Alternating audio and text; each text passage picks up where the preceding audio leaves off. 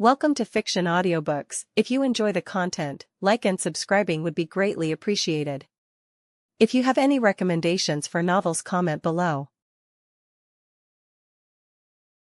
Please join my Patreon at https://www.patreon.com/fictionaudiobook. Chapter 151, Chapter 151, Chunin Exams, This shit is so rigged. Sasuke Uchiha stood opposite midair from aim, both sizing each other up as the proctor. Hayate Gecko approached them and stood between them. Cough, are both participants ready? He asked, giving each of them a measuring look, his eyes stopping for a moment on Sasuke when he noticed the tightness around his eyes, indicating that the boy was in pain. Hayate's eyes slid toward the boy's neck, but then he quickly averted his gaze before Sasuke could notice and looked at the aim ninja instead. I am going to show you how a real ninja fights, Uchiha. The aim ninja, midair, taunted, pulling out two umbrellas from his back. Just start the damn match already. Sasuke replied in an unhappy mutter, causing the aim genin to bristle as Hayate coughed, hiding the amused chuckle that wanted to be let out. Seeing that both boys were eager to start, Hayate quickly raised his arm and swung it down while shouting, begin, as he jumped back. Sasuke dashed forward. Midair chose the most unfortunate time to blink. When midair's eyes opened again, a second later, Sasuke's fist was already nearing his face, causing his eyes to start widening. Sadly, midair could not hope to keep up with Sasuke's speed, nor were his reflexes good enough to evade the blow when it was almost upon him. He only managed to instinctively jerk his head back, softening the blow a little bit, just as Sasuke's fist implanted itself into his face, breaking his nose and cracking a cheekbone before midair's head whipped back and his hands involuntarily released his umbrellas. His body followed shortly after when his feet left the ground, and the boy had a brief flight through the air before he crashed onto the hard stone floor, rolling a few times before he came to a stop, unconscious. Sasuke, his arm still outstretched in the punching motion, pulled his arm back and gave a half-confused, half-frustrated look at his defeated opponent. His eyes scanned the sides, and he glanced at the ground, wondering where the trap was in this. Only when nothing happened 5 seconds later, Sasuke's lips settled into a frown, and he irritably scratched the back of his head. That was it. What about all his bragging about real ninjas and whatnot? He glanced at Hayate, who knelt next to his opponent, checking his vitals. Winner, Sasuke Uchiha. Hayate declared, and Sasuke couldn't help but feel disappointed. Then the adrenaline left him, and the seal on his neck flared in a burst of pain again, and Sasuke reluctantly decided that it was probably a good thing the fight was so short. Grumbling, he jumped back onto the balcony. Well, that was fast. Ren Riley remarked, getting a snort in response from Ino. That kid diligently trained under Guy for almost a year. Asuma said, pulling out a cigarette and putting it in his mouth before he started rummaging in his pockets for a lighter. This much was expected. Indeed. Kurenai nodded in agreement, swiping the cigarette from his mouth and giving him a reproachful look that made the man sigh. Next match, Hinata Hyuga vs Niji Hyuga. Oh, shit. Ren's head snapped back toward the arena, especially the supposedly randomized calling board. He expected this to happen, but he didn't think it would be the very second match.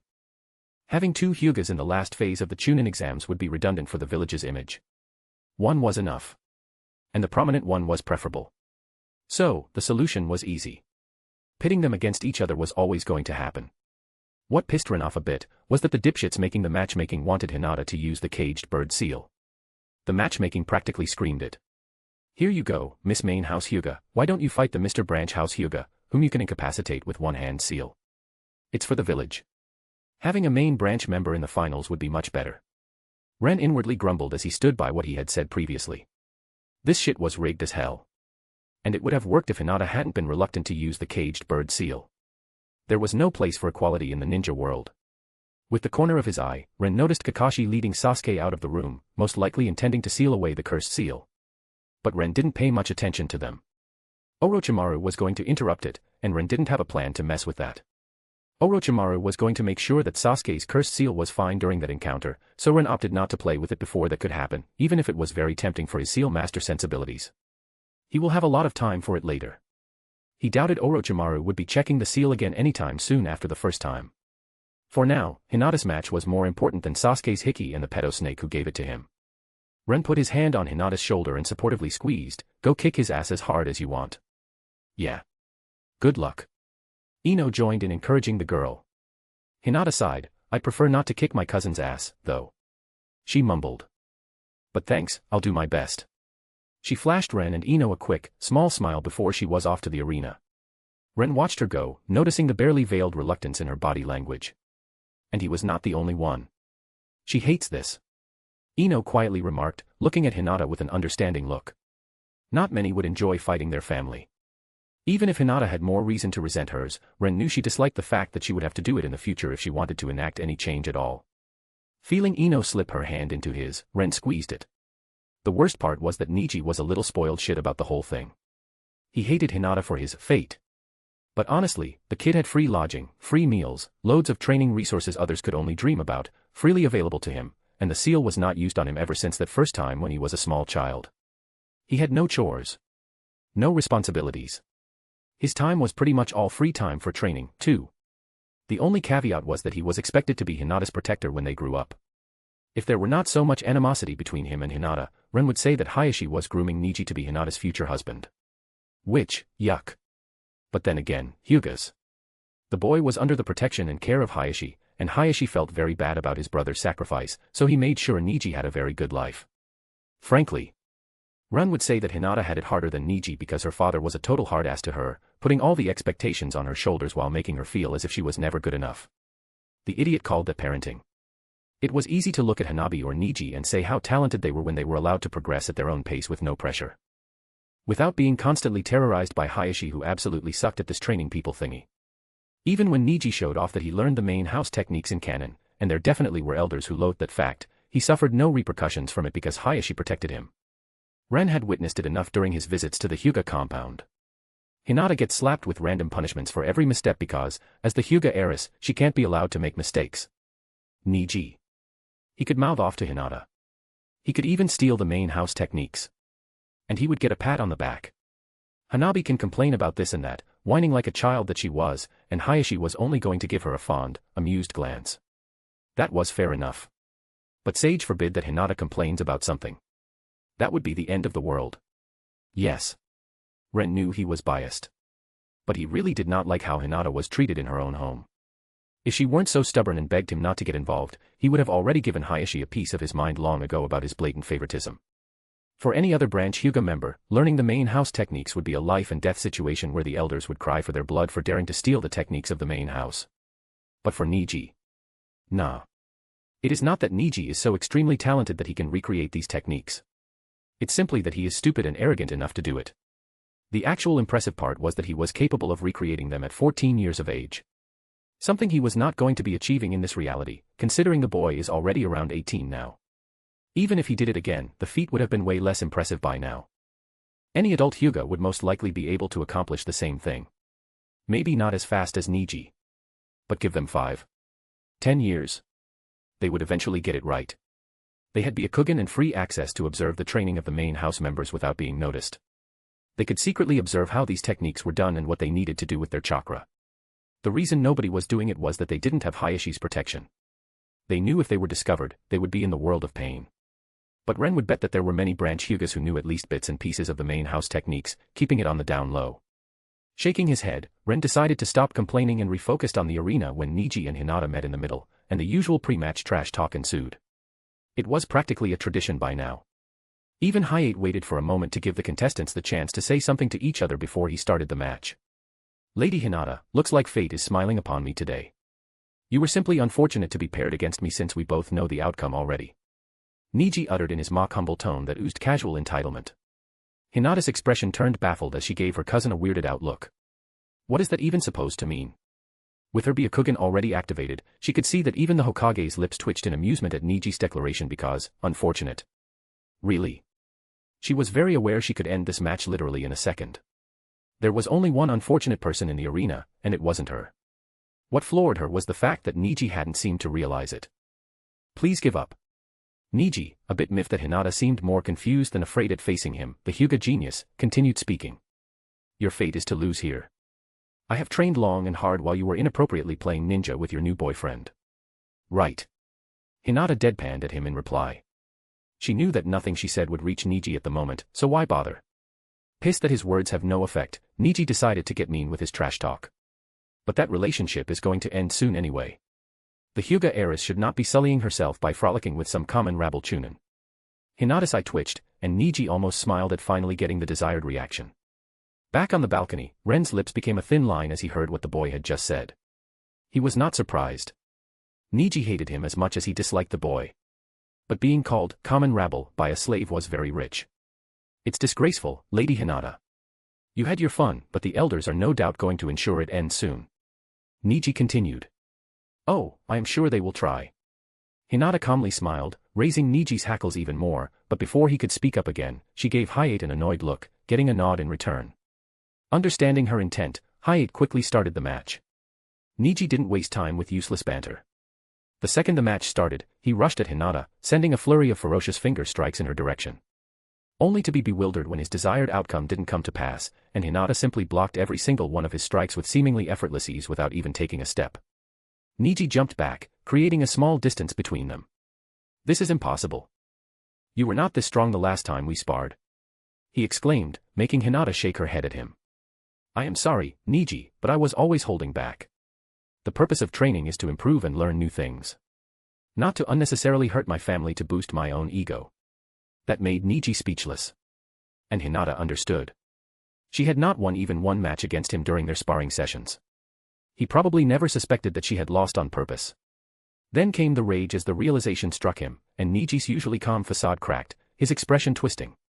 He rushed at Hinata again, chakra almost visible on the tips of his fingers as his attacks quickened. 2 palms. Niji shouted, and Hinata blocked with the same exact motions Niji was doing, showcasing that she was using the same technique. 4 palms.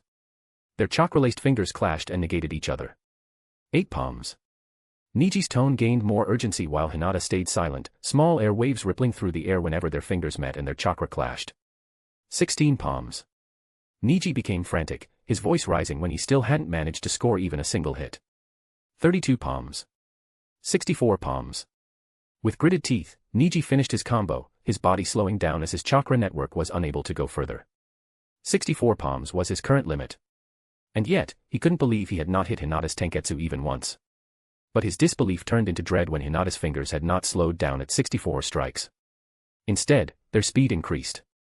A split second later, Hinata's chakra-infused finger smashed straight through Niji's weakened guard, into his tenketsu, again and again in a series of quick pokes that had Niji release a few painful grunts while his body shook under the onslaught of blows he found himself utterly incapable of countering. 128 palms. Hinata's calm tone resounded through the arena, and it took Niji's entire focus not to topple over or fall on his knees as he felt 64 of his tenketsu sealed, flaring a massive amount of pain straight through his body. Despair and disbelief filled him.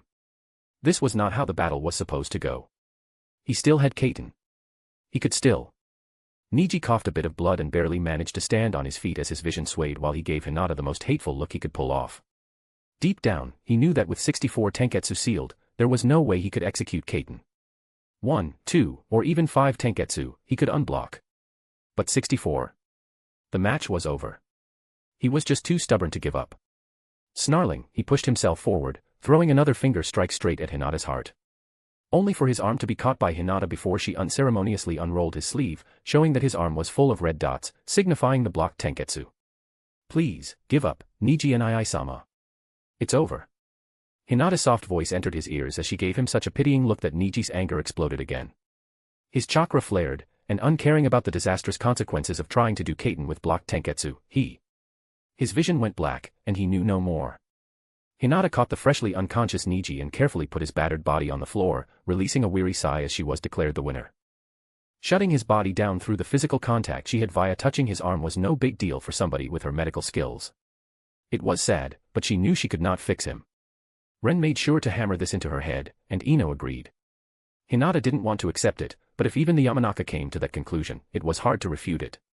After all, Ino's clan was the experts at this sort of stuff. Niji's hatred for her was something only her father could resolve by having a good, long talk with the boy. He needed to explain everything that happened during that night. Everything that led to Niji's father sacrificing himself. Because really, blaming Hinata for not being able to defeat a jonin that kidnapped her when she was a little kid was just ridiculous. His arrogance and the fate bullshit. Now that was something Ren believed could be only fixed by Niji losing a fight against somebody he deemed so inferior to him that the idea of defeat was unthinkable. That should have been enough to shake up his entire worldview and force him to reevaluate it. Sadly, Hinata could not be that person for Niji. She worried that this loss was only going to make the issue worse. She would be pleasantly surprised if her cousin did not come to the self-deluded conclusion that his loss was predetermined because she is from the Hyuga main house. But she was not holding her breath for it. She knew it was more or less just her wishful thinking. Giving her unconscious cousin one last look of pity, Hinata turned around and walked back to the balcony under the surprised gazes of many Konoha people. Niji was the Hyuga prodigy, and she had tried to keep a low profile. Her victory against him was definitely surprising. It was going to cause a lot of issues for her in her clan. People won't be happy she hid her strength, she reckoned. But right now, Hinata couldn't care less. Her good mood was absolutely ruined, and she required some cuddle time to recover and forget about this disaster. And, just for the record, I don't dislike Niji. I can even sympathize with him. But with the snippets I wrote about his character in this story previously, he just slotted into that role of a spoiled brat very easily for me. I didn't plan for it. It just happened. Chapter 152, Chapter 152, Chunin Exam, Unfortunate Matchups. No. Just more rigged shit. Good fight. Ren said as Hinata came back from the arena. I just wish he would pull the stick out of his ass. With a small, fed-up sigh, Hinata replied before she unceremoniously snuggled into Ren's side. Ren was about to reply, but his words were halted when the proctor announced the next fight. Next match, Sabaku no Temari vs Tenten. Come to the arena, please. Ren's eyebrow raised at that. Another canon pairing pretty much confirmed that the picks were, in fact, not random at all. Because if they were, the chances that they would be the same as in the anime were non-existent. The upcoming match almost made Ren wince when he considered the matchup. If there was one thing the Suna War fan users were known for, it was that thrown projectiles did not work against them. That was a universal truth hard learned throughout several wars. It wasn't a question of skill. Their fighting style and techniques were simply a hard counter against anybody overly reliant on thrown weaponry. Not to mention, Tenten was a civilian-born ninja. The 17-year-old Tenten might be a few years older than her counterpart in canon, and that meant, a slightly more skilled, but she hadn't received that much more training. She was still only a year and a half under her Jonin instructor. Her skill set was more or less the same as it was in canon. Temari, on the other hand, was the daughter of the Kazekage. The 18-year-old Suna girl was heavily trained in her chosen ninja path by some of the best instructors her village could provide. Having 3 more years of training under these circumstances made a huge amount of difference. Temari was a genin in name only. That was true even in canon. The girl had dispatched Tayuya, a low-level Jonin, with 1 attack. Sure, it was done in tandem with her summoned creature, and Temari ambushed Tayuya with a surprise attack, but she still destroyed a significant part of a forest with that one technique. She cut through the thick tree trunks, slicing them like bread, with barely any effort, and that was just a few short months after the Chunin exams. The girl had at the very least the firepower of a Jonin back in canon, even if she wasn't on that level just yet. And her loss against Shikamaru? Well, it's not as if she could have shot her strongest wind attack at him, could she? The Chunin exams might be a competition where lethal force was allowed, but blatantly killing the heir to the Nara clan would still have caused massive problems. Ren reckoned Temari got enough political training to understand that simple thing. Unfortunately for her, the Suna War fan users were not exactly trained for non-lethal takedowns. They specialized in extremely sharp, wide area of effect wind techniques that absolutely slaughtered their opposition. Something she definitely could not have used against a lazy-looking bastard like Shikamaru in fear he would be accidentally felled like wheat under a scythe. That left the girl only with low-level concussive blasts of wind. The only time she used anything remotely sharp was when Shikamaru was in hiding behind a tree and thus had only a minuscule chance of being hit by her technique. And that was 15-year-old Temari. A girl with 3 years less training than the one standing in the arena right now. Ren would not be surprised if the current Temari were a Jonin-level combatant by now. Unlike civilian ninjas like Tenten, Temari's training was definitely not delayed by the new reforms that had the academy graduation age pushed to 16 years of age. She had gotten her training regardless. Her father would not have it any other way. She was heavily trained since she was a little kid to represent Suna as one of its kunoichi and showcase its strength. The same could be said about her brothers, though. Ren glanced at Gaara, and a truly helpless smile appeared on his face. He would bet that the 3 years older Gaara was also massively more powerful than his genin canon version. And that brought the realization that the canon events were irrevocably fucked in this timeline. With stronger antagonists, the victory of heroes was no longer a certainty. Ren doubted things would go the same as in canon. For all he knew, Gaara might just flatten his opposition. If the boy already knew the Grand Sand Burial technique, the one he used against Kimimaro, and used it in the middle of Konoha. A shudder went down Ren's spine at that thought. He couldn't help but give the fired-up Lee a short, pitying look. In Ren's mind, there was no doubt that Lee would be paired against Gaara if this matchmaking trend continued. Lee might be Guy's apprentice, but he was also a civilian orphan ninja who could not do genjutsu or ninjutsu. That's the information that whoever did the matchmaking would possess. Gaara, on the other hand, is a sand user who absolutely crushes into bloody chunks anybody who engages him in taijutsu. He was the son of Kazekage, and Konoha needed him and his siblings in the next phase of the exams. They could not have only Konoha ninjas pass the preliminaries. That would show blatant favoritism and would not be good for Konoha's image.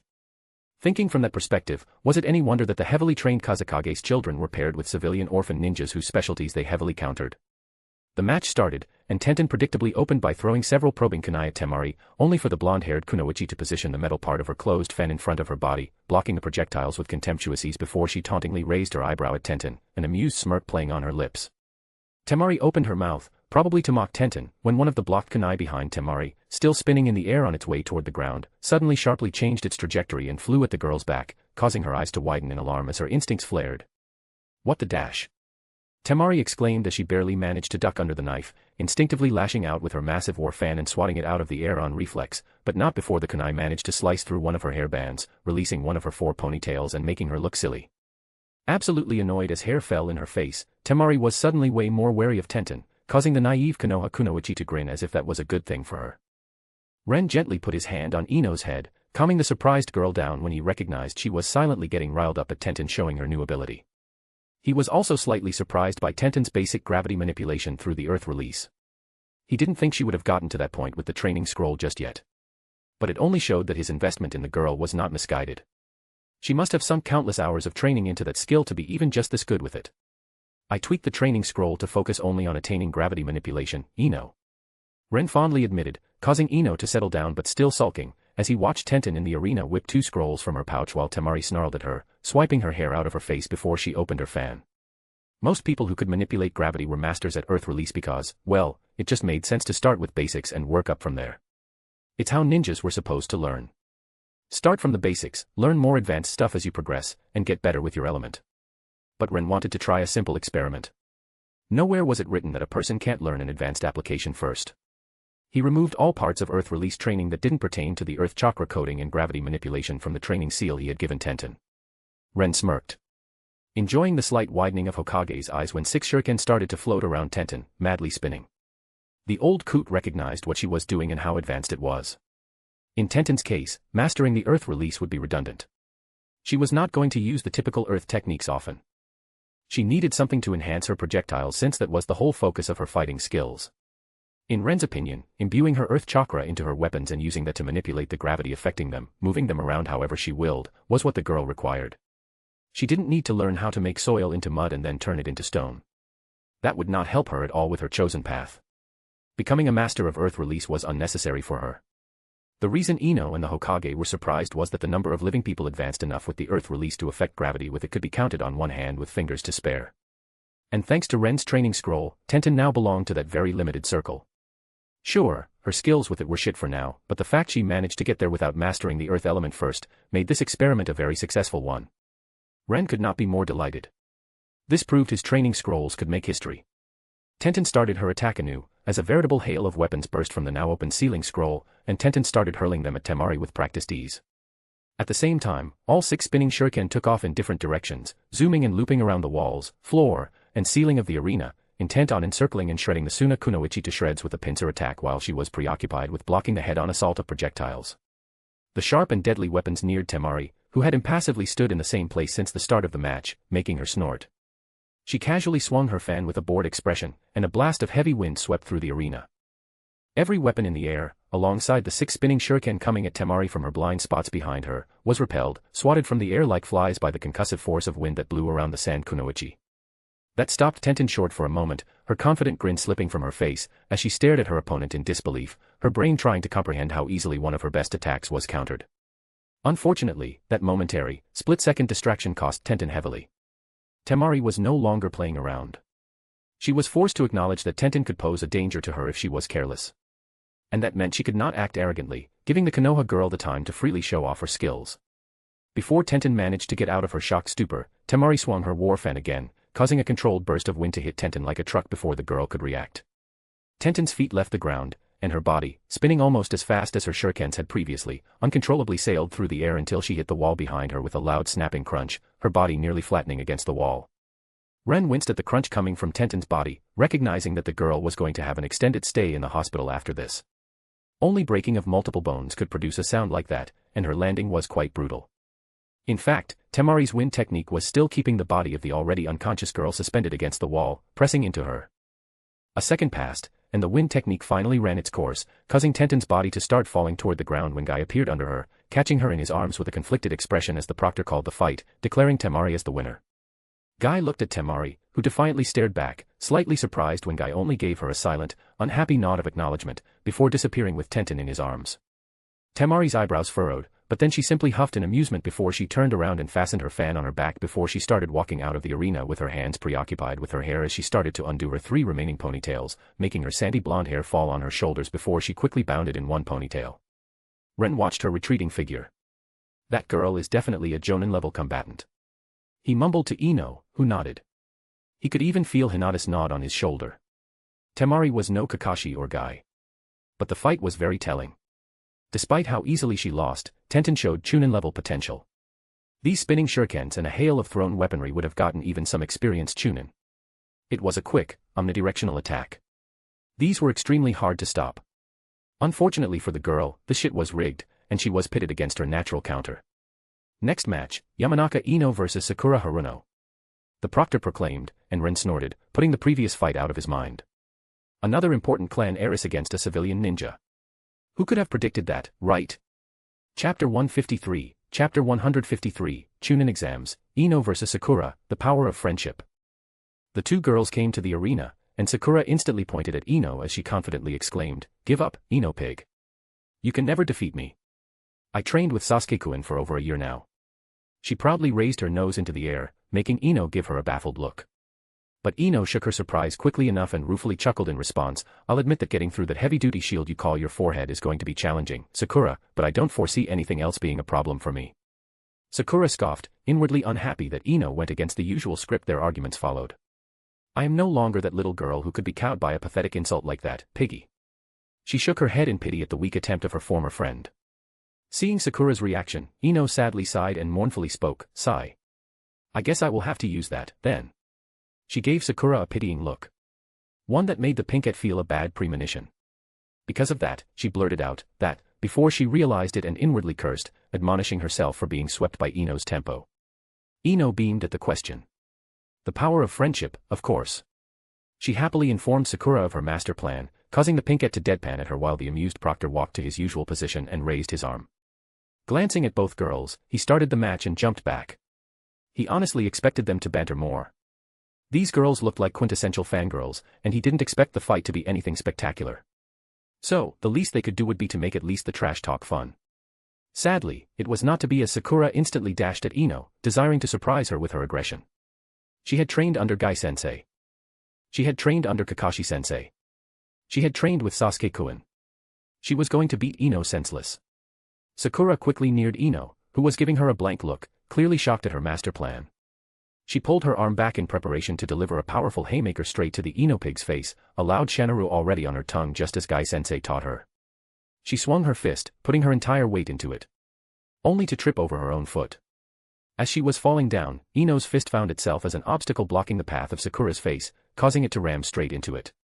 Gravity battled with the momentum of the punch while Ino's fist was burying itself into Sakura's face with a loud crunch belonging to Sakura's poor nose, until the momentum won, and Sakura's fall was negated. Instead of falling forward, Sakura was sent flying back a couple of feet, blood spurting into the air from her nose, until her back painfully hit the ground, her vision swimming. Ino blankly stared at the pinkette as she fainted, inwardly sighing to herself as she wondered what the hell that was. Sakura completely underestimated her. Sure, Ino had to admit she had never really shown off properly during the academy.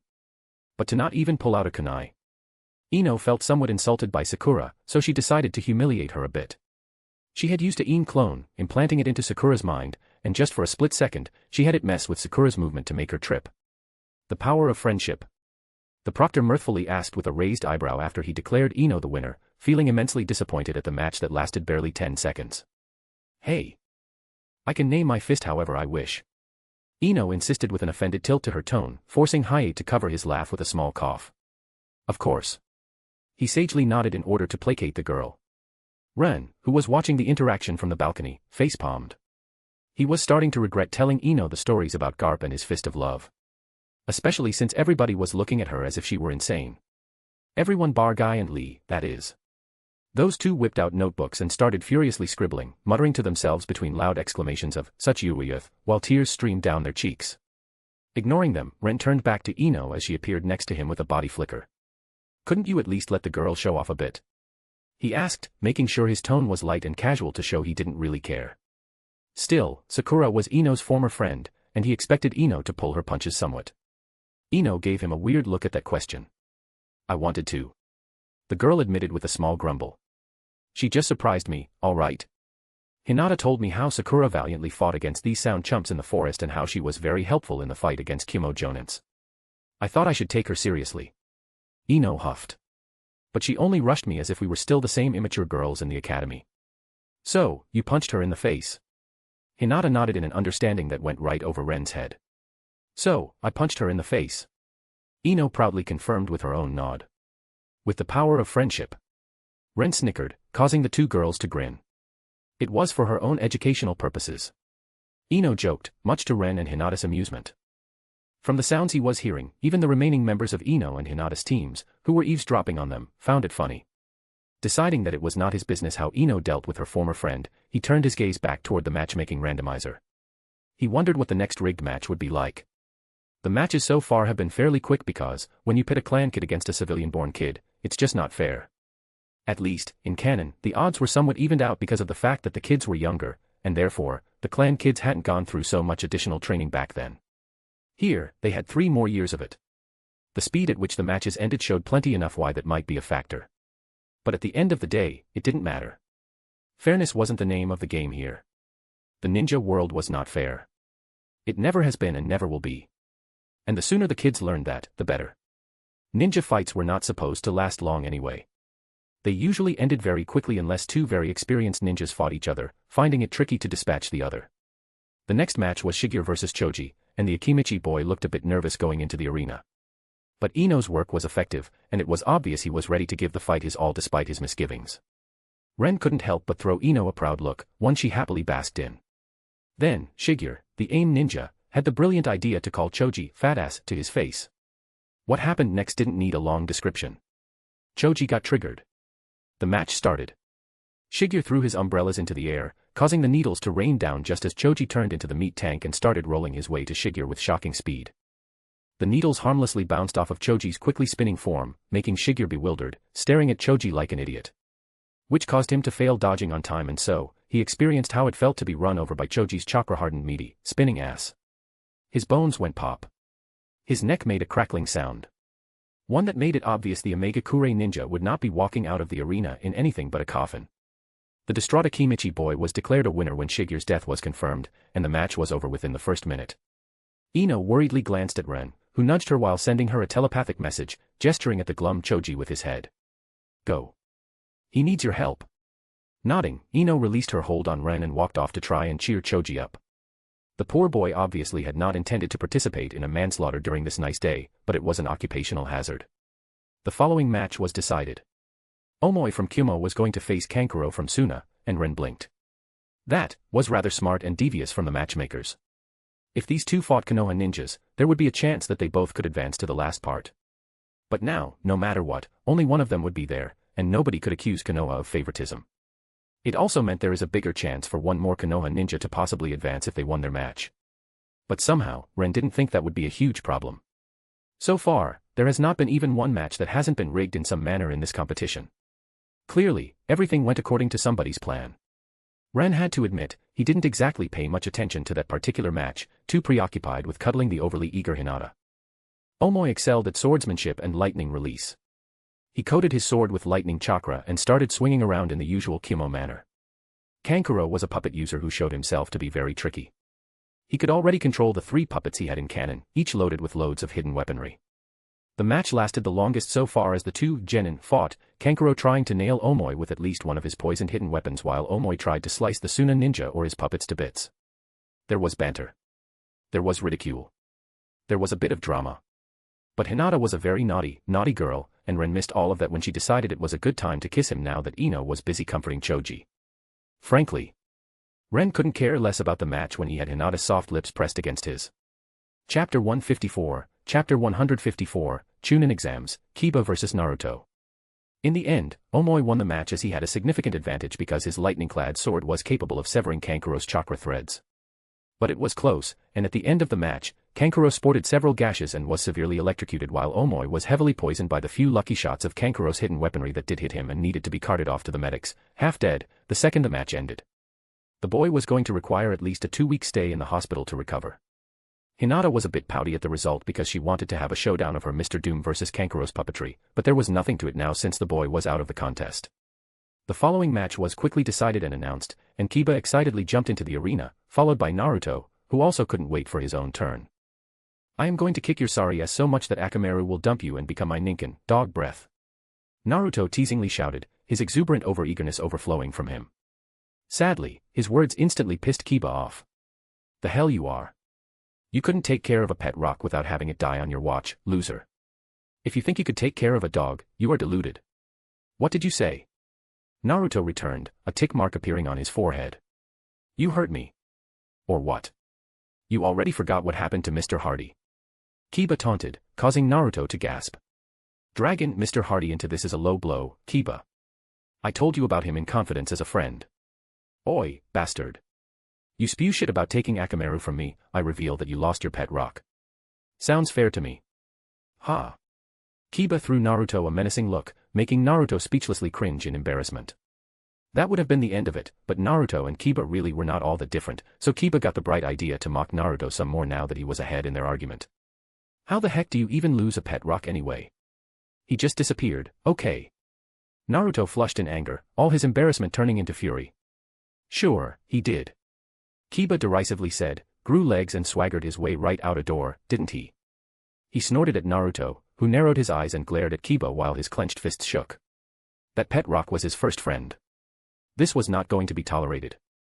Naruto wanted to be nice and decided to face Kiba like a ninja.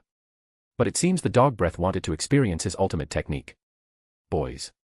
Hayate coughed and said, but noticing that neither Kiba nor Naruto paid him any attention, he too got a bit irked. Boys. He shouted, finally making the two hotheads stop glaring at each other. Could you please stop arguing so I can finally start the match? He asked with a sigh. He expected to be obeyed. But that was just him not knowing Naruto well enough. What are you waiting for then, old man? Naruto asked with a duh expression, just get on with it so I can beat the hell out of him. He jabbed his pointing finger at Kiba, not noticing how Hayate's lips twitched at being called old man. He coughed and opened his mouth. Only to be interrupted by the grumpy voice of Kiba. What the idiot said, old man. Just get on with it. I am not an idiot. You are the idiot here. Naruto glared at Kiba, causing Hayate to look toward the ceiling, fed up. No, you are the idiot. Akamaru, tell him. Kiba countered perfectly with impeccable logic. Arf. Arf. Arf. Akamaru. Naruto's jaw dropped, and Ren wondered if the boy truly understood the dog or if he was just pretending. This is a betrayal of our friendship. You betrayed our canine bro code. Grr. The small Akamaru, who sat in Kiba's hood, tilted his head and looked at Naruto as if he were an idiot. Ah, whatever. Begin. Hayate clicked his tongue and waved his arm before he jumped back, muttering, do whatever. See if I care, brats. Cough. Up on the balcony, Ren noticed how Hinata's right eyebrow was slightly twitching as she watched Kiba make a complete ass out of himself in front of other Konoha and foreign genin. He grinned and nudged her. Konoha's cream of the crop, eh? Don't even joke about it. Hinata discontentedly muttered, her expression darkening. She considered Kiba a person she had trained, and his performance was not exactly a shining example of competency so far. That reflected quite badly on her teaching skills. And the mutt did this in front of Ren. Hinata inwardly groaned. If there was one person she wanted to show off the fruits of her labor in helping to train her teammates, it was her boyfriend. Ren wryly smiled and felt a bit of pity for Kiba. He recognized the look Hinata was shooting at the Inuzuka boy, and he would not want to be in his place once she got her hands on him after this part of the exams. He heard even Kurenai stifle a long, suffering sigh, having the same problem as Hinata. As his Jonin instructor, his actions reflect on her and this, well. She wouldn't be winning any Sensei of the Year award for this. That was for sure. He imagined Kurenai was not a very happy camper right now. Down in the arena, the two boys were still locked in a heated debate about which of them was a bigger idiot, much to the Hokage's obviously growing amusement. See. Even Akamaru agrees. Kiba smugly declared, and Naruto reeled back as if burned. Your dog sucks, dog breath. He angrily shouted. Is this how you treat a comrade? Just fight already. You both are idiots, damn it. Karui's loud yell resonated throughout the room and interrupted their banter, her patience coming to an end. Seriously. These Konoha chumps were simply ridiculous. If she let them, they would continue to bicker until tomorrow. With a huff, she gave the two boys her trademark glare that sent quite a few of her opponents packing during her ninja career. An awkward silence spread through the arena while Kiba and Naruto exchanged uncomfortable looks. Ah, the match. Kiba embarrassedly spoke, as if he had just remembered, his cheeks flushing self-consciously. Right. Naruto also grumbled, feeling mortified. For a moment, the two boys averted their eyes, but then they looked at each other again. A beat of silence passed. Then. Getsuga. Multi-shadow clone jutsu. Kiba's Getsuga tore through the air, heading directly toward Naruto, whose position was briefly engulfed in white smoke. The spinning Inuzuka barreled straight into the smoke, just as several Naruto clones jumped out of it, skidding on the ground to a halt. The smoke was blown away because of Kiba's attack, revealing the Inuzuka boy crouching on a slightly cracked stone floor, sniffing and looking around for the original Naruto, only to growl when he realized he couldn't locate him via smell. The Narutos grinned.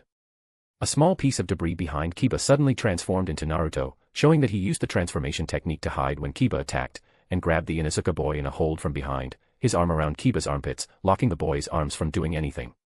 The clones were already moving forward, each of them holding a kunai as they pounced on the restrained Kiba. Realizing his situation, Kiba hit Naruto, the one who held him, with his rear, strongly enough to cause his feet to lift from the ground. He then pushed against the ground, powerfully jumping into the air a second before the other 5 Naruto clones arrived at his location. They stopped underneath Kiba, raising their heads toward him while he was still mid-jump in the air with one Naruto hanging off of his back. Their eyes widened as they prepared to attack, and Kiba smirked. From the side, Akamaru suddenly appeared in Getsuga, tearing through the clones that grouped up, sending them smashing onto the ground before they started popping out of existence with smoke. Headbutting the Naruto behind him with the back of his head, Kiba heard him pop and grinned. EAS-. He exclaimed.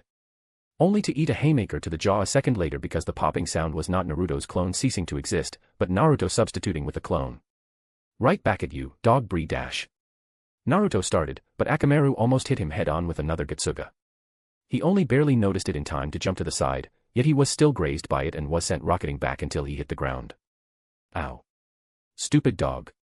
Naruto groaned before he quickly jumped back on his feet, noticing that Kiba, rubbing his jaw with a small scowl, also stood up while Akamaru was in between them, prepared to pounce at Naruto again. Their gazes briefly locked, but Kiba instantly became a flurry of action as he pulled out purple balls and threw them at Naruto. Naruto instinctively tensed and prepared to block with his kunai, only for the balls to turn out to be smoke bombs when they exploded into thick purple smoke before even reaching Naruto. The smoke covered the entirety of the inner side of the arena, causing the spectators to stare like idiots, as many of them did not have a way to tell what was going on inside. Thankfully, Naruto solved that problem quickly, making 5 more shadow clones, and all of them aimed their palms toward the epicenter of the smoke. Wind release, gale palm. Sharp wind swirled around their hands before it was propelled forward in 5 streams, shredding the smoke screen in a matter of seconds. But Kiba was nowhere to be found. Naruto quickly checked in front of him, behind him, before he looked to the left and right. His eyebrows furrowed as he looked down, briefly wondering if Kiba was. Then his eyes widened as his head whipped up because of a small noise. He felt a familiar pull and let one of his shadow clones substitute with him, just before a Getsuga crashed into his previous location, flattening the poor clone that saved him. Naruto threw a kunai at Kiba the second the Inuzuka landed on the ground on all 4, forcing him to move slightly to the right to evade it. His clones had a similar idea, and Kiba found himself under a barrage of kunai, unable to go back into Getsuga, as from what Naruto observed so far, that required a small ramp-up time. While 3 clones and the original Naruto kept the barrage of kunais going, 1 clone sneaked near Kiba. Naruto grinned and swapped with his clone. Kiba's eyes widened as he noticed the attack. Naruto swung a kunai, aiming to knife Kiba in the shoulder. Only for Kiba to suddenly transform into Akamaru, causing Naruto's kunai to harmlessly pass through the air, missing its target under Naruto's shocked, open-mouthed gaze. Dynamic marking. Naruto heard Kiba's gleeful voice from his left side, and Akamaru rolled in the air, raising his hind leg. Before Naruto could react, Akamaru's pissing hit him straight in the face. Chapter 155, Chapter 155, Chunin Exams, Kiba vs Naruto. Naruto instinctively started spitting out the liquid while his clones cringed in disgust, causing their vigilance to drop. Kiba used that moment to rush the original Naruto, his nails turning into claws as he swiped them at the still distracted blonde's face, whose eyes began widening in alarm. The substitution technique once again saved him. One alert clone managed to pull the original Naruto away in time, suffering the claws to the face in his stead before popping away. Kiba clicked his tongue as he realized he missed again. This was getting annoying. Naruto was, for the longest time, the class loser, only getting better in the last year of the academy. He clearly buckled up and trained a lot because his fighting style was the most irritating thing Kiba encountered so far. So many times he thought he had him, only for the slippery bastard to get away at the last second. It was unreal. Kiba turned to face the original Naruto, singling him out instantly among his clones due to the fact that he was marked now. "Why, you bastard!" Naruto loudly and angrily exclaimed, his tongue obviously not at all recovered from the previous exotic experience. "Irika-sensei never taught you that you should not fight with an open mouth." Kiba grinned, finding the situation funny. Believe it or not, he and Akamaru did not aim at Naruto's face deliberately. They also did nothing to make Naruto have his mouth open during, heh. But the fact that it was a massive coincidence only made the situation all the more hilarious for Kiba. Sadly, Naruto didn't share the sentiment, and hearing Kiba's taunt, fury roared in his blood. "You wanna go? Alright. All bets are off. Mr. Nice goes on vacation. It's time for the Konoha prankster king from hell to come back, Kiba." Mirthfully, Kiba opened his mouth, another witty retort on his tongue, but it froze in his throat when 100, orange, and enraged clones appeared in the arena at once, all glaring unholy murder at the Inuzuka boy and his dog. "Oh." Kiba muttered, realizing that he just might be in a bit of trouble, while Akamaru quietly whimpered in agreement, feeling the killing intent directed at them from 100 pissed-off sources. Back on the spectator balcony, Genin and Jonin were bewildered at the same time. Genin at the spectacle of seeing 100 solid clones appear, the Jonin at the utterly ridiculous amount of chakra the orange-clad kid was throwing around like candy. It looked like Kiba was done for. Numbers mattered, and facing 100 Narutos, even if they popped with one punch, was not something many people could do. Contrary to expectations, Kiba didn't surrender or look cowed. Instead, his grin widened. "Akamaru." Kiba threw a pill toward the dog, silently conveying orders through the nifty Seal Hinata's boyfriend's soul to his family like he did throughout most of the match. "Arf." Akamaru barked and gulped the pill down, instantly gaining a red hue to his fur as he jumped on the back of Kiba, who crouched on all four while eating a pill of his own. Combination Jutsu, Two-Headed Red Wolf. Kiba and Akamaru merged, transforming into a massive, house-sized two-headed red wolf. The wolf eagerly howled before it disappeared in a surprising burst of speed that would catch off guard even some low-ranked jonin. The next moment, a distinctly red Getsuga was plowing straight through the line of clones, popping them out of existence left and right while sending the remaining ones into panic as the red wolf went straight for the original. Naruto managed to substitute before the wolf reached him, scowling as he created another 100 clones, this time with a little bit extra on top of them. The wolf's paws hit the ground, cratering it slightly as he twisted on the spot and used his momentum to spring himself toward Naruto's new position, ignoring the kunai the clone started throwing at him. He reached the first of the new clones, his massive claws slashing the poor clone into several pieces as his focus turned toward the next clone. Only for the clone to explode in a deafening explosion, causing the wolf to yelp in both surprise and pain. His hardened fur was strong enough that the explosion did not injure him overly much, but he knew a nasty bruise was already forming underneath it. The gleeful and predatory look in the wolf's eyes turned a bit worried as he beheld the 100 clones, all grinning at him like loons. "Get him!" one clone exclaimed, and the fur of the wolf stood on end, just as he started to be rushed by the orange army. The wolf jumped into the air, intending to jump over the wave of clones to reach the original Naruto. But then Naruto substituted with one of the clones nearest to the wolf, directly underneath him on the ground. Another several dozen clones popped into existence mid-air, all around the wolf. The wolf's eyes widened, and he hastily started his first spin of Getsuga, when several explosions resounded throughout the arena as the clones suicide bombed him, engulfing him in several fiery balls. The red Getsuga tore out of the explosions, the wolf landing on the ground and skidding to a halt on the ground, looking quite singed, his fur burned in several places. Whimpering at feeling his body being turned into one big bruise, the wolf howled in fury and pain. His fur bristled, his stance became aggressive, his claws dug into the stony floor of the arena as if it were made of butter. Wisps of chakra started exiting the wolf's body. The fur hardened, becoming sharper than kunai. The claws visibly sharpened. Two jagged horns grew out of the wolf's two heads. Spiky bones popped out of the wolf's spine and knee joints, all curved in the exact angle to make Getsuga even deadlier. The weight of Kiba's chakra blanketed the arena, causing some genin to shudder at how feral it felt, while even the jonin grew a bit more serious when they felt it increase out of nowhere. The Hokage was looking at Kiba's transformation with the perfect, barely hidden, what the fuck, expression that made Ren crack a smile as he glanced at Hinata. "You helped him with that?" He asked in bewilderment, relieved as fuck that Orochimaru ski-daddled to his happy place already because this was the exact level of Frankenstein fuckery he would get excited over. From what little Rin could feel, she somehow managed to increase the potency of Kiba and Akamaru's joint chakra, too. Which was simply ridiculous, and he started to wonder if he hadn't underestimated medical ninjutsu a little bit. He didn't exactly pay much attention to what Hinata was up to during her free time nowadays. He really didn't expect her to pull Orochimaru, though. Even Kiba and Akamaru's joint chakra was somehow strengthened, not unlike what the cursed seal did to its users. Yet, there was not even a hint of nature energy. He is my teammate. Of course, I did. Hinata breezily whispered back and nonchalantly shrugged. But her eyes were focused, looking straight at Kiba's transformation and looking for any inefficiency in her latest medical ninjutsu project. So far, so good, she inwardly surmised in self-satisfaction. Done with the transformation, the two-headed red wolf monstrosity, full of protruding jagged bones, disappeared with a burst of speed, pouncing straight at the original Naruto again. A quick reaction from one of his smarter clones saved him as the clone Sparta kicked the original Naruto in the chest, causing him to fly back and evade the red, sharpened Getsuga vortex. The wolf plowed straight through several clones, even the one who saved Naruto, and ignored the explosions that sent at worst a tingling sensation through his skin, now that his exceptionally hardened fur made them obsolete. The Kiba part of the wolf's joint consciousness inwardly thought that all these fiery balls of doom made for a good massage. It was surprisingly pleasant, and he should make more clones go off. Steering, however, was hard at the speeds the wolf was moving at, and neither Kiba nor Akamaru had not exactly trained a lot in this final form of theirs. So, they could not change their trajectory when Naruto was kicked out of their path and continued on their way, shredding and exploding even more clones with the Getsuga vortex until they hit the wall. They flipped in the air before it happened, landing on it with their paws, but even then, the remnants of the Getsuga technique cratered the wall, creating a small depression under the weight of the wolf as cracks spread all over it.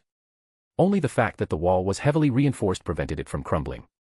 But even then, when the wolf used it to spring back toward his opponent, the crater in it deepened. The clones futilely pelted the wolf with kunai-carrying exploding tags in a desperate attempt to stop it, but the wolf was not fazed at all, rushing at Naruto as another batch of 100 clones popped into existence. Naruto substituted at the last moment. Another part of the arena was casually cracked and cratered. The wolf pounced again, creating deep, spiral-like gashes in the floor with the Getsuga underneath wherever he passed. For a few minutes, the pattern repeated, and the arena was getting more and more messed up, the wolf growing more and more frustrated at Naruto's slipperiness while Naruto was getting frustrated that his attacks had exactly zero effect. He wanted to prank Kiba into surrender, but what could pranks do to the bastard when even exploding seals had no F-O? A light bulb suddenly turned on in Naruto's head. Hey! You mutt! Naruto shouted, breathing a bit harder because the high-intensity fight was starting to get taxing even for his insane stamina and chakra reserves. He nevertheless created another batch of 100 clones all around the arena just as the wolf turned in his direction, menacingly growling at him. Naruto nervously gulped, but his resolve strengthened. It was this or nothing. Smell my ultimate attack. He screeched as he pulled out a scroll and unsealed a small brown ball before throwing it at the wolf. The wolf didn't care.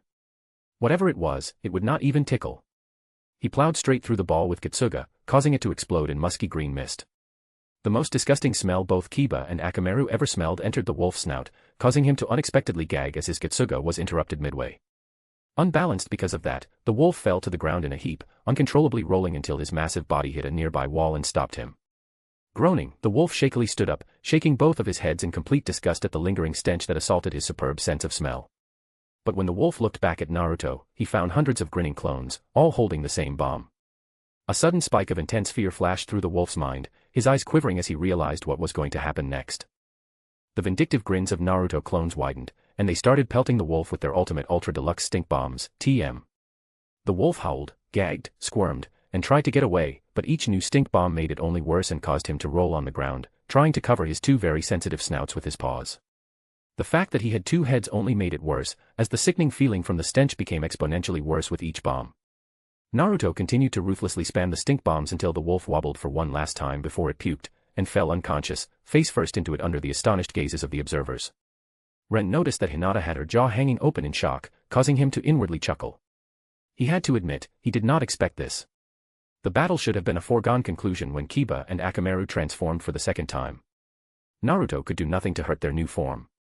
The exploding clones would have been extremely effective against 99% of opponents because no matter the rank, most ninjas were still squishy.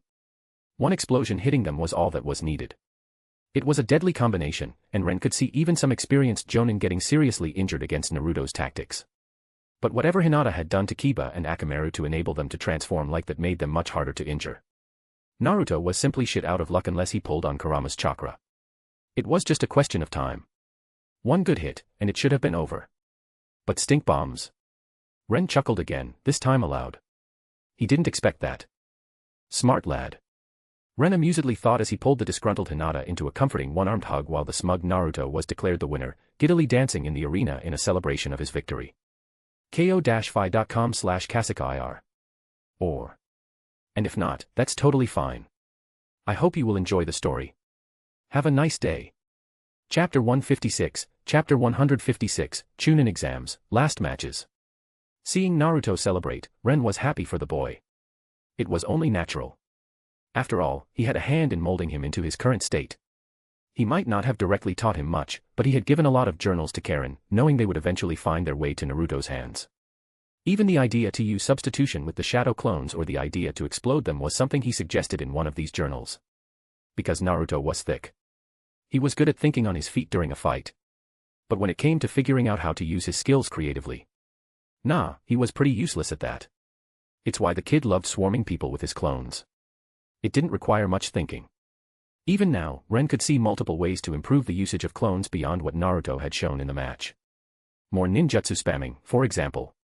Naruto had the chakra to spare for it, and he also had some nice wind techniques courtesy of the journals. Ren would be lying if he said he was not jealous of the kid. The things he could have done with the ability to spam shadow clones to that degree. Ren ruefully sighed just as the next match was announced. Next match will be Abirame Shino vs Karui of Kumo. Contestants, please come to the arena. Hi-8 announced. Ren's eyes strayed toward the silent Shino, who started walking toward the stairs nearby, giving him a subtle, inquisitive look. He wondered what Hinata had done with Shino and his bugs. Because Ren knew his girl.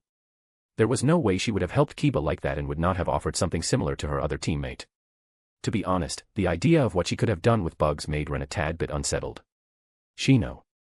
Hinata suddenly said, stopping Shino in his tracks. He slowly turned around, staying impassive, as he slightly inclined his head to show he was listening. If you lose, I will be mad. Hinata casually said, but there was an undertone of warning in her voice. Ren, surprised, looked at her and inwardly groaned. Oh, she was angry. The barely restrained feminine fury she exuded was almost palpable. Ren could understand. She probably spent a lot of time helping and training her teammates, and seeing Kiba lose a match he should have easily won. As a sensei, he knew it was not a good feeling. Acknowledging Hinata's words, Shino nodded before he resumed his walk to the arena. The match quickly started with Karui trying to throw some insults Shino's way to get him angry, but against an Abirame, she might as well have been cussing a wall. That naturally pissed her off, so her tactic worked at least on one of the contestants. With a massive scowl, Karui drew her sword, cloaking it in lightning chakra just as Shino sent a swarm of his bugs straight at her. There was no trick. No scheme. Just a head-on attack. Which was weird because Abirames hated sacrificing their bugs if they didn't have to. Scoffing arrogantly, Karui slashed her sword and used some sort of lightning technique that created a wide net of lightning in front of her, a net that could fry everything trying to pass through it, and Shino's bugs could no longer evade it. With the corner of his eye, Ren noticed Kurenai nervously cringe, knowing that losing so many bugs would be a devastating blow to Shino. Only for his bugs to enter the lightning net, getting zapped, and continue on their way toward Karui straight through it as if nothing happened. Karui only managed to shriek in shock and terror as the black swarm of bugs passed through her technique, which should have fried them to crisps, before she was engulfed by them. Then, the shriek of terror turned into an unholy scream full of searing pain. Did you make his bugs resistant to lightning? Ren asked in amusement. Inwardly thinking that the Abirames would be Hinata's friends for life once they learned she had done that with Shino's bugs. It would take years of dedicated effort and millions in resources to make even a slightly lightning-resistant bug. And even then, it might not really be combat effective. It seemed that Hinata skipped all that here. Shino spars with me a lot. Hinata hummed and smiled at Ren, completely ignoring Karui's shrieks as the bug-covered girl threw herself onto the ground, frantically rolling there. Obviously, I had to make his bugs at least somewhat lightning-resistant, otherwise every spar would have been devastating to his hive. I also made them somewhat fireproof and capable of breathing in water. Plus, a slight cold resistance. Hinata nodded to herself, pleased with the result, while Ren's jaw dropped. Forget friends for life. He wouldn't be surprised if Abirame started to worship her as their bug queen. Karui's scream ceased, and Shino recalled his bugs, leaving only the bloody unconscious body of the Kumo Kunoichi. She wasn't a pretty sight. Patches of her skin were missing, showing chewed, bloodied flesh underneath. A lot of her hair was gone, too. Half of her nose and bits of her lips were missing. Not even her clothes were spared as bugs chomped through the fabric as easily as through skin and flesh, turning them into barely held together rags. Blood started pooling underneath the Kumo Kunoichi. The second Shino recalled his bugs, and Hayate quickly declared Shino the winner as the medics rushed into the arena. In hindsight, I might have made their pincers just a tiny bit too sharp. Hinata admitted with a small wince, seeing the partly eaten alive girl. Clearly, Shino wasn't happy about the Kumo's attack in the Forest of Death, and he decided to show his displeasure with the girl. It's always the quiet ones. In my defense, it had never been a problem for me thanks to my Hyuga techniques. Hinata added, causing Ren to give her an incredulous look. At least they are not poisonous. Ren muttered under his nose, remembering the root Anbu Aburame dude. But Hinata heard him and decided to dash his hopes. Oh, they are. I thought Shino lacked an offensive option, so. Hinata trailed and awkwardly laughed as Ren gave her a deadpan look, turning at the half-dead Kumo Kunoichi being carted off to the medical area. He really wouldn't say that Shino lacked offensive options. I might have overdone it. Hinata asked, causing Ren to sigh. Was it fun making these bugs? Oh, like you wouldn't believe. A big, contented smile appeared on the girl's face, and Ren couldn't help but shake his head, unable to stay mad at her. All right. I get it. He resignedly said, deciding he should throw stones from his glasshouse when he also created some dangerous seals because the process was simply fun. He probably wasn't the best role model for the girl. So, he decided he would just silently hope she won't accidentally create some nightmare-level Kepri creation during her mad sciencing. While they talked, the next match had started, and Shikamaru lazily faced off against Bayu, the last member of Team Shigeru. It wasn't a long match. Bayu threw his umbrellas in the air, giving Shikamaru the much-needed shadow right in between them, allowing his technique to extend all the way to his opponent's feet. It was over before Bayu could even activate the needle thrower hidden in the umbrella. Shikamaru then simply walked toward him, forcing Bayu to mirror his moves. He snatched an umbrella that started falling to the ground when Bayu stopped supplying chakra to it, and Bayu grabbed at the air. They came near each other, and Shikamaru then swung the umbrella, bonking Bayu on the head with it as Bayu mirrored the movement and swung his empty hand at Shikamaru. Shikamaru requested Bayu to surrender, but he refused and got lazily bonked once more. This repeated several times, until Bayu was outwardly crying at the humiliation, and Ren honestly thought that the lazy Nara boy actually enjoyed bonking the AIM ninja on the head with his own umbrella. He knew that Shikamaru could have strangled him or made him into a pincushion with more advanced shadow manipulation techniques. Ren shared a glance with Ino, who huffed in exasperation at Shikamaru's actions. Choji's good? Hinata asked, causing Ino to nod. It wasn't easy, but he is calm. Shika is mad that Shigeru's death made Choji so distressed, though. Ino rolled her eyes, and Hinata's lips twitched as she looked into the arena where Shikamaru was still bonking Bayu. That's so petty. Hinata giggled. I know. Ino snorted. I am so proud of him. He is finally putting effort into something out of his own volition. She emotionally sniffed. It took 5 whole minutes until Shikamaru bonked the immobilized Bayu unconscious. The last match would naturally be Gaara versus Lee because they were the last 2 remaining genin, and Ren didn't want to watch that slaughter. Gaara had 3 years of training on his canon counterpart. He had more chakra. Better control of it. Stronger and more refined techniques. And Lee. He had only a more mature body. Just like in canon, he only trained under Guy for the last year and a half. Ren knew how this one was going to end. Especially because both Lee and Guy were the same thick-headed idiots. With their strength, using a weapon would make them nigh unstoppable, but no. That was against their springtime of youth. Or whatever. The worst part was that Ren wouldn't even be able to interfere. It simply wasn't his place. So, he decided to let fate take its course, hoping that Guy would have enough sense to jump in if Lee got in trouble. The man was one of the fastest ninjas in the village anyway. I am going home, girls. Wanna come with me? He asked Ino and Hinata. With that, the preliminary rounds of the Chunin exams were officially over for him. Chapter 157, Chapter 157, Hyuga Issues. Ren leisurely sat down on the floor while Hinata sat in Saiza next to him. They, alongside Ino, had a lot of fun after they came home from the Chunin exams. Unfortunately, Ino had to leave the very next day because her father summoned her. He wanted her to undergo a highly intense, advanced training in the Yamanaka arts. Ino only rolled her eyes at that message, and Ren suspected Inoichi was in for a massive surprise. The men still had no idea that Ino's skill with their clan techniques was already far above his own. Despite that, there would sadly not be much time for seeing each other in the following month because Ino was intent on helping Choji and Shikamaru train. She wasn't happy with Kiba and Shino showing off how good they had become thanks to Hinata's interference. Ino felt as if she had lost some undeclared competition, and that meant Shikamaru and Choji were in for a training montage from hell during this month. Ren inwardly chuckled, thinking about the expression the poor Shikamaru was likely to have when Ino barges into his room and drags him off for the training. It was unfortunate he couldn't be present for it. Alas, both he and Hinata were invited for a meeting with the Hyuga clan elders, who finally heard about Hinata beating Niji and dealing with 4 Jonin in the Forest of Death. Naturally, she shouldn't have been so strong, and the nosy elders wanted to stick their noses into her business. And since Ren was her tutor, it wasn't a big leap of logic to realize who trained her to be so good. Hence the invitation. What was pissing Ren off, however, was that they were led to this empty room half an hour ago by a branch Hyuga member, and since then nobody showed up. Ren realized they were letting them wait to show their dominance, or some power play bullshit like that. Hinata also informed him through their telepathy seal that the elders were no doubt observing them, hoping they would get nervous, talk with each other, and slip up, revealing some secrets while they waited. It was a classic Hyuga tactic, and apparently, thanks to lip reading, they found out many secrets this way. Which was why Hinata and Ren waited in complete silence, talking only through the telepathy seal. The last purpose of this wait was to embarrass them. It was considered polite, at least by the Hyuga clan, to sit in Saiza while waiting for them. It was a part of their "we are a noble clan" attitude, and they expected others to respect their ways and manners while under their roof.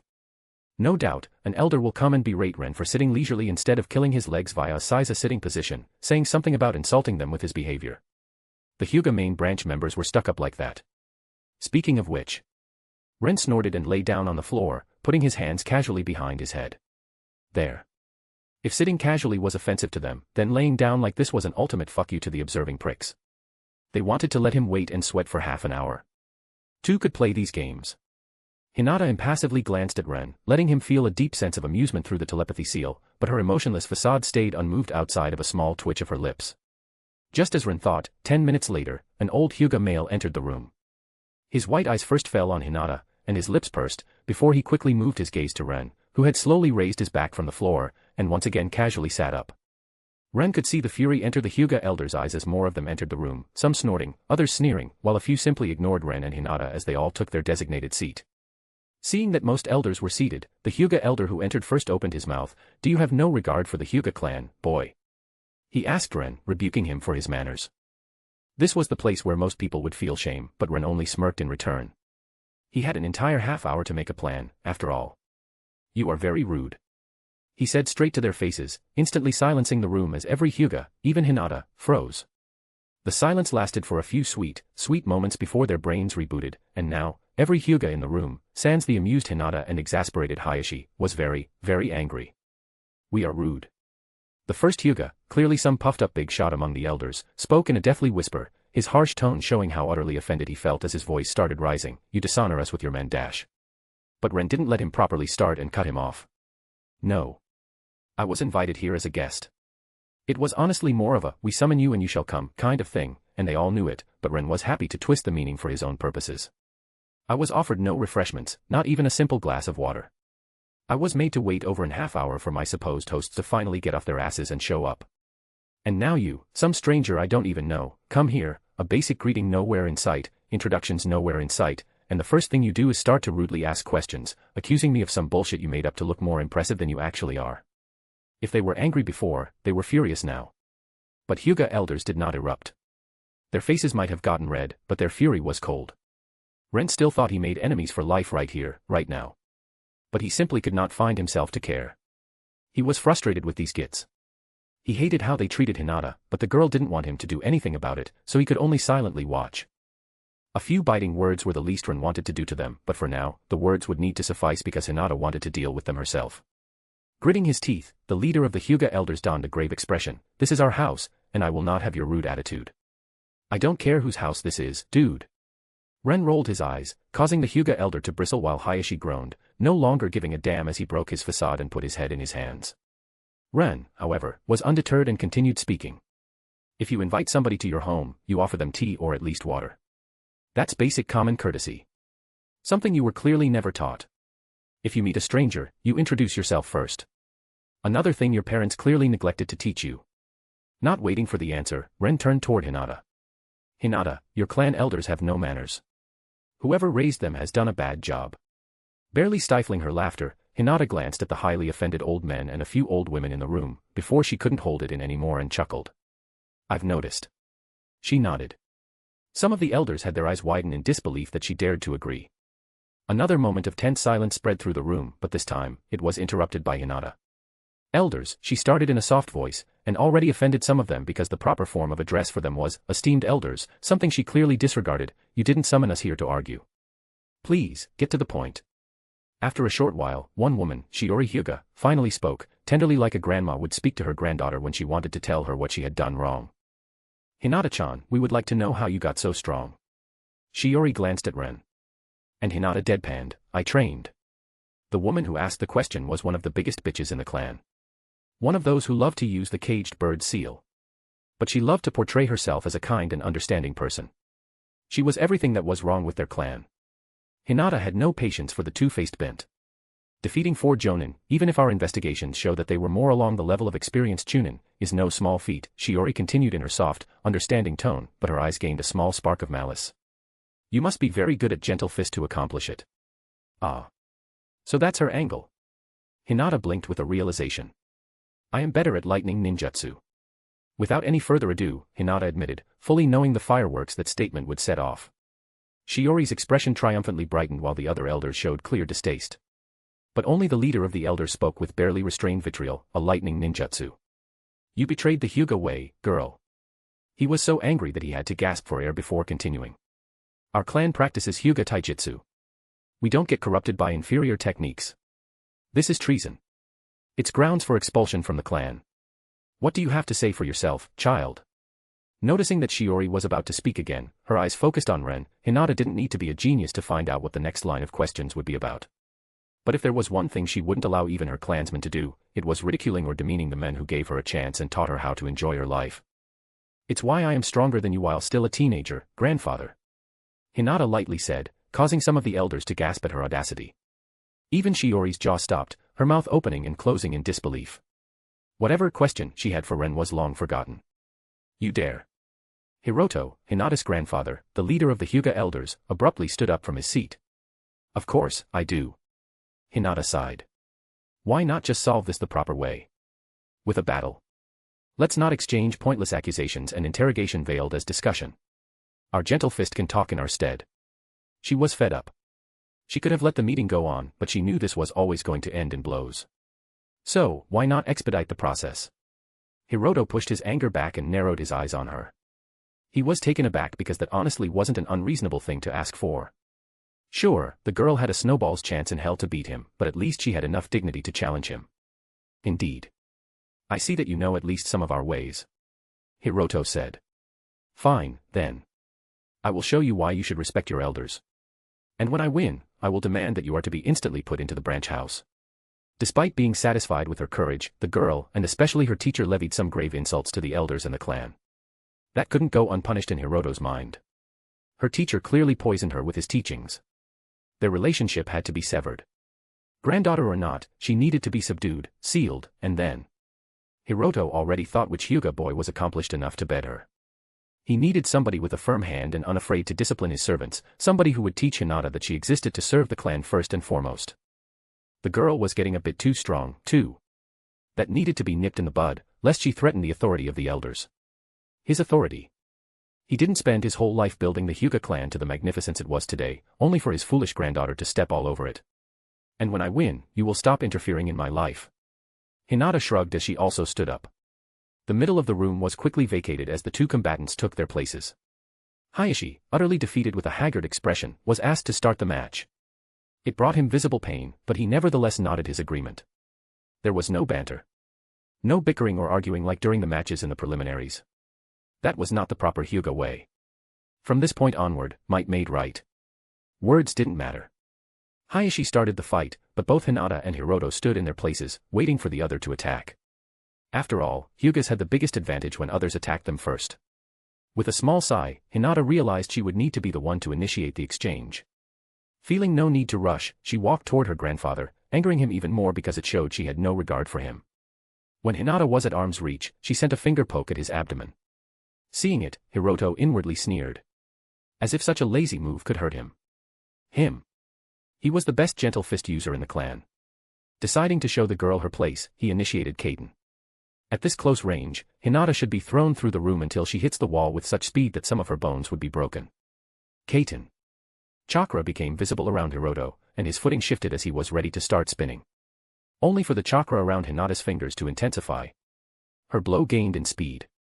And much to the surprise and disbelief of all the observing elders, her blow punched straight through the initial defense of Kaiten, striking Hiroto in his abdomen and stopping his spin before it could properly start.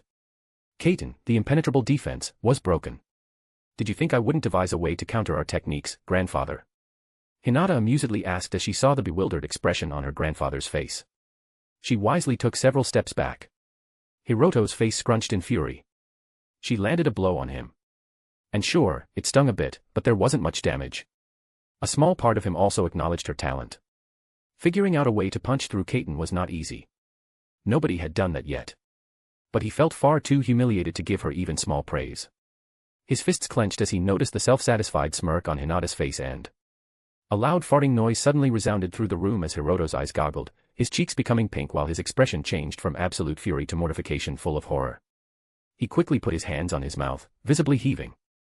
But it didn't help him as he was forced to bend over and fall on all fours while the contents of his guts vacated his body from all available routes. The second Rin saw the blow Hinata wanted to deliver to her grandfather, he cringed. He recognized what she wanted to do. And he deeply regretted telling her stories about flushing potions because by all that was holy in this world, the girl actually replicated their effect via a gentle fist striking the intestines. It was mostly useless against anybody who expected it. As the chakra needed some time to act, it was easily counterable as long as you knew it was coming. But those who had no idea or were otherwise distracted. Ren watched as Hiroto projectile vomited on the floor while ceaselessly shitting and pissing himself in his robes. Ren averted his gaze, feeling sick. The man was a dick, but he didn't deserve that. Nobody deserved this particular brand of humiliation. On the other hand, nobody could argue it was such a debilitating technique that the second it affects you, the battle is over. It was an effective move, and Ren hated it with a passion for being invented. He only experienced it once before learning how to counter it, but that one time was enough for a lifetime. As the stench of human waste filled the room, making some of the elders gag and scrunch their horrified expressions, Hinata's soft voice resounded through the room. "Anybody else want to fight me?" she innocently asked.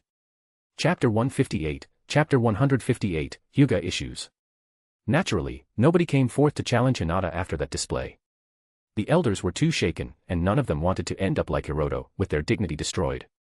Death, they could handle. It was a constant in their world. They were used to it.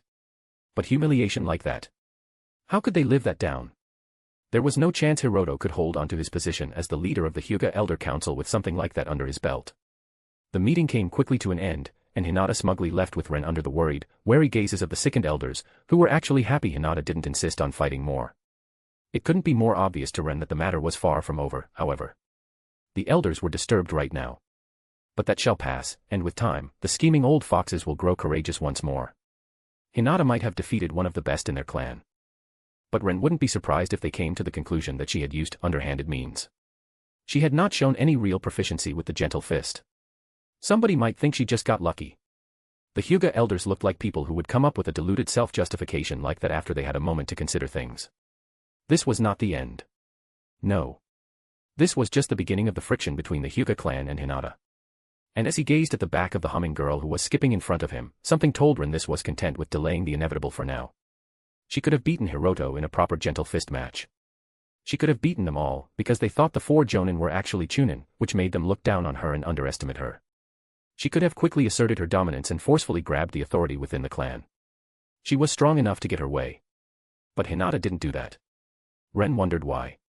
"My sister, dummy," Hinata said, her voice pulling Ren out of his reverie. He almost stumbled on the even ground. He quickly checked the telepathy seal to see if he forgot to close the connection, only to find it properly closed. His eyebrows scrunched. "Your thoughts are displayed on your face." Hinata rolled her eyes with a giggle, grabbing Ren's arm. "Whenever you get thoughtful, your facade slips." "Really?"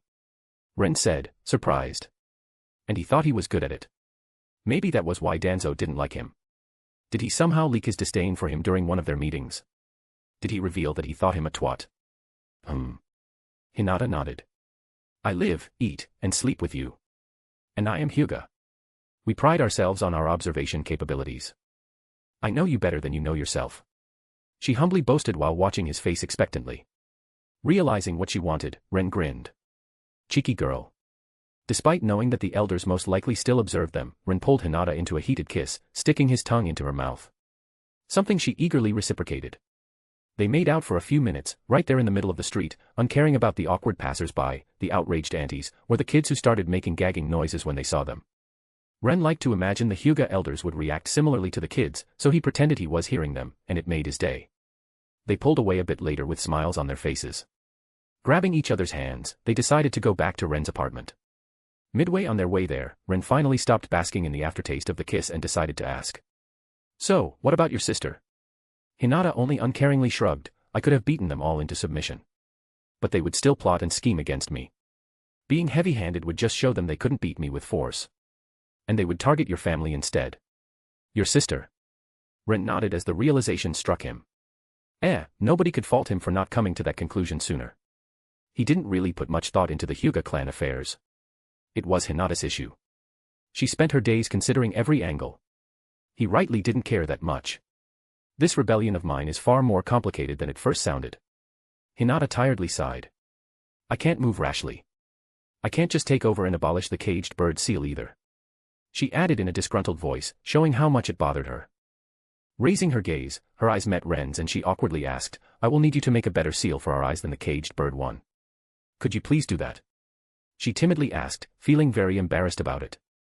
If there was one thing Hinata disliked, it was dragging Ren into her problems. But Ren expected this to happen sooner or later. He hadn't put much effort into deciphering the caged bird seal so far. He thought he had years before it became relevant, and he had other, more pressing, projects almost all the time. But since Hinata requested it. All right. Ren easily agreed, hoping it would help her because he didn't enjoy seeing her so dismayed. Thank you. Hinata flashed him a slight smile. And as much as he didn't want to be that guy, Ren decided to break the fluffy atmosphere between them and remind Hinata of a small issue. One, she might be overlooking. Politics were vicious, and Hinata was young. He'd rather address it now than regret not speaking out later. They may still target Hanabi. He glanced at Hinata as he said that, noting how her expression became conflicted upon hearing it. Hinata's happy mood soured. She moved her free hand in a SOSO gesture, maybe. Hopefully not. I haven't touched their bottom line, their authority, so they should recognize it for what it is and not touch my bottom line. There was a helpless undertone in her voice, however. Because who could really tell? Desperate people did stupid things. There was no guarantee that the Hyuga clan would play according to the unspoken rules. Ren knew that this whole thing could backfire on Hinata spectacularly. Her plan was solid, but it didn't account for human stupidity. There was going to be some stupid consequence from today's actions. He could feel it in his bones. The Murphy Law practically demanded it. Hinata took a deep breath, resolve flooding her eyes. If they do harm my sister, I will make Itachi's actions look paltry in comparison to what I do to them. She whispered with unbending determination. Only to realize what she had said, and her expression twisted in worry a moment later as she timidly glanced at Ren with a fearful look. Ren reassuringly chuckled. Don't look at me like that. I am with you, my young Padawan. I am not going to abandon you because of your traitorous thoughts. He snorted at the surprised expression that slipped through her facade. How did you say it? I live, eat, and have sex with you. I know you better than you know yourself. He teased her. Of course, I am aware of your more asinine ideas you didn't share with us. He huffed, ruffling her hair, causing her to shyly smile back in gratitude. Honestly, Ren would rather not have to defect from Konoha. That would make things more difficult for him. But there was more than one way to skin a Hyuga. Whatever issue cropped up with Hinata's clan, he was sure that he, Ino, and Hinata could handle it without shouldering heavy repercussions. Especially now that they had that nuclear option available and could simply throw a triple S-rank tantrum until they got their way. Alas. Ren dramatically sighed, his tone having an obvious teasing tilt as he swished his hand through the air. I have been seduced by you, you vile Hyuga temptress. The poor me no longer has a choice but to support you. How pitiful. He mock-sniffed, causing Hinata to involuntarily giggle at his antics. Leaning a bit closer to her, Ren continued. I shall need compensation, my fair Kunoichi. You shall serve me according to the old ways, won't you? Hinata's lips twitched as she barely stifled her laugh. Well, there certainly are easier ways to ask for sex. She lightly remarked as they reached the door of Ren's apartment. But yes. I shall be your Kunoichi. Tonight. Deciding to play along, she playfully fluttered her eyelashes. And for life. My poorly seduced lord. She finished in a saucily simpering voice, only to let out a small, surprised but happy shriek a moment later when Ren grabbed her around the waist before carrying her through the door, heading toward the bedroom. Well, she had agreed to it, so no take-backsies. Chapter 159, Chapter 159. Let me sleep. Go away.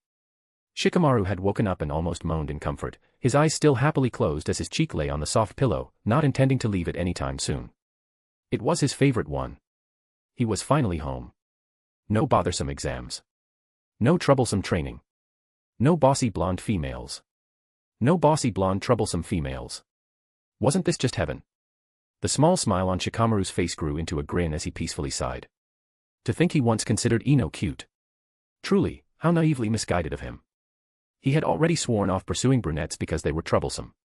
Just look at his mom. She was the prime example. But after meeting Ino, Shikamaru realized that blondes were way worse. A shiver went down his spine, and he clutched his pillow closer. Right. From now on, his preference was firmly set on redheads. Maybe they would be better. Surely, they could not be worse. He just wanted a nice girl, neither too pretty nor too ugly. Somebody who wouldn't be troublesome. Was that too much to ask for? Why must every girl he interacted with be crazy? Sakura, Hinata, Ino, his mother. Hell, even that Tenten girl was a brunette and therefore batshit insane. Ah. Who cared anymore? There were better things to think about during such a nice morning, as he was dozing off for another morning nap after waking up. Like clouds. Nice. White. Fluffy. Clouds were the best thing ever. And they could not be troublesome. Suddenly, the half-asleep Shikamaru had a wistful desire to do some cloud watching, but when he lazily flipped on his back after a few seconds of sluggish shuffling on his bed, he opened his eyes with a reluctant groan, only to see the ceiling of his room.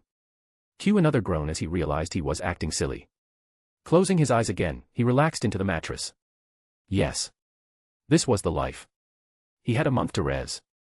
Hello, Shika. Ino's voice suddenly came from next to him, and his eyes snapped open in horror. His head abruptly turned in her direction, only to see that yes, Ino was in his room and she was grinning. Shikamaru shrieked like a little girl and almost started hyperventilating as his idyllic morning was starting to turn into a nightmare. How did you get in here? He asked in a high-pitched tone, completely horrified as he put his hand on his pounding heart that almost gave out from fright. But then he realized he was overreacting and forcefully calmed down his breathing, trying to regain his composure. Ino, however, just gave him an infuriating smile and playfully rolled her eyes. Your mother let me in, silly. How else? She sat down on the edge of his bed, breaching his sanctuary and dirtying it with her troublesomeness. He idly realized he was going to have to change his bedsheets after she left. There was no need to risk some of that troublesomeness sticking around. But then her words registered, making him cringe. Of course, she did. Shikamaru discontentedly complained under his nose, suddenly tired enough that he wanted to fall asleep again. Why are you here, Ino? He reluctantly asked, not bothering to rise from his bed as he looked at the troublesome blonde. They were friends. But not the kind that would usually barge into each other's rooms. She clearly had a purpose in being here. Something bothersome. Something he wouldn't like, no doubt. I missed the end of the second phase, and Daddy told me you can tell me who will face who. Ino stated, and Shikamaru involuntarily relaxed. So she wasn't here for him. That was good. He let out a relieved sigh, his mood brightening a bit. If it were only that much, he could tell her. The sooner she left, the better. The first match will be Shino versus that Suna chick, Temari. Next will be Choji against the Kimo guy. Shikamaru said in an uncaring tone, but then his eye twitched, and his tone turned into a deadpan one. I will fight the other troublesome blonde from our village during the third fight. Sigh. Fighting a horde of dumb clones was not going to be fun. He was still trying to come up with a strategy on how to deal with Naruto. Maybe he could just forf. Ino hummed and narrowed her eyes at him, causing Shikamaru to stiffen. Right. He could forfeit, but he doubted he would enjoy the consequences. Between his mother and Ino, better not think about it. Clearing his throat, Shikamaru decided to pretend nothing had happened as he continued speaking. You and Hinata were not present, so they decided to pit you against each other while Sasuke will face Gaara, who won the last match. Shikamaru grimaced. Well, better the Uchiha than him. Hearing him, Ino inwardly snorted. She had no illusions. She was pretty certain they pitted her against Hinata on purpose. Then again, she did leave before the preliminary rounds concluded, and while it was nowhere stated she had to stay until the end, it was a tad bit rude to the Hokage and her Jonin instructor. She only realized that after the fact, so she decided she wouldn't make a fuss about being deliberately matched against Hinata. They could not hide their abilities for much longer anyway. The cat was already out of the bag. Just this morning, Ino had a mental showdown against her father, who wanted to test her proficiency with their clan techniques, only to miserably lose within the first minute. It's why she was not currently training in her clan compound with her father.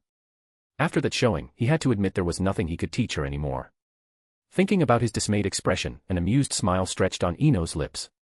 In that moment, all of her effort, all of her training, it was all worth it.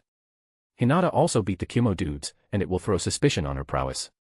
Publicly showing off was the better option than trying to keep hiding when people were onto them. How was the last match?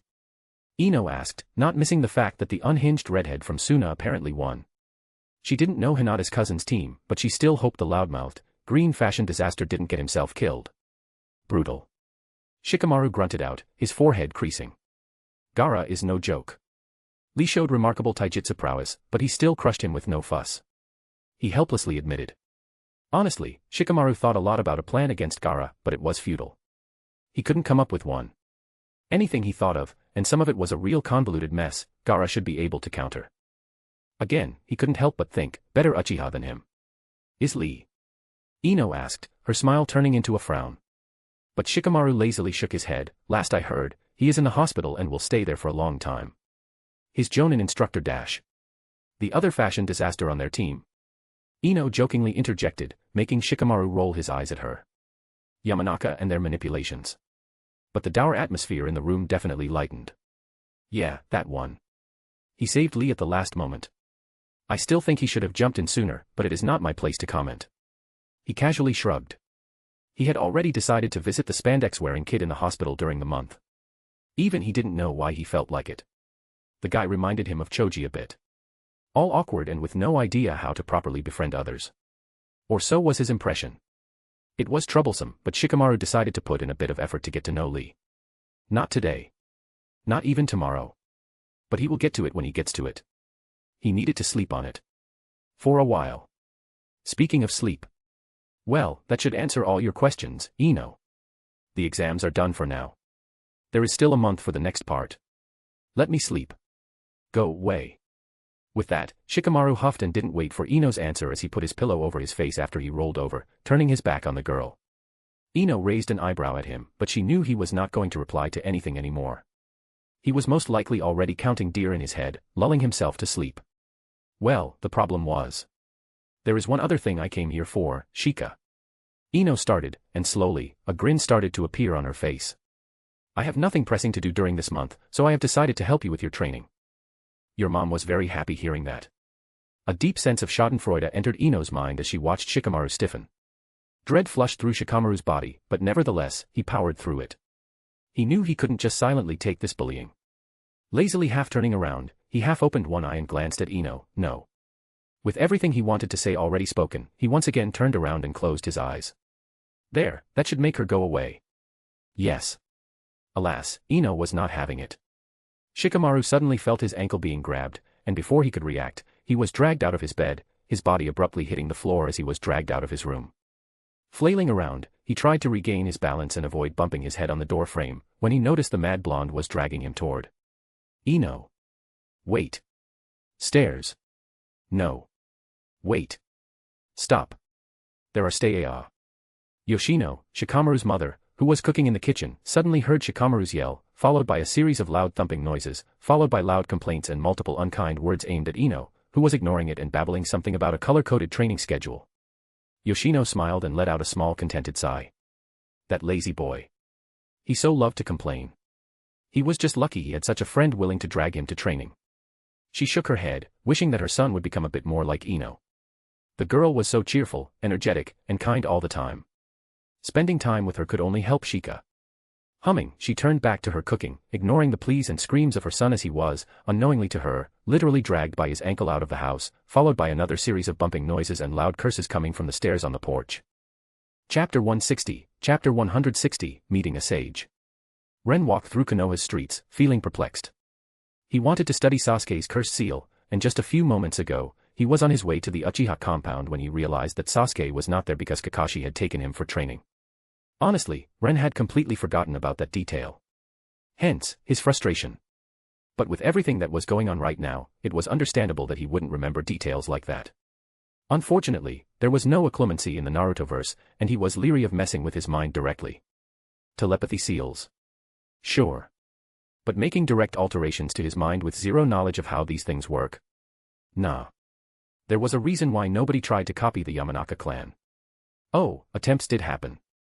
But the unfortunate bastards who tried it usually ended up as vegetables. At best, they turned only slightly more mentally challenged. At worst, dead. Messing with your own mind was dangerous, and even if he did succeed, there was no guarantee he could both do it fast enough for it to matter and that he would regain any knowledge he had already lost. So, Ren resigned himself to the fact that he definitely forgot quite a bit of the canon plotline. He remembered the important bits. He hoped. But the small details? No. He didn't even know the names of Naruto's chief toad summon. The Gamabint or something, the one who wore a red Haori and sword. That toad's kids? Ren drew blanks.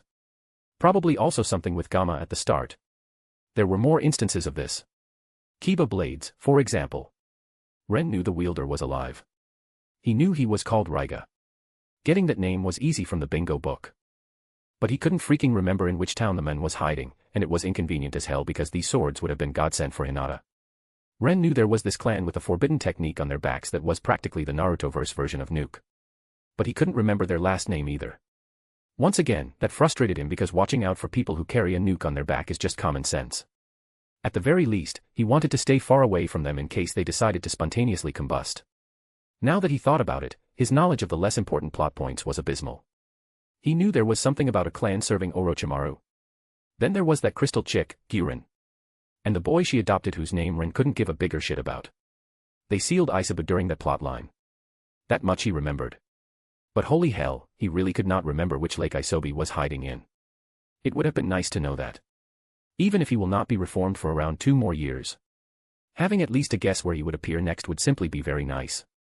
Sighing, Ren spotted Ichiraku Ramen and decided that he might go for a bite. His plans for the day were already ruined, so why not? Sure, he could have gone and tried to locate Sasuke and Kakashi. But it would have been futile. They went to train, and Kakashi would definitely not like Ren disturbing them. Sasuke would have liked that even less. He would not be very cooperative. Not to mention, Ren didn't want to clue the village into his interest in the seal quite this fast. And revealing it to Kakashi was as good as screaming it to the Hokage's face. Plus, putting the effort into finding them would have shown a level of eagerness in seeing the seal that would have alerted quite a few higher-up people in Konoha. In the end, Ren could only give up until after the Chunin exams. He entered the Ichiraku Ramen stand and ordered his food before he unsealed a notebook with some minor seal designs he didn't mind puzzling over in such a public place. What interesting work you have there. A deep, male voice interrupted Ren's thoughts after a few minutes when he was immersed in his problem-solving. He turned his head toward it, only to see Jiraiya sitting down next to him, looking at his notebook with a clear interest.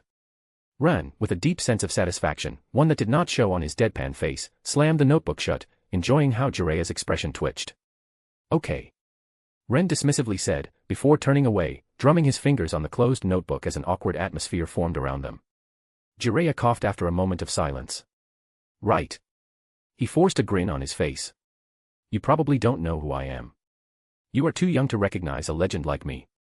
With an exaggerated gesture, he started introducing himself. I am Dash.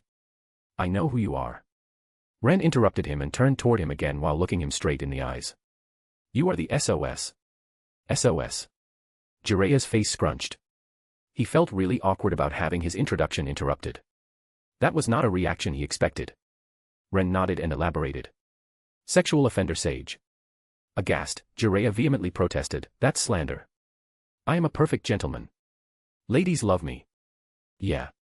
When you pay them. Ren almost rolled his eyes. Instead, he raised one eyebrow at Jiraiya, feeling a deep sense of amusement as he asked, so you don't peek at women in the bathhouse? No. I am doing research. Jiraiya proudly and loudly proclaimed with a massive grin, and Ren could feel that he actually meant it. Which was simply ridiculously shameless. And for that alone, he respected the old toad. Not many could have such a straight face while saying something so shameless. That took real talent. You can call it observation training for all I care, but the fact that it is just peeking on bathing women won't change, old man. Ren lazily rebuked with a small snort. But he decided to end this line of discussion here. Everybody had their own way of dealing with trauma, and Jiraiya's was his perversion. Ren wasn't going to give the men too much shit because of it. After all, half of the kunoichi in the village could actually tell when he was peeping on them. Jiraiya wasn't very subtle during his research. Most simply didn't care. Kunoichi were expected to use their bodies for their village on missions. Many of the older ones experienced it. So, what was a little peeping compared to that? Why should they bother standing up from the comforts of hot water and chase some pervert? Body shame was also beaten out of ninjas and kunoichi early in their careers. The only kunoichi who reacted to Jiraiya's antics were the sheltered ones. Usually, the clan kunoichi or those like Kurenai. And besides, it wasn't as if Jiraiya ever went beyond peeping. It was a widely known fact that the man was mostly harmless to his comrades of the female variety. Unless they worked in a brothel, he wouldn't be touching them. Before Jiraiya could reply, Ren spoke again. Anyway, I doubt you came here desiring to shower me with the secrets of your perversions. Is there something I can do for you, oh great sexual offender? He doubted he was on Jiraiya's radar just yet.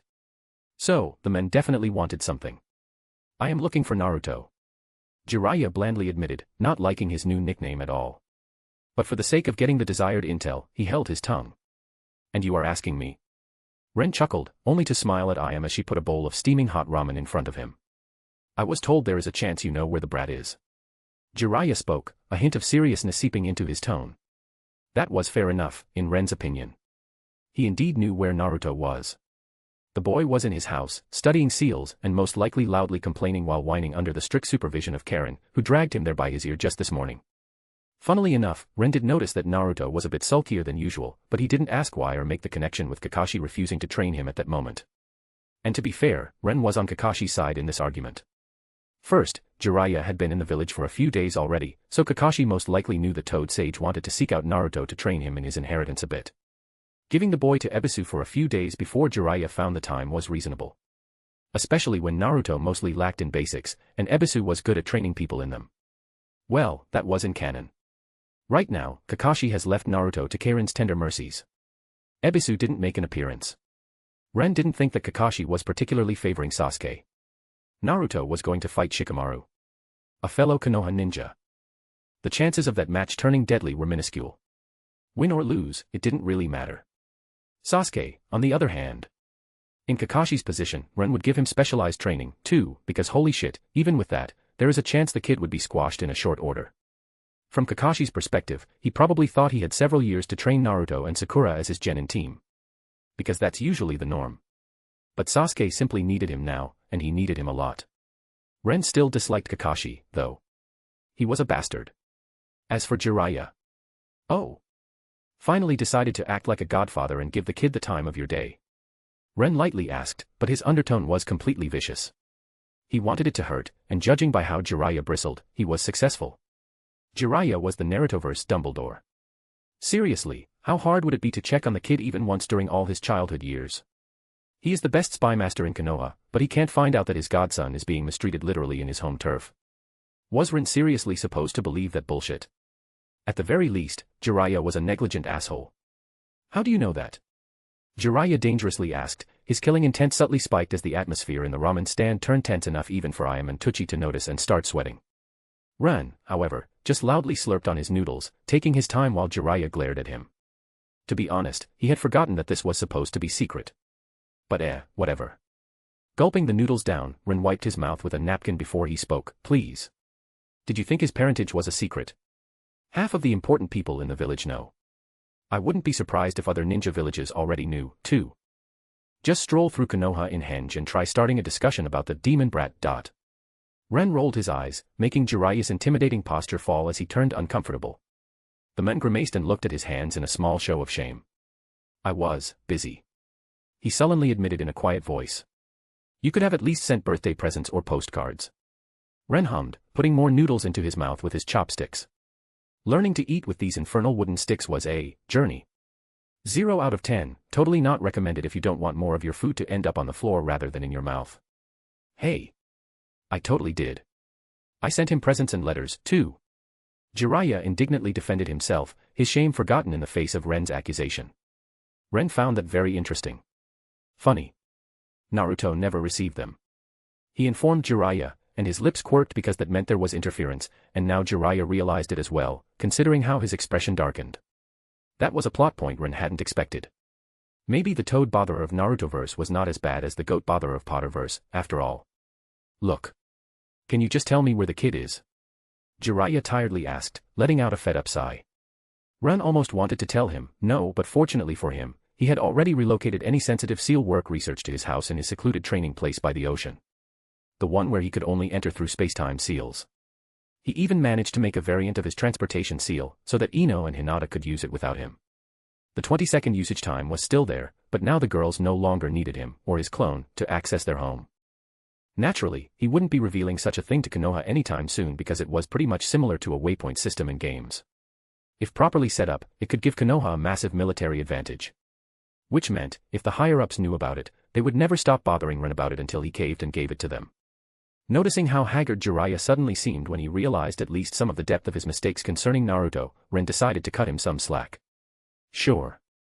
I will bring you to him. Let me finish my food first, though. He relented. Of course, Ren was not guaranteeing that Naruto would take Jiraiya's sudden reappearance well. Naruto was no longer that affection-starved, 13-year-old, mentally underdeveloped kid who would accept any link to his dead parents. Ren also might or might not have informed the kid that he had an absentee godfather a few months ago, and needless to say, the kid was not happy. Opsy. Drama incoming. Ren inwardly grinned. ko-fi.com/kasakair. Or. And if not, that's totally fine.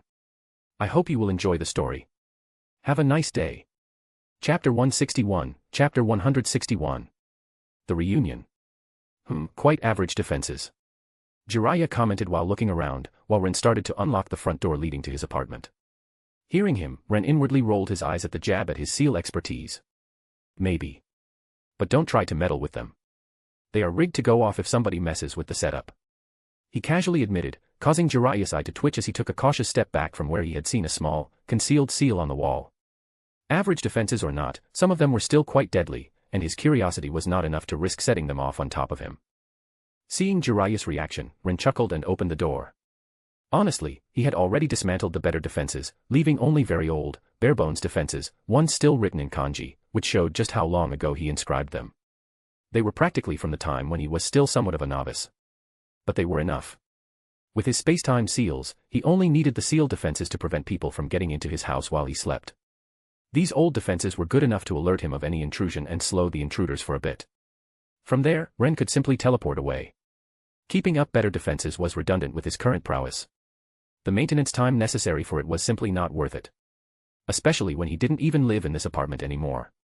Ren and Jiraiya came in, and Ren led him to the living room where Naruto and Karen sat on the floor around a small table full of basic scrolls on ceiling from Ren's library. Ren didn't really need a library. He usually had all his important scrolls sealed on his person. But when Hiruzen did not give Naruto his Uzumaki inheritance even after he became a genin and was already 16, Ren decided to build this small library on the basics in his apartment and give Karen access to it. He had no doubt that through her, a lot of that knowledge would end up with Naruto. It was one of the indirect ways Ren was helping the ninja Jesus do his ninja Jesusing. But even he was a bit surprised when Karen shamelessly asked for access to his library for Naruto this morning. "Hello, kids." Ren announced himself, causing the two Uzumaki to raise their head from the scrolls. Naruto instantly lit up. "Oh. You are back, Ren. Save me, please. Karen-chan is torturing me with studying." He pitifully cried, only to stop in his tracks when he noticed the awkward Jiraiya standing in the doorframe, not knowing what to say. Naruto's eyebrows furrowed, and Karen, realizing who the old man was, started to glare at him. Deciding to cut to the drama, Ren shrugged and pointed his thumb over his shoulder at Jiraiya. "That's Jiraiya. He wanted to meet you, Naruto." Jiraiya. Naruto jumped to his feet and looked at Jiraiya in bewilderment. Slowly, his eyes started to tear up. He knows he has a godfather. Ren quietly decided to elaborate to Jiraiya to make him understand Naruto's reaction. Seeing the stricken teenager, Jiraiya stepped forward, tears also welling in his eyes at this tearful reunion. "Oh, kid." He softly spoke with a wet sniff, and seeing that Naruto started walking toward him with a sorrowful expression, Jiraiya spread his arms in preparation for a hug. He had no idea how much he had missed. "I am sore dash." Naruto's knee suddenly landed right on Jiraiya's jewels, causing his eyes to bulge as he let out a painful wheeze. "Why?" Jiraiya gasped out, feeling betrayed, as he slowly started collapsing forward and fell on his knees, his hands grabbing his poor, hurt crotch. "That was for the last 16 years, you bastard." Naruto stepped back and furiously screamed while indignantly pointing at Jiraiya. He then crossed his arms on his chest with a huff as he gave Jiraiya a heated but pointed glare. Unfortunately, this Naruto didn't have a deep mentor-slash-student relationship with Jiraiya when he found out about their connection. And to say he was pissed at being abandoned was understatement. Naruto, Karen said as she approached them, that was rude. She threw him a disapproving frown, making Naruto finally deflate. But Karen-chan, didn't you tell me he deserves a good kick in the balls for leaving me alone all this time? Naruto confusedly asked, making Karen speechless. It took a few seconds, but Karen eventually stopped being shocked, and her cheeks flushed red from shame. Before she even realized it, her fist landed on Naruto's head, sending him to the ground, as she embarrassedly shouted, "Shut up. I didn't mean it that way." Heh. Jiraiya, who was now sprawled on the floor next to Naruto, released a slightly pained chuckle. "She reminds me of your mother, kid." Naruto groaned a bit before he glanced at Jiraiya. "Really? How so?" he asked as they both started to stand up, unable to mask his curiosity. Neither of them was really injured. Naruto was a Jinchuriki, and Jiraiya was an S-rank ninja who survived Tsunade. Even that kick to the balls was just your usual Monday for Jiraiya. Ren had seen that the old man noticed the attack and didn't dodge, letting Naruto hit him to vent his frustration a bit. In this world of ninja, Jiraiya was the only one with balls of steel. After all the abuse they regularly go through via various beatings that Jiraiya lets himself be subjected to, Ren wouldn't be surprised if Jiraiya's balls were harder than Inoki's meteor-stopping head by now. Yes. She is just as violent as Kushina was. Jiraiya said in a reminiscent tone, and Naruto seriously nodded, absorbed in this new tidbit about his mother. Unfortunately, both of them forgot that Karen stood next to them. "I am not violent," Karen exclaimed, nailing both of them to the head and sending them back, face first onto the floor, just as Ren seated himself on the sofa while creating a clone to go and make him a cup of hot chocolate. "Then why are you hitting us again?" Jiraiya vehemently complained after he rolled over on his back while Naruto started wailing. "Aya. Karen-chan. You hit me on the head. It hurts." He exaggeratedly grabbed his head, and Ren almost rolled his eyes at his acting. It knocked Karen out of her Uzumaki temper, and realizing what she had done, the girl's eyes widened in concern before she quickly kneeled next to Naruto. "I am sorry. Are you all right? Let me help." Her hands glowed soft green as she worriedly pressed them against Naruto's head. "What about my balls?" Jiraiya quietly mumbled under his nose, and fortunately for him, Karen was far too preoccupied to pay his words any attention, but Ren's lips twitched. "I can feel myself growing dumber. It's your fault. I can't study any more seals today. We gotta stop our study session." Naruto tried to sound sullenly aggravated, but he misjudged his tone as it was full of hope that Karen would buy that excuse. He was like a little kid trying to get out of doing his homework. Karen's eyebrow twitched, but she didn't have another angry outburst. Instead, she gave Naruto an unamused look that made him cringe as he realized his proposal was silently rejected. Dejected, Naruto hung his head low. Watching their antics, Ren couldn't help but smile. He'd never want to be in a relationship with an Uzumaki woman. He could appreciate their beauty, preferably from very far away, but after witnessing how high maintenance they could be. Nah. Dodge him with that bullet. Naruto could deal with it. Ren didn't think he had enough EQ to survive such a relationship. Chapter 162, Chapter 162. At least we have sandwiches. Ren exited his apartment, shaking his head in bemusement while hoping the building would still be standing when he got back. He left Karen, Naruto, and Jiraiya in his living room after all. After the initial theater, the following talks became calmer. Naruto was still sullen. Jiraiya was still apologetic and awkward. And Karen was still glaring. But at least they were not shouting or throwing punches anymore. In short, it was boring. They had a lot of things to discuss, and Ren was there for the first hour of it, but then he found out through his telepathy seal that both Hinata and Ino had a free moment. The three of them quickly decided to have a picnic lunch, and in Ren's opinion, that ranked higher on the scale of importance than babysitting the Uzumaki and the SOS. Ren leisurely walked into an empty side alley and teleported to the grassy plain that was his hidden training ground, only to see Hinata already setting up the blanket and picnic baskets full of food. For a moment, he stood there, surprised because this was a bit too fast even for him. Then, he shook his head with a wry smile, realizing that she had it planned out way before she mentioned it. "You are prepared," he commented as he walked toward her. Hinata raised her head and looked at him with a small smile, always. They shared a kiss before Ren started helping her to set things up. Ino showed up a few minutes later with the tips of her hair singed, causing both Ren and Hinata to curiously look at her. "Shikamaru tried to set me on fire." Ino huffed with amusement, written in her face as she sat down on the checkered picnic blanket. "He is such a drama queen." She chuckled and reached into the basket for a sandwich. "At least, he is not trying to poison you." Hinata rolled her eyes. You'd think the elders would get the hint after I drank the first poisoned drink and nothing happened, but clearly, they are not that smart. Why you let them get away with it, I'll never understand. Ren sighed, shaking his head before taking a bite out of his sandwich. Hinata sadly smiled, they are still my blood relatives. She said, only for her smile to gain a small, vicious tilt. Besides, as childish as it is, giving them explosive diarrhea in retaliation has its own charms. Oh. So you know which one of them is responsible for the attempts? Ino curiously asked, probably thinking about how to make their life hell on her terms. Yes, Hinata had it firmly in hand, and she was already punishing them for it. But that was that, and this was this. Ino liked Hinata, and she wanted her own pound of flesh for the attempts on her friend's life. All of them. Hinata casually shrugged, I didn't bother to investigate. I get a poisoned drink, and they all get to spend their time crying on the toilet. I think that's a fair trade. If they don't want that, they'd better police their own. Ino looked a bit put out, not getting a convenient target to vent her frustration, but Ren could see how fed up Hinata was with the elders. Her attitude was dismissively cruel, but she clearly didn't want to properly deal with them. Well, they were definitely arrogant enough that some humbling couldn't hurt them overly much. Not wanting to speak about the Hyuga clan problems and actually having something important to tell them, Ren decided to change the topic. So, yeah. Konoha is going to get invaded. He casually said before taking another bite from his sandwich, eagerly watching out for Hinata and Ino's response. When his words finally registered, Ino exclaimed a short, "What dash," before she choked on her sandwich and started coughing. Hinata, however, just calmly finished eating what she had in her mouth before she gave Ren a searching look. Then, her eyes slightly widened, "Oh my god, you are not joking." She muttered with a small, hitched breath, and her eyebrows instantly creased in worry. Afraid not.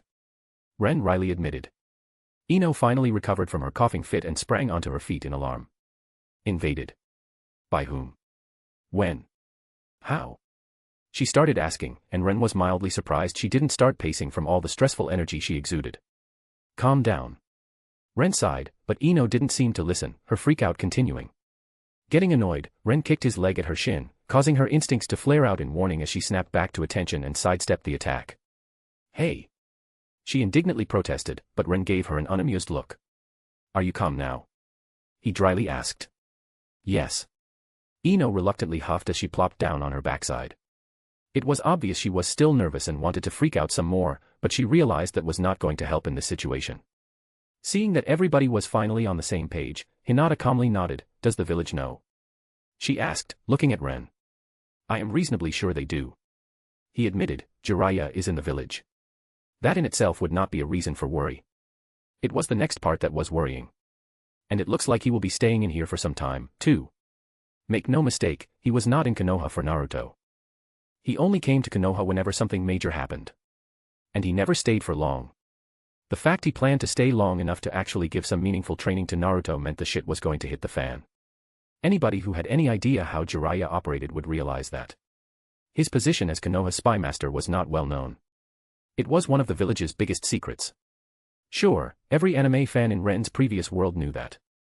It was a big thing. But over here, people had no clue.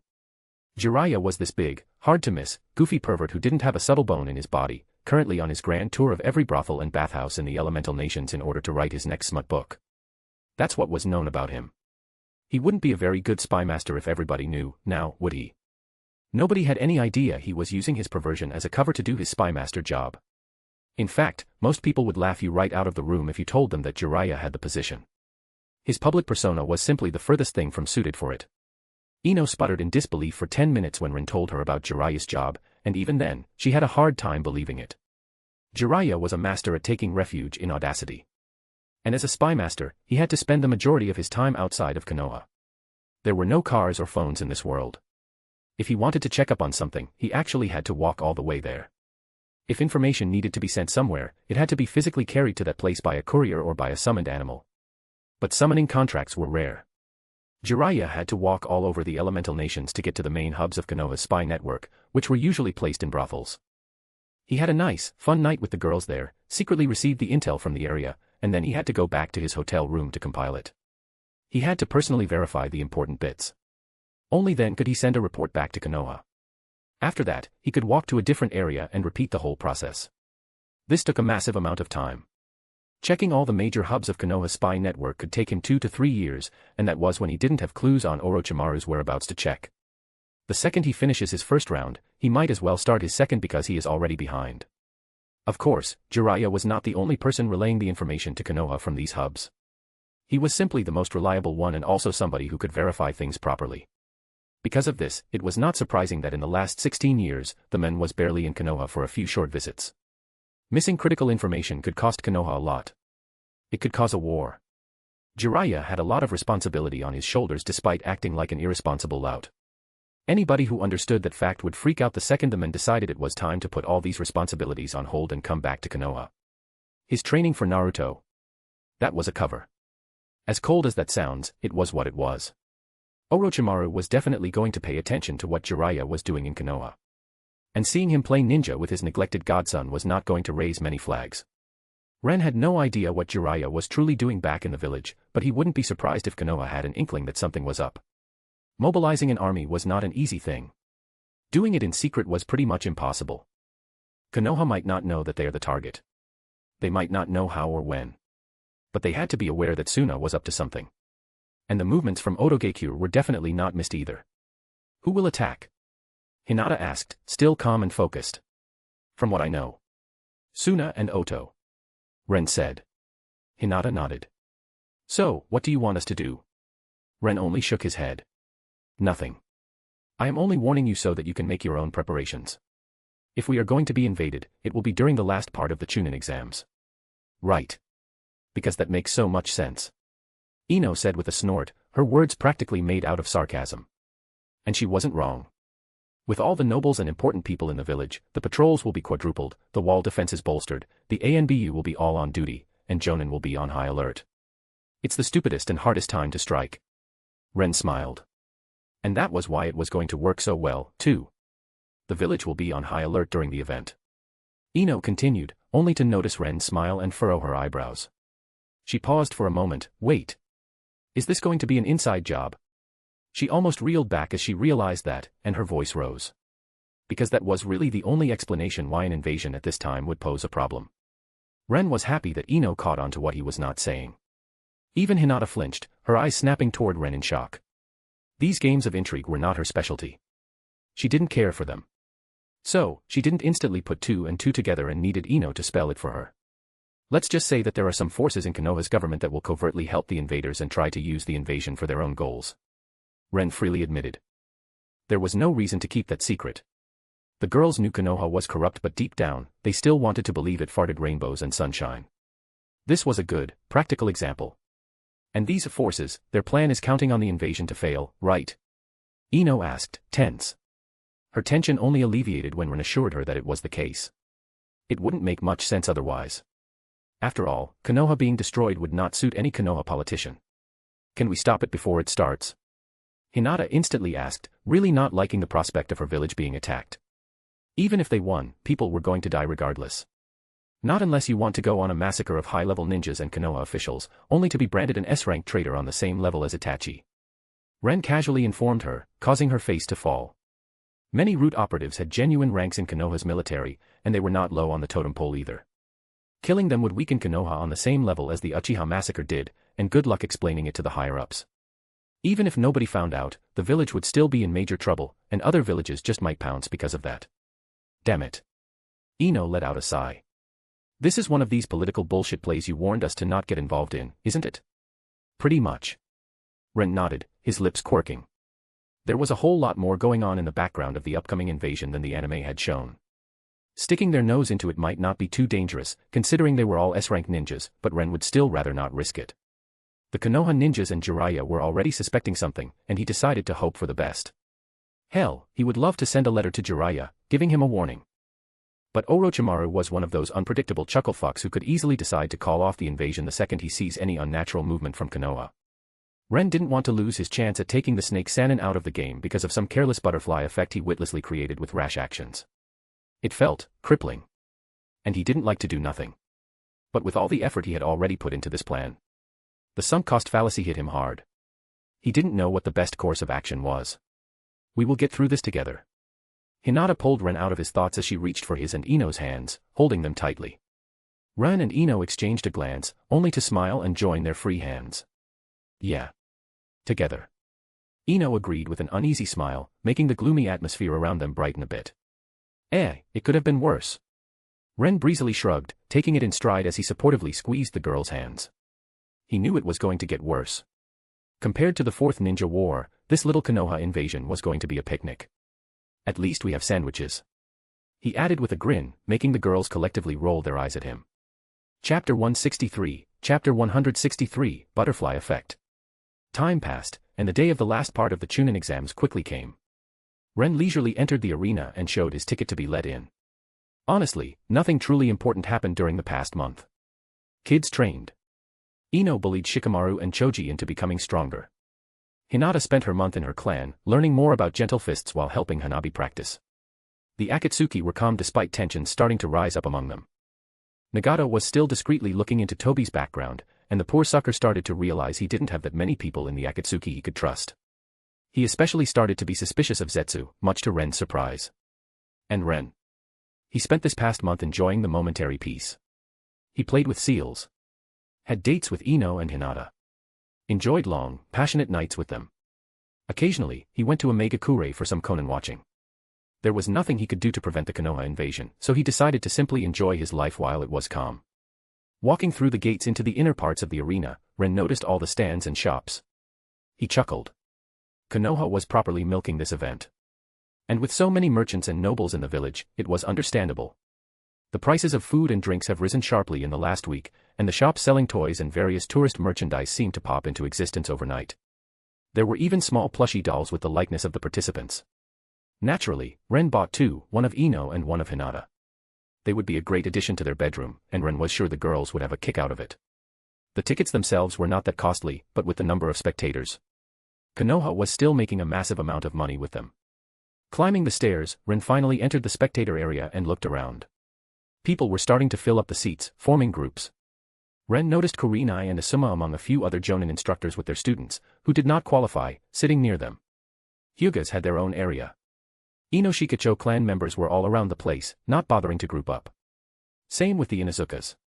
The Abirame. Ren had a hard time seeing them. But overall, Ren noticed that there were not that many ninjas present. Maybe only 10% of the spectators were actually ninjas. And it made a lot of sense when he started thinking about it. With Konoha on high alert, many ninjas were ordered on patrols or guard duties and whatnot. Ren could even see Izumo and Kotetsu, the Eternal Gate guards, sitting in the spectator area. He assumed these two were changed for ANBU or Jonin, just to bolster the defenses. Lucky for them, that meant they had the free time to come and spectate. Ren dryly laughed in his head. Bastards couldn't even imagine the trouble he had to go through to take a vacation from work today. In the end, Ren decided to walk a bit further away from the Jonin instructors and opted to sit among civilians and a few ninjas he didn't know. Just in case something went wrong, this way nobody would question if he bolted away in the middle of the match. The ninjas might find it slightly suspicious, but they shouldn't care overly much since they didn't know him. The stand slowly filled up, and 15 minutes later, the Kages finally arrived. The whole arena quieted down as several figures filled the top seats, and Hiruzen seated his fellow Kage before he walked to the edge of their VIP area and started giving a customary speech. Ren, however, didn't listen to it. He was far too busy gaping like a fish because right there, on the other seats for Kages, was the Kazekage. And next to the Kazekage, well, there was Orochimaru clad in Kage robes for Otogekure, grinning like a cat that got a canary as he amusedly watched the completely tense Hiruzen giving his speech. Fucking butterfly effect.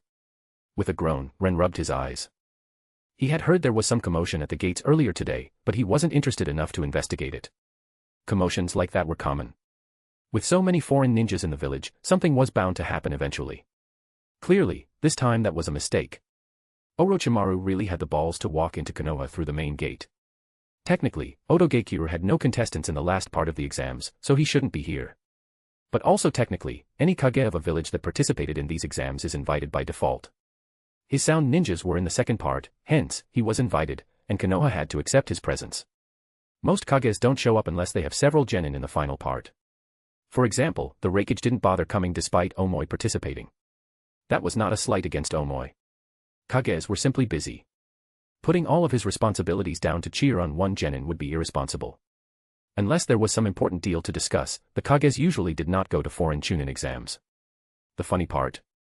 Kages had something akin to diplomatic immunity during the duration of the Chunin exams. Konoha could not move against Orochimaru now that he showed himself to be the Kage of Otogekyure. Not unless he attacked first.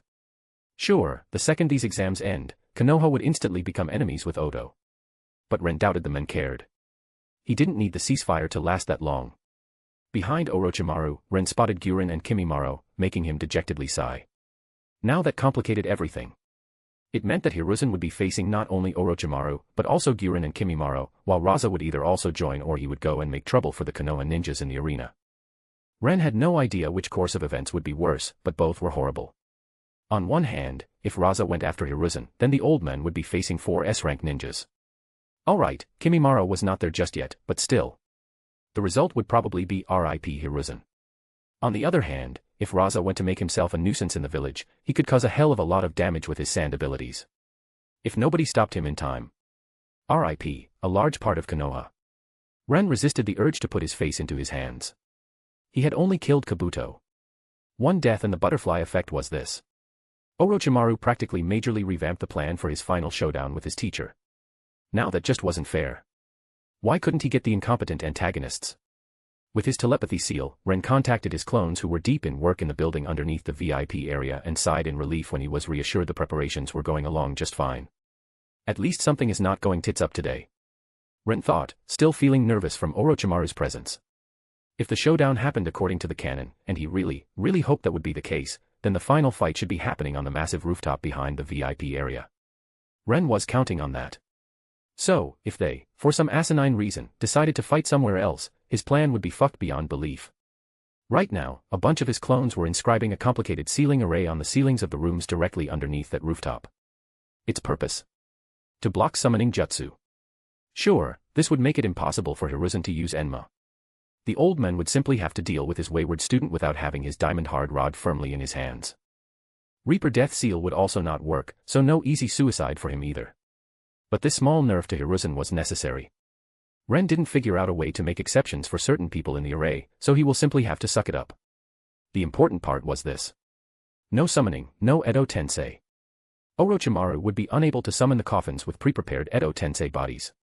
Hence, he wouldn't be able to awaken them. Also, Orochimaru was the snake summoner.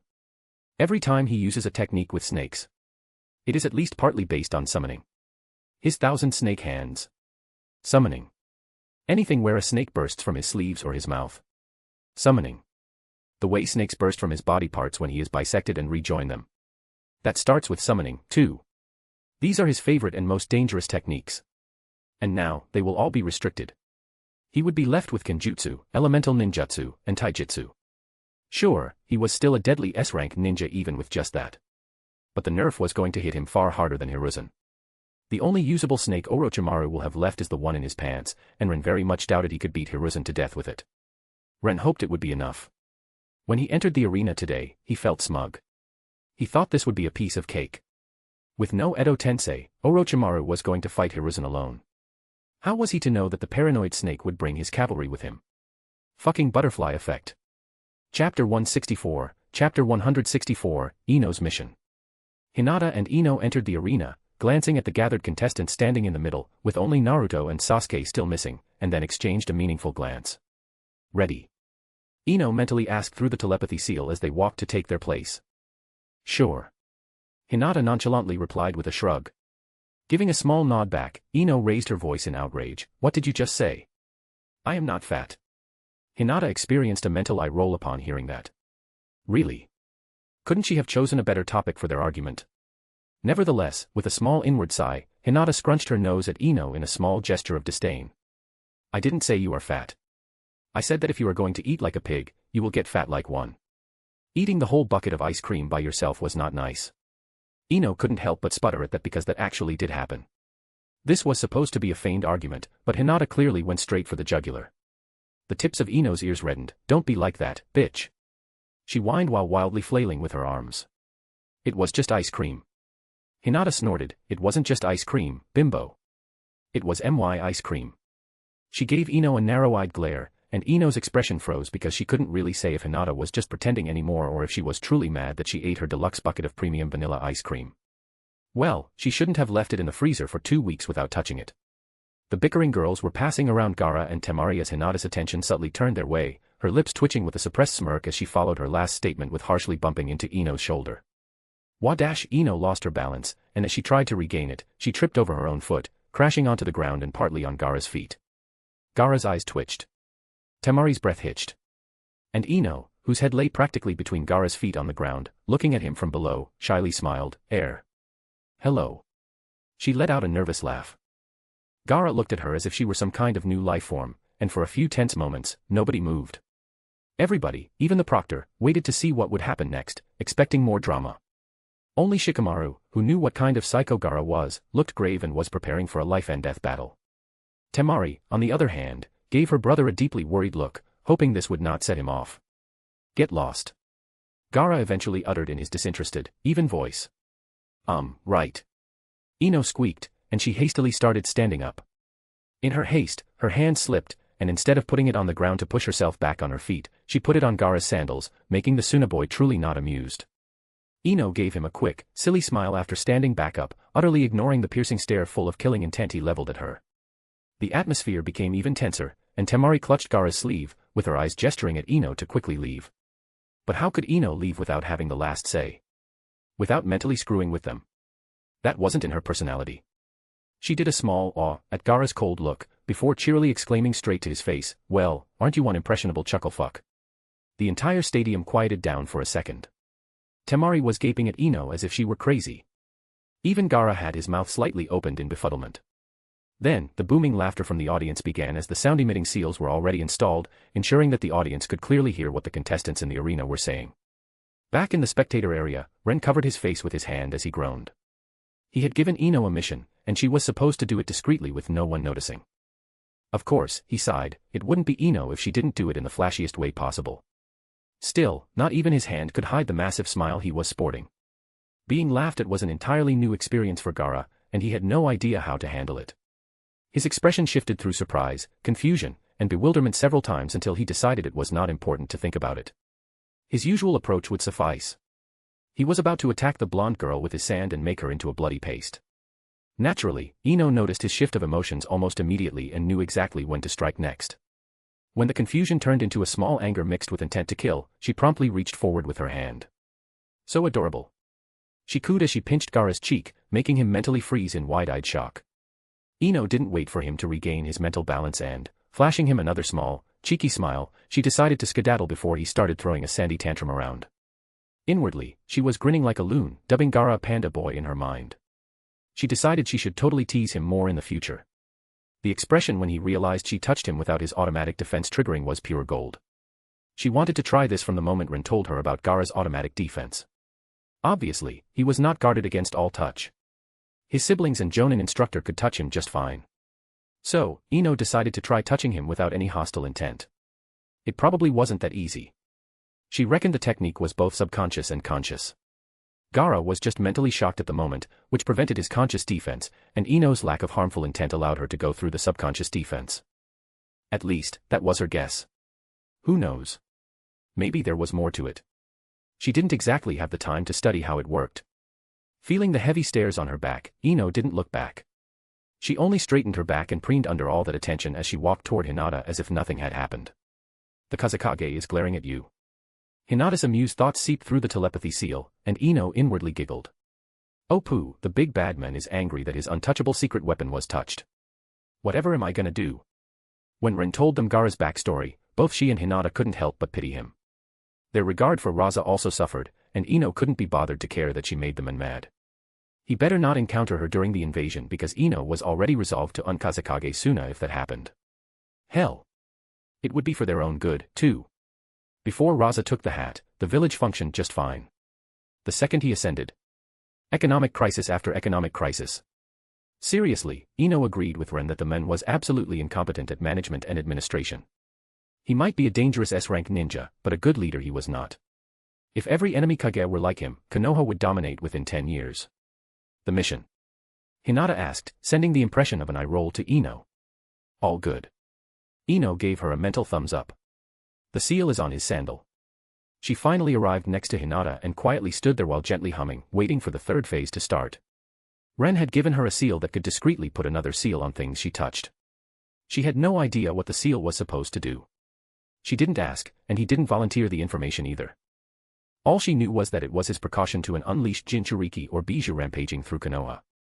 And wasn't that a frightening image? A Bijou rampaging through Konoha. An invasion. A month ago, her biggest worry was finding a way to drag her boyfriend somewhere secluded for sex. Now, she was still coming to terms with the fact that her world was no longer just sunshine and rainbows. At least, she was not alone in this mess. Hinata was similarly affected, even if she too had never shown it. Ino hated feeling powerless. What was all her training for? She was a freaking S-rank ninja. And, so what? She still couldn't do a single thing in the face of the upcoming invasion. She couldn't prevent it. She could warn her father. He would ask where she got that information. She could make something up. Maybe she could say she had found it in a passerby's head. It was the greatest kind of excuse. Possible to happen and impossible to verify. Her father would scold her, but he would believe her, too. But the other Konoha higher-ups would not be that understanding. And then? What could Konoha even do with that information? They would tighten the defenses, double the patrols, make the preparations, all of that they were already doing even without her meddling. Ren was right. Konoha knew something was up. They were prepared for an attack. Looking at the people in the audience, Ino's shoulders slightly dropped as a sense of sadness filled her. She wondered how many of them would be dead at the end of the day. Her smile turned wry. Now she understood why Ren always said that being a ninja sucked. She glanced at Gaara, finding that he was still glaring at her. Her eyes strayed toward his sandal, just for a brief moment, before she quickly looked away. She really hoped her efforts would be worth something. Chapter 165, Chapter 165, Temari vs. Shino. Abirame Shino and Sabaku no Temari, stay in the arena. Others, please follow the path to the viewing room for contestants through that door. The proctor announced and gestured at the doorway to his right. Quickly enough, the arena was emptied, leaving only the two combatants and the proctor. Temari stood opposite Shino, looking disinterested in speaking with him, and Shino was Abirame. The proctor, hoping for some pre-battle banter, sighed in his mind. For the two of them, this might be a fight, but for the audience, it was supposed to be a show. Some trash talk could only spice things up. Alas, not like he could force them to do that, and expecting an Abirame to talk was a fool's errand. In the end, the proctor just rolled his eyes and promptly started the match. The last syllable of begin had barely left his lips, and Temari already whipped out her fan, spread it out, and in one smooth motion that didn't take even one whole second, she swung it, sending a crashing wave of sharp wind straight at Shino. The startled proctor, who still stood in between them, barely managed to evade it. Cold sweat washed over his forehead as he gulped. If I weren't a jonin, I would have been sliced and diced by that technique. He thought, giving Temari a cold glance full of discontent. Vicious brat. Shino was a bit further away from Temari, and thanks to Hinata's training, his reflexes were improved. He managed to throw himself to the side, evading the pressurized wave of futon-sharpened wind, and rolled on the ground while swarms of his bugs suddenly rose from the crowns of the trees on the edge of the arena, abruptly rising into the air from the green leaves like black, buzzing clouds. Before Shino even stopped his short roll on the ground, the bugs did not hesitate to quickly rush through the air toward Temari, causing a chill to go down her spine. She had seen what these little murder insects were capable of. Last she heard, the Karui girl was still in the hospital. Preferably, Temari didn't want them anywhere near her. Her quick surprise attack at the start was to end the match before her opponent could start sending his beasties at her in waves. Still inwardly shuddering at that image, Temari scowled. She repositioned her fan and grabbed it with both hands as she jumped into the air and spun in a circle, swinging her fully unrolled fan during her spin. Her wind-natured chakra flooded the fan, and as it was released, a ball of pressurized air formed around Temari. It was only for a second before the ball burst, sending highly pressurized, ferocious crushing wind waves crashing through the entire arena. Shino barely got back on his feet when Temari's second technique hit. His bug swarms were blown away instantly. His clothes flapped in the wind so wildly that the edges hitting him on his calves and lower thighs felt like continuous slaps. Shino was glad his coat was not shorter because it wouldn't be his calves but his butt that would be getting repeatedly slapped by his clothes. But he didn't have much time to properly dwell on this train of thought. With his arms bracing in front of his face, he had to crouch lest the strong wind send him uncontrollably flying to the wall of the arena.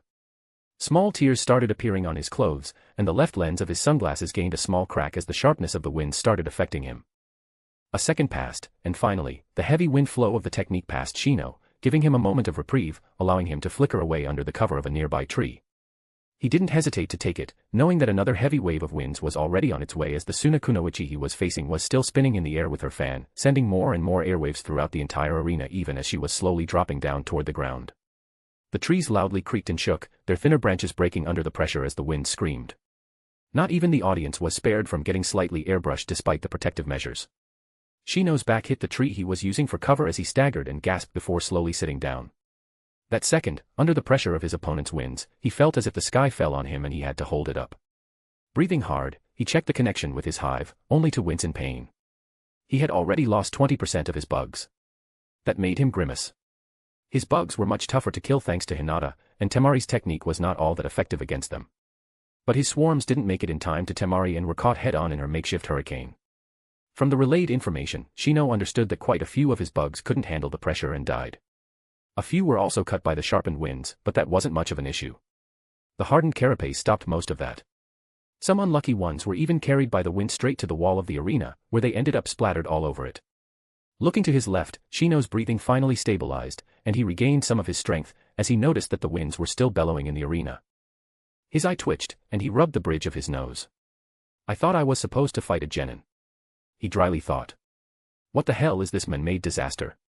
Exactly a minute after Temari started spinning, her feet were about to reach the ground, and her technique ceased. As more and more winds were made by her, a tiny tornado formed around her over the course of her technique. One that instantly popped out of existence with one last instant burst of cutting airwaves all around her as she stopped spinning. Temari emerged from her technique with a huge grin, breathing hard but clearly exhilarated as her eyes beheld the devastation her winds caused. She was slightly dizzy from all that spinning, but her training caused her to build up significant resistance to that. Her world only slightly swam in front of her eyes. The 5 trees in the arena, she counted them at the start, increased to only 15. That was still okay. This was her ultimate technique. Continuous Pressurized Kamaitachi Hell Tornado version 32. The name was a work in progress, but still, Temari was overjoyed that she managed to do it. She trained like crazy during the past month, the fear of being munched on by bugs fueling her determination. Nevertheless, it ate a chunk of her chakra reserves, and she didn't let her success get into her head. She was still in the middle of a fight, and her sharp eyes quickly scanned her surroundings. As she frowned after not finding her opponent, her foot finally landed on the ground. It was only her vigilance that saved her. Bugs burst out of the ground underneath her foot, causing her eyes to widen in alarm as her heart almost jumped out of her throat from the scare. She quickly used her chakra to push against the surface, sending herself leaping high into the air, but it was too late, and Temari winced as she felt several bugs bite her lower legs. Snarling, she quickly used the standard anti-bug D-rank technique, easily getting rid of the bugs that managed to reach her. Luckily, only around a dozen of them got onto her. The D-rank technique wouldn't help her if she were swarmed. Swinging her fan, Temari dispersed the swarm of bugs ravenously rushing at her with another blast of wind. The recoil let her slow down her descent and glide through the air for a moment as more and more black tendrils made out of bugs burst from the ground underneath or around her, heading toward her. Temari swung her fan, blasting gust of wind after gust of wind while showing some impressive mid-air acrobatics, not touching the ground for the whole 2 minutes, but the bugs were relentless. The simple gusts of wind didn't manage to kill them as their hardened carapaces protected them. No matter how many of these attacks Temari sent at the bugs, Shino's hive was barely affected. The bugs simply regrouped to try again. Temari realized that her efforts were futile and gritted her teeth. With the corner of her eye, she also noticed that forming the tendrils with the bugs was intentional. It took her attention away from the real issue. The fact that she was now surrounded by spread-out bugs all over the aerial space in the arena, except for her immediate surroundings. Ground was no go. Left, right, forward, backward, and up were also full of bugs. She had nowhere to go, and she couldn't stay in the air indefinitely. Not to mention, the bugs were almost perfectly positioned around her, and if they rushed her right now, some of them would get through. Seething, Temari narrowed her eyes while doing another aerial backflip, followed by yet another swing of her fan. Her eyes became cold but resolute. Fine. I thought using this would be too much, but I don't have a choice. She reluctantly thought while biting her thumb. With a swish, Temari swiped her bloody thumb across her fan. Summoning Jutsu. She shouted, and a giant, white-furred weasel with a dark green eye patch covering his left eye appeared, carrying a large sickle almost as long as himself. Kamatari. Kirikiri mai. Temari ordered and swung her fan at her summoned weasel. Then, all hell broke loose. Temari's previous wind technique was a breeze compared to the massive, razor-sharp winds that swept through the arena this time. The weasel flew all around at incredible speeds, creating massive gashes in the ground, in the walls, even slicing the few trees in the arena into minced woody chunks as it passed them. The grass on the ground got a trim. The dust flew into the air only to be instantly sliced through before it once again regathered into a dusty cloud, and was sliced through yet again. The air pressure was unreal, and the winds didn't spare even a small part of the arena, while the stunned audience could only watch in astonishment at the sheer destruction. Even the proctor had his work cut out for him as he couldn't leave the arena and needed to be very quick in order not to be sliced in half by Temari's technique. He was honestly starting to regret accepting the proctoring job. It was supposed to be easy. 2 minutes later, Kamatari was finally out of juice and stopped while Temari fell back to the ground, gasping for breath. That should have killed most of his bugs, right? She thought with unease. She had studied the Aburame clan, and she had found out that killing their hives was the best way to counter them. She would have honestly preferred to learn a fire technique she could pair with her wind techniques, but she didn't have enough time during the previous month to learn something like that. Calming down, Temari relaxed, only to hear a cracking sound under her feet. Freezing like a deer in headlights, she didn't manage to leap back as Shino burst from the ground. Victory gleamed in his eyes under his cracked sunglasses. His fist neared Temari's chin. Alarm flooded Temari's gaze as she realized she wouldn't make it in time. Only for Shino to be confused as his fist easily passed through Temari's head, making her form shimmer for a bit before her form disappeared. He blinked in disbelief. And then Temari's heavy, closed, metal fen nailed Shino straight to the abdomen as the woman, who shimmered into existence not a few feet away from where her wind mirage disappeared, swung it like an oversized baseball bat. Unfortunately for Shino, he was the ball in this instance. His body shot back and flew through the air until his back impacted the wall of the arena, creating cracks underneath him.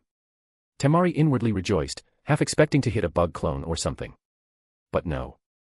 Her opponent miscalculated at the last second. He had already gotten her with the hiding in the ground trick once. If she had gotten caught by it again, that would have been shameful. Temari didn't just stand in her spot and wait after managing to hit Shino. Once she confirmed that it was his real body, she instantly rushed forward, intending to pummel him with her fan. She had expended way more chakra in this match than she initially wanted, and because of that, she knew she would probably need to forfeit her next match if she wanted to be usable during the invasion. She was admittedly pissed off because of that, but deep down, she begrudgingly admitted that her opponent was better than she expected. Her fan tore through the air, about to hit Shino, who had just recovered, on the side of his head. Temari knew he would dodge that. Her eyes were already tracking his escape routes to know where to swing next. "I surrender." Shino dryly spoke, and Temari just barely managed to stop her swing, her massive fan freezing an inch from Shino's head. "What?" she asked, caught off guard. "I surrender." Shino repeated, not bothered that his brains were almost smeared on the ground a moment ago. He fixed the position of his sunglasses. "Why?" "Because, as a friend would say, you are troublesome." Temari's expression twisted, and her hands twitched. For a moment, Temari contemplated whether she could get away with smashing his head with her fan anyway. Fortunately, the cooler heads prevailed, or rather, the proctor approached them and nodded, "The winner is Temari," he exclaimed, and the audience went wild. But Temari didn't care about that. She was wholly focused on giving Shino an unhappy glare. She didn't miss the fact that he was fine and dandy even after eating one of her fan strikes. Her fan was no joke. It was heavy as hell. Being hit by it should at least break some bones. Yet, the boy in front of her didn't seem injured much. "Why did you surrender?" She couldn't hold it in and asked, causing even the audience to quiet down. "You can still fight." But Shino only shrugged. "My hive was devastated by your last wind attack." He rummaged through his pockets for a moment before pulling out a bottle and throwing it to Temari. "Here. The antidote." Temari instinctively caught the bottle and slowly blinked as she looked at it. Her mind instantly went to the moment when she was bitten by Shino's bugs. A vein on her forehead pulsed as anger surged in her when she understood what he implied. Oh, this smug little bastard. She seethed, almost crushing the bottle as she tightened her grasp. If there was no invasion planned after this, she would have thrown the bottle in the Aburame's face. She didn't know what poison he managed to get into her system, but his gesture and unbothered posture practically screamed, it could have been lethal, you know. "I let you win." Unable to hold her temper in, "Fuck you." Temari screeched. "And Shino?" He just shrugged again. Not interested. Turning on his heel, he walked toward the door leading outside the arena, unbothered by the enraged Temari, who had to be restrained by the proctor. A small smirk appeared on his lips underneath his coat. He might have lost the match, but had won the day. ko-fi.com/kasakair. Or. And if not, that's totally fine. I hope you will enjoy the story. Have a nice day. Chapter 166, Chapter 166, Chat in the Kage booth. That was an interesting fight, Kazakage-dano. Your daughter is very talented. Orochimaru spoke, his eyes almost glinting in excitement. He liked the ninjutsu display very much. Especially the first wind technique. He had never seen something like that, and he guessed it had to be the girl's original. His eyes never left her back as she huffily walked out of the arena. He did not even notice how he liked his lips. He wanted that jutsu. Hearing Orochimaru's praise made Raza feel very satisfied. But he had seen that little slip of a tongue, causing him to tense. After all, this was still Orochimaru he was talking about. They might be secret allies, but he didn't trust the men. Thank you, Otokage-dano. I am very proud of her and contemplate grooming her as my successor. Raza said in a measured tone, inclining his head slightly forward to make the hat cover his eyes, creating an air of mystery. But his words were also a hidden warning. One he knew Orochimaru would catch. It was practically, back off. She is mine. Indeed. Hiruzen decided to join the conversation with a cheerful tone as Orochimaru pursed his lips. She did seem a bit too powerful to be in these exams. So, she is the Kazekage-dano's chosen successor. Now it makes sense, he. Raza's lips twitched at that hypocritical, two-faced critique veiled as praise, and even Orochimaru let out a small, amused chuckle. It was infuriating for Raza because he couldn't retort. Temari was a Jonin-level combatant. Maybe she was not at the level of his topmost elites. The girl lacked combat experience. But skill-wise, she was already there. And thus, she should have been promoted to Chunin long ago. The old geezer was basically accusing Raza of deliberately keeping her as a genin to show off. Raza gave Hiruzen a quick look full of derision before he schooled his expression. Thank you for the praise, Hokage-dano. The Abirame boy was stronger than I expected, too. He made Temari truly struggle. It seems Konoha has some strong seedlings in this generation. Translation. Politely fuck off. You did the same. Because the Abirame boy was definitely not some run-of-the-mill genin. The fact that he put up a decent fight against his daughter meant he had the skill not to be instantly defeated. Also, Abirame bugs were kind of a counter to the Warfen users in 1 versus 1. Not many Warfen users could make the airwaves sweep everything in 360 degrees around them. Usually, the Abirame could swarm them from multiple sides, and at least some bugs would succeed at reaching their opponent, making it a game over. Of course, it was not exactly such a clear-cut case.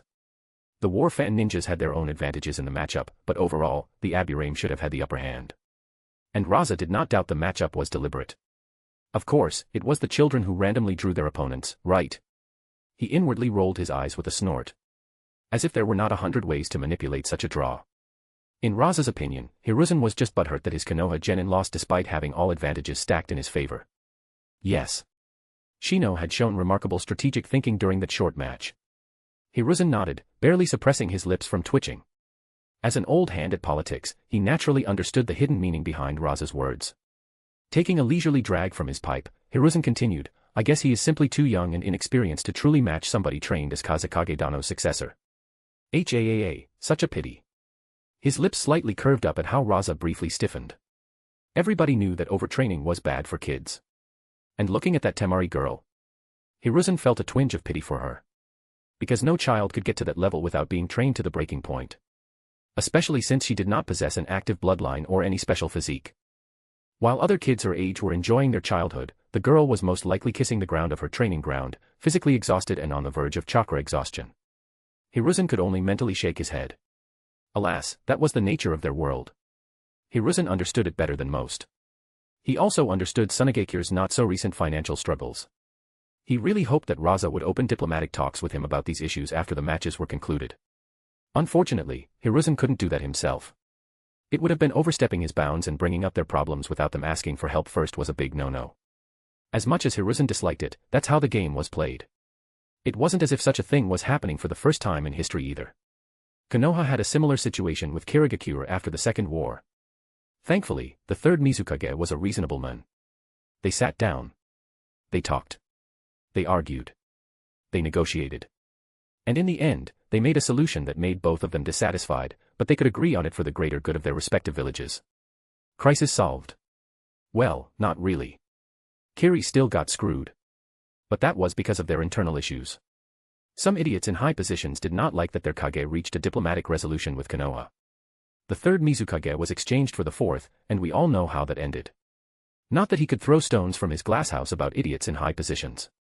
Danzo's mug suddenly appeared in Hiruzen's mind for a moment, and his mood soured. Half of these issues with Suna were most likely Danzo's fault anyway. It sounded like something he would have done. And the sad part? Hiruzen couldn't fault Danzo for it. Konoha benefited while Suna suffered. He only wished that Danzo targeted somebody who was not their ally.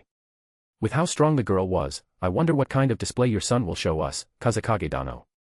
Orochimaru suddenly spoke, dragging Hiruzen from his thoughts back to reality.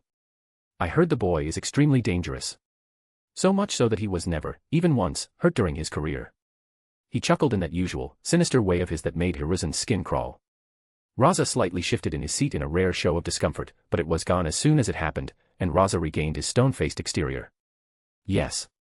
Gaara is strong. Then why not groom the boy as your successor? Hiruzen asked out of curiosity. Raza really had only 3 choices there. Because of the political structure of Suna, the next Kazekage will be either one of his children or his apprentice. An apprentice he did not have. If Gaara was the strongest among his siblings, then he sounded like the best bet, no. Of course, Hiruzen was also subtly fishing for information. The boy looked alright, but his murderous looks when his facade broke were concerning. There was also that subtle air of tension around him at all times. He had already asked Jiraiya what he knew and dispatched a few ninjas to find out more, but so far, nothing.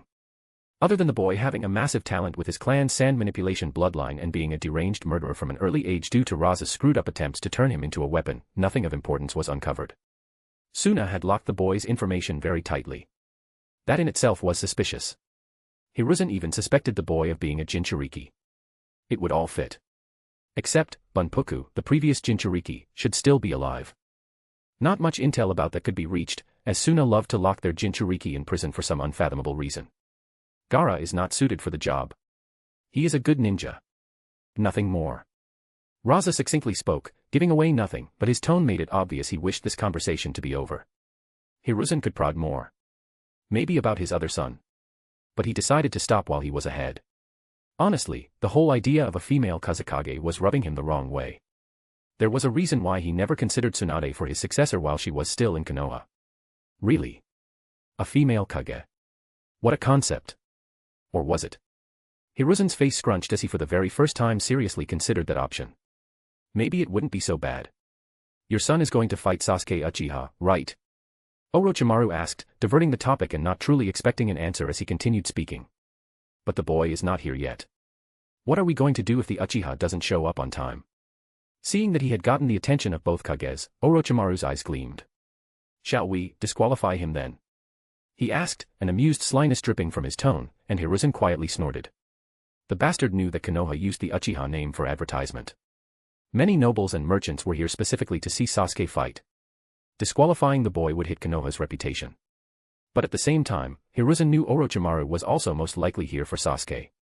If the boy got disqualified, the men would not be happy either. No.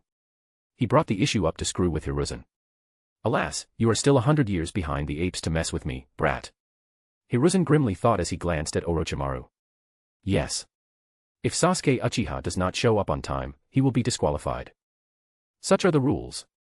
We can't have a tardy Chunin in our forces, now, can we? Hiruzen easily spoke, utterly ignoring the irony of speaking about tardiness while Kakashi was one of his best jonin. To be honest, Hiruzen felt a small headache forming. He really hoped Kakashi was not going to pull some bullshit. He would know better, right? Because Hiruzen had already given his word, and now he had to keep it. Orochimaru's sly smile instantly evaporated, not expecting that answer. He opened his mouth to argue, only to realize there was nothing he could say. His eye twitched in annoyance as Hiruzen threw him a smug smirk. He threw Raza a subtle, alarmed glance, but before they could speak more about it, Hiruzen waved his hand at one of his guards, ordering the next match to be started.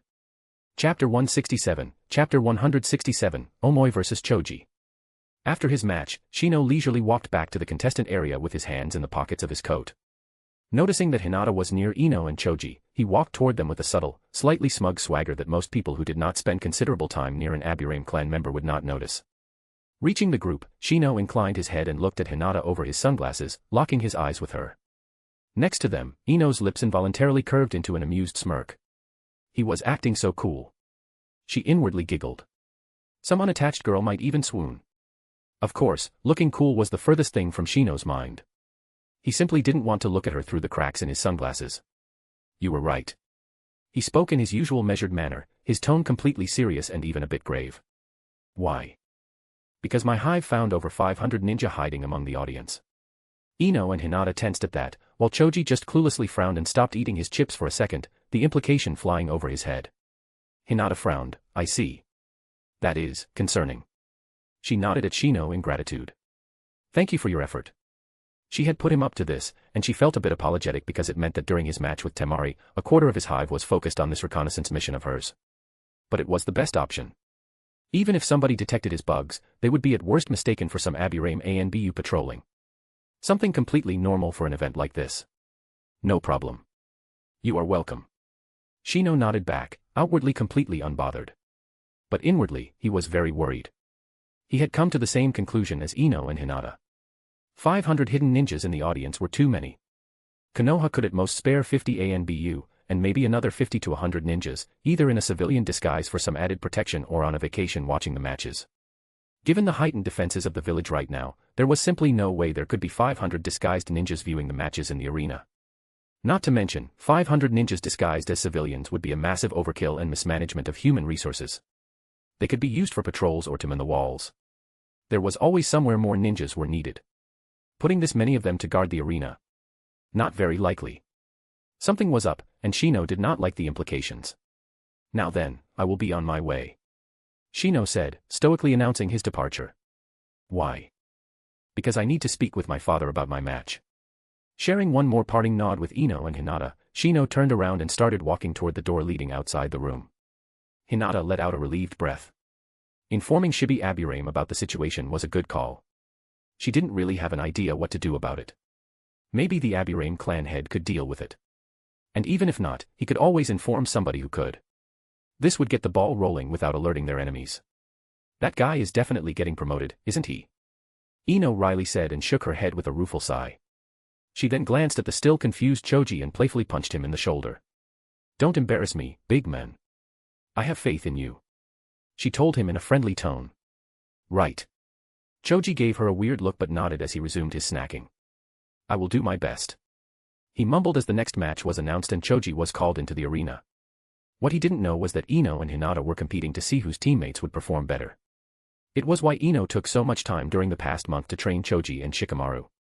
She had been very confident, but now, after Shino's performance, that confidence was slightly shaken. Winning or losing the match didn't matter. Shino had shown he is a competent ninja. He sneaked a poison on his vastly superior opponent without her noticing and then promptly forfeited before getting defeated. In a real-life ninja situation, this signified lethally poisoning an unbeatable opponent before retreating. How could he not be praised for it? In the ninja world, it wasn't always about who had the bigger fist. Having a big fist was nice, but if that's all you have, the second you meet somebody with an even bigger fist, you will die. Being cunning and able to deal with superior opponents through underhanded means, though. That's the kind of talent every ninja village appreciated. In a real battle, Temari would have been dead. Her victory didn't matter. Her impressive showing of wind ninjutsu didn't matter. The fact that she had completely suppressed him in that fight didn't matter. The judges, the higher-ups, and the experienced jonin were going to see that as plain as day. The Konoha rookies were not really supposed to get promoted during these chunin exams. They were Konoha's elite academy graduates. The kids who were groomed to be jonin, the future pillars of the village. They were here to show off the villages and their clan's might and to gain some combat experience because they were deemed good enough to compete, and it was relatively safe for them. Promotion was highly unlikely because it would be simply better for them to stay with their jonin instructor and learn the basics for more than just half a year. Half a year was not enough time for the jonin to teach everything there was about ninja ing. Rather than rushing their rank to chunin, it would be better for them and the village if they were given the time to properly develop. But Shino's performance was great, and it would be surprising if they didn't throw the chunin rank at him after this. Ino felt really peeved about that. That bitch, Hinata, didn't even care about their competition. She did not go and train her teammates. She didn't take it seriously. And yet, she was currently winning, and her teammates. Ino shook her head with a wry expression, looking at the mostly empty bag of chips Choji handed her before he headed into the arena. Hell, the lazy-ass Shikamaru was not even here. He mumbled something about the toilet 30 minutes ago and hadn't returned yet. If she didn't know better, she would think he was avoiding her. Well, scratch that. Ino rolled her eyes, knowing fully well that he was definitely avoiding having to watch the battles with her. He was probably sleeping on the toilet or something. Back in the arena, Omoi met Choji, and they got into their supposed starting positions. I have to fight in Akimichi. Omoi frowned, a trace of despair showing on his expression. How unlucky. He muttered, loud enough for Choji to hear. How so? Choji, the lovable but clueless ball, responded by tilting his head in curiosity. Well, you see. Omoi trailed off with a small frown, but then he shook his head and shrugged, deciding that it didn't matter if he shared his thoughts or not. Karui always slapped the back of his head and told him he was way too pessimistic, but Karui was not here. So, what could go wrong? Well, a lot could go wrong. He could start talking and not notice the proctor starting the match. The Akimichi might not be courteous enough to remind him. He might lose and not even know how. And... are you okay? Choji asked, bringing Omoi back to reality, much to the proctor's amusement as he watched the boys' pre-battle talk. He was okay with letting them speak. This was the kind of show for the audience that was lacking before the first match. Ah, yes. Omoi sheepishly rubbed the back of his head. You see, I was just thinking. What if I beat you? You could get depressed and lose weight.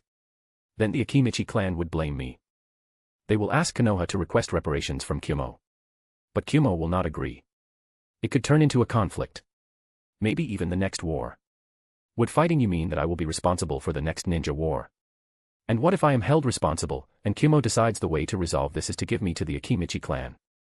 They will betroth me to some nice, but chubby girl, and expect me to make the next generation of dark-skinned Akimichi.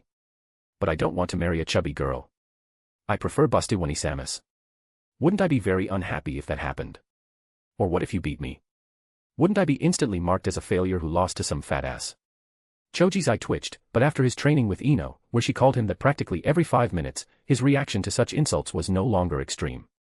Omoi, however, hadn't noticed, and with an expression full of dread, he continued, too absorbed in his monologue. It would make me a laughingstock in Kyumo. But Kyumo's reputation would be hit, and to regain it, they would need to show their strength. The Raikage would get angry and declare war against Konoha. IWA would join. Then Kiri would join. And Suna, too.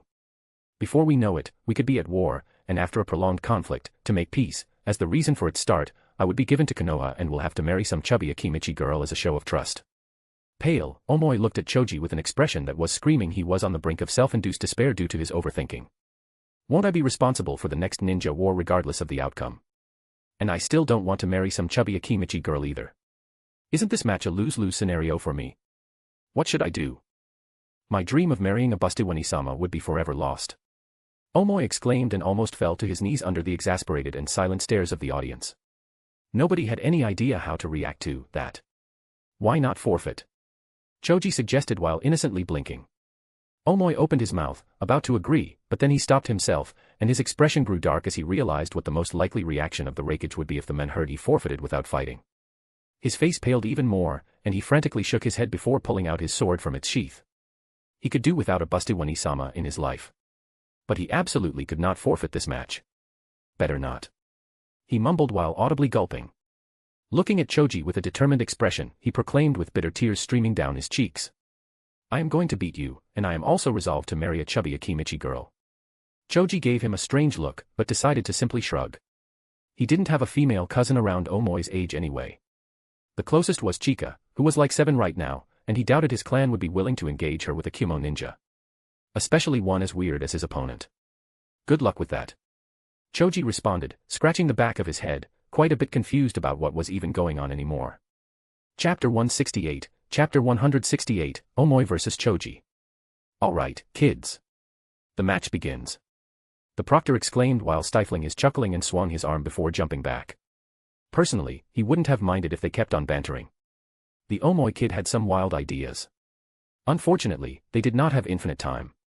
As the match started, the easygoing atmosphere between Omoi and Choji disappeared. Omoi instantly rushed at Choji, his sword already in his hand and now sparkling with the infusion of lightning-natured chakra.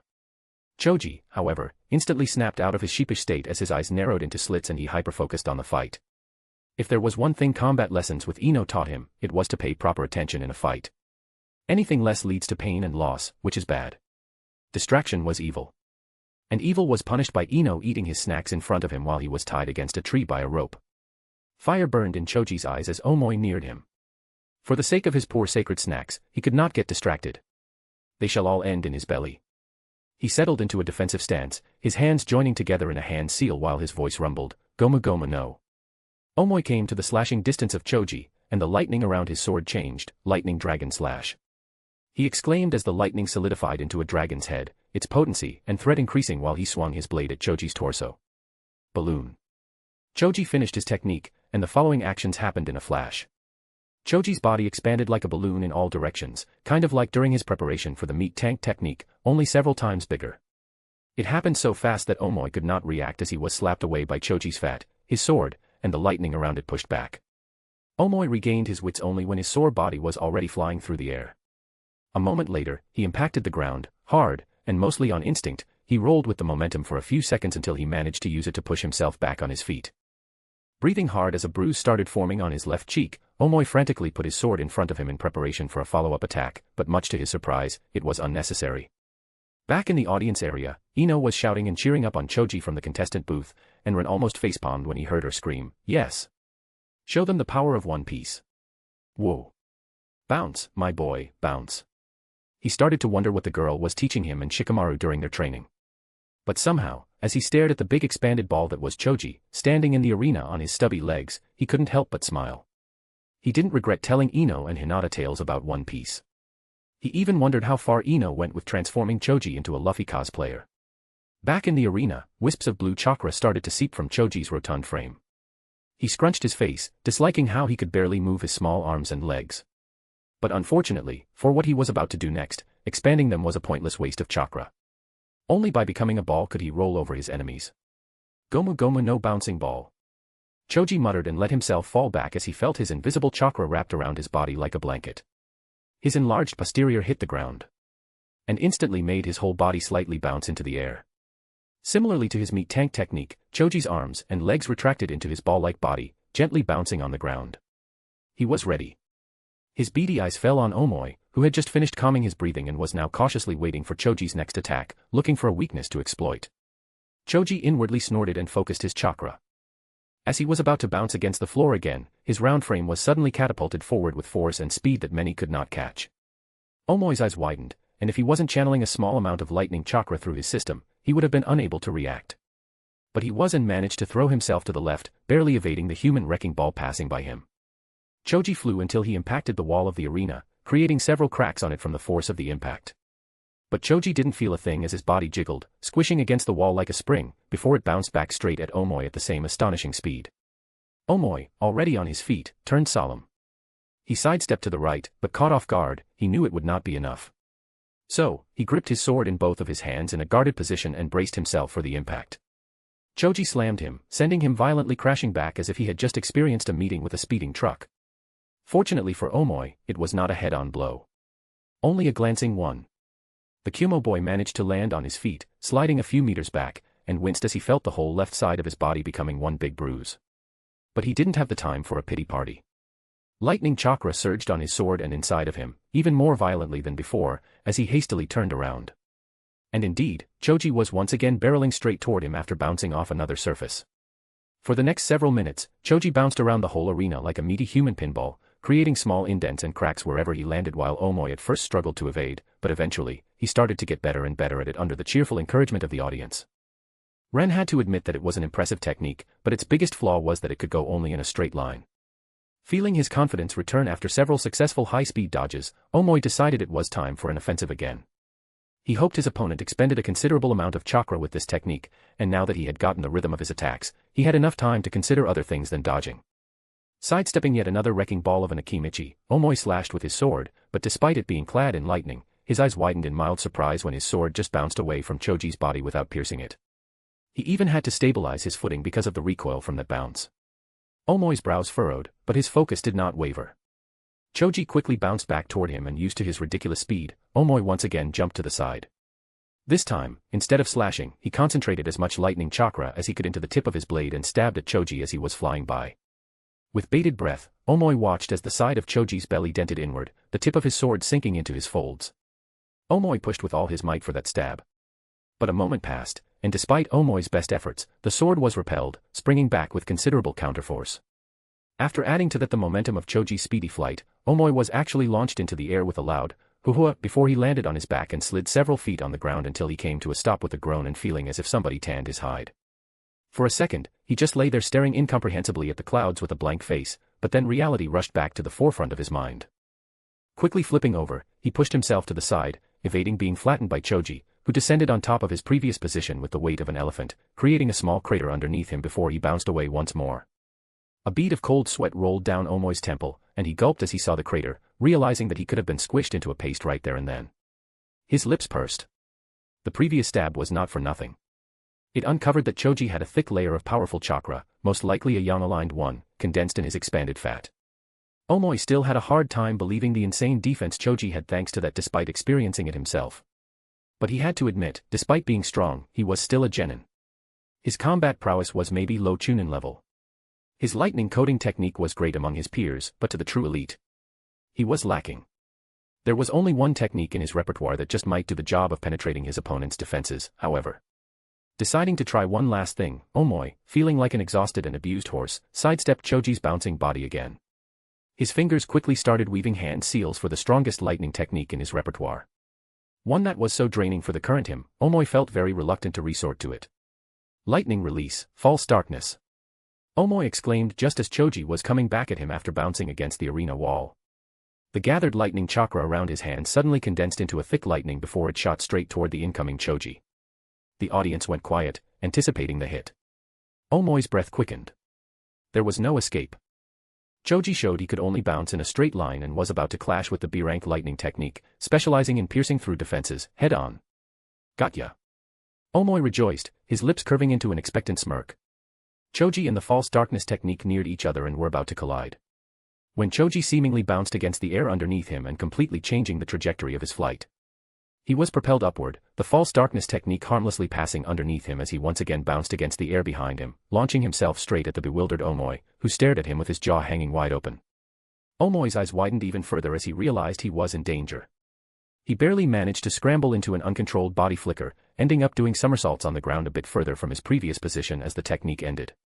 But he let out a relieved breath. He managed to dodge at the last second. Pushing himself back on his feet, he helplessly watched as Choji's ball-like, massive body surprisingly didn't bounce back at him. Instead, it stayed slightly embedded in the ground after that last attack. For a moment, Omoi felt rays of hope filling him. Maybe his opponent ran out of chakra. Determination filled him and chased away his hopelessness as he gripped his sword tightly in preparation to strike the second Choji's highly defensible body deflated.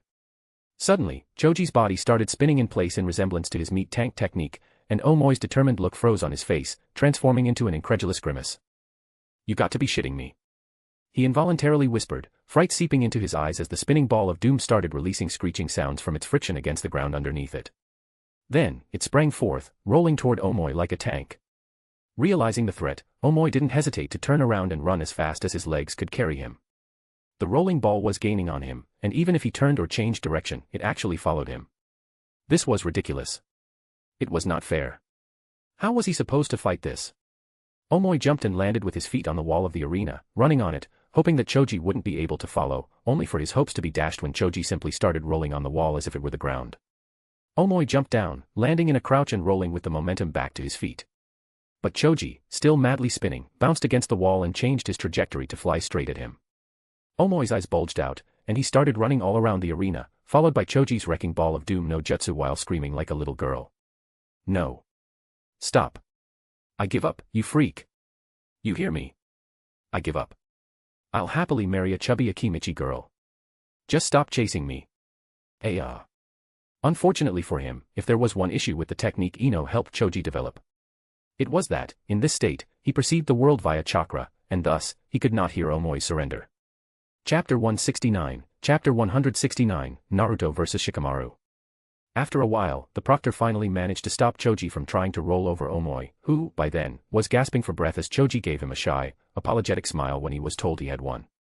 The next match was quickly declared, calling Naruto and Shikamaru into the arena. Let's go. I am going to kick ass. Naruto exclaimed with a massive grin and instantly jumped over the railing of the contestant booth, entering the arena that way. He landed in a crouch but quickly bounced back to his feet, walking to the pre-assigned starting position and almost shivering in anticipation while waiting for Shikamaru to arrive. He was simply far too excited and eager to show everybody what he was made of to stay still. Everybody was going to see that Naruto Uzumaki was an awesome ninja today. Date Bayo. The minutes slowly passed, and even Naruto's big, bright grin started to be affected as it dimmed and started to turn strained when, 4 minutes later, Shikamaru was still nowhere to be seen. The audience was growing restless, and even the proctor frowned. Shikamaru Nara. You are needed in the arena for your match. If you don't show in the next 3 minutes, you shall be disqualified. The proctor loudly announced, and thanks to the sound amplifying seals, his voice spread throughout the entire arena. Naturally, Shikamaru showed up only when the last minute was almost up, and both the audience and Naruto were very nearly seething. He lazily shuffled into the arena through the door with his usual, slow Nara-esque slumped gait, opening his mouth wide for a yawn while his hands were too preoccupied being stuck in the pockets of his pants. Giving the proctor a half-annoyed, half-sleepy look, Shikamaru gave a small, barely apologetic shrug. Sorry, man. I was asleep. He sighed as he turned to Naruto with his usual, this is too troublesome and I don't want to be here, expression. HAAA. Do we have to fight, Naruto? Can't you just resign? He asked, sounding a bit hopeful that he might get to slack off. But from his bored expression, it was obvious he didn't hold out that much hope for this to happen. Of course, we have to fight, Shikamaru. How else could we show everybody how amazing we are? Naruto vehemently protested, not liking the suggestion at all. But he didn't take it to heart. He knew how Shikamaru was. It was a miracle the dude managed to walk into the arena. Thinking that, Naruto's excitement lessened as he realized this might not be the awesome match he desired. He was not sure how much he could show off against Shikamaru. Hell, the man might just resign the second the match starts. He certainly loved doing that in the academy. Naruto inwardly groaned. Just his luck to get him as an opponent. What a pain in the ass. Shikamaru groaned, well, it was worth a shot. His shoulders slumped even more before he shook his head in reluctant acceptance of his circumstances. Say, Naruto. He asked and raised his head to look the blonde menace straight in the eyes. He hesitated for a moment, not sure if he was going to regret his next words, but for the sake of his peaceful and lazy victory, he decided to continue. We have known each other since the beginning of the academy. Shikamaru trailed off for a bit, and Naruto gave him a curious look before he looked as if a light bulb went off in his head. Yeah. I am not going to go easy on you just because of that, Shika. He deadpanned, shaking his head. That's not what I mean. Shikamaru rolled his eyes. No hard feelings, no matter how this match turns out, yeah. Can we agree to that? Oh. Sure. Hearing that, Naruto instantly nodded and gave Shikamaru a happy grin. Shikamaru was not really his friend. More like a casual acquaintance. But it would have still been sad for Naruto if the result of the match estranged them. This suited him just fine. No matter the means we use, all right. Shikamaru tried to reaffirm, and Naruto decided to tease him a bit. Are you sure? If we agree to that, I can just pull the Konoha Prankster King from Hell Parade on you. His grin widened and turned foxy in anticipation. Shikamaru grimaced, but nevertheless, he reluctantly nodded. Don't forget it. You gave me your word. And I never go back on my word. Naruto boisterously finished for Shikamaru and gave him a thumbs up. Believe it. Well, Shikamaru drawled with a small smirk, that's not always a good thing, but I guess it is at least something, considering you are neither smart. He gave Naruto a lazy, slow, and painfully obvious once-over, nor good-looking. Oi. I am plenty smart and good-looking, you lazy bastard. Stop daydreaming. Naruto showed an offended expression. Really? In that orange getup? Shikamaru gave him a doubtful look, according to whom? Are they colorblind? He asked in a tone that made it clear he was very curious about this. Karen. And her sight is perfectly fine, just so you know. Naruto exclaimed and gave Shikamaru a small glare, daring him to protest further. But Shikamaru only widened his eyes for a moment before his expression returned to its perpetually lazy state, and he let out a small, amused chuckle. She calls you handsome, doesn't she? He asked, giving Naruto a look full of pity. You bet. But the look went over Naruto's head, and he only proudly puffed up his chest, remembering all the times when his girlfriend called him that. Naruto. Giving the boy an unimpressed look, Shikamaru rubbed the bridge of his nose with a small, exasperated groan. That's not a compliment. Seeing his reaction, Naruto's brows furrowed, making him frown. That was not the reaction he anticipated from Shikamaru. Let me explain to you something simple. Shikamaru slowly started. When two people have sex, Naruto's expression instantly turned beet red, but Shikamaru paid it no mind. It is called twosome. When 3 people have sex, it is a threesome. He lazily grinned. But with you, I am not really surprised that you are called handsome. Naruto blinked. The proctor's lips curved up. And then the audience got it before bursting into roaring laughter. Naruto also understood the meaning, and his face flushed in fury. Hey! Shut up. I and Karen have sex often enough. He screamed without thinking, only for the laughter coming from the audience to increase. Realizing what he had just admitted, Naruto's infuriation only increased, but now his red face was also because he was downright embarrassed.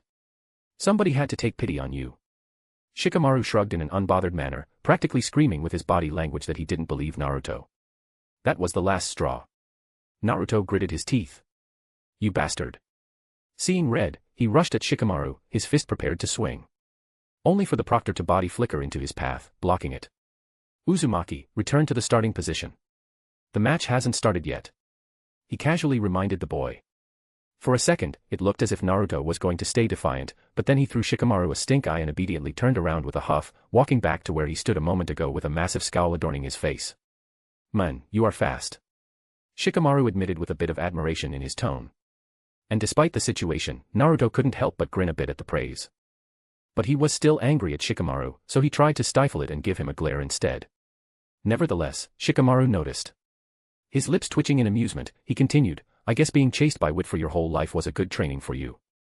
Even if you were always faster than it. Shikamaru chuckled.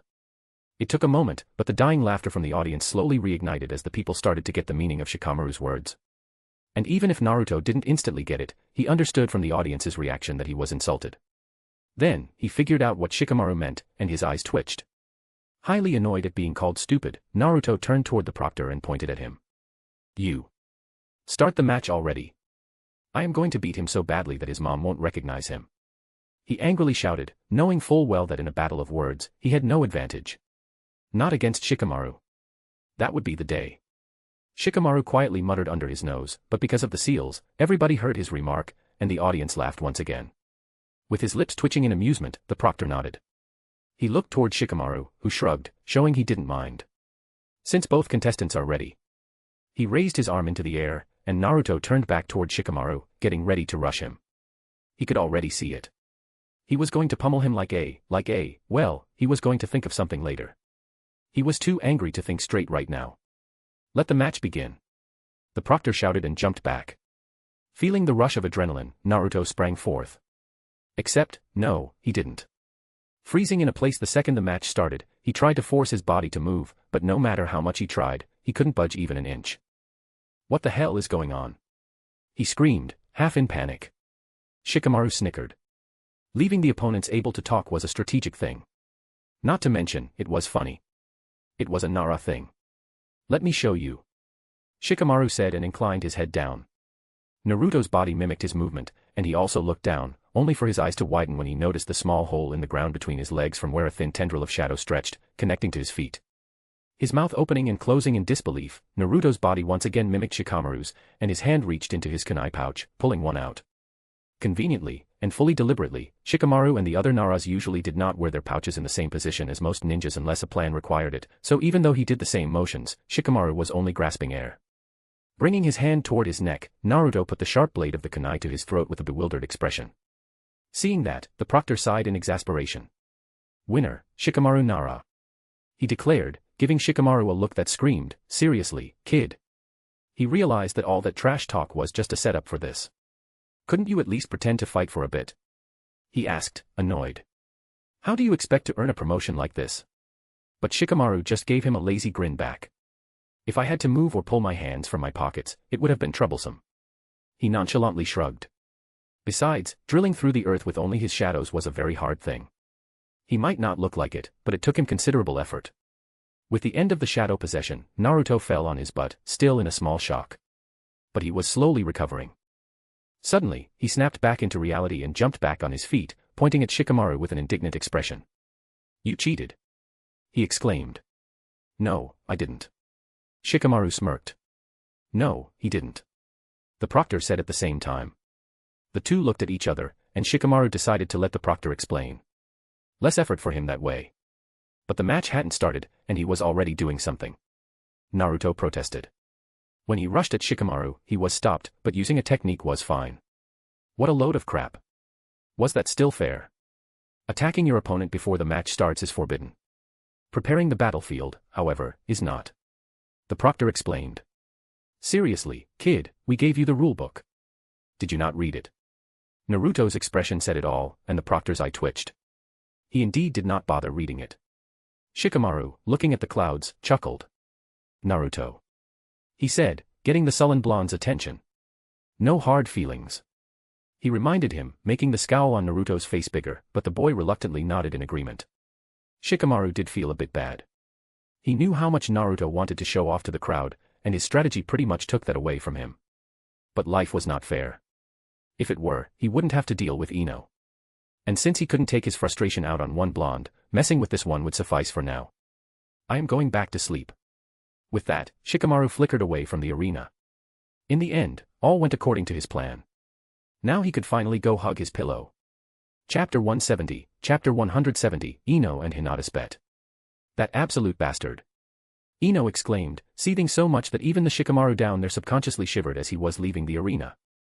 Her hands clutched the railing so tightly that she left small indents in the shape of her fingers behind. Only when the metal started creaking did Ino realize what she was doing and control her grip. I guess this means I win the competition between us.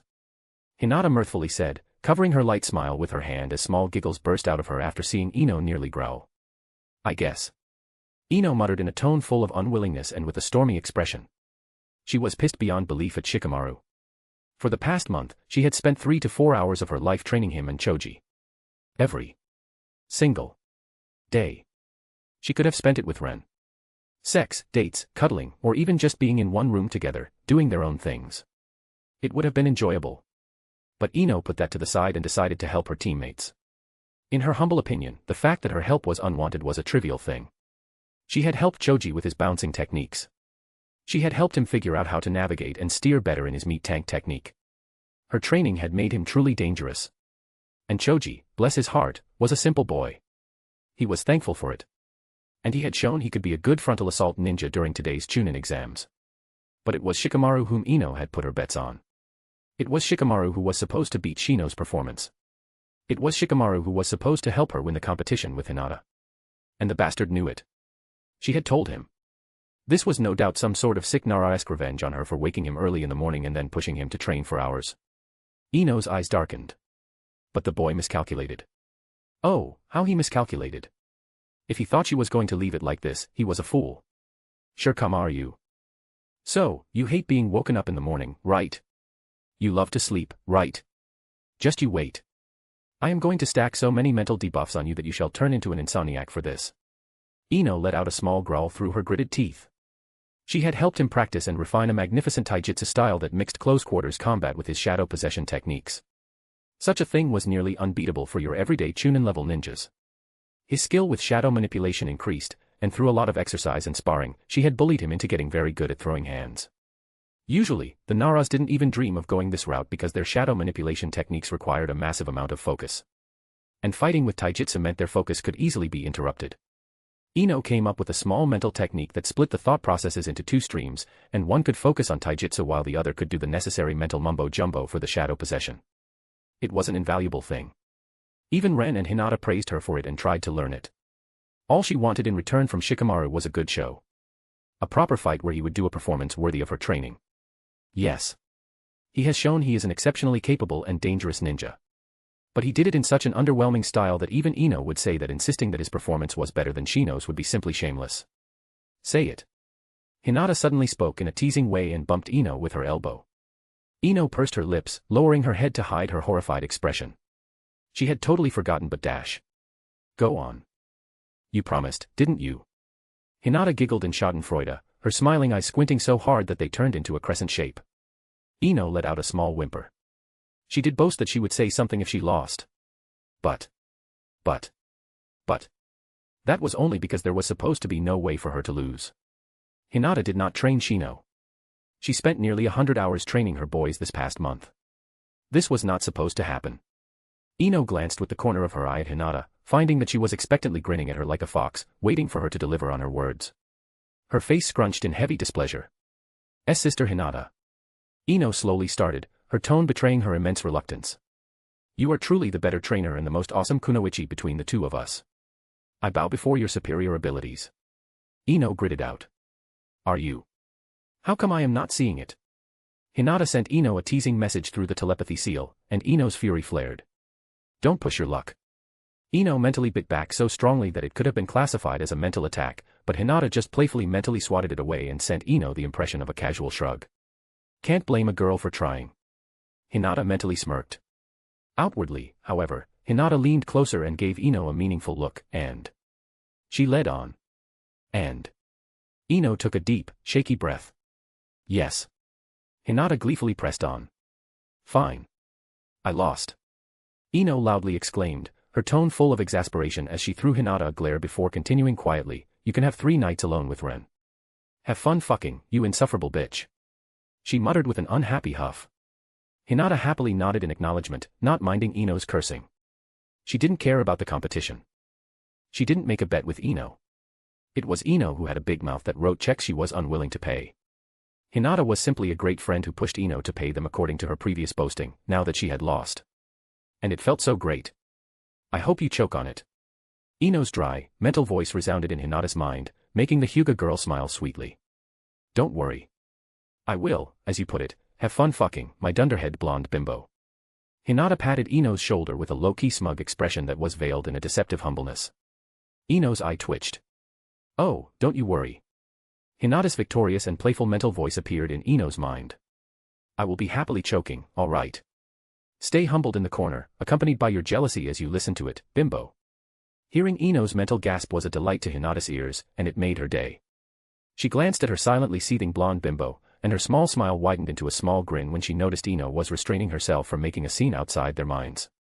As for the mental swearing avalanche that Ino heaped on her, Hinata didn't mind. She weathered it like a soft breeze. It really was not any different from the time she had beaten Ino during a spar, making her angry. Ino's bad mood shall pass. Hinata only wanted to get as much enjoyment from it as she could while it lasted. Honestly. She inwardly rolled her eyes. Even her winnings of 3 nights alone with Ren did not matter. It wasn't as if Ren agreed on their bet. And if she knew Ino, and she did know her very well, the blonde was going to shamelessly come, naked and hip-swaying, and wedge herself into these nights alone during the very first opportunity with a smile on her face. If only to be petty and vindictive, sore loser. But Hinata did not mind. This was just a small, sisterly bickering between them.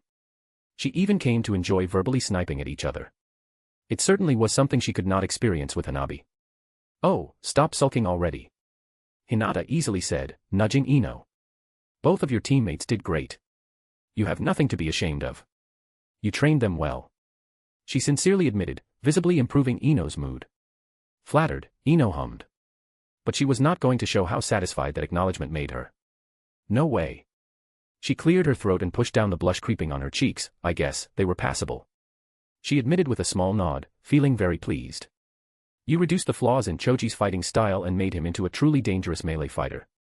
Hinata continued, knowing exactly what to say to make Ino feel good. And she was not lying.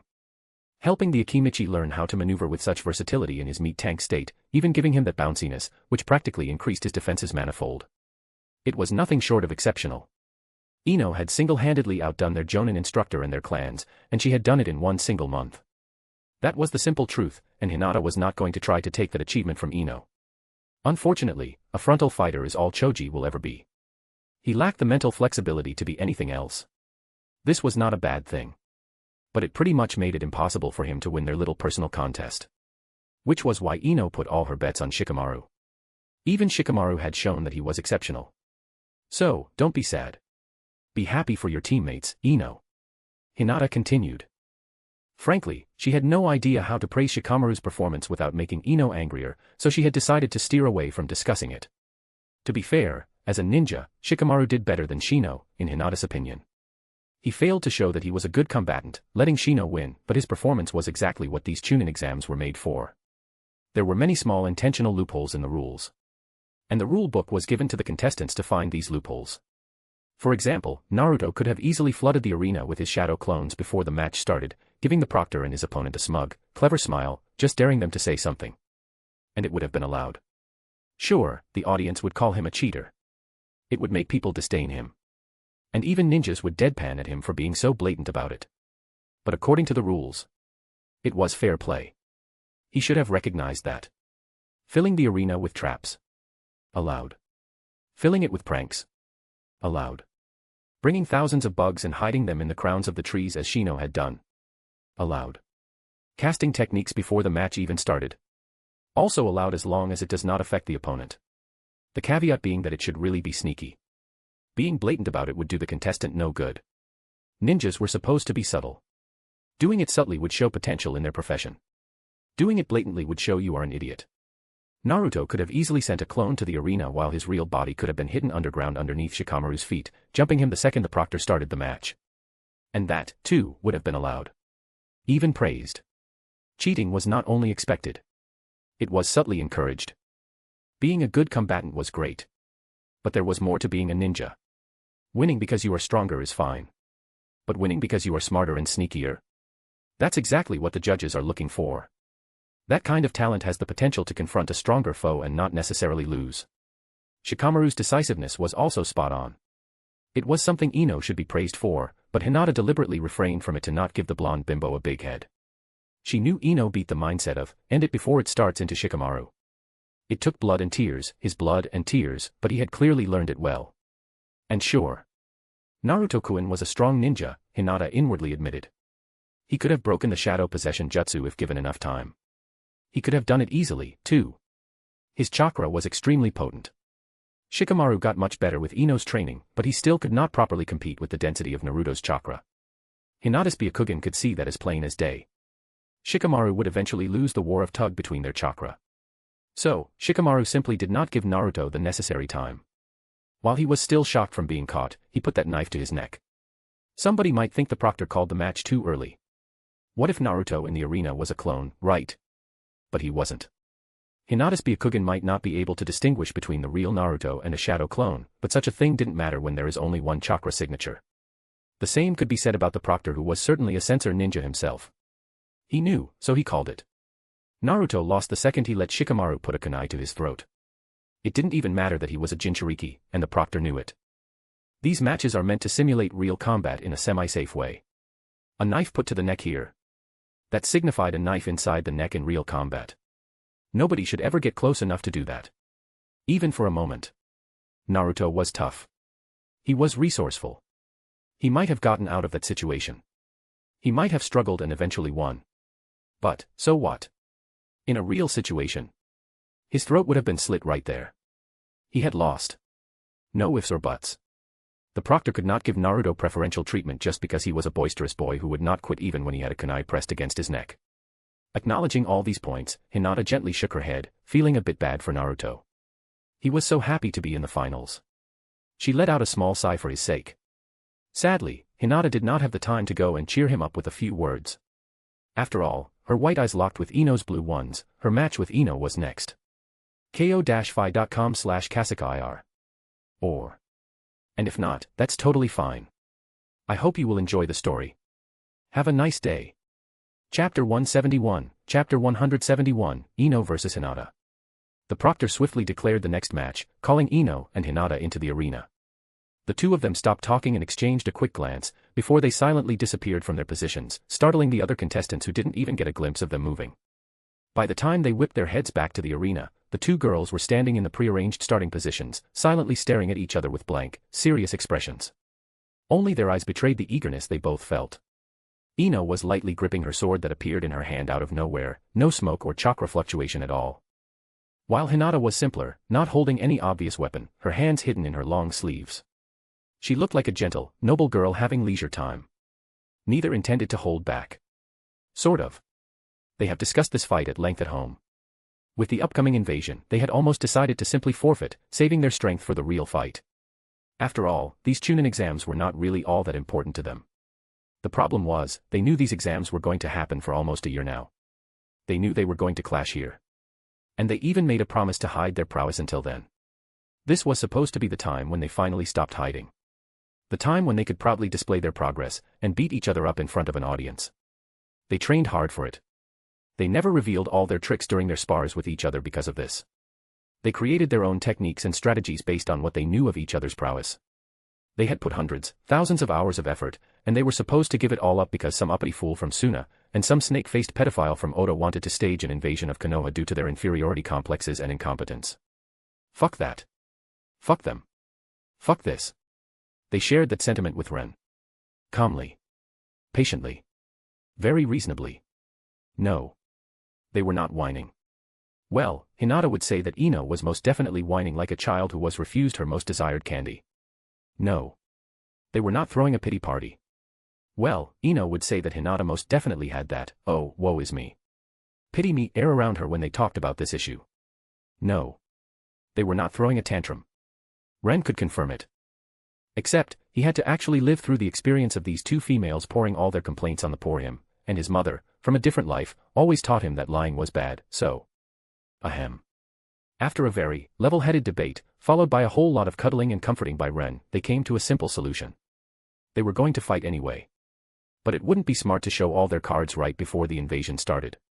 Ren didn't want them to fight anybody even remotely S-ranked, but he was a realist and knew it might happen. The butterfly effects were clearly brutal to him so far. Hence, they agreed that Hinata was going to refrain from using any sort of lightning release while Ino was going to hold back her Yamanaka techniques. These were the two specializations each of the two girls was most proficient in. Ren was trying to put them in a situation where, oh, you thought that was it? You haven't even seen my final form yet, was fully applicable for them once the invasion started. For their own safety. What could he say? He was worried for them. This might not seem fair. Restricting all techniques from Hinata's main elemental affinity, the only elemental affinity she really focused on during her training, seemed beyond harsh. But it evened out. Hinata might have attained a massive resistance to Ino's mental attacks and could no-sell her Ine clones during their joint training and spars with deceptive ease. She could shrug off the attempts at possession, too, without even flinching. But resistance or not, fighting somebody who can relentlessly batter your mind with unceasing, staggering mental attacks one after another was never pleasant. She had won all of the spars between herself and Ino so far. But once Ino got a better handle on her Yamanaka techniques, there was not one battle where Hinata came out of fighting the vicious blonde bimbo without a raging, pounding headache and deep desire to simply lie down, curl into a ball, and fall asleep while whimpering. Having Ino's mental techniques restricted was a huge relief for her. So, she accepted the terms even if it meant her strongest techniques may as well have been deleted out of existence for this match. Proctor-san, please start the match. We are not going to banter. Hinata demurely said, causing the proctor to raise his eyebrow at her before he turned toward Ino, who nodded in agreement. Shrugging in an, whatever. Not my problem, kind of way, he walked in between them and raised his arm. Since there was no verbal show for the audience, they might as well just get to the blood sport itself. The match begins. The last syllable barely left his mouth, and Ino dashed toward Hinata while Hinata started off by instantly throwing 10 needles at her, almost nailing the proctor, who just barely managed to jump out of the way, stumbling in the process. Halfway through her dash, the flying needles and Ino met. In a masterful show of acrobatics, Ino jumped and rolled in the air over most of them, deflecting 3 that would hit her anyway with her sword in one fluid motion. Landing on her feet, Ino's knees buckled in preparation to propel her forward again and continue her dash, only to find 20 more needles almost upon her. Her pupils constricted as she realized this was Hinata's shadow needle technique, where she hid the next volley of needles in the shadows of the previously thrown one. Ino's footing shifted, and she was about to get more space by jumping back, only for the needles she had jumped over to abruptly change their trajectory and come back at her from behind. From the corner of her eye, Ino noticed thin, barely visible chakra threads going around her and realized they were connecting with the fingers of Hinata's left hand. The needles were coming at her from all sides, even the 3 previously deflected ones were now falling at her from above, covering that escape route. Clicking her tongue, Ino decided to show off early. The pointing and middle fingers of her free hand straightened into a hand seal. Just as the needles were about to land, a sudden blast of highly pressurized air burst out of the surface of her body, pushing everything away from her and deflecting the flying needles at high speed just as they were going to. Several dozen loud booming sounds resounded in the arena, all eventually molding into one roaring explosion as the exploding seals on the deflected needles went off, causing the ensuing shockwaves to make a few unbound strands of her hair sway despite the last remnants of her highly pressurized wind shield still partly covering her. Ino's eye twitched. Something she knew Hinata could see even through Ino being visually covered by the explosions. If she weren't fighting a Hyuga, she would have tried to use that visual cover and instantly pressed her attack. Alas, Hinata had Byakugan, so that strategy was way less effective. Instead, Ino smirked and straightened as the explosions slowly cleared up. The Yamanaka techniques might be restricted, but basic psychology was not. Seeing Hinata's eyes narrowed in displeasure at what was a clear imitation of her original technique, Heavenly Wall, done with wind chakra instead, Ino proudly raised her nose up in the air. Heh. You didn't think you were the only one with an ultimate defense technique, did you? She gave Hinata a provocative grin. She had raised her nose so far up in the air that her eyes left Hinata, something that made the Hyuga girl mightily pissed off because, as a ninja, she should have attacked the second her opponent's attention was no longer on her. The judges and experienced ninjas were going to notice this. And her inaction would be noted against her. But she couldn't attack. Ino was an extremely good sensor ninja. Her eyes were not that important to her during a fight. Hinata's lips twitched. The bimbo, she was clearly baiting her. One breath after Ino's question passed, and she abruptly flew into a whirlwind of action, going from 0 to 100 in a second as she dashed again toward Hinata. Any experienced ninja knew the best way to utilize trash talk was to say something that could impact their opponent, wait a moment for them to register the words, and attack while their mind was still distracted processing them. Unfortunately, Hinata knew this, too. Another needle flying directly at her interrupted Ino's dash. Feeling the chakra imbued in that needle, Ino determined that this one was primed to explode quickly, and she wouldn't have enough time to deflect it or jump over it. Inwardly groaning, Ino opted to evade to the side and reinforced her body with the chakra just as the needle came near her previous position and exploded. The resulting shockwave hit Ino, and she rode it, using it to push herself forward, only for another exploding needle already come at her. And another. And another. Hinata was throwing them one after another, not all aimed directly at Ino. Many of them were thrown to cut off her escape routes. But Ino was quick on her feet, and since there were no needles behind her, she reluctantly retreated that way, only increasing her distance from Hinata. Freaking long-range specialist. Ino cursed in her mind as she evaded the unceasing onslaught of explosions followed by small, metallic shrapnel from broken needles. The speed at which Hinata was throwing and Ino was evading caused the audience to quickly go silent, staring in horror at the abruptly erupting orange, fiery balls and the two girls whose movements were a blur to a vast majority of the spectators. Realizing that she could not get closer without using her wind techniques, Ino pouted. She wanted to flex on Hinata, damn it. With an unhappy sigh, her sword shimmered as it was sheathed in a highly concentrated coating of extremely sharp wind chakra. Ino stopped running. Slashing at the closest needle that neared her, just as it exploded, Ino bisected the explosion, pushing it and the shockwave away from her body as she dashed forward, this time with a determined expression, no longer playing around. Needle after needle, explosion after explosion came at her. Hinata no longer threw needles to cut off her escape routes. She now simply peppered Ino directly, changing the explosion timings, aiming at feet, hands, and hips, throwing at spots that were very awkward to defend with a sword while also retreating back to not make closing the distance easy. But Ino simply and fluidly cut through every explosion and deflected all needles that were primed to explode too late, her sword not stopping even for a moment as she rushed straight at Hinata. The first 15 seconds of the match were over.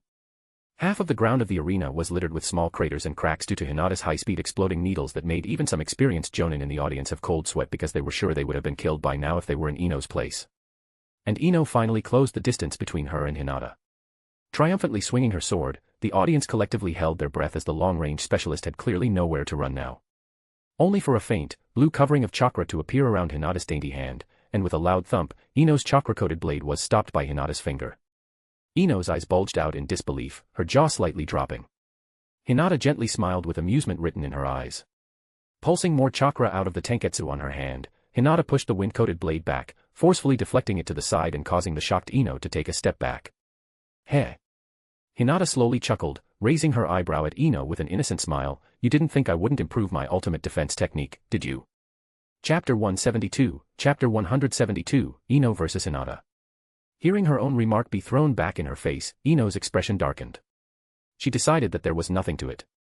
If she wanted to understand how the bitch was doing it, she had to observe the technique a few more times. Springing forward, Ino brandished her wind-coated sword and slashed at Hinata again. Only for Hinata to deflect it with her bare, faintly blue-glowing hand. But Ino was not deterred. She swung again. Ino's sword and Hinata's hands became a blur to the audience as a dull thumping noise resounded throughout the surroundings every time the sword met the hand. The sound slowly merged into an unceasing symphony of thuds as the girls exchanged several dozen blows at a speed normal civilians had no hope of following, all seemingly blurring into one seamless motion. Neither girl faltered nor retreated as the ground beneath them slowly started to crack more and more with each blow. But both girls were stubborn. Ino wanted to push through while Hinata would be damned before letting Ino push her back. The more Ino slashed her sword, the more she observed Hinata's new technique, and she realized that the bitch's fingers never truly touched the shredding wind chakra wrapped around her blade. No. Hinata was pulsing her chakra and pushing her sword away before it could come into proper contact with her hand. It reminded Ino of her heavenly wall technique, and a small smirk formed on the corner of her lips as she had gotten an idea. Only 10 seconds had passed since they started exchanging blows, yet, as she swung her sword for the 65th time, Ino suddenly pushed more chakra into her blade and subtly shifted her footing. Hinata's hand, as usual, struck the sword like a snake, exerting a lot of force on it. But this time, Ino didn't let it be deflected. She put her weight behind it, both her hands gripping the handle as she stabilized the sword, pressing forward with a loud, ha! Hinata, however, had Byakugan. And she noticed instantly when Ino started feeding her chakra to her blade. If she were not prepared, this would have probably broken her guard. But she was prepared, and the faint blue glow around her hands intensified.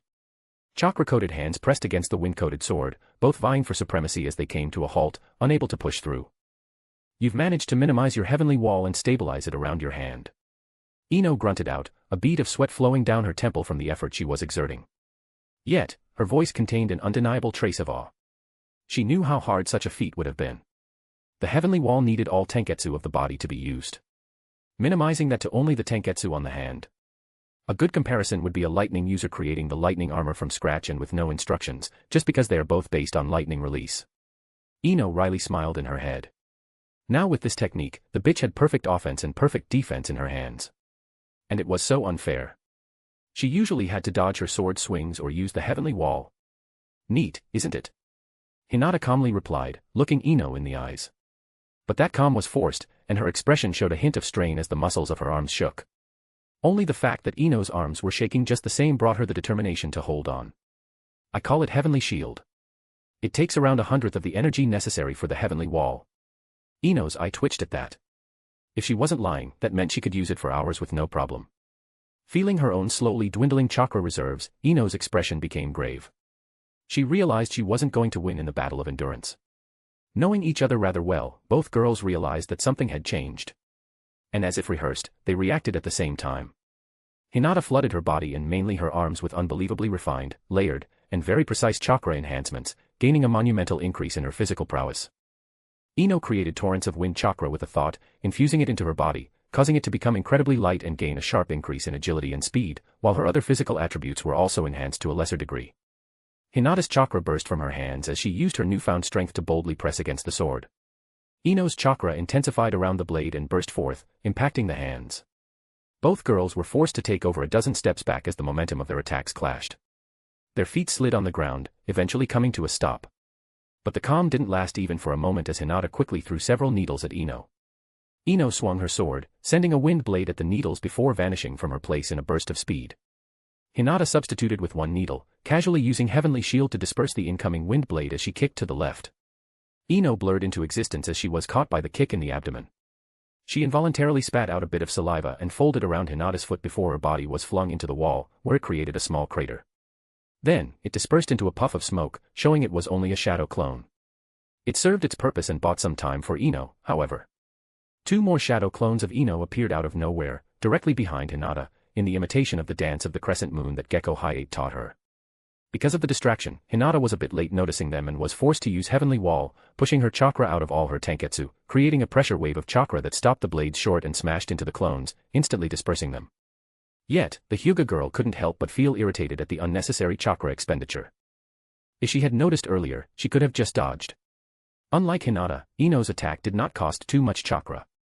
She might have created 3 shadow clones, but they barely did anything other than swing their swords, so upon their dispersal, Ino got back 90% of her energy investment. For a double-layered distraction against Hinata, who had Byakugan. It was dirt cheap. Hinata's eyes suddenly widened as her head snapped to the right. The air several meters away shimmered, revealing grinning Ino, holding her sword above her head. The chakra around it no longer looked like a simple wind coating. Now, the energy was so green, thick, and seemed so solid. The hair on Hinata's neck stood. Getsuga Tensho. Ino giddily screamed as she swung her blade down. Hinata's pupils dilated. Realizing that she could not block this with her Heavenly Shield, nor did she have the time to use Heavenly Wall or Katen, she could only undignifiedly throw herself to the side as an unbelievably sharp, dark green energy wave barely missed her, only catching some of her hair and shredding it into microscopic pieces. The energy wave continued undisturbed throughout the whole arena, creating a deep trench in the ground on its way until it slammed and burrowed into the wall. The whole arena shook, and the audience, especially the people above where the energy wave struck the wall, started to panic in fear. The protective seals lit up on the wall and lasted only a second before they instantly turned bright red under the strain, cracks slowly appearing on the symbols. The Chunin, Jonin, and the Hokage paled. Even Orochimaru's breath briefly hitched as he realized what had just happened.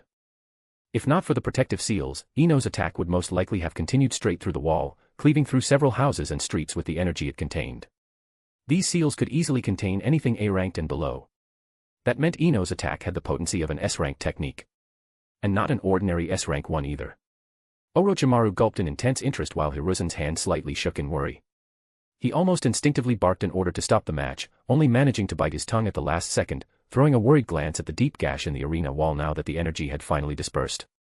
The seals held. Barely. Very, very barely. Cold sweat poured down his back as he imagined what a disaster this could have turned into if they hadn't. How many people would have been butchered by that one attack? He took a shaky breath, deciding to have a good talk with the young Yamanaka after this was over. Raza, however, didn't show any reaction. He only blankly stared into the arena, his expression thoughtful. Inwardly, though, this whole invasion started to look like a supremely bad idea. But he could no longer put a stop to it. His expression turned serious as he glanced at Orochimaru for a moment. But then he controlled himself and turned his attention back to the match, his hands tightly gripping the handrests. Back in the arena, Ino felt amazing. If possible, she would have thrown several more Getsuga Tenshos at the bitch. Seeing her eat grass after throwing herself onto the ground was just so satisfying. Alas, the attack needed a few seconds of charging up, and Ino doubted Hinata was going to give her another opportunity to use it now that she knew about it. TSK. She really hoped to bisect her and end the match. This was Ino's trump card. With Hinata unable to use her lightning release, she had no way of stopping it other than dodging. Even her Hyuga techniques were not strong enough to fully no-sell it. And it was not like being bisected would kill her either. While she could not stop the attack fully, she could always protect her vital areas with her heavenly wall. That much was easily doable. Plus, as long as Hinata didn't die, she could heal herself back up to be combat ready within a few minutes. Even if she were sliced into several pieces. It might appear as if Ino tried to kill Hinata, but that wasn't really the case. Ino knew exactly how hard Hinata was to put down. There was a reason why she hadn't won even one spar against her so far. The girl was like a cockroach. Of course, she had to pull out her nuclear option. She might have given it a cool name like Getsuga Tensho, imitating that one carrot-headed dude from Ren's stories. But this self-developed technique was one of Ino's strongest. And she made it with the single purpose to counter Hinata's unreal cockroachness. But Ino threw a small, worried glance at the gash in the arena. She knew there were protective seals. Ren told her. It's why she felt it was okay to throw her Getsuga Tensho around. But she had clearly overestimated them. Ops. Hee hee. I think I am going to get scolded at home. Ino sheepishly thought as she realized she had almost caused a catastrophe. But it was not her fault. Ren created a training dome with similar protective seals back in their training area. And his seals were capable of fully absorbing all energy from her Getsuga Tensho. It left barely a scratch on the training dome after clashing with Ren's seals. So, how was she supposed to know that Konoha's barrier core seals were so inferior? Feeling exasperated, Ino threw an apologetic smile at the frightened proctor before quickly turning back to Hinata as the Hyuga girl hoped back on her feet. Alright, Ino-chan. Hinata took a deep breath, looking very irritated, but her voice remained soft. A massive surge of chakra burst out of her as her chakra pool directly decreased by a quarter, but only those with sensory abilities noticed. As to the naked eye, nothing changed. The chakra seeped back into Hinata's body, coating individual muscles, bones, tendons, and organs alike with such precision that even every single of her blood cells had their own chakra coating. Her chakra control and Byakugan allowed her unbelievable precision in layering her chakra to enhance her body. And Hinata had taken it to an unreasonable degree, only satisfied with perfection. Lightly flexing her ankle, the ground beneath her foot directly cracked in a radius of several meters as she narrowed her eyes at Ino. You want to play? A small smile appeared on Hinata's face. Okay. Let's play. Chapter 173, Chapter 173, Ino vs Hinata. Yash. Asuma. Kurenai. You have such youthful students. Your teaching prowess is unparalleled. Guy gave them a thumbs up followed by his trademark sparkling smile, but I shall surpass you. If I don't, I am going to do 5,000 laps around Konoha using only my nose. I will climb the Hokage monument with only my pinky fingers. And I shall drag my students into it so we can all grow stronger together. Ha ha ha ha ha. Asuma's expression faltered, and a part of his mind gave a small prayer for the kids who were going to be tortured, but most of his attention was on the match going on in the arena. Despite his utmost focus, Hinata still blurred in his vision as she moved at speeds that made him feel pressured. He could barely follow her as she appeared near Ino and swung her fist. She wasn't even using her gentle fist anymore. She simply smashed her knuckles against the ground as she missed Ino, and the ground dented into a small crater. Asuma shuddered as his mind was reminded of Tsunade. Worse yet, if Hinata was a slight blur in his vision, then Ino, he didn't even notice when she moved. She was so fast that even his Jonin-level perception was having a hard time keeping up. Asuma glanced at Guy, noticing that the men didn't seem to have problems tracking either Hinata or Ino with his eyes, and that only made him feel worse. At least, Kurenai also looked like she wanted to be anywhere but here. I am sorry, Guy, but I don't think their prowess can be attributed to our teaching methods. Asuma dryly said with a deadpan expression, feeling like he truly needed a smoke right about now. Seriously. He didn't even understand how most of the wind release techniques Ino had shown so far worked. Did he look like he could teach them to her? As for Kurenai, did she look like a shining example of a taijutsu expert who had the know-how on how to train somebody into a second coming of Tsunade Senju? The prowess of these girls clearly had nothing to do with them. Ugh. Every teacher hopes that their students will surpass them. But this was too fast even for somebody as open-minded and lazy as he was. Pulling her fist back from the newly created crater, Hinata felt the displacement of the air behind her and stomped her foot down onto the ground at just the right angle to cause it to shatter and send debris shooting behind her at a lethal velocity. Ino had to abandon her slash and disappeared again in a burst of speed before the debris could make her into a Swiss cheese. Hinata blurred, giving chase to Ino, but she was not as fast without her lightning chakra enhancements. So, she used her exploding needles to steer and slow down Ino's movement as she forced her to dodge or deflect. Thanks to that, 2 seconds later, Hinata reached Ino as several explosions happened within the arena due to the dozen needles she had used. But Ino was prepared. The wind chakra around her sword shifted, her blade shimmering before it became invisible, leaving only the hilt in Ino's hand visible. Like a coiled snake, Ino's hand sprang forth, swinging the hilt at Hinata, whose eyes widened in alarm. She could see the chakra with her Byakugan, so the invisibility was not an insurmountable issue. But that was not normal vision. And Ino knew that. She had increased the volume of her chakra coating, making the invisible sword look like some sort of bloated club in Hinata's chakra vision. Telling where the actual blade was inside the club as Ino swung it was pure guesswork. Hinata had to start pulsing more chakra out of her hands and using her heavenly shield in a wider area to have any hope of catching the blade with it. The two started exchanging blows, not unlike previously. Except, this time they didn't stay stationary and blurred around the whole arena, smashing the ground, shattering the surface of the walls, and creating craters everywhere they went. The normal audience sat on the edge of their seats, watching in disbelief as they witnessed what high-end ninjas look like. They could not even see them as they moved. They could only perceive the loud noises of the surroundings being damaged and see the results as they happened. As for the girls themselves, they might catch a blurry figure here and there when they slowed down at times. But other than that, to most of them, this seemed like magic. Naturally, many could not raise their jaws from the floor. This was nothing like the genin kids they usually witnessed at the Chunin exams. Even the ninjas watched with bated breath, evaluating if they could even put up resistance against somebody that fast. Most Chunin had a gloomy look, while the Jonin also showed a trace of conflicted expression underneath their serious exterior. While Mato Guy shouted about youth, cheering on the two girls and shouting at them to go faster. Ino jumped back, evading yet another of Hinata's pulverizing punches, and she started feeling a bit tired. Pursing her lips, she decisively threw her sword into the air while controlling her hair to make her ponytail catch it as her hands joined in hand seals. Dodge this for mommy. Ino shouted at Hinata, who rushed at her in a straight line, vacuum shotgun. She spewed small balls of vacuum that flew in different directions in front of her, gaining size and intensity as they sucked in the chakra from the surroundings. Hinata's eyes widened, and she realized she could not just bulldoze her way through them. Not even with her durability and healing. More needles appeared in between her fingers, and she threw them at the enlarging balls. The second the needles met them, the whole arena rocked under the several earth-shattering vacuum explosions that sent dust into the air and made the wind sweep through the audience, causing them to clamor as their hair swayed, and many instinctively tried to cover their eyes. But Ino and Hinata didn't pay much attention to the explosions. Now that the path was free, Hinata pushed against the ground, cratering it as she jumped forward toward Ino. Ino sensed it and grinned. If it is a cat fight you want. She muttered under her nose, making the sound-amplifying cellas do their job and convey it to the audience. Channeling her wind chakra into her nails, she created wind claws just as Hinata was upon her. Hinata was forced to stop her punch and use Heavenly Shield as she noticed the sharp wind chakra nearing her hand as Ino swung her new claws. Heavenly Shield met the wind claws in the middle with a loud slapping sound, the resulting airwave instantly clearing up the dust that still covered the arena. Not that the audience was happy about it, as most of it ended on them.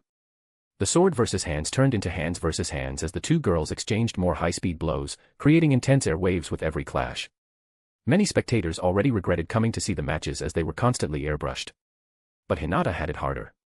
The still invisible sword in Ino's ponytail was not for decoration, and from time to time, Ino swung it at Hinata, forcing her to duck or dodge.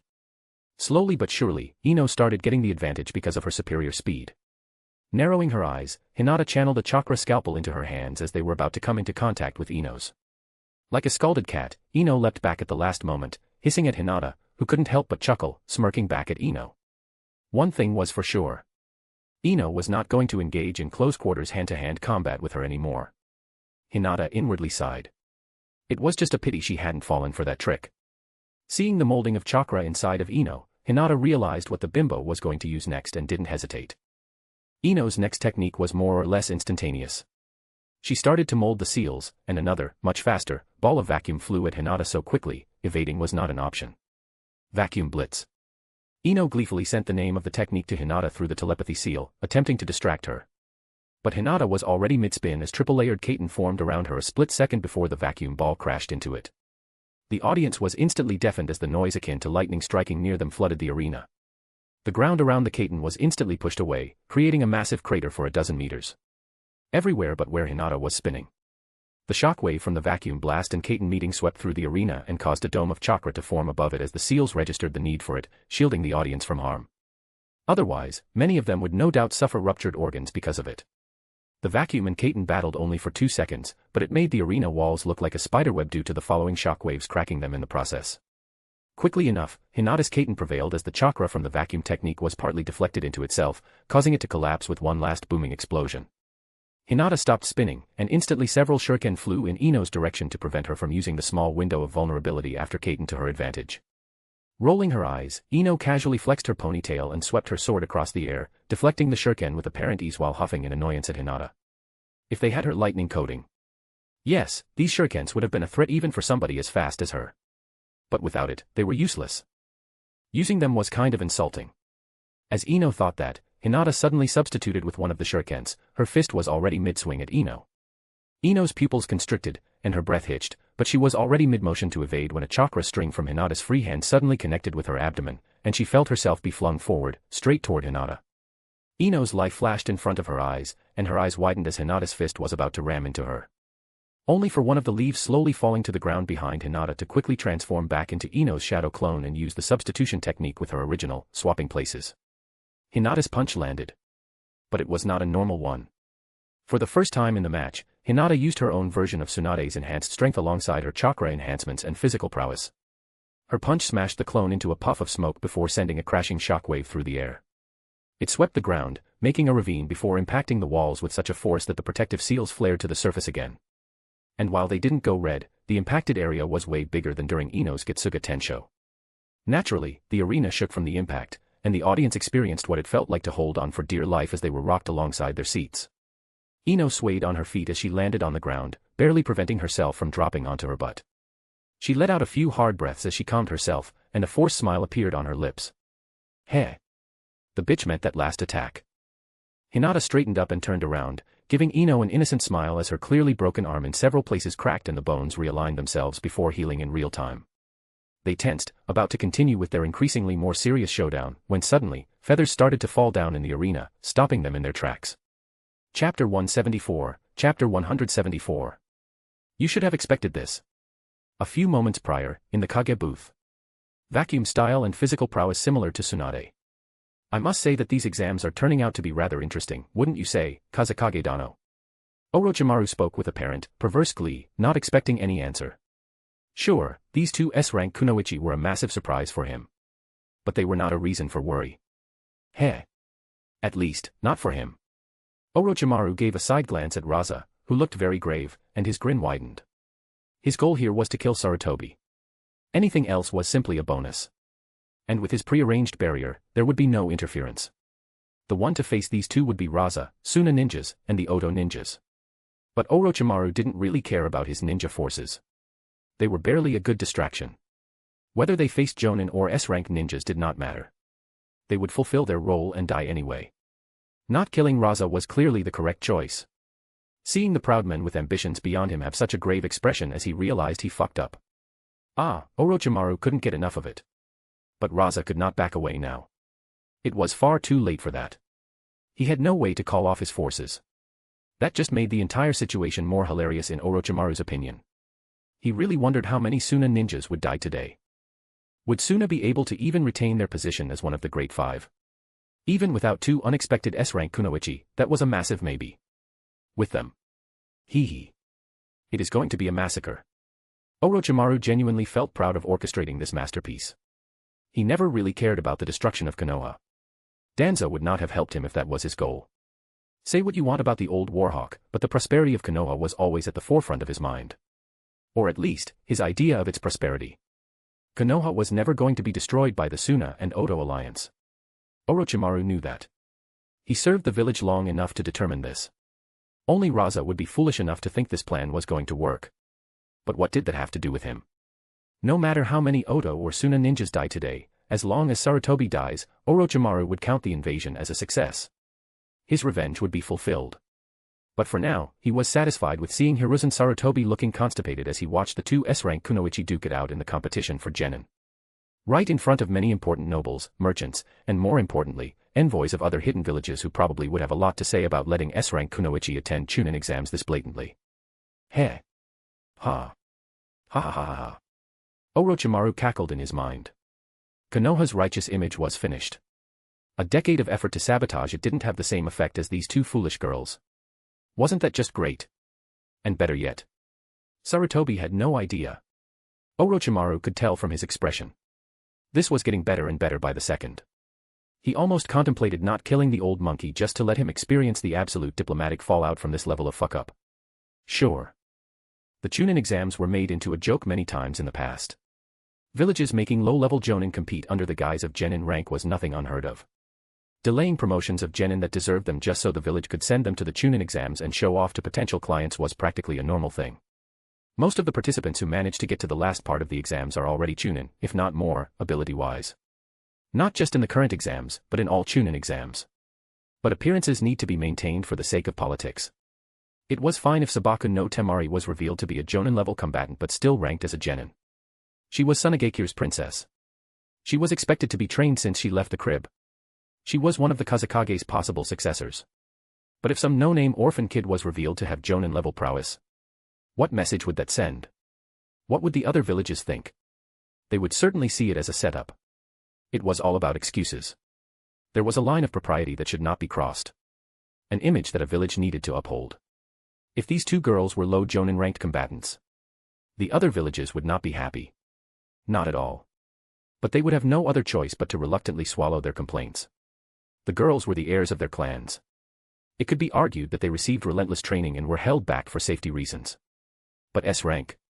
In chunin exams? There was no possible excuse that could be used to salvage this level of diplomatic explosion.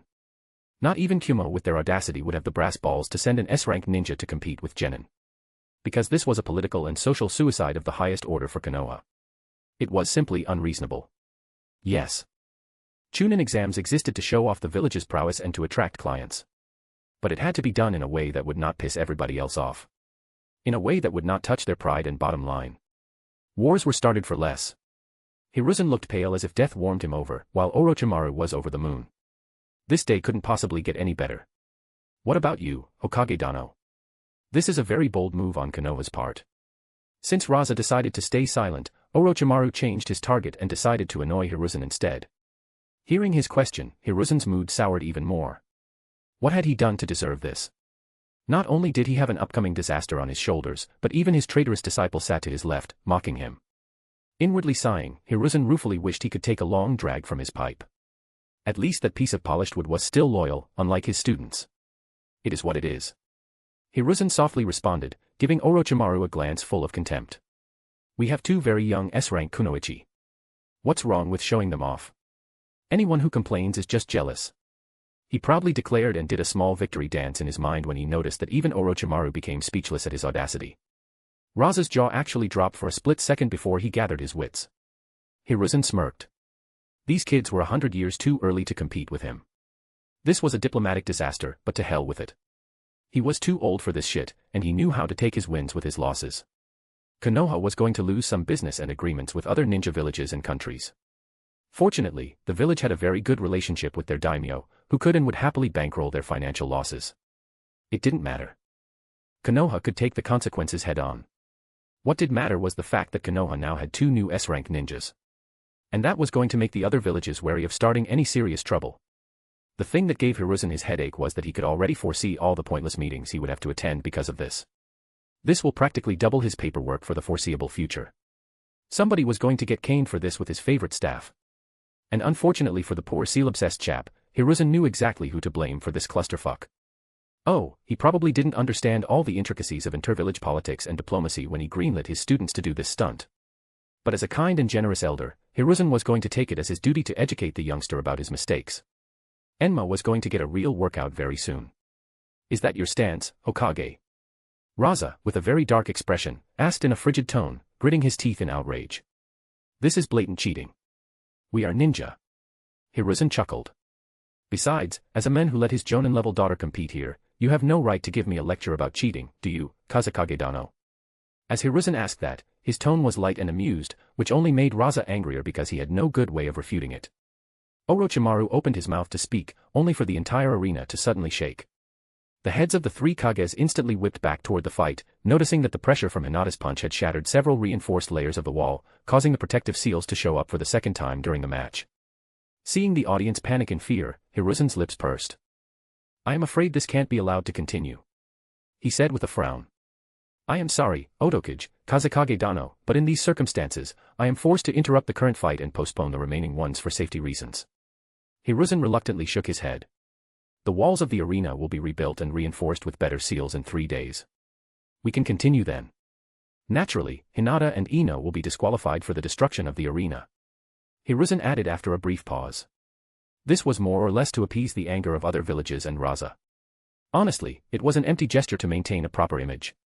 With how powerful the girls were, they were going to be fast-tracked to Jonin anyway. Their participation in the Chunin exams was no longer relevant. Too absorbed in his worries, Hiruzen missed the alarm in Orochimaru and Raza's eyes as they exchanged a glance. Postponing the matches for 3 days. They could not have that. Their armies were already nearing Konoha. The invasion was supposed to happen today. They could not just tell them, oh, just camp at Konoha's gates for 3 days. The defenders will surely understand and pretend you are not there. With gloomy looks, Orochimaru and Raza reached a silent consensus. This was happening. Right now. Don't worry, Razadano. I am going to reprimand the girls severely. Hiruzen continued speaking and turned toward Raza just in time to notice the naked hostility in the red-haired Kazekage's eyes as white feathers started filling the arena. That warning was what saved Hiruzen from being injured as he reacted in time and jumped back just as several sharp sand spikes skewered the chair where he had sat just a moment ago.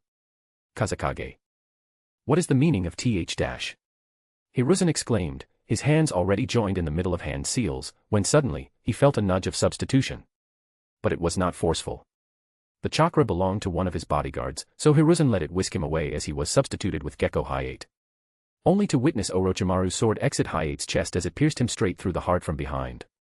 Hayate let out a confused, bloody cough for one last time before becoming limp and falling to the ground while Hiruzen heard an anguished cry from one of his ANBU guards while Orochimaru coldly pulled his sword out of the corpse and flicked it to the side to get rid of the blood before turning toward Hiruzen with a mocking smirk. You should have expected this, Sarutobi-sensei. Chapter 175, Chapter 175. You should have expected this. You should have expected this, Sarutobi-sensei. Orochimaru, you dash. Hiruzen gritted his teeth as the guilt flared inside of him. If he hadn't shown Orochimaru his back during his evasion, Hayate would have still been alive. He knew it was an unreasonable thought. The attack came out of nowhere. He could never have predicted that Raza and Suna would betray him. He thought the Kazekage was here to negotiate and fix the tensions between their villages. Clearly, he had thought wrong. But Hiruzen was an experienced ninja and quickly pushed the gnawing guilt away from his heart, focusing on what was more important at the moment. It was good that he did that because not a split second later, Raza unsealed more of his golden dust and flooded most of the Kage booth with it in a matter of seconds. Hiruzen and his guards found themselves besieged by the golden waves on almost all sides. Jumping back to evade them, they had to scatter because of the way Raza made the waves of golden dust follow them.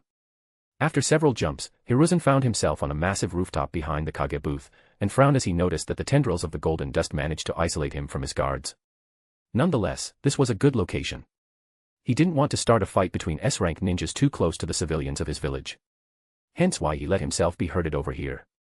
Preparing for the inevitable, Hiruzen's hand grabbed his robes, and with one fluid motion, he took them off, throwing them to the side and showing the armor underneath them.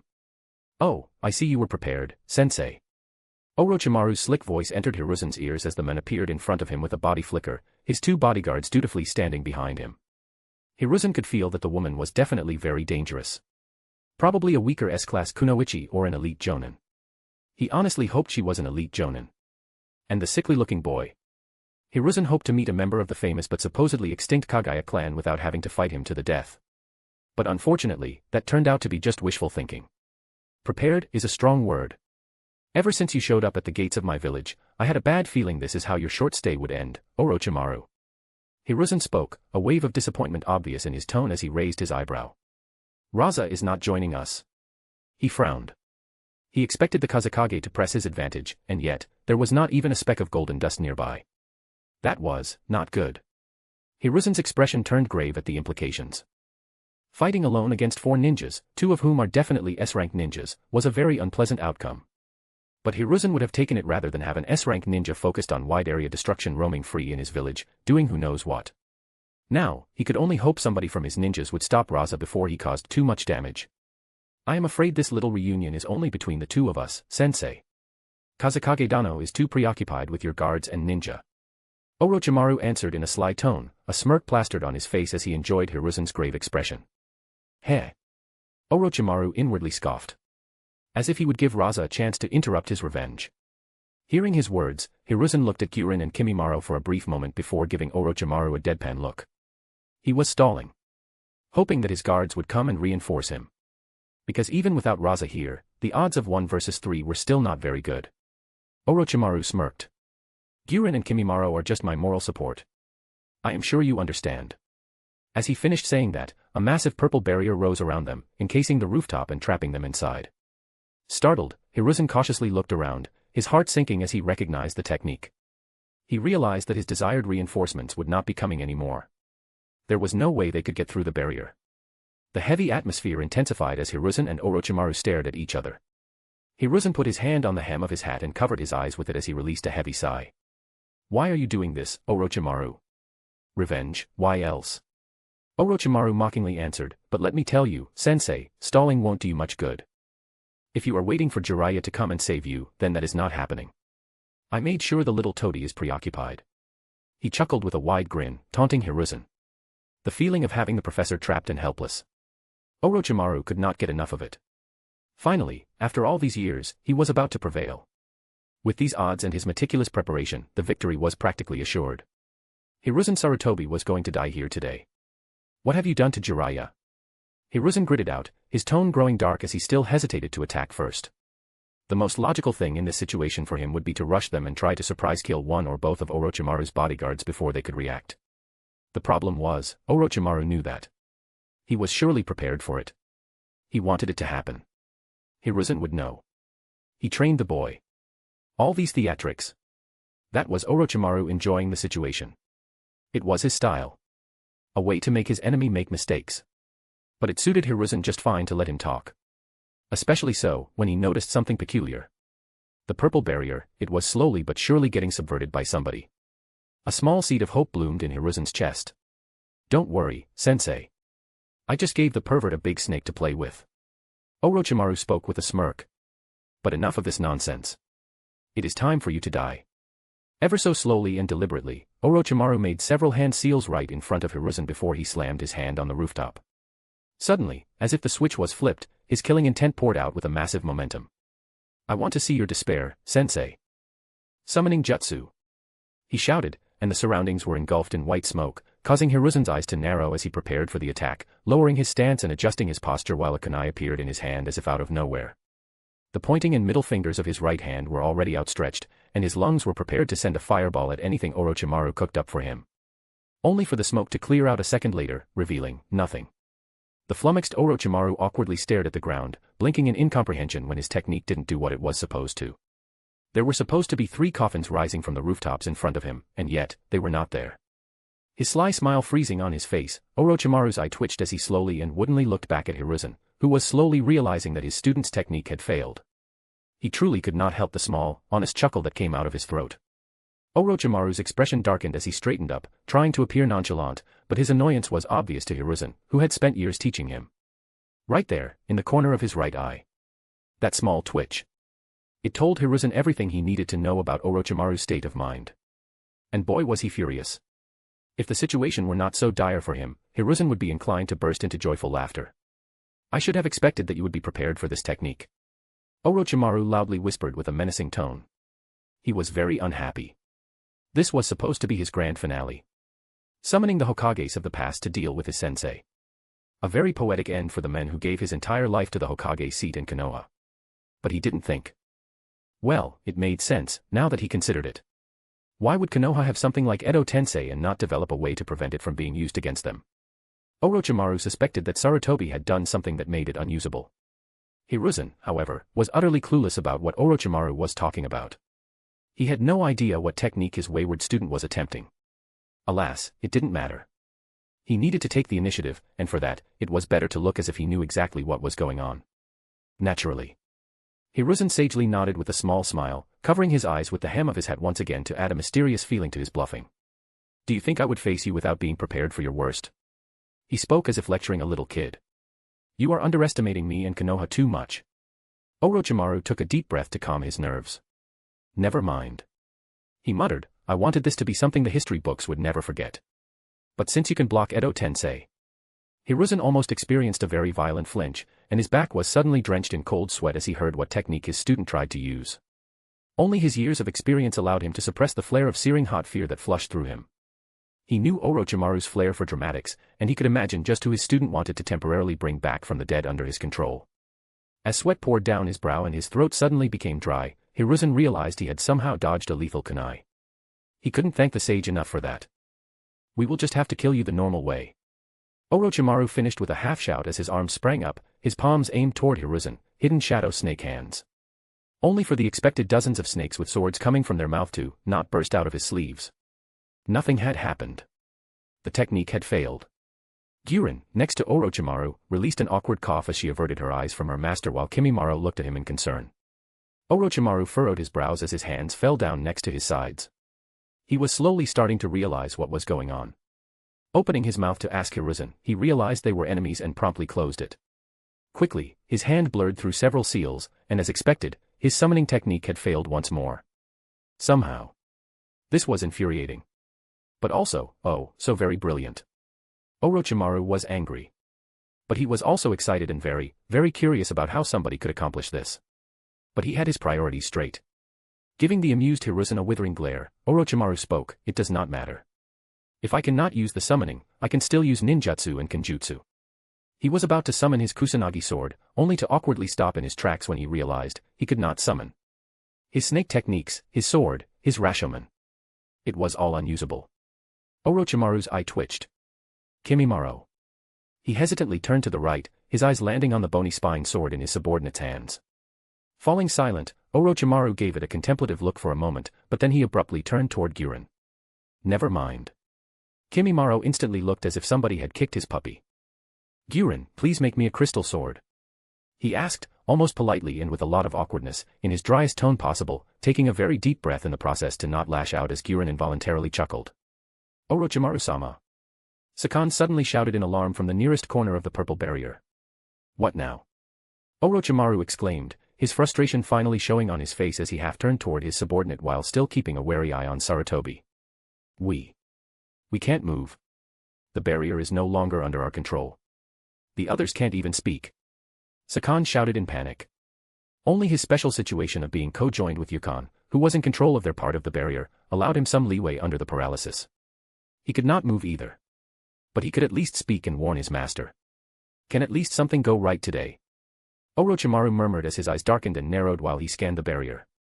He noticed a very small and barely visible seal script symbols merging and spreading across the whole barrier. They were even covering the four casters. Can you drop the barrier? Orochimaru asked with a hint of worry seeping into his voice for the first time. No. Sakan admitted in clear frustration. Our chakra. We can't control it. It's being funneled into the barrier, and we can't stop it. I see. Orochimaru whispered and turned back toward Hiruzen as his mind assumed who the most likely culprit was and he cursed under his nose, fucking Jiraiya. His expression turned solemn. The advantage was still on his side. This was still an isolated 1 versus 3. He could still kill Hiruzen Sarutobi. But who knows what other surprises his enemies had in store for him. Orochimaru started feeling a bit concerned. Hiruzen had no idea what exactly was going on, but clearly, somebody majorly messed up Orochimaru's plans. His student was already frustrated and angry. And an angry opponent makes mistakes. Hiruzen decided to pour some oil into the fire and gave him a smug, mocking smile, you should have expected this, Orochimaru. ko-fi.com/kasakair.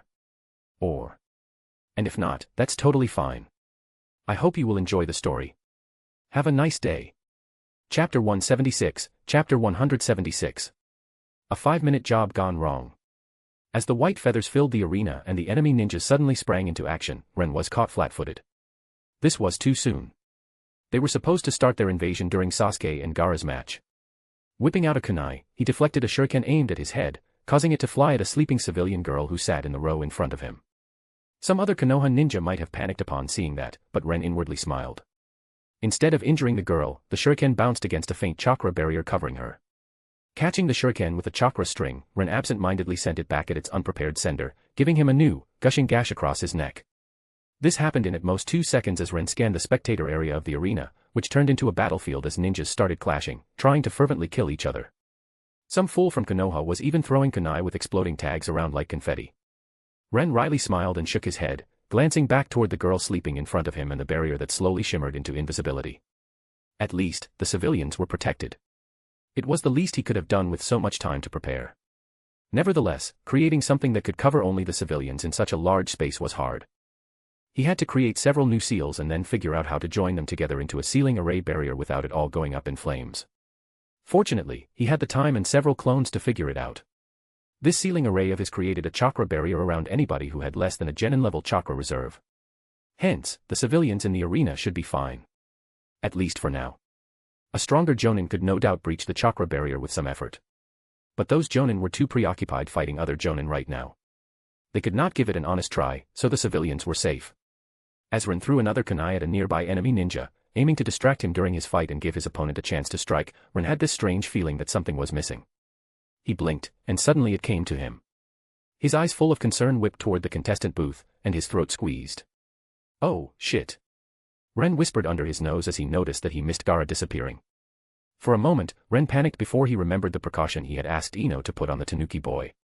A relieved sigh escaped him as he ducked under why the hell were these idiots throwing fireballs around with so many civilians present? Ren sent a wind blade at the caster, bisecting him without even caring if he was from Konoha, Suna, or Oto. He had bigger issues at hand. Quickly body flickering through the emergency exit, Ren found himself in an empty hallway leading outside of the arena, but a few enemy ninjas followed him. Not having the time to play with them, Ren simply threw a kunai with a petrification tag toward the floor near the doorway. It's the stoner. He heard a shrill, panicked shout full of fear as the ninjas slowly started turning into stone, legs first, as the seal affected them and the effect quickly spread upward. Ren's eyes twitched, but he inwardly shook his head with a sigh. He so hated that nickname. With nobody alive around, Ren used his Kamui seal, and with a swirl of spatial distortion in the air, he transported himself to his secret training area. He had a pre-prepared area on the furthest side from his house, already set up for this next part. There was a large, square stone slab created by an earth technique, covering a part of the grassland. On it was a massive sealing array with hundreds of seals interconnected and feeding into each other. It was a work of absolute art that took Ren and most of his clones months of intense effort. Compared to this, the protective barrier for the civilians was a breeze. Thankfully, he knew the Chunin exams and the invasion were coming years in advance. This, right here, was the primary reason why his strength hadn't improved all that much in the recent months. This was the most important thing in his whole plan. Konoha. It could get destroyed. He would have been sad. But as long as this next bit succeeded, then Ren wouldn't mind that outcome. He even sacrificed his personal strength development just to make this happen. And now was finally the time to use it. Ren's eyes gleamed with excitement, and he started feeling giddy like a kid in a candy store. Recognizing that such a state of mind was not good, Ren quickly took a few calming breaths and started walking toward the middle of the inactive sealing array. The stone slab was altogether 100 square meters big, so Ren had a dozen or so seconds to calm down properly before he arrived there. He closed his eyes and let the gentle breeze caress his face for a second, enjoying the peacefulness of that moment, and hoping that everything would go smoothly. Here we go. He whispered, and his hands clapped together, activating the Kamui seal once more. This time, it was aimed toward the small seal Ino snuck on Gaara's sandal. The air rapidly swirled in front of him, and a confused, half-transformed Jinchuriki boy looking like some sort of rabid human sand hybrid with a tail was transported through the spatial distortion straight in front of Ren. Ren let out a small relieved sigh. So far so good. Suddenly, he felt something else enter his Kamui spatial distortion, and an arm started appearing through the spatial swirl, pushing into his side of space through his technique and the inherent resistance there was for unauthorized passengers. He instantly recognized the owner of said arm. It was Temari. And judging by how frantically she was trying to get through the spatial distortion, she was desperate. Ren grimaced. Now that she had her arm on his side of the spatial distortion, he could do only two things. Let her fully through or end the technique. But that would brutally tear her in two pieces without any hope for resistance as the spatial distortion closed. Worse yet, the stupid girl had already started to push a bit of her face through it. Ren grimaced harder. He knew he should have just closed the technique. Temari was his enemy. But in the end, his closet-simping tendencies won the inner conflict, and he let Temari easily pass through the spatial distortion while letting out a small, annoyed groan. What else could he do? Temari was one of his favorite female characters from the Narutoverse in his past life. Killing her, He didn't want to do it unless it was absolutely necessary. What a sad excuse of a simp, right? But he was proud of it, too. Because of the effort the girl was putting into passing through the spatial distortion, the moment Ren let up the resistance, Temari had tumbled forward headfirst, doing a few rolls before ending up sprawled in the middle of the stone slab, right in front of the transformed and very angry Gaara. Groaning in pain, Temari opened her eyes, only to see Shikaku-esque eyes coldly staring straight at her, causing her to freeze in fright. For a split second, the moment halted. But then, everybody burst into a flurry of action. Temari tried to push herself away from Gaara. Ren connected a chakra string to her torso and pulled her away from the Jinchuriki before she got herself squashed. And Gaara. Ren cursed under his breath, already slightly regretting saving Temari's life because Gaara realized the threat and used the 3 seconds of distraction to snap his seal wide open, and suddenly, Ren was no longer dealing with just a half-transformed Jinchuriki. Waves of sand came crashing out of the seal and rose high into the air, forming themselves into Shikaku as it let out a massive roar of triumph while Ren gained a profound headache. If that was not enough, this Gaara was more trained. Ren instantly activated the sealing array, and a multitude of seals rapidly restrained Shikaku's body. But Gaara didn't hesitate. The second the full form of Shikaku was out, he instantly performed his fake sleep technique to let the tailed beast's consciousness take over, almost at the same time as Ren's sealing array activated. Ren caught Temari and body flickered to the edge of the sealing array before almost toppling over as he felt half his chakra reserves vaporize. It was yanked into the seals while Shikaku defiantly roared and tried to move, stretching the sealing restraints to the absolute limit with his immense size and the heavy density of his chakra.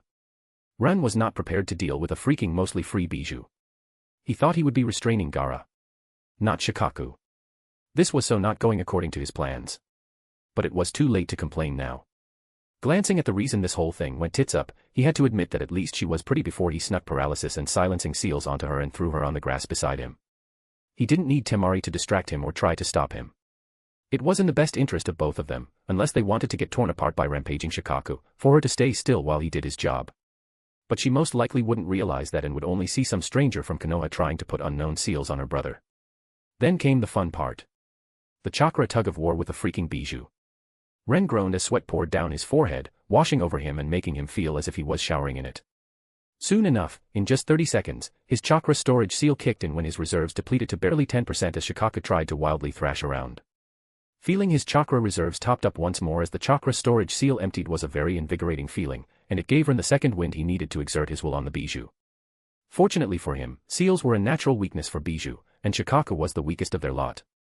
Ren was working under a massive advantage here, and still, he felt as if he was trying to lift the sky itself. This was undoubtedly one of the hardest things he had ever done, but there was no regretting it or quitting now. He could only endure and hope it would end soon. Hopefully, before he ran out of chakra. Slowly, Shikaku's thrashing started to stop as more and more seals took a grip on his being and anchored themselves all over him. With each passing second, he was more subdued, the suppression of the sealing array working wonders as even the newly replenished chakra reserves of Ren steadily dropped. After a minute passed, Shikaku let out one last defiant roar and shouted a high-pitched "Nuu" toward the heavens as Ren felt his sealing array finally constrict around him before his consciousness was bound. Shikaku's eyes dulled, and he stopped struggling. Ren fell to his knees in apparent weakness as relief flooded him, not even caring that Temari was silently watching him from the side. He let out a contented moan and planted his ass onto the grass. He wanted nothing more than to pass out, but he knew he couldn't do that. The sealing was not done yet. Shikaku was subdued and bound, but not yet resealed. Sealing a bijou like this was not something that was supposed to be done by one person. Usually, there would be a dozen jonin doing this. But Ren was counting on dealing with a Jinchuriki, not a bijou, so he was not prepared for this. Grimacing for the third time in a short time, Ren's shoulders sagged as he realized he had wildly miscalculated. Since he was the only ninja here and his chakra reserves were barely 60% full, he would need to take the slow and steady approach in resealing Shikaku. The good news? It didn't require much focus or chakra for a sealing expert like him. The bad news. Fucking hell. This was going to take at least an hour. He was going to miss most of the invasion. This was supposed to be a 5-minute job. Ren's eyes angrily twitched as he turned toward the paralyzed but conscious Temari and gave her a highly unamused look. Of course, it would be another stupid blonde who would do something as absurd as jumping into a spatial distortion. Narutoverse and its ridiculous blonde inhabitants. Ren silently swore. Chapter 177, Chapter 177, Working Smarter, Not Harder. As he watched Temari, who alternated between giving him wary glances and looking in worry at Gaara's body on the snout of the ever-so-slowly shrinking Shikaku, Ren's anger slowly diminished. He couldn't exactly blame her for being worried and risking her life for her brother, now, could he? This ridiculous woman jumped into a freaking spatial distortion for Gaara. She risked her life for him without a second thought. If nothing else, Ren respected that kind of dedication. He silently promised that he was going to bash Gaara's head on an iron plate until the boy got into his thick head that he had somebody who cared for him. Maybe it could even make up for the lack of Naruto's talk no jutsu. Ren didn't intend to harm these two. After all, he still needed Gaara to be the Kazekage. But this sealing was necessary. Ren would argue that it was even more important than Orochimaru's demise. His goal here was to prevent Akatsuki from being able to gain Shikaku's chakra. He was not just resealing Shikaku into Gaara. He was remaking the whole seal. Not only was Gaara going to be able to peacefully sleep during the night, but Shikaku would get something akin to a personal desert-like mini-dimension inside his new sealing space, where he could stretch his legs. Anything to make the grumpy junior happy, right? Sure, it was not the same as being free, but Ren believed it was much better than his previous prison. And who knows? Maybe it would even make Shikaku more amiable toward Gaara in the future. Well, Ren didn't intend to stick his nose into that mess. If Gaara managed to befriend Shikaku, then good. If not, it didn't matter to Ren. But making their existence more comfortable was not the main function of their new seal. No. That was just a side effect. The seal existed as a safeguard from Shikaku ever being extracted. Technically, he was no longer inside Gaara. He was in a small pocket dimension connected to Gaara. Sure, his chakra still seeped into Gaara's chakra network as if the boy were still a bona fide Jinchuriki. And Gaara could still communicate with Shikaku through the seal. But this way, if Akatsuki ever tried to extract Shikaku, their extraction technique better be able to reach different spatial dimensions, otherwise the only Shikaku chakra they would be getting would be the pittance inside of Gaara's system. The seal would shut off the access to the sealed dimension the second its mechanisms noticed the chakra being extracted from the host. And Ren highly doubted that Akatsuki's extraction technique could reach through space, considering they needed the Jinchuriki to be brought in front of the Geto Mazo to extract the bijou. This was Ren's way of working smarter, rather than harder. Shikaku was no doubt going to be one of the first bijou they would be going after. And if they failed to get him, their whole plan would come to a freezing halt right there. There was no point for them to go after other bijou if they can't even get the one-tails. And if Gaara unfortunately died, the connection to Shikaku's new home would become this very stone slab in front of Ren. Akatsuki would first need to find it and realize what it was in order to even have a small chance of getting into the dimension with Shikaku. Of course, Ren doubted they would figure it out anytime soon, even if they found the stone slab. So, just looking for clues would probably, hopefully, take them several decades since Ren didn't intend to ever tell anyone, apart from maybe Ino and Hinata. Then the Akatsuki guys would need to figure out a way to actually traverse there and back. And good luck with that. May they enjoy the next 10 years of researching spatial techniques. Kamui might be able to do it. Maybe. But that's a mighty big maybe. Ren's Kamui seal could do it only because he already knew the spatial coordinates. Without them. No. Then, if they got to that point, they would need to defeat Shikaku inside a small desert. Then they would need to figure out a way to get past the summoning restrictions to summon Geto Mazo, because there was simply no way they would be getting out of there with Shikaku, when he would be literally sealed within that dimension. Maybe some ancient Uzumaki Fuinjutsu Grandmaster could find a way with a few years' worth of research. But those are all conveniently dead at this time. Sag. And then they would need to get past a little nice trap Ren left within that dimension. If they managed to summon Geto Mazo there and extract Shikaku's chakra into it, good luck ever getting the statue out of there. It would pretty much become sealed within that dimension alongside Shikaku's chakra. Ren pulled all the stops on this. Hell, Zetsu was determined, and for all Ren knew, the plant boy could find a way with a few decades of dedicated effort. But that was not the point. The point was that this might buy Ren several decades, if not completely solve the problem and make it impossible to ever unite all the bijou. Why should he fight the Akatsuki, Madara, and Obito? Why should he let it get to that stage when he could just prevent them from ever getting Shikaku? Granted, the Fourth War was most likely going to happen anyway. Somehow. At this point, Ren really didn't trust the butterfly effect. And granted, there were ways to sidestep his precautions. For example, the first one that instantly came to Ren's mind was this. If they managed to prevent the access to his sealed dimension from being shut off during the extraction, they should theoretically be capable of extracting Shikaku. Slowly. It would take them months, if not years. But it was theoretically possible. Then again, not even Ren had any idea how to do that just yet. Even if they figured it out somehow, at worst, this was still going to buy him years of time. And that was enough for Ren. He intended to make more moves like this that would make it difficult for Akatsuki to ever get their hands on the bijou. If he had anything to say about it, Ten Tails would never grace this world ever again with its presence. Of course, Ren did want to at least have one conversation with Kaguya. Who wouldn't? He wanted to see if she was indeed deranged. He wanted to see if she was truly beautiful. And who knows? Maybe he could fix her. Chuckling with a wide grin, Ren noticed the weird look Temari was throwing him, and his grin instantly fell. Ah. He forgot she was still here. Sighing, Ren released the silencing seal on her, giving her back the ability to speak. Then he partly released the paralysis seal. She was still prevented from moving, but her facial muscles were again fully operational. And Temari instantly made use of her newfound freedom. What are you doing to my brother? Temari blurted out, her voice full of fear and indignation, as she put out a face full of false bravado. Ren found it a bit endearing. Don't worry. I am just strengthening his seal. He easily shrugged off the distrustful look Temari gave him. Besides, you attacked Konoha. You really don't have the right to complain here. We can't have a Jinchuriki rampage throughout the village. Temari winced when she heard that, and Ren suddenly got a very bad premonition. He didn't destroy too much before I pulled him here, did he? He was almost afraid to ask. Temari ducked her head, averting her eyes from Ren. Just a street. She weakly admitted, making Ren wince. Now that was going to make the future negotiation with Suna a little bit more, not fun. Or two. Temari reluctantly added before awkwardly looking around with a narrowed gaze, ignoring Ren's deadpan look. Or three. She eventually whispered, and Ren let out a groan before letting his back fall onto the grass. So, I was totally late, wasn't I? He dryly thought as he gazed at the clouds in the sky, irritated with himself. Chapter 178, Chapter 178. Then, Hinata swung her fist. Raza watched Hiruzen Sarutobi jump back under the assault of his golden dust, and as Orochimaru followed the Hokage, Raza turned around, not giving chase. The initial plan was to rampage with his wide-area techniques across Konoha, demolishing a large chunk of the village while attracting a large amount of the stronger Konoha defenders toward him to let his ninjas raid and kill more freely. They could cause disastrous damage within an hour, proving Sunagekyu's might, and then swiftly retreat before Konoha could muster a proper, organized resistance. Orochimaru and his forces were nothing but another layer of distraction. It was a good plan. But Raza's eyes fell on the two exhausted S-rank kunoichi inside the arena, and his expression grew cold. He couldn't let them live. For the prosperity and peace of mind of Sunagekure, they needed to die today. Pushing his speed to its absolute maximum, Raza sprang forth toward the two girls in the arena, overtaken only by his massive, heavy waves of golden dust that threatened to flood the area.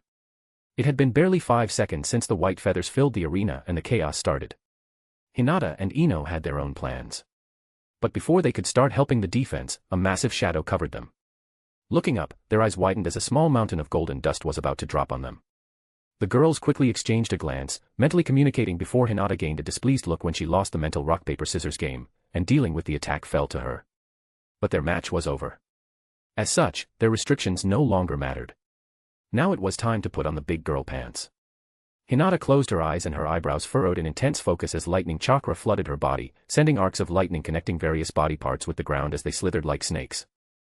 She then clenched her fist, strengthening her already exceptional chakra reinforcement with lightning chakra as she reeled her arm back, and more chakra flooded it.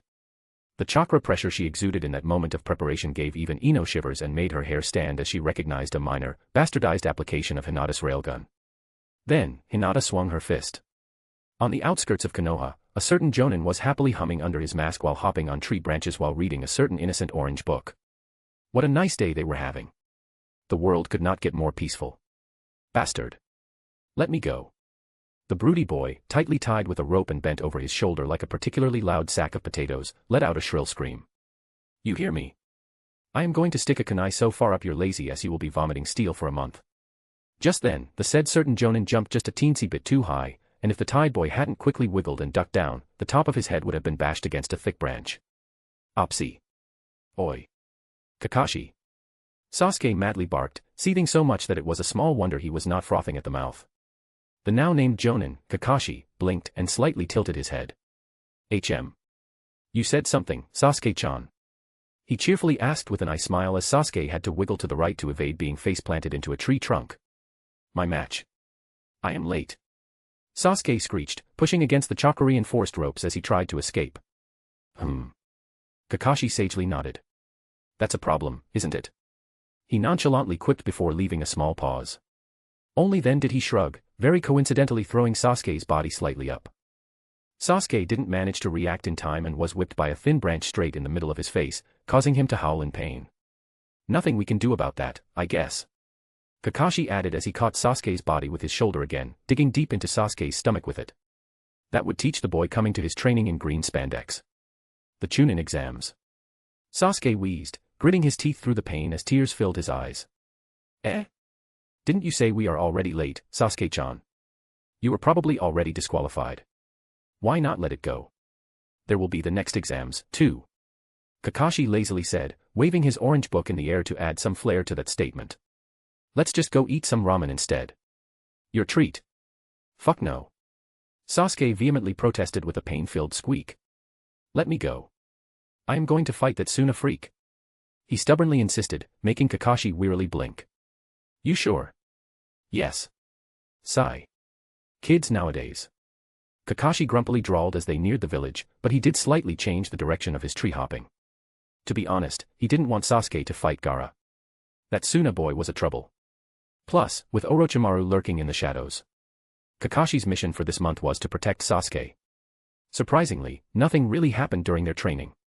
So, the only logical conclusion was that Orochimaru was going to strike during the finals. With that in mind, wouldn't it make sense to simply not go? Today, when the little, wide-eyed Sasuke-chan was about to go on his way back to Konoha, eager for his match, Kakashi captured him and tied him up. TSK, TSK, TSK.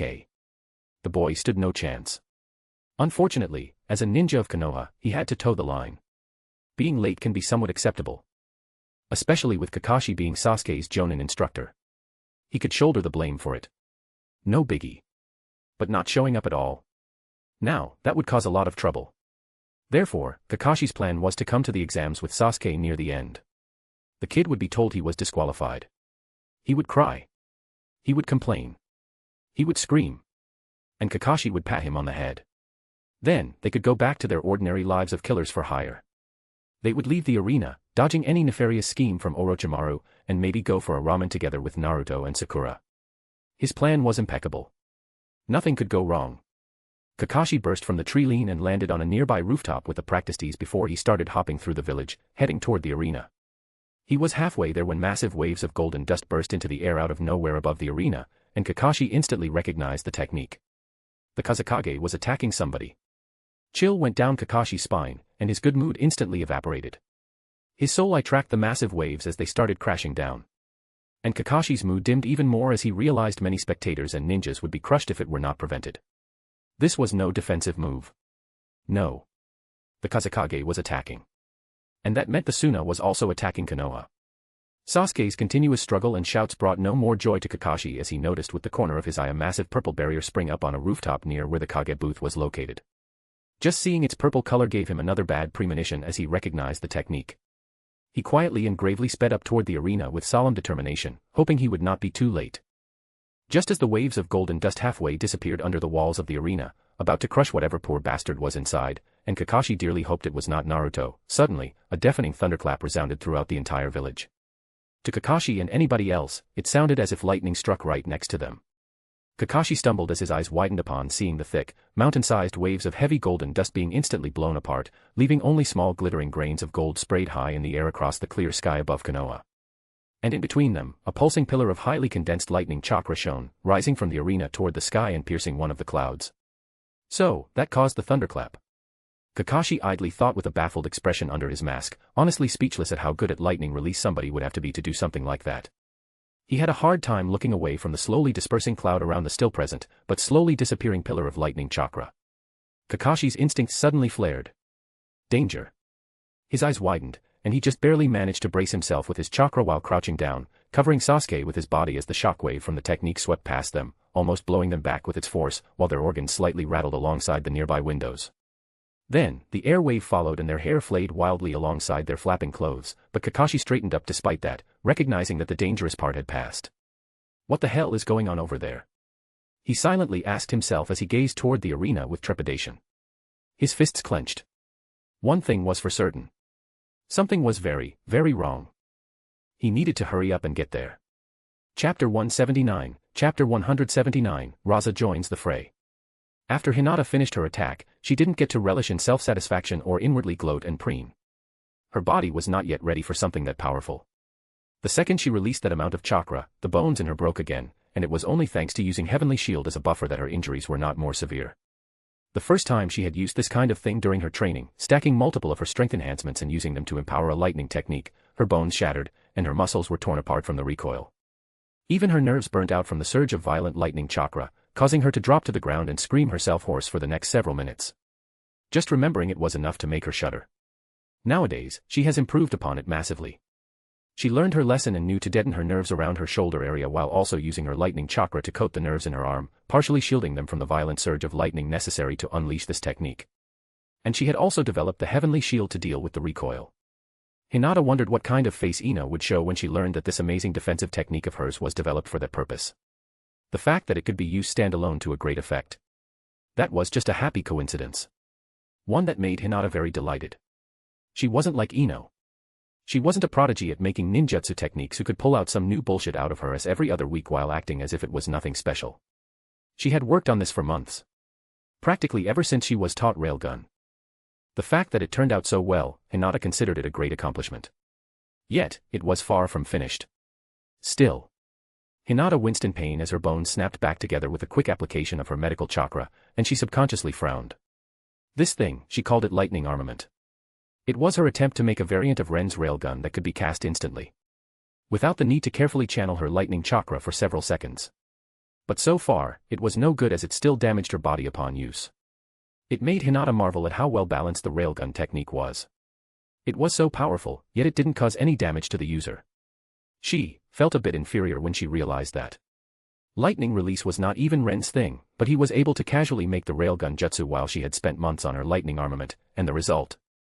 With a soundless sigh, Hinata started to soothe her bruised nerves and slightly damaged chakra coils with a stream of medical chakra, slowly healing them. For the next dozen seconds, there would be no lightning techniques for her from that particular arm. Abruptly, Hinata's eyes widened as her internal musings were interrupted when she noticed a hail of golden dust bullets suddenly appear to her left side. A chakra barrier instantly sprang up, blocking the bullets, peppering it as Hinata spun in a hasty cadence while Ino substituted with a leaf outside of the bullet's range. Waves of golden dust abruptly burst out of the ground, wrapping around the Kaiten while being continuously repelled, trying to fully submerge it. Realizing that her opponent wanted to trap her, Hinata stopped spinning and interrupted her Kaiten. Usually, Kaiten needed to be stopped slowly to not suffer the chakra backlash from the technique, but just as the backlash was about to hit her, Hinata funneled it out of her tenketsu. The faint blue chakra barrier around her intensified, persisting despite the Kaiten being interrupted. Then, when the chakra build-up reached a critical point and started to turn unstable, Hinata used her heavenly wall. A surge of chakra burst from her body, spreading outward like a shockwave and catching all the dangerously accumulated chakra around Hinata, pushing it forward and away from her. The ocean of golden dust covering her was instantly blown apart, popping like a soft bubble from the force that hit it. Not waiting for her opponent to recover, Hinata's eyes swept the surroundings, her Byakugan scanning for any clue about Raza's whereabouts, when she noticed golden dust gathering on the ground underneath her feet. Hinata hastily and awkwardly jumped up, and despite not being fully ready, Raza showed his experience. Knowing that his surprise attack was discovered, he activated it despite not being fully ready yet. A tendril of golden dust drilled out from the ground and rapidly snapped toward Hinata. It was about to hit her when she pulsed chakra from the tenketsu on the soles of her feet and somehow managed to jump on the air as if it were solid ground, evading the tendril by a few inches. But Raza was not having it. Shard spikes instantly burst from the tendril, intending to skewer Hinata, only for a vacuum bullet to hit the other side of the tendril, tearing it apart and sending Hinata crashing back from the resulting pressure wave. Hinata spun midair, managing to regain control of her momentum and landing in a handstand a few meters away, only to wince as a surge of pain hit her from her still damaged arm. Despite that, she quickly pushed herself up and landed on her feet before sharing a glance with Ino. What? No thank you, bitch. Ino's smug voice resounded in Hinata's mind, causing her to click her tongue. I didn't need your assistance, bimbo. Hinata replied, irritated that she was sent tumbling through the air by Ino's vacuum bullet. Just a bit of lightning chakra and his golden dust would be repelled. She sent the impression of rolling her eyes to Ino. Sawyer. Whatever lets you sleep at night. Ino sent the same impression back. Now, where is he hiding? The whole area is drowning in his chakra signature, so I have a supremely hard time locating the bastard. She grouchily admitted, not happy at all. He is. Hinata waited for a moment, behind me. Substitute, now. Their whole exchange lasted barely a split second as thoughts moved extremely fast. There was barely any lag between Hinata sending that message to Ino and suddenly swapping places with her. As Raza burst out of the ground at speeds that would make him a blur to an ordinary ninja, he slashed a kunai at his target while also creating 5 spears out of his golden dust and hurling them forward. At such a close range, there should have been no way for his target to evade. Especially when he was attacking from behind. But unlike his expectations, he was not met with the Hyuga girl's back. Instead, he was met with the grinning Yamanaka girl who was already swinging her wind-coated blade in his direction while her hair was released from the ponytail and lengthened, covering the front of her body. Raza's pupils constricted, and he aborted the attack, hastily swapping with a clump of golden dust he quickly shaped into a sand clone.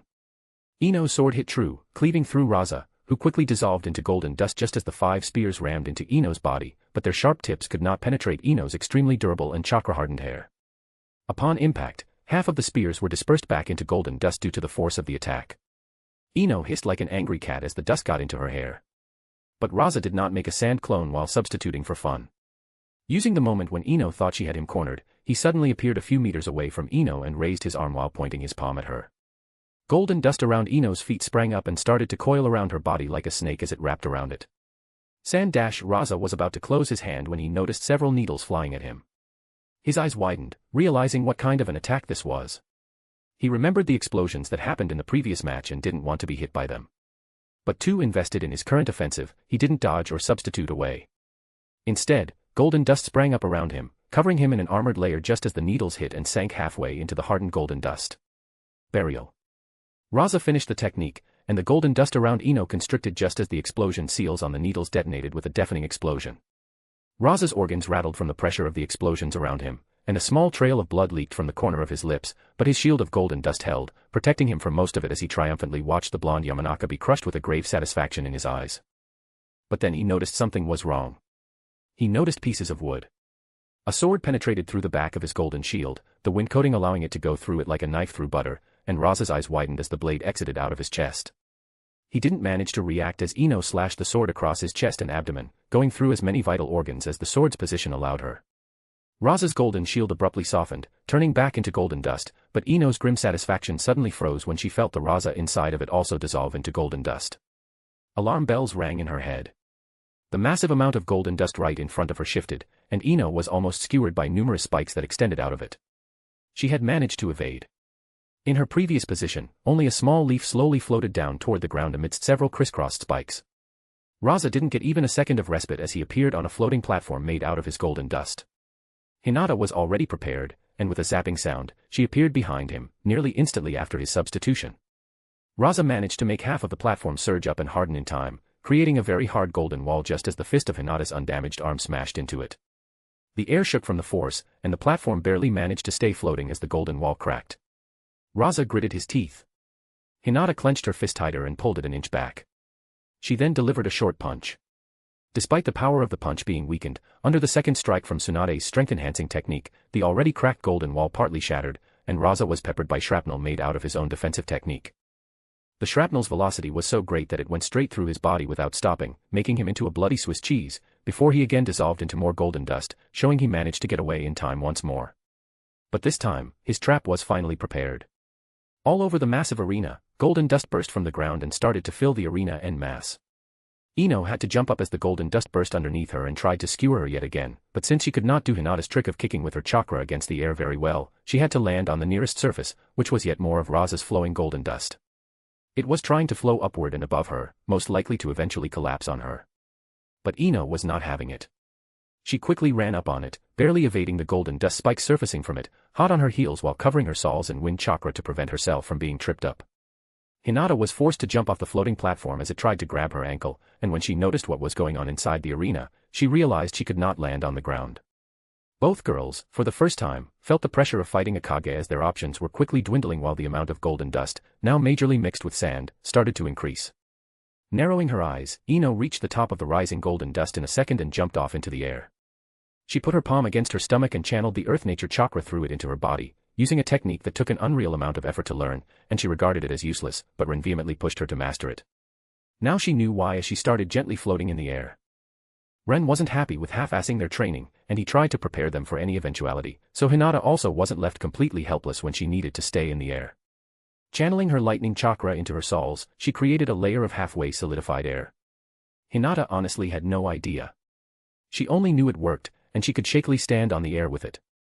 That was enough for her as she suddenly appeared next to Ino and solemnly watched the arena slowly filling with more and more sand, glancing at the lowest row of spectators. The sand was not far from reaching it. Even the other ninjas stopped fighting as the remaining invaders mostly fled, while the Konoha ninjas anxiously watched what was going on with silent trepidation filling them. This might be a problem. Hinata disgruntledly muttered, only for Ino to scoff. You tell me. We never intended to get dragged into fighting the Kazekage. We still have a job to do in this invasion, damn it. Ino quietly complained, her eyes scanning the surroundings and trying to find a way out. They could not dilly-dally here.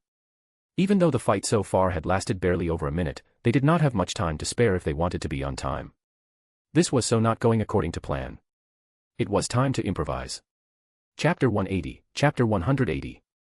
Did I miss something? Watching the quickly filling arena, Hinata gave Ino an innocent look. Since I dealt with the previous big attack, this one is yours, Ino-chan. She sweetly said, causing Ino to give her a stink eye. Hinata just smiled through it until Ino relented and clicked her tongue. Fine. Let big sister Ino show you how it's done, then. Ino grumbled with a huff, but she couldn't refuse. Hinata dealt with the first attack because she had lost in a mental rock-paper-scissors competition. The problem and the reason she was annoyed, however, was that she was a precision fighter. She was no ninjutsu specialist. She didn't have numerous powerful techniques capable of wide area destruction. No. Between the two of them, that was Ino's job. Letting her sword disappear back into the seal on her wrist, Ino nonchalantly clapped her hands together. The gesture looked almost mundane. Casual, even. But the change could be felt instantly. The wind started picking up as Ino's chakra started to concentrate around her hands, changing into a wind-natured one while being refined and sharpened at a rapid pace in a seemingly unending circle, while Ino was molding it into a technique. Ino and Hinata's hair and clothes started flapping in the breeze, at first slowly. But it swiftly became wild as the breeze changed into a strong gale, and the heavily concentrated air chakra around Ino's hands started to exude a tangible pressure. A bead of sweat flowed down Ino's temple as she glanced down at the arena, mentally calculating how big of an area of effect she could afford to give her attack without affecting the spectators. Biting her lower lip, Ino slowly outstretched her hands and pointed her palms downward, toward the arena full of sand and golden dust. A ball started forming in front of Ino's palms, the wind chakra it contained screeching and grinding against each other while swiftly rotating at speeds invisible to the naked eye. As small wind blades made out of pure wind chakra started to form around the ball, Ino smirked in satisfaction, and added her own twist to it, causing the ball to turn blackish as it started to inwardly destabilize. Even the loud screeching stopped, the ball becoming deadly silent. Wind release, vacuum Rasen Shuriken. Ino intoned, more to look cool in front of Hinata than for any other purpose, and she instantly shot the ball downward before it could explode in her hands as the recoil from shooting the technique sent her spiraling backward through the air with a deafening boom. The blackish ball smashed through the golden dust mixed with a copious amount of sand near the center of the arena, burrowing inside of it through sheer force. For a moment, nothing happened as more sand and golden dust filled the hole. It was enough that even Raza, who was hiding near the wall, blending in with the sand, had furrowed his eyebrows. Such a dramatic preparation shouldn't have an underwhelming effect. Just in case, he decided to relocate and formed a small floating platform underneath his feet before shooting into the air. His instincts were screaming at him. In the next moment, the black ball within the sand expanded. Not loudly. There was no warning. Silent as a grave, the entire arena was suddenly engulfed in a pulsing, black bubble alongside everything that was inside. There was no explosion. No wind pressure. No overwhelming shockwave.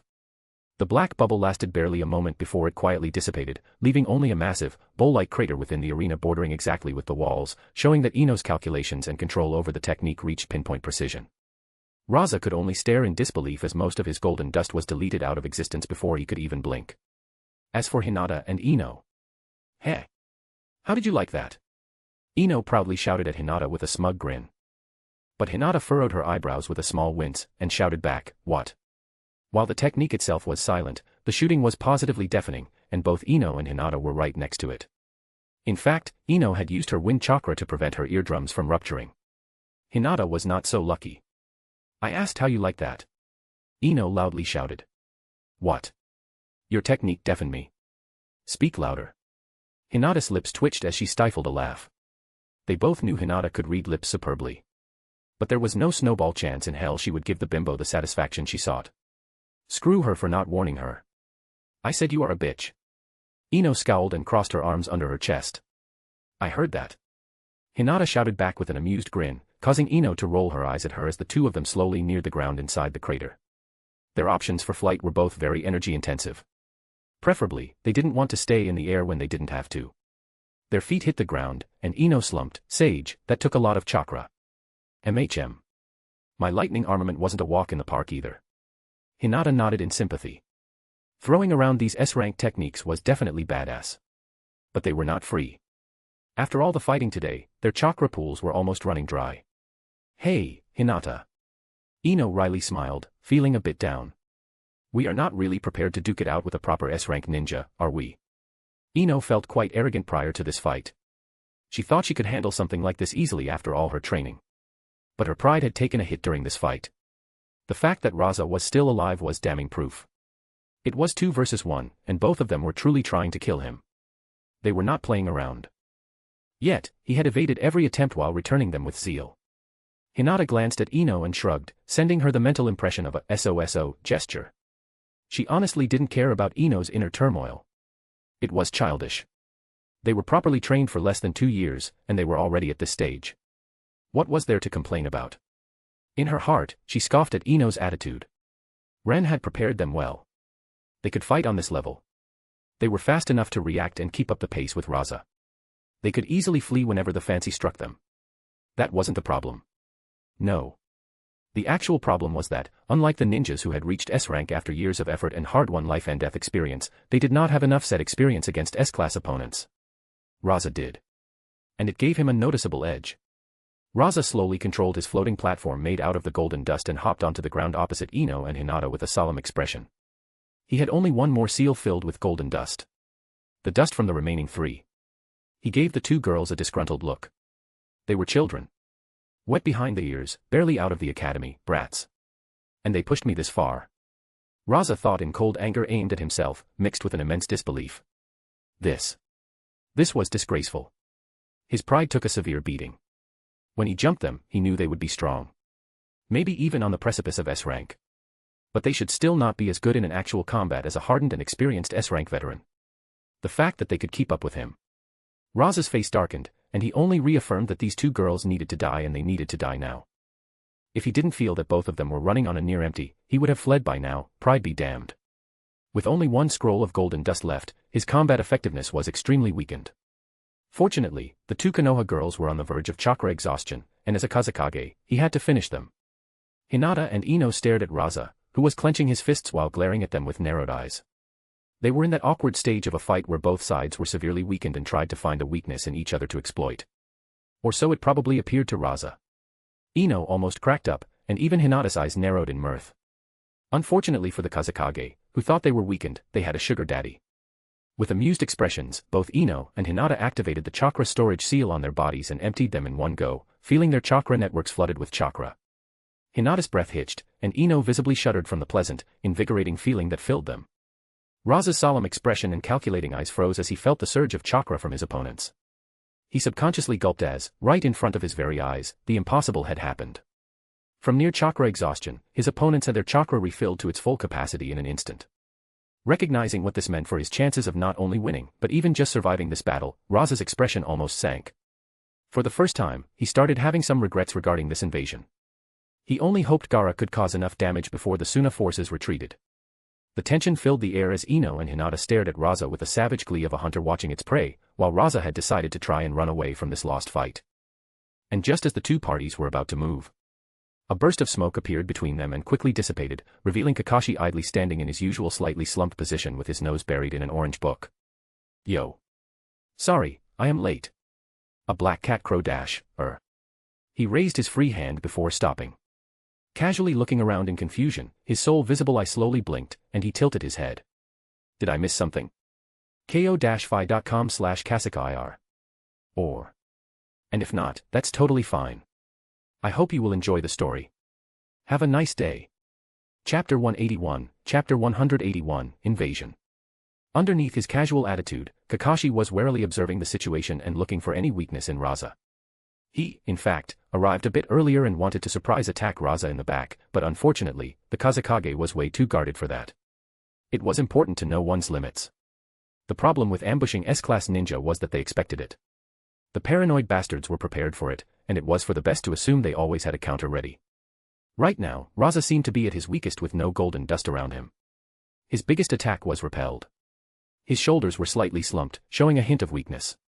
He reminded Kakashi of a homeless dog in a heavy rain who was trying to act tough. But Kakashi didn't believe in that pitiful image.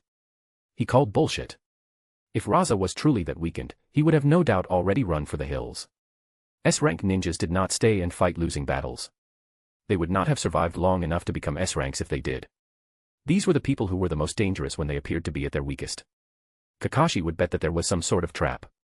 Maybe he still had some golden dust under the ground near his feet. Well, he could only guess until they properly clashed and Raza showed his hand. In the end, Kakashi had seen no favorable opening, so he instead decided to make the 2 versus 1 into a 3 versus 1. That should put more pressure on Raza and hopefully make him slip. As Raza observed Kakashi with his lips set in a frown, a green blur suddenly appeared inside the arena, and Guy appeared, standing next to Kakashi. The last remnants of the enemy ninja within the arena were quickly being mopped up, so he could afford to come here. Yash. My eternal rival. You are finally here. Guy gave Kakashi his best thumbs up and a wide, sparkling grin full of teeth. I am in the lead. I have already dealt with 36 enemy ninjas. Kakashi quietly hummed for a moment as he stared weirdly at Guy, but then he simply turned around and nonchalantly shrugged. I have dealt with 37 on my way to the arena, Guy. He casually bullshitted Guy with a practiced ease. What? No. That can't be. I must put in more effort. Guy exclaimed in surprise that quickly turned into a burning determination. Guy's eyes fell on the Kazekage, and he seemed to have an eureka moment. Yash. I shall defeat the Kazekage. If I can't, I shall run 100 laps from Konoha to Suna on my hands. Kakashi smiled underneath his mask. It was always so easy to rile Guy up. By now, he was half convinced that Guy was playing his foolishness up just to spice things up and make others underestimate him, but despite being one of his very few friends, not even Kakashi could really tell if that was the case. If he were to be honest, it was sort of impressive. Let's team up. The one to score the killing hit takes the credit. That fair for you? Yes. I shall score the killing hit. Cover my back with no worries, my youthful friend. Guy shouted, and Kakashi would swear his grin widened. Kakashi rolled his eyes in response. He was not afraid that this little competition would hamper their teamwork and make them fight against each other as much as together. It was just something they did for fun and giggles. He had no doubt that if Guy had seen a way to give Kakashi an opening for the killing blow, he would do everything in his power to do it. Glancing back at Ino and Hinata, who were looking at them with weirded-out expressions, Kakashi inwardly sighed, hoping his cool image was not tarnished too much. Alas. The banter was necessary. The 2 girls did some very heavy combat, from what he had seen when he arrived at the arena. He wanted to give them a small breather. Unfortunately, he couldn't afford to drag this on for much longer. It wasn't only them taking the chance to take a breather, but their opponent as well. And who knows what Raza could pull off if given the time. They needed to engage him quickly, but with the 4 of them, they had a solid shot at killing him. Good. He spoke, about to give some reassuring words to the youngest members of their impromptu team. It's 4 against 1. Don't worry. We got this. Teamwork is Konoha's strongest suit. Actually, Hinata's voice suddenly interrupted him. We shall leave this fight to you two, Kakashi-sensei, Guy-sensei. Yes. Ino nodded with a foxy grin. Strong and youthful jonin like you can definitely deal with something as simple as Kazekage. Have fun. With that, the 2 girls disappeared in a swirl of leaves, leaving Kakashi staring at the place where the 2 girls were standing just a moment ago. Even the hand holding his orange book subconsciously dropped down from the surprise, hanging next to his body. Huh. What the hell? Was he just abandoned right after he bragged about teamwork in front of Raza? Well, that definitely didn't go as he envisioned, now, did it? Kakashi's lips twitched. Kakashi. Looks like you were mistaken. Guy spoke, amusement shining in his eyes as he subtly watched Raza like a hawk. He turned toward Raza and gave him a thumbs up while trying to cause some psychological damage with his trademark sunset genjutsu. This shall be a youthful 2 versus 1, Kazekage Dano. A moment later, Hinata and Ino ran across the rooftops of Konoha's houses, hurrying toward the outer wall. So far, the village was quite peaceful for the most part as Konoha ninjas worked hard to evacuate civilians. Their unexpected fight with Raza lasted maybe 4 minutes, so the invading forces hadn't breached the walls just yet. The only enemy ninjas that were inside Konoha now were the infiltrators, and with her Byakugan, Hinata could tell that there were easily hundreds of those, but in a place as big as Konoha, that was just a drop in the bucket. It did help that these infiltrators could not field a proper offensive due to their numbers and the fact that the infiltration specialists were usually not the best combatants. But while they did not outright confront Konoha ninjas in the streets, they did do damage in their own sneaky way with run and hit tactics. Hinata could see them kill civilians in an unprotected part of Konoha. She even saw children being cut down like wheat on one distant playground. She could see the infiltrators working hard to sabotage several places with varying levels of success. She could see them do assassinations. And indeed, some civilians' positions on the council were most likely going to need replacements. Young, isolated genin and chunin were also targeted. The cowardly bastards were always jumping them in bigger numbers. She could even see some of them using the situation to rape young girls in dark alleys right this moment. It made her heart ache. But she could not go and help. Not now. Too much was happening at once, and sadly, her prowess and chakra had to be used for more important endeavors right now. She could only hope some Konoha ninjas would notice and help. As slim as that possibility was. The aforementioned bigger problem was that Suna and Oto's main forces were besieging Konoha's walls in 5 different places. The first one, a minute ago, a massive serpentine monster was summoned near the wall on the eastern side of the village, but Jiraiya was already handling that one. Still, from what Hinata could see, it was not going to be a quick fight. The serpentine monster seemed to have a very effective regeneration and a lot of strength. Putting it down was going to take time. The enemy also knew exactly where to attack for the biggest effect because the garrison there was undoubtedly the weakest. Some enemy ninjas were already using that fact and the chaos from gigantic toads beating up on a gigantic snake-like monster to slip further into Konoha despite Jiraiya's presence. Hinata and Ino's goal was the 2 fronts on the western side of the village's wall, however. Hinata would handle the army of Oto ninjas, while Ino would handle the Suna ninjas attacking the wall further south on the western side. Honestly, there was no way in hell that Suna and Oto ninjas would fight as one unified army, and that was a blessing in disguise. They did not fight together. Instead, they fought alongside each other, trying not to get in each other's way. But forget helping each other. That was not going to happen. They were still ninjas from 2 different villages. They wanted to see each other dead as much as they wanted to see Konoha ninjas dead. Thanks to that, they hadn't overrun the defenders yet, and the 2 places seemed to be in a stalemate. But these were the 2 biggest concentrations of enemy forces. It was just a question of time until they broke through the defenses and poured into Konoha. Which was why Hinata and Ino headed that way, wanting to prevent it. Unfortunately, this meant the northern and southern attacking forces would most definitely get into Konoha. The infiltrators were already causing huge problems for the Konoha defenders there, while the enemy forces outside were trying to get through the wall. It was pure chaos, full of death, as Oto and Suna ninjas disguised as Konoha ninjas started killing their comrades the second the enemies attacked. These 2 fronts were already on their way to being lost. The enemy ninjas were going to get into Konoha through there, and there was no way to stop it now. Hinata could only hope the ANBU and ninjas within the village could deal with them once the evacuation was finished. The only saving grace was that the southern and northern invading forces were relatively small compared to the eastern and western ones. They seemed to be meant more as a distraction. The enemy most likely did not expect Jiraiya to be present in the village, nor did they expect Ino and Hinata. Ino's eyes met Hinata's just as Hinata threw a needle to the side, killing an Oto ninja a few hundred meters away who was about to stab a little girl. "Well, this is it," Ino said, trying to sound cheerful, but there was still a heaviness to her tone. "This is where we part. Give them hell, girl." Her attempt at an encouraging smile was more of a grimace. Usually, Ino would be more chipper, but despite not having Byakugan, her sensing was second to none in Konoha. She also noticed the atrocities that were going on. And she was also frustrated at not being able to help. But she was going to fight an army of hundreds, maybe thousands, of ninjas. She couldn't spare her chakra. Not even for one shadow clone. Ren had beaten heroics out of them very soon in their training. Doing so would have been foolish and could hamper her own survival. So, with gloomy expressions and heavy hearts, both Hinata and Ino ran toward their own battlefields, hoping that their efforts would be helpful enough to matter. Chapter 182, Chapter 182. Yude. After Hinata and Ino both headed in different directions, Hinata ran toward the place where the Oto ninja were currently besieging the western wall. She tried to help wherever she could on her way, throwing needles left and right as long as the intervention didn't necessitate using chakra or slowing down. Sometimes her needles helped the defenders or saved the poor, defenseless civilian victims. But most of the time, no matter Hinata's peerless accuracy, no matter that she could nail a bullseye with a thrown needle even when her target was 100 meters away, and that was with her raw strength alone, without using any booster like lightning chakra. She was in a hurry, and enemy ninjas were not wooden posts.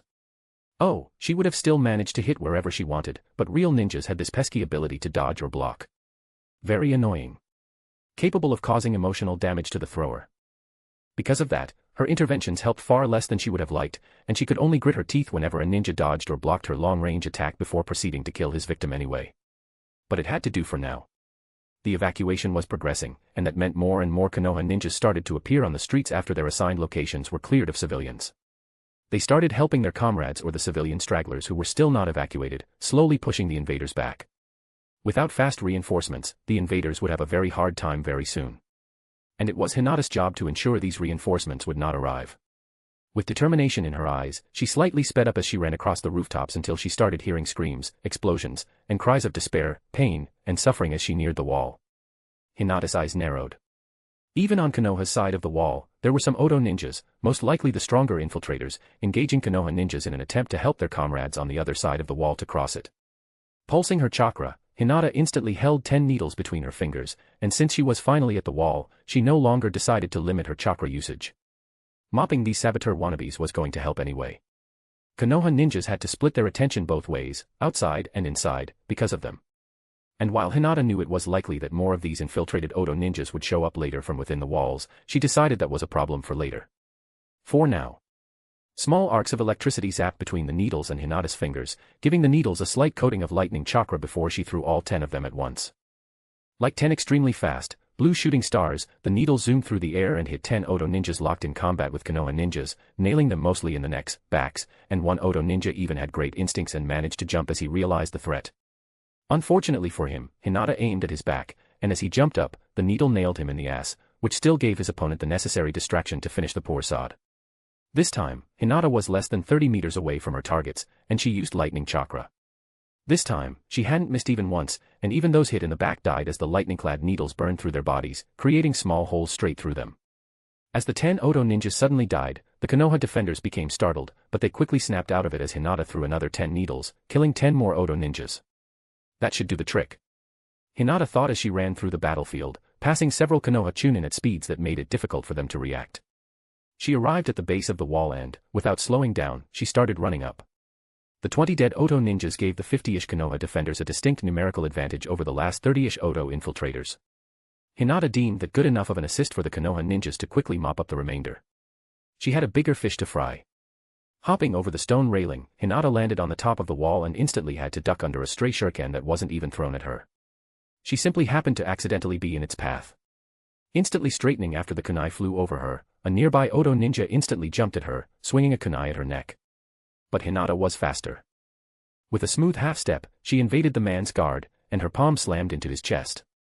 His heart ruptured, and the men didn't even know when he died, as his corpse flew over the stone railing, hitting another Odo ninja who had just managed to finally climb up the wall. Both the corpse and the now screaming Odo ninja were hurled through the air, straight toward the ground, where they went splat upon impact. Konoha walls were very tall. They had to be. Ninjas could wall walk, after all. That disabused the other Odo ninjas from attacking Hinata and gave her a second to properly take stock of the situation. It wasn't good. Hinata frowned. Ren always said that the existence of ninjas and the conflicts between them were better than the alternative. But as Hinata saw all the dead and dying ninjas, all the corpses strewn all over the top of the wall or the field underneath it. The pile gathered at its base, discarded like garbage. Hinata's gaze grew sad. This was one thing Hinata disagreed with Ren about. Logically, she understood that a conflict between a few thousand ninjas was still less bloody than a conflict between hundreds of thousands of normal civilians. But that was in theory.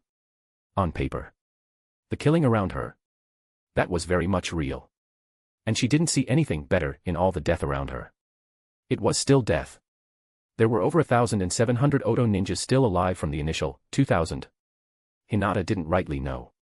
She didn't have the time to properly count. But that was her rough estimate. The Konoha side, however, only had 400. 350 defenders. There were probably 500 of them at the start. Still, Konoha's side was outnumbered. Only thanks to the fact that the Oto ninjas were nothing spectacular, and the high ground of the impenetrable wall, did they still resist the charge. It couldn't be more obvious to Hinata that their resistance was not going to last. Suddenly, it made a horrible amount of sense why they only sent 50 ninjas to deal with 50 enemy infiltrators. They couldn't spare more, and yet, the infiltrators simply had to be stopped. The reinforcements. Hinata inwardly sighed. They were not going to make it in time. The northern and southern defense points were just breached, Oto and Suna ninjas flooding into Konoha through the breaches. The ANBU and other ninja had their hands full as they were now fighting in the streets of Konoha. Really, bolstering the Country of Fire's ninja border guard teams just in case somebody tried to invade definitely did not help Konoha's current position. Hinata only knew about that because she heard Rin quietly cursing a certain elder from their village who had sent all his supposedly non-existent, secret special ANBU forces to bolster the western borders before he took an abrupt vacation to the capital of the Land of Fire. To promote connections with the nobility, or something. Hinata didn't exactly know what had Rin so angry back then, and she didn't bother to ask, but now she couldn't help but admit that something was very fishy about the lower number of ninja present in Konoha during this invasion. How the hell did this big of a force get through all the supposedly bolstered border guard teams with sensors and detection seals? All that flashed through Hinata's mind within 3 seconds as she assessed the situation. By the end of it, she was already moving, determined to end this. Stepping on the stone railing separating the top of the wall from the side outside of Konoha, Hinata jumped high into the air, soaring above the army of Oto ninjas. Closing her eyes, arcs of lightning flared to life around her as she funneled her chakra out of her tenketsu all over her body. Using some principles of Kaiten, Hinata spun in the air, the lightning following her movements as it wrapped around her, creating a spinning ball out of its crackling arcs. She spun faster and faster, the sheer concentration of lightning around her keeping her suspended in the air without falling. Barely 2 seconds later, as most ninja on the battlefield noticed her and watched the happenings with trepidation, Hinata had gained sufficient spinning speed. Some of the arcs of lightning couldn't stay in the ball and inevitably peeled off before raining onto the Oto ninja in Hinata's proximity, striking and frying them by the dozens, while those at a safe distance could only watch in horror. But the relief of the Oto spectators was short-lived. Just as they thought they were out of the technique's range, an unending rain of lightning-enhanced needles started to zap and swish through the air too fast for most to track with their eyes. And just as the first victim started to die or scream in pain, depending on where the needles struck and burned holes through them, the real horror started. The needles began to explode. Swiftly, the already loud, pulsing sound of crackling needles swishing through the air was completely deafened by the symphony of unceasing thunderous explosions. Seconds ticked by, and Hinata had thrown dozens, 100, 500, 1,000. An entire minute later, Hinata had emptied her reserve of 2,000 needles in her wrist seals. The field in front of Konoha's wall was full of craters, the Oto army reduced to burnt and shattered body pieces strewn all around. And those were actually the lucky ones who still had some pieces of their body to bury after all the explosions. Maybe if there were some capable jonin, maybe they could survive the onslaught of Hinata's technique. But Oto ninjas were not exactly an elite force. Even those climbing the wall were not spared as Hinata's needles rained indiscriminately on the wall too, leaving the rocky surface shattered in many places, revealing the sturdy but still slightly cracked Hashirama wood of its inward structure. Only a few Oto ninjas atop the wall didn't die. But seeing their comrades reduced to cinders in the thundering explosion sapped all will to resist out of them. By the end of it, they knelt on the ground in surrender with empty eyes as they realized they had no chance of victory left. Their army was gone. Over 1,600-ish ninjas, dead. All within a minute. Konoha had a new yellow butcher. Hinata's spinning slowed down, and the crackling lightning was dispersed. When it halted completely, Hinata kicked against the air and did a backward somersault, landing on the top of the wall under the awed and fearful gazes of Konoha ninjas. Tilting her head, Hinata blinked. The Konoha ninjas near her shuffled to the side and nervously avoided her gaze. She even heard some of them gulp in fear. "Well, who is the commanding officer here?" Hinata shouted, feeling a bit exasperated at their reaction. Honestly, she was extremely tired. Spinning at those speeds while using her Byakugan to perceive the surroundings. Keeping the field of spinning lightning chakra around her body at a certain intensity. Unsealing and imbuing her needles with lightning chakra before inscribing exploding seals on them with her chakra as she threw them at the rate of around 33 per second, give or take. Hinata's muscles, especially the ones on her wrists, hands, and fingers, felt like lead. Her nerves were slightly twitching all over her body. Her arms were nearly shivering.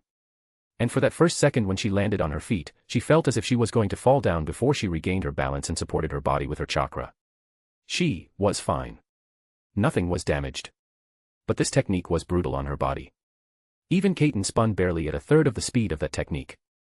On the bright side, thanks to her Byakugan, all that spinning hadn't made her even a bit dizzy. Her chakra pool was once again half empty, and the rapid decrease in her chakra made Hinata feel as if she had just run non-stop for a whole day at her top speed. She now understood why Ren insisted on saving her chakra until this confrontation. During training, she had only used this with 200 needles at most. The after-effects didn't feel nearly as draining. 3 seconds passed, and Hinata's eye twitched when nobody answered her. Because of her ire, the remnants of her lightning chakra became agitated, sparks crackling around her as her white eyes narrowed. He is the commander. One Konoha ninja flinched and rapidly pointed to a man, throwing him under the bus. Hinata coerced her chakra to stop flaring on its own, ceasing the unintended effect of crackling sparks as she exchanged an exasperated look with the supposed commander while he cautiously approached her. He opened his mouth. "I need you to send half of your forces to reinforce the village." Hinata interrupted him, channeling all the training of the Hyuga heiress to sound as commanding as possible. Not that it was truly needed. Not after her earlier army-killing display. But, to give the men credit, he didn't instantly agree, showing that he indeed deserved the leadership position. Even in front of somebody who had slaughtered an army, he started to protest despite being afraid enough that his knees slightly shook. Poor, low-level Jonin. But Hinata was not interested in his protests. She decided to quickly explain the situation, even letting the veins around her eyes bulge to imply how she got her information. The northern and southern defense points were breached. Over 1,500 ninja managed to get into Konoha and are either in the process of entrenching themselves inside the buildings or fighting in the streets. Your 200 ninjas will not change much, but they will definitely help. This battlefield is cleared. 200 ninjas should be enough to keep watch here. Hinata scanned the remaining Konoha ninjas with her eyes, noting that many were injured or tired. Those would be staying. The commander stayed silent for a moment, mentally calculating the situation, but then he nodded. He realized that Hinata, being a Hyuga, had a better idea of the situation, and if her information was correct, then her suggestion made sense. That end, well, strength spoke. The commander wryly smiled.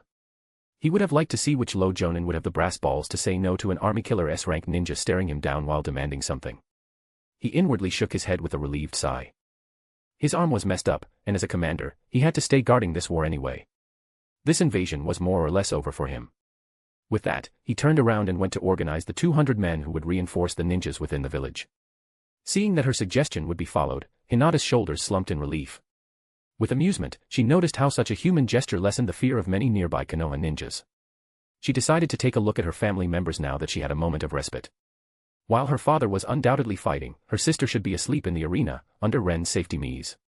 Hinata's eyes flew wide open as her search for her family members suddenly stopped when she noticed several ninjas with vaguely lightning-flavored chakra about to make their way out of Konoha with unconscious Hanabi slung over one ninja's shoulders like a sack of potatoes. "You dare!" Hinata screeched as her head snapped in their direction, and the ground underneath her shattered, sending several nearby ninjas tumbling backward while her lightning chakra exploded out of her body once again. Chapter 183, Chapter 183, Ino's Chaos. Ino arrived near the defense point where the main Sunagakure force was supposed to be besieging the wall, only for her heart to sink when she realized she was almost too late. The battle was nearly won, and only some Konoha stragglers were still alive, desperately fighting a lost battle. The Sunagakure ninjas were experienced and numerous, too many for the few hundred defenders that originally guarded the wall. They quickly overwhelmed the resistance and were now already crossing into Konoha. Ino quietly cursed under her breath, nervously clenching her hand. She had hoped to have at least a small army of Konoha ninjas at her back during her battle, but it seemed it was not to be. But Ino's nervousness quickly passed. Her eyes sharpened, gazing at the bitterly resisting few Konoha ninjas, and suddenly, 10 of the Suna ninjas who fought them stopped. Just for a moment. Barely a second. But that was enough in a ninja melee battle. Kunais plunged into their bodies as their bewildered opponents didn't let the surprise rob them of the unexpected opportunity, while Ino could feel her 10 In clones disperse as the victims died. She released a tense breath. 10 was her limit. She wryly smiled. Once upon a time, she had dreamed of controlling entire armies and bending their wills to her whims. But those dreams. They stayed just that. Ino didn't wait. The bodies of the 10 Suna ninjas hadn't even finished dropping to the ground, and she was already lunging forward with her sword in her hand. Wind chakra coated the blade with a low, sinister hum as Ino rammed straight into the crowd of Suna ninjas, sweeping through them like a storm. Slash. Dodge. Parry. Counterattack. Ino fought and killed 5 ninjas at once with her surprise attack, but the remaining hundreds of Suna ninjas, with more still crossing the wall, didn't stay in disarray for long. They were highly trained soldiers, and Ino quickly met with swift resistance. As she slashed at the 7th ninja, Ino's instincts flared, and she took a half step back, letting Shuriken whiz in front of her face. She still stabbed her sword forward, killing her target before she had to jump up to evade several thrown kunai. In the air, Ino somersaulted and swiped one kunai from the air, throwing it at a nearby ninja, nailing him with it in the forehead. Feeling a shift in the winds, Ino quickly formed a wind barrier behind her, just in time as a wave of pressured wind slammed into it, hurling Ino back through the air further into the ranks of Suna ninjas. While in the air, Ino made a vacuum bullet and hurled it to the side, not bothering to even check how many enemy ninjas it impacted as she landed back on her feet, blocking a slash from another random Suna ninja. Sidestepping to the side, Ino's free hand suddenly glowed with wind claws, and with a blur, the ninja's throat was ripped open, fresh blood splashing the people in front of him. But Ino was already stepping around him, already needing to deal with another assailant. Neither her sword nor her hand was in a good position to deal with that one in that moment, so she hopped up and, with a spin, her shin met his neck, breaking it while throwing his body to the side, where it crashed into yet another ninja trying to rush her. The ninja next to her, who was bleeding out from his ripped throat, slowly fell to his knees, and Ino grabbed his head, gripping his hair as she yanked him forward. Several kunai burrowed into his body as Ino used him as a human shield before discarding him. Turning around, Ino ducked under a swinging fist, and her eyes shone with a cruel gleam. The ninja next to the one who swung his fist at Ino's back suddenly paused for a split second before his kunai was already burrowing into the neck of his comrade under his astonished gaze. But Ino's sword beheaded him before he could snap out of his bewilderment, and Ino kicked the shocked but dying man with a kunai in his neck, causing his body to smash into the three ninjas directly behind him and topple them all to the ground. Ino's lips stretched into a small smile as three shuriken appeared between the fingers of her free hand. With a swish, they flew and hit true. The three disoriented, toppled ninjas were no more. Hinata was not the only one with weaponry tricks. Starting to have fun, Ino's eyes looked to the right, meeting another desperate fool rushing at her. He threw a kunai. Ino lightly swayed to the left. Two kunai passed each other next to Ino's head, both flying in opposite directions. Both hit the other thrower right in the eye. Ino felt another two In clones dissipate. But she was already in a flurry of motions, cleaving through a men before parrying a kunai clad in wind chakra with her blade. Ino's eyes slightly narrowed as she dealt with the recoil. A jonin, huh? She thought. Plan 12. The kunai wielder screamed, and every Suna ninja alive around Ino abruptly leaped back. Ino blankly blinked before dozens of elemental techniques rained on her position. Fireballs with wind bullets smashed into her, exploding in a fiery hell before more and more of them came, covering Ino completely from sight. The Suna ninjas threw techniques at her for 20 whole seconds before stopping and waiting with bated breath. But as the flames finally waned a few seconds later, the Suna ninjas were greeted with the sight of her extended, yellow hair covering Ino's whole body like armor, leaving not even an inch of her skin exposed. Surprisingly, the hair completely resisted the wind and fire techniques from several ninjas feeding into each other.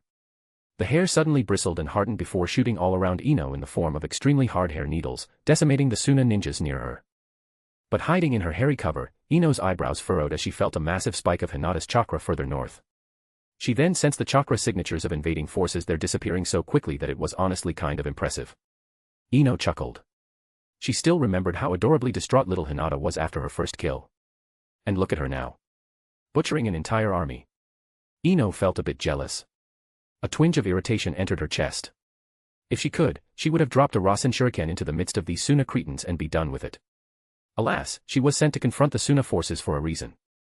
Ren wanted most of them to live past this day. Something about Suna being needed to fend off Iwagakure and ensure they can't invade Konoha from the west. To be honest, Ino didn't care much when he explained all that political crap to her. Oh, she understood it. If Suna was too weakened, another ninja world war might be started by Iwa and Kimo, who were near the peak of their strength right now. The balance of power between the ninja villages was a precarious thing. So, while Ino might not have liked it, she agreed to hold back. By now, Hinata had decimated her enemies while Ino had barely killed a dozen or two out of the over 1,000 Suna ninjas. Heck, most of the Suna forces were actually ignoring her. There were thousands of them, and she was just a single kunoichi who wasn't even throwing around wide area destroying jutsu. Then again, she wasn't here to cause a massacre. She was here to traumatize the Suna ninjas into running away. As the hair needles stopped raining down on the nearby Suna ninjas, Ino's chakra flared, sending an invisible pulse across the surroundings as she leveraged her extremely developed mind to weave a genjutsu over an entire quarter of the Suna army. Even the Suna ninjas who were disregarding her presence and intended to rush into Konoha faltered upon sensing the wave of chakra she had released before they tensed in an anticipation full of dread. Ino inwardly grinned. Good. For the first time, she had everybody's attention. At least, until the genjutsu-affected Suna ninjas turned around with bloodshot eyes while screaming in fear as they started attacking their comrades, plunging the battlefield into a whole new level of chaos. Chapter 184, Chapter 184, Hanabi's Kidnapping. Kaito considered himself a competent, yet ordinary ninja in the service of Kimogakure. He was a chunin, an elite one. He served his village for over a decade and was immensely proud of it. And when he finally hit 25, his chance at promotion to jonin had finally arrived. He could have refused, of course. He was given that option. But why would he do that? He was full of joy. After all, he spent the last 5 years trying to accumulate enough accomplishments and a good mission record while learning everything needed to be even considered for the rank of jonin. He put in an immense amount of effort. But he also knew he was average at best. Unlike the famed jonin from his or the other villages, he did not possess a skill that would separate him from the masses. He was good. He could fight at the level of a jonin. Barely, but it counted. But if somebody asked him what he excelled at, he wouldn't be able to answer. He was just average. He tried to get better. He really did. He had spent months of time between his missions training in lightning release. But his chakra nature was wind, and that elevated the difficulty of his training. It didn't help that his village didn't have much information about wind release. At least, not much was publicly available. Any intel his village had, he didn't have access to it. Improvement came slowly and hard. Sometimes, Kaito felt as if his efforts were setting him back, rather than helping him improve. So, when he was called by a senior officer from his village and had been granted a promotion, he felt as if luck was smiling at him. His effort was finally recognized. Little did he know that his promotion had a condition. He had to go on a mission to earn it. But they didn't tell him that back then. Oh, no. This was supposed to be a simple observation mission. Just watching the young talents in the Konoha's chunin exams and making a report about their strong and weak spots for the future. Alas, it all came crashing down when, once they checked into their hotel room and gathered for a debriefing, Nezuro Mikan, their squad commander for the mission, revealed that their true mission was to catch an unsealed Hyuga. Apparently, Orochimaru had approached the Raikage with an offer a few months back. Naturally, the offer was refused. Only a fool would believe Orochimaru's temptation. Nevertheless, the knowledge that Orochimaru wanted to stir trouble during the Konoha's chunin exams was valuable. If nothing had happened, Kaito's team of 5 would have just been there to observe the exams and come back to Kumo, their promotion secured. But if something did happen, if they had gotten a good opportunity, well, their true mission was a go.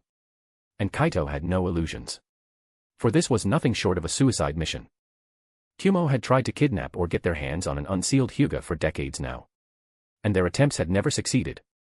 The poor sods getting these missions almost always ended up dead. Or worse. It was too late to regret it now, though. Kaito's shoulders slumped as he felt numb. The joy of his promotion turned into bitterness, for it was nothing but a poisoned apple. As he secretly watched the clash between the Kazekage and the 2 Konoha jonin down in the arena, he wondered if he was going to survive this day. Heh. Not bloody likely. A sardonic smile appeared on his lips. Are you done yet? He whispered, worry seeping into his tone as he held the genjutsu that covered them from the perception of nearby ninjas. It wasn't anything grand. If somebody paid attention to the spot they were at, the genjutsu would easily break. But that was the beauty of an oncoming invasion. Everybody was too busy to do so. TSK. A few more seconds. Nezuro irritably replied as he, alongside the other 3 ninja, tried to break the chakra barrier covering their target. It was a persistent thing. Not impenetrable. But then again, the user did cover the civilians in the entire arena with it. Its strength was already quite exasperating for the Kumo team, considering they spent the last few minutes trying to get through it. You may want to hurry up, then. Kaito said, just as a wave of air hit him and forced him to brace himself while his hair flew wildly in the air. The green Konoha freak somehow powered up and started delivering kicks that would send an unprepared ninja tumbling to the ground with the air waves they generated alone. Witnessing such madness was almost unbelievable for Kaito. That was not a ninja anymore. It was a bona fide monster. And to think the Kazekage is still unharmed. Kaito gulped as he saw the green freak kick Kazekage's head, only for it to burst into sand before wrapping around the freak's leg. Not that it lasted. The hardened sand burst the second the green freak moved again. It looked almost effortless for him. Even the other jonin, Kakashi, as Kaito remembered him from the bingo book, was trying to hit the openings in the Kazekage's guard, but the Kazekage kept up with them despite not having much of his golden dust remaining. Thinking about that, Kaito glanced at their target. A young unsealed Hyuga girl. Just like the Hyuga monster, who fought against the Yamanaka in the last round before the invasion started. Kaito even noticed some similarities between the girls. Fortunately, they started their mission only after these 2 new monsters from Konoha left the arena. He only hoped they could get away before their kidnapping attempt was noticed. Fucking finally, goddammit. The squad commander quietly exclaimed with a small cheer as the chakra barrier around the girl finally broke, and he pulled her out before it could reform. Maybe if they had used destructive jutsu, they could have breached it faster, but it would have also increased the odds of them being noticed. The five of them exchanged celebratory glances before nodding at each other. Nezuro promptly fed the girl a sleeping pill. Just in case. With the girl secured, two other squad members, also fellow previous elite Chunin who were on the verge of Jonin capability and had gotten promoted for this mission, started to weave more genjutsu around the team as they made their way out of the arena, and eventually through Konoha's streets that were quickly becoming a battlefield. Oto Ninja clashed with Konoha Ninja. Suna Ninja clashed with Konoha Ninja. Oto Ninja clashed with Suna Ninja. And seemingly, Konoha Ninja clashed with Konoha Ninja, too. It was a mayhem of blood and chaos as corpses littered the streets while the living fought, not even getting the courtesy of being sure if the guy next to them was an ally or an enemy. But that didn't matter to Kaito or his team. Avoiding all the fighting and ignoring the few civilians still on the streets, they ran through the village until they arrived near the gate. Jumping down in a nearby alley, Kaito frowned as his eyes met with an Oto Ninja who was plowing an already unresponsive civilian woman.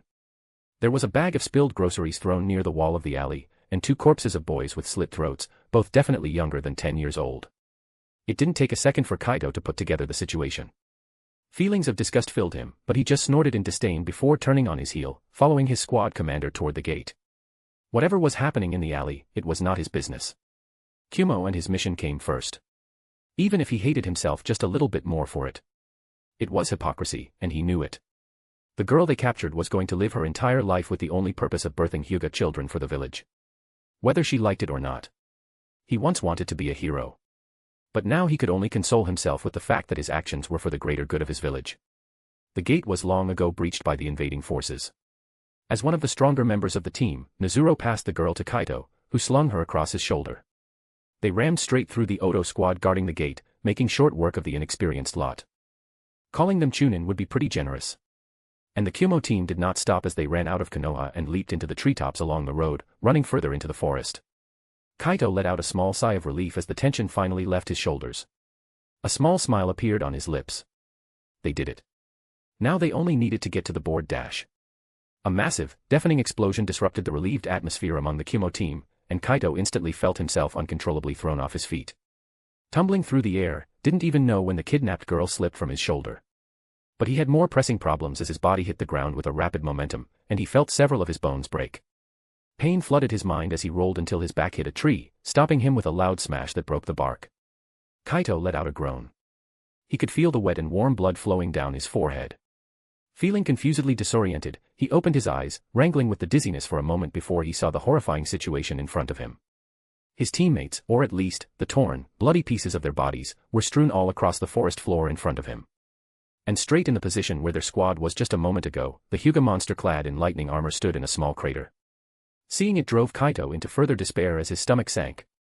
Even if blood oozed from the broken skin all across the visible parts of the girl's body, mixing with the nearly uncontrolled wild lightning chakra that was damaging its user. Even if the girl was in visible pain and her flesh was being cooked in real time right in front of his eyes. The absolutely furious glare of the Hyuga wearing technique that only the Raikage should know made Kaito's bowels loosen. There was no running away. His legs were broken. His team was dead. And he. He only noticed that the Hyuga girl was now pointing her finger at him as the world spun in front of his eyes until he felt his head impact the ground. In front of his eyes was. Is that my body? A stray thought entered his mind as he saw his headless body with a cauterized neck, while the tree trunk behind him was cleanly severed, and the tree started falling to the ground while loudly creaking. I died. Kaito confusedly realized, and before the horror and regret could seep in, everything went dark for him for the last time. As the Kumo ninjas had rolled to the ground, Hinata huffed and put down her hand before glancing at the rest of the Kumo squad, confirming they were properly dead. To reach them, Hinata had clad herself in the lightning armor and made her body into a railgun projectile. It was foolish. It was untested. It harmed her body. It could have killed her. But she freaked out and was quite desperate to save her sister. Fortunately, she had calculated her trajectory just right, as from the torn pieces of her kidnappers, the velocity of a human-sized railgun projectile smashing into the ground near a fleshly human target was very, very lethal. Only Hanabi and the men who carried her survived the crash. Hinata mentally noted to explore the possibilities of this at a later time before she turned toward her sister, who was suspended with chakra strings next to her. The lightning chakra armor around her body dissipated, and Hinata staggered in her place while gritting her teeth as all the damage done to her body by the technique became apparent. Pain flooded her mind while blood oozed out of her wounds all across her body, but her willpower was stronger, and she started instantly feeding medical chakra throughout her flesh, healing herself while also putting her hand on Hanabi. Realizing that her sister was just unconscious and there was no dangerous drug in her system made Hinata slump in relief. Exhaustion washed over her, and she lowered herself to the ground until she ended up lying in the crater she had made, cradling her sleeping sister in her arms. For one day, Hinata had just about enough adrenaline. Yet, she knew the day was not over for her. With a wry smile, Hinata closed her eyes and let out a sigh. Sage, I hate lightning chakra armor. She groaned as she felt with a painful clarity how her nearly cooked flesh mended together and both the visible and invisible wounds littering her body slowly started vanishing, leaving only an unblemished skin. Feeling sluggish, Hinata took a deep breath and tried to muster the will to get up, only for her still healing body to protest. Helplessly relaxing, Hinata checked the surroundings with her Byakugan and wryly smiled in her mind. I guess I earned at least 10 minutes of rest. Chapter 185, Chapter 185, Garan, the Suna Commander. Garan, a proud Sunagakure Jonin and honored to be one of the commanders during the Konoha invasion, looked to the right wing of his forces with furrowed eyebrows and a frown on his purple-painted lips. Some blonde-haired Konoha cunt smashed straight into the middle of the right wing's forces out of nowhere and started reaping his men like a sandstorm. Needless to say, Garan didn't like it. As he witnessed the cunt be pelted with various techniques from his brave men and women, a grim sense of satisfaction rose in his chest, only to utterly sink to the pits of the sandy hell when the enemy turned out to be unharmed once the dust settled. And when the hair needles started flying, Garan let out a weary sigh. He turned toward his right-hand man for this operation, who suddenly spoke with some concern in his tone. Our right wing seems to be struggling, Commander. Inept idiots. Can't even deal with one kunoichi. Garan muttered under his nose in displeasure. We have a more important job to do than killing one Konoha bitch, he said, glancing at his remaining men. It was good.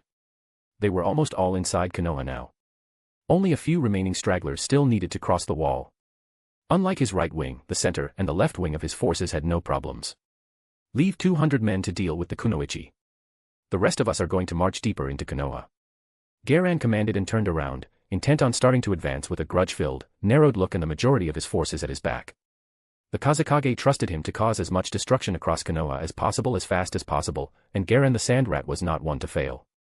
He was going to show the brutality of the desert to these leaf-munching imbeciles with wooden sticks up their well-fed asses. Eager anticipation filled him as he gazed deeper into Konoha, but then the hair on the back of his neck suddenly bristled in warning as alarm bells rang in his head. A spike of fear surged within him, and his eyes went bloodshot as he whirled around. Garan's eyes widened in mute horror as he witnessed black tentacles with mouths and sharp teeth all across them bursting from the ground, wrapping around his now screaming men. The teeth shredded their flesh. The mouths feasted on their bodies. The weight behind the tentacles snapped their bones or crushed their men. Garan's heartbeat quickened, and he gasped for breath, and that was exactly what alerted him that something was wrong. He was an experienced ninja, and no matter the horror, he should not have had these kinds of reactions. Kai. Garan flexed his chakra, and indeed, the illusion in front of him melted. There were no dying men. No black tentacles. No horror. Garan snorted in derision. Ha. Green, wet behind the ears Konoha tree-hugging wannabe. You are 1,000 years too early to fool Garan the eagle-eyed. He was about to warn his people about Genjutsu when. Oh, really? I think the illusion has fulfilled its purpose, wouldn't you say? A cheeky voice interrupted him, causing his pupils to constrict as his head whipped to the side, only to see the Konoha kunoichi stand in the place of his second-in-command, who now lay on the ground, silently bleeding out from his slit throat. A spark of doubt and suspicion passed through Garan's mind before it was washed by his sheer rage. He didn't answer. Instead, the girl was barely done finishing her sentence when she only clumsily managed to block Garan's kunai that threatened her neck. He was going to show her. Taunting him. Him. Garan the Fierce was nobody's fool. Wind chakra flared to life around Garan's kunai, but the girl showed some basic competence by forfeiting the clash and retreating. So, you are the commander of these people, heh? Garan heard her calmly ask, but her expression seemed alarmed to him. Concluding that the bitch was pretending to be calm, Garan whipped out another kunai with his free hand. His form then suddenly collapsed into sand, and Garan grinned as his kunai sank into the Konoha kunoichi's neck from behind. With wind chakra, he sliced his knives to the side. The kunoichi's head separated from her body and flew into the air. Garan almost thought it was a pity. She was quite pretty and young. If only she were born in Suna. Garan, the best lover in Sunagakure, wouldn't have minded spending his nights with a precious thing like her. Well, she was dead, so it didn't matter. He needed to give the orders to his me. Garen froze as he got the oddest feeling that something was wrong. He didn't know what. But after so many years of being a ninja, his reaction was pretty much instinctive as he flared his chakra again, breaking out of another genjutsu. The world in front of his eyes shifted. Not by much. Just slightly. Screams of battle, suffering, and dying entered Garen's ears as much as the clashing of steel. He stood rooted in his spot as he finally noticed that a noticeable part of his forces suddenly started fighting against each other. Then, his eyes landed on the corpse in front of him. The feminine curve shifted, turning into a man's figure. The severed head on the ground morphed, and the shocked look of his second-in-command stared at him with dead, glassy eyes full of surprise and blame. Garen staggered in his spot as he realized he had killed the man. His eyes searched for the previous corpse of his fallen subordinate, only to notice it had disappeared from existence altogether. But he didn't have the time to freeze now. Fueling his determination and anger with the regret and guilt that filled him, Garen's head whipped toward his men, and he realized they were going through something similar as they fought with each other in a madness-filled frenzy. What a sinister genjutsu. Garen thought as a shiver passed through him. The whole thing happened so fast that he didn't even have the time to realize the first genjutsu was only the first layer. Just for a good measure, Garen flared his chakra again with a quiet, kai, and when nothing shifted in his perception, a small sense of relief passed through him. Stop fighting, you fools. It's a genjutsu. He screamed on the top of his lungs, but his ninja didn't seem to hear him. Gritting his teeth, he ran and reached for a nearby Suna kunoichi, only to jump back when the woman suddenly spun around and swung her kunai at him. The fierce, bloodshot brown eyes of his kunoichi stared at him in confusion as the woman slowly started realizing that something was wrong. Garen felt the flare of her chakra and slightly relaxed, realizing she was not going to attack him. Warm blood suddenly spurted across Garen's face, and in front of his eyes, the half-confused kunoichi stared at him with wide, pained eyes full of disbelief as a blade pierced her throat from behind and was instantly withdrawn, letting her blood gush out of her. The woman fell to the ground, revealing that it was yet another crazed Suna ninja who had killed her. He wasn't even paying her body or Garen any attention anymore as he turned around and started a fight with a nearby Suna ninja who seemed to be panicked too much about the situation to be trapped in genjutsu. Garen snarled, but his training forced him to take a step back instead of acting rashly. He looked around and took a proper stock of the situation, noticing that only the centermost part of his forces alongside the right wing were affected by the genjutsu. Around 20%.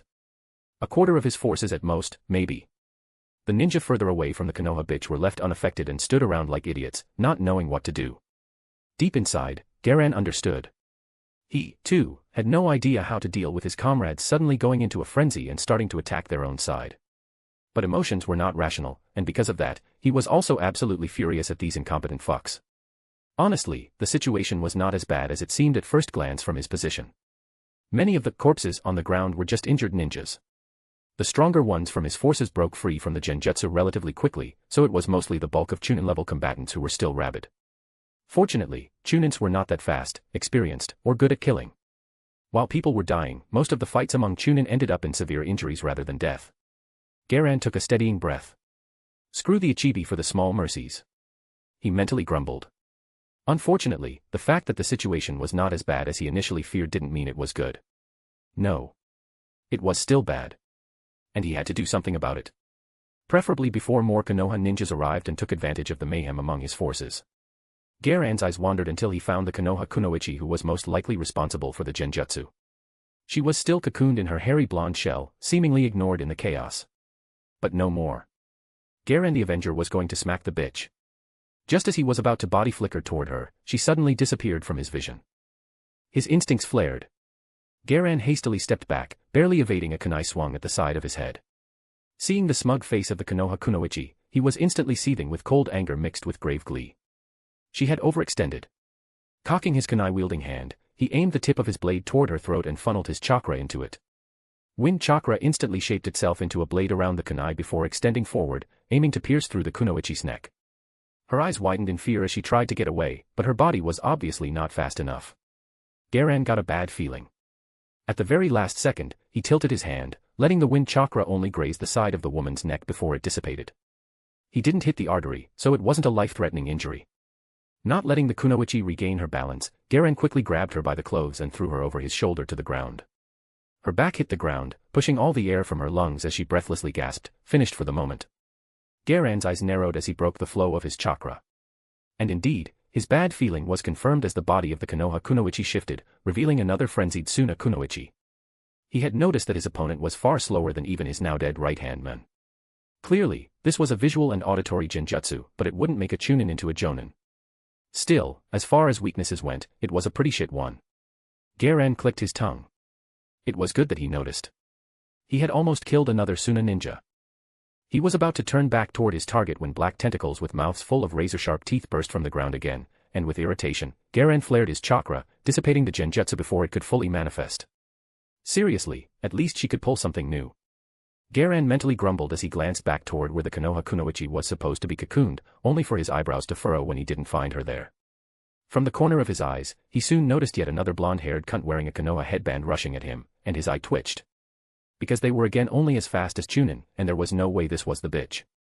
Tired of this shit, he sidestepped the lunge and grabbed the rushing genjutsu Ed fool by the shoulders before slamming him or her onto the ground with enough force to make them unconscious. This time, Garen didn't bother with flushing his chakra. Instead, he did something way more dangerous. He stopped the flow of his chakra altogether. This made him very vulnerable for 2 seconds, but luckily, nobody attacked him in that time frame.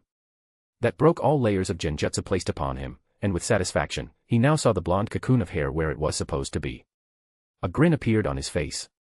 Hostility suddenly washed over him, and he noticed that 20 frenzied Suna ninja with bloodshot eyes all around him suddenly paused and turned toward him before encircling him.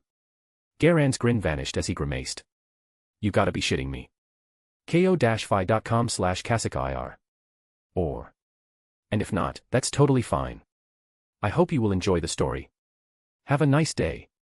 Chapter 186, Chapter 186, Talk no Jutsu. Back in Ren's secret training ground, Ren finally relaxed after an entire hour and a few minutes passed, and his shoulders slumped in relief when the last remnants of Shikaku's chakra were finally sucked into Gaara's seal. That didn't go according to the plan at all. With a wry smile, Ren inspected his chakra pool and slightly grimaced when he found out he only had half of it remaining. He couldn't even replenish it as his chakra storage seal was already empty. An indescribable feeling filled him. Chakra problems were something he didn't have very often anymore. Certainly not often enough to warrant properly looking for a solution to them. He usually had enough chakra for anything he wanted to do. But now, Ren realized he had been lulled into a false sense of complacency without even realizing it. I guess, figuring out more ways to bypass my chakra pool limitations would not hurt. Ren decided, giving himself an encouraging mental nod. To be honest, it was not as if he had stopped looking for a way to enlarge his chakra pool. But finding a good solution that wouldn't cripple him in some way, utterly destroy his future potential for a quick boost in the short term, or wouldn't need at least years of highly dedicated training was hard. The more Ren looked, the more he started realizing that Naruto and Sasuke were unique existences, much like Hashirama and Madara. The rest of the mortals around them, however, simply had to suck it up and keep training for decades in a vain hope to match at least a tenth of their prowess. There didn't seem to be any comfy, quick fix to make his chakra pool match these monsters. The world was very unfair like that. Great. And now Ren felt the desire to slap Naruto on the back of his head. Shaking his head and chasing away that thought, Ren pursed his lips. I guess if I can't increase the maximum amount of chakra I can use internally, I will have to rely on external solutions. A few ideas he had never properly pursued from his early days as a seal user flashed through his mind. His mind strayed to the thoughts of magic stones in different universes. Having an external battery where he could store chakra and use it at his leisure would have been amazing. It was something he contemplated years ago, but couldn't create due to insufficient experience and knowledge back then. He eventually shelved the idea, focusing on other ideas. But now. Ren glanced at Gaara's prone body, remembering what a struggle sealing Shikaku had been for him. Now it might be the time to return to his more outlandish ideas from his earlier days when he was still full of impossible dreams.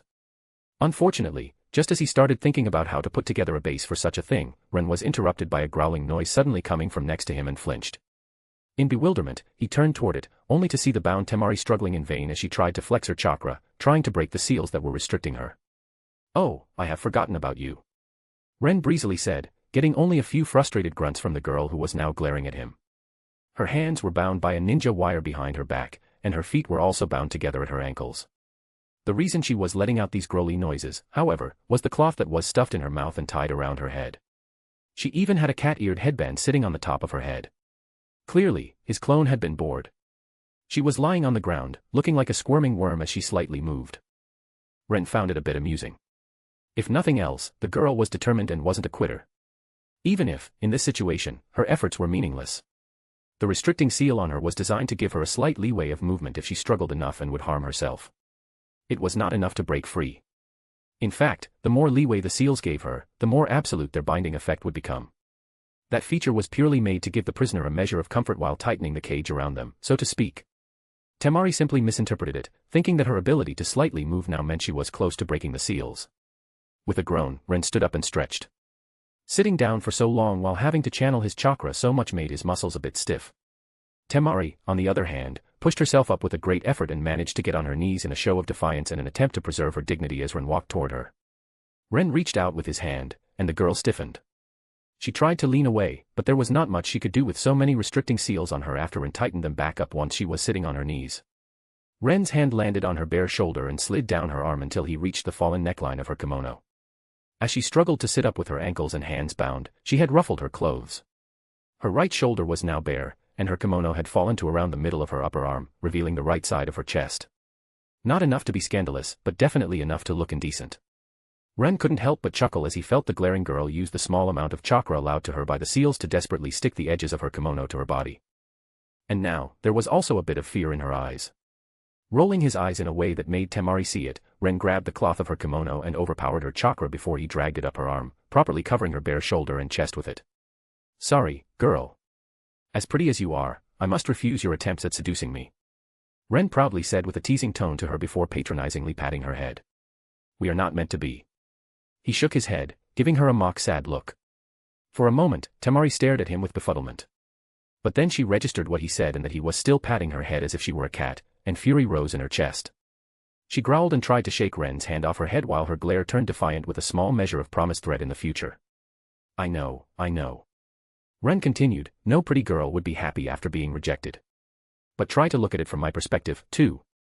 We barely know each other, you know. Even if you try to unclothe in front of me. Ren trailed off, letting out a rueful sigh while secretly enjoying the angry, quickened breathing of the girl. He reckoned that if this were an anime, she would have had a massive pulsing vein on her forehead by now. Heh. Teasing her was quite fun. He had decided to have some fun while he still could. Once he handed her over to Konoha, who knew what his village would do to her. The most likely outcome was the village trading her back to Suna, and Ren doubted he would ever meet the girl again. He had to say it was a pity. Temari was, well. Looking at her, Ren briefly regretted not being born in Suna. It was an irrational thought, mostly driven by his hormones, but he couldn't really help it. She was downright gorgeous. Damn it. Shikamaru, you lucky dog. Ren inwardly sighed. Don't be discouraged. I am sure you will find a suitable man for you in the future. If you wear that cat-eared headband and dash. Ren paused for a moment before unsealing his sealing brush. He grinned. Temari's eyes slightly widened as a realization struck her, and she tried to vehemently shake her head in protest, but it came out as just a small, barely noticeable move of her head to the left and right. Undeterred, Ren painted a few whisker marks on her cheeks. After he was done, his brush briefly faltered in the direction of her forehead. He was really tempted to paint a dick on it. With a great deal of effort, Ren eventually restrained himself, but not before he left a black smudge of ink on the tip of Temari's scrunched nose. There. Much better. I dubbed thee a proper cat girl. Ren nodded to himself with a teasing grin, ignoring the unamused gaze of the girl. But he didn't get the desired reaction. Temari realized he was trying to piss her off and decided not to play his game. Her shoulders slumped in resignation as she silently watched Ren with a very dispassionate and reluctant look. You are no fun. Ren huffed, but inwardly, he was quite pleased. The animosity between them was reduced to non-existence due to his antics, and the girl hadn't even noticed what he had done. Having a Yamanaka as a student was very educational when it came to manipulating others. Ren was by no means an expert. He didn't hold a candle to Ino in this area when she got motivated to even bother trying. But he still managed to learn a bit from her. Noticing Temari's head and eyes shift a bit, Ren realized she was still worried about her brother and gave her a small, genuine smile. Don't worry. Gaara will be fine. I resealed Shikaku and improved his seal. He should be able to sleep now. Who knows? Maybe he would get less cranky due to that. He shrugged, and was happy when he heard a small choked chuckle full of relief coming from the girl. Of course, she stifled that reaction the second she realized what she had subconsciously done before returning to glaring at Ren with reddened cheeks and the vehemence of an angry kitten, but the cat was already out of the bag. Ah, how adorable. You are embarrassed. Ren cooed and was glad that Temari was bound in his seals. He would have definitely been introduced to some form of casual violence backed by feminine fury if she had been unrestrained. If a glare could kill. Laughing out loud, he momentarily contemplated removing the cloth from her mouth and seeing what she had to say. He wondered what curses the angry girl would come up with. It was certainly bound to be entertaining. Alas, he sadly reconsidered. Time did not permit it. He still needed to give her some form of talk no jutsu, considering Naruto was not present. Ren had no idea if it would have an effect, coming from him, but he had to at least try. Foolish girl. Ren said in his best imitation of Itachi and poked Temari's forehead, even if you glare at me like that, I won't marry you. He exclaimed and almost burst out into another bout of laughter at the look on Temari's face. That said, he definitely had her full attention now. More importantly, Ren smiled, but the air around them shifted into something more serious. With her trained instincts, Temari felt it immediately and grew guarded. And when Ren was absolutely sure the girl was taking him seriously, he continued speaking. I need you to be a better sister to Gaara. The mix of massive, deeply ingrained fear, soul-crushing regret, and a small bit of hope, mixed in Temari's expression after hearing that, and Ren hoped he was on the right track with his talk no jutsu. Temari reluctantly grunted in reply and looked down with a bit of shame shining in her teal eyes. No. No. Don't worry. Ren tried to reassure her. He won't harm you. Just try, okay? I will have a talk with him, too. But the kid is lonely and screwed in the head. He needs somebody who cares about him and actually shows it. HMH. Temari replied, and Ren shrugged. My condolences, but your father is not surviving this day. He won't be a problem. Humph. Temari resignedly let out. Yes. Very sad. Ren casually said, anyway, will you be a good girl and take proper care of your brother from now on? Please? For me. And the annoyed look was back on Temari's face as her eye twitched, but she nevertheless slightly nodded. Even if Ren had the barest impression that she wanted to strangle him in his sleep. He was probably imagining things. Good. If you are a good girl, I might even reward you when we meet again. Yes. Good girls get head pats. Who is a good girl, HM? Yes. You are a good girl. Ren reached out and patted her head, stifling an amused smile when the girl growled. There. His vengeance for her part in invading Konoha was fulfilled with her suffering through this amount of humiliation. With a satisfied nod, Ren sighed. Alas, this handsome ninja has things to do now. He gave Temari a regretful look. Good girls should go to bed. Temari didn't even manage to register the words properly as Ren's hand shifted from the top of her head and struck her neck, sending her into the dreamlands. The smile fell from Ren's face as he caught the knocked-out Temari before she could fall face-first onto the ground. He gently laid her on the grass, and a frown appeared on his lips. While he was patting the girl, the clone that had been originally guarding her had sent him an update on the situation in Konoha. When Ren was almost done with the ceiling, the clone had seen that he was no longer required here, so he popped over to Konoha for some preemptive reconnaissance. And now, the clone was hiding inside the barrier where Hiruzen Sarutobi was kicking the ass of Orochimaru and his two butt-buddies. Well, the old man was having a hard time of it, but he wasn't losing. It was pretty astonishing. Ren ruefully sighed. It was just a pity that he needed Hiruzen either dead or crippled for Tsunade to get the hat. It was why he was here, dicking around with Temari, instead of rushing back to Konoha at the earliest opportunity. Fortunately, Hiruzen was old and tiring fast. Over an hour of intense fighting against 3 ninjas took its toll on the old man, even if he was kicking their asses black and blue. He was going to screw up sooner rather than later now. And Ren had to be prepared for it. He preferred Hiruzen crippled rather than dead, so his timing had to be perfect here. Ren stood up and started walking toward the wooden house on the other side of the grassy clearing. I guess it is time to suit up. Chapter 187. Back in town. In Konoha, Hiruzen Sarutobi was valiantly fighting against his most disappointing student. The restriction on the summoning techniques limited Orochimaru's arsenal immensely. It gave Hiruzen the advantage. But nevertheless, Orochimaru was still a master at Kenjutsu and Ninjutsu while also having 2 subordinates fighting on his side against the lone old man. Hiruzen evaded several balls of flames hurled at him with apparent ease before he spun around and punched forward, hitting Kimimaro, who tried to sneak up on him. Hiruzen's knuckles hit the solid wall of bones Kimimaro had underneath his skin, and the old man had to hide his wince as the white-haired brat was launched back due to the force of his punch. That internal bone armor was an annoyance throughout this whole fight for Hiruzen. His fist was most likely hurt more than the boy who ate his full-powered punch. But Hiruzen didn't have enough time to contemplate the problem. His instincts flared, and Hiruzen ducked under the crystalline blade wielded by Orochimaru before he had to leap back as the woman, Guren, almost managed to grab at him. That would have been extremely bad. He had seen what she could do with her crystal techniques, and even one touch seemed to be a game-ender. Hiruzen didn't forget to throw a kunai at Guren as he jumped back, and he even followed it by using the shadow kunai technique. Unfortunately, as the dozens of kunai were hurled at her, she had managed to create a crystalline wall in front of her, shielding the attack. Hiruzen clicked his tongue. He had tried to kill the whole fight, but she indeed deserved the S-rank classification. Both for how dangerous her techniques were and how good she was at fighting. He was too old for this shit. Hiruzen would have loved to continue his offensive with some ninjutsu, but Orochimaru was very intent on covering for Guren and instantly engaged Hiruzen in a melee, not giving him the time to press with his attack on her. As they stormed through the battlefield, exchanging a flurry of attacks, Hiruzen lamented the lack of his most powerful weapon. Twirling the iron staff in his hands, he jabbed its tip to the side, nailing the Kaguya boy directly in the stomach and sending him flying back again before he could even slash his funky spine sword at him. He was more of an annoyance than an actual threat, to be honest. Forcefully swiping his staff forward, Hiruzen repelled Orochimaru's follow-up slash and tried to smash his shoulder. But Orochimaru sidestepped, and Hiruzen was forced to block a downward slash with his staff. Hiruzen's ears slightly twitched. Orochimaru suddenly found himself kicked back, and Hiruzen was already spinning around, his staff whizzing through the air with an audible swish until it hit its target in the side. The small moment of Hiruzen's triumph was, however, interrupted when Guren suddenly changed into a humanoid crystalline structure with massive cracks spreading from where Hiruzen's staff struck it. Despite being on the verge of shattering, the crystal clone reached toward Hiruzen, who grunted and ruthlessly twisted his staff, shattering the clone into dust.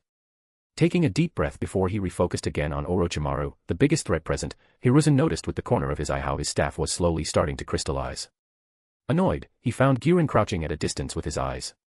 In one fluid motion that a lesserman wouldn't be able to follow with their eyes, Hiruzen's body shifted as he grabbed the spear like a javelin before launching it at the woman.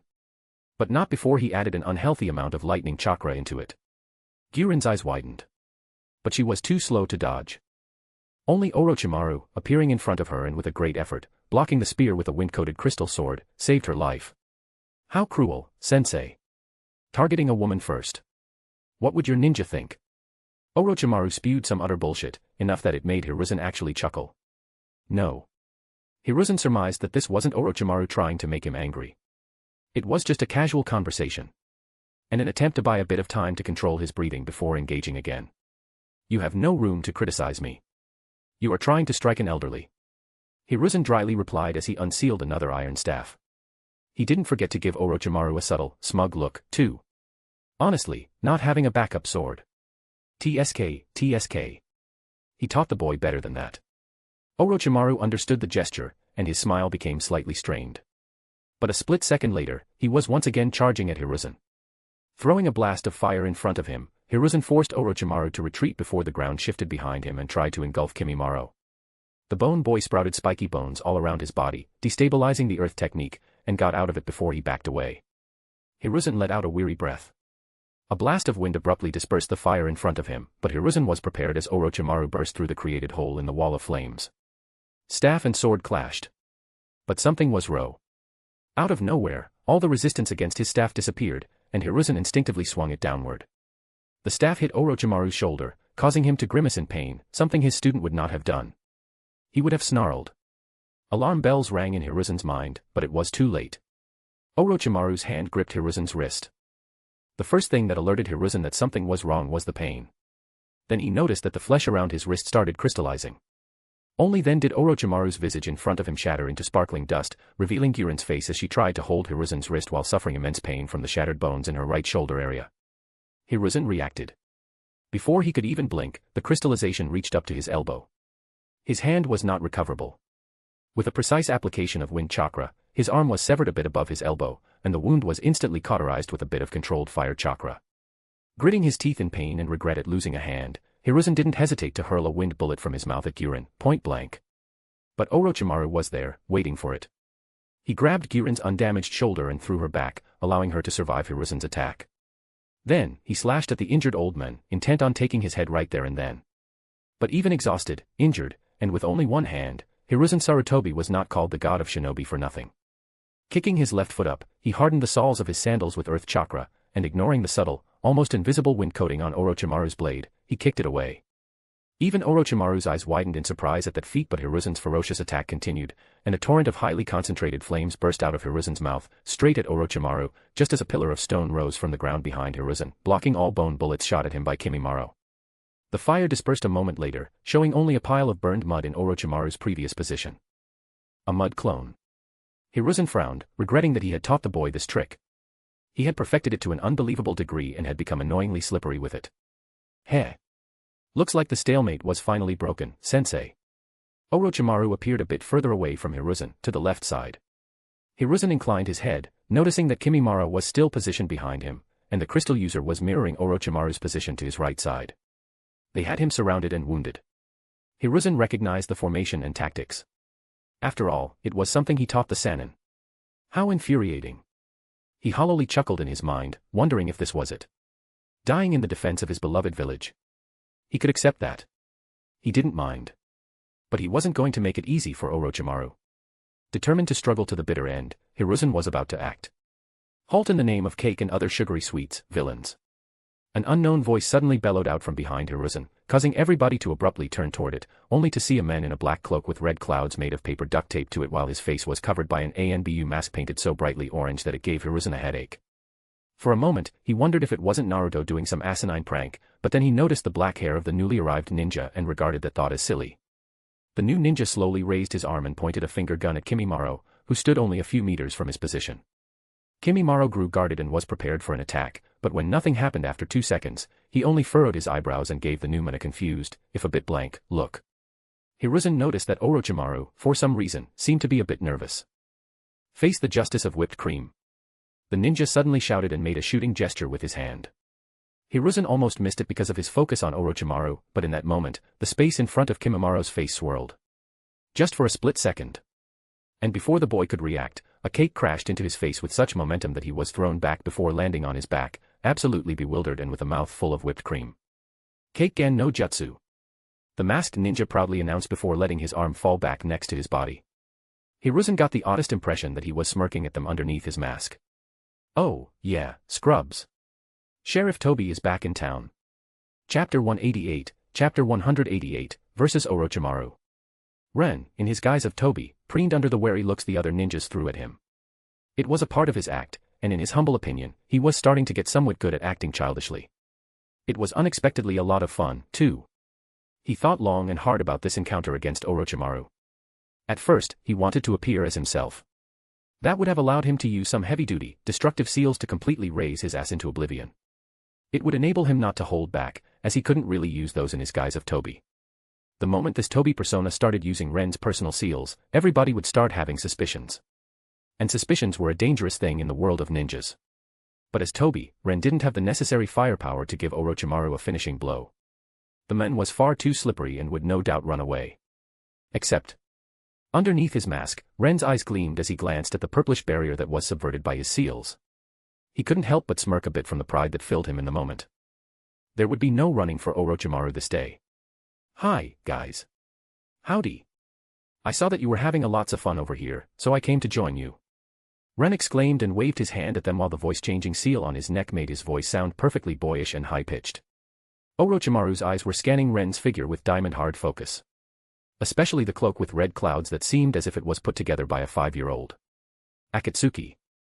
He asked with a frown, feeling a bit restless. On one hand, the man in front of him looked and acted like an utter fool. For all Orochimaru knew, he could be an imposter. But then, why choose Akatsuki? It wasn't as if Akatsuki was a well-known organization.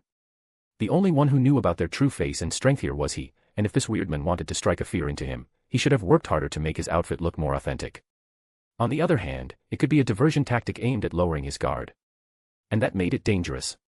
He had no idea if this was for real or if some idiot with too much knowledge to be healthy for his continued existence was just playing around with things too dangerous for his limited comprehension. Oh, Orochimaru-kun. You naughty, naughty boy. I didn't see you there. Ren feigned surprise, but his act was so fake that even Kimimaro sweat dropped as he tried to wipe away the whipped cream from his face. To the side, Girin deadpanned while Hiruzen chuckled. Of course, both were also subtly preparing for the next confrontation. Orochimaru, however, just ignored the act altogether and gave Ren a piercing, yet curious stare. So, you have come for me. For now, he had decided to err on the side of caution and take this as if it were a genuine attack by Akatsuki. He would no doubt know for sure in the following moments, but underestimating a possible ambush by S-rank ninjas just because the first visible clue looked like an idiot was not good. Eh? You are no fun. You could have at least pretended. Ren said with a voice full of sullen pout while he also crossed his arms on his chest. But seeing that Orochimaru had no reaction, Ren threw his hands in the air. Mo. Fine. Konan-chan was very disappointed when you tried to do surprise, at Itachi-kun. He huffed, and with the corner of his eye, he also glanced at Hiruzen. This was a hint for him. Or rather, for Jiraiya. The old man was no doubt going to discuss this with the pervert. It was time for them to start paying some proper attention to Akatsuki, and this was Ren's warning that the Akatsuki had a Rinnegan wielder. Hopefully, Jiraiya would catch the subtle meaning. I don't know why everybody makes such a big deal out of it, though.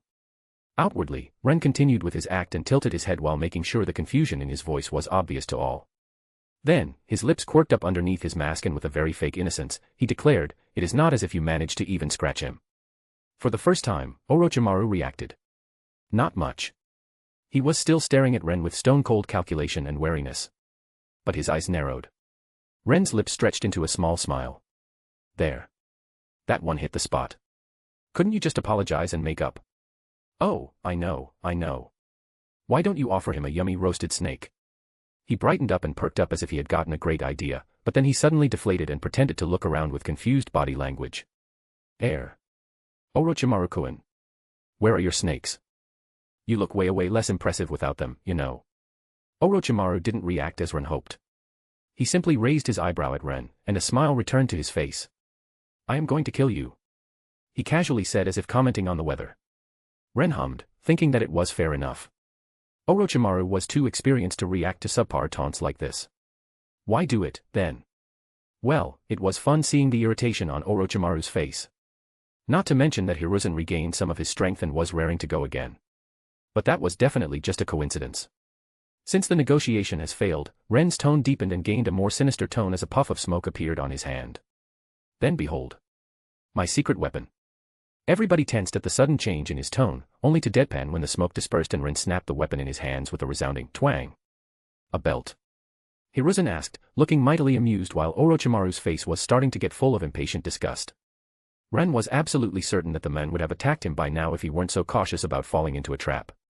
To be fair, a stupid-looking dude interrupts his fight and starts to act foolish in front of him, openly taunting him while fully knowing who he is.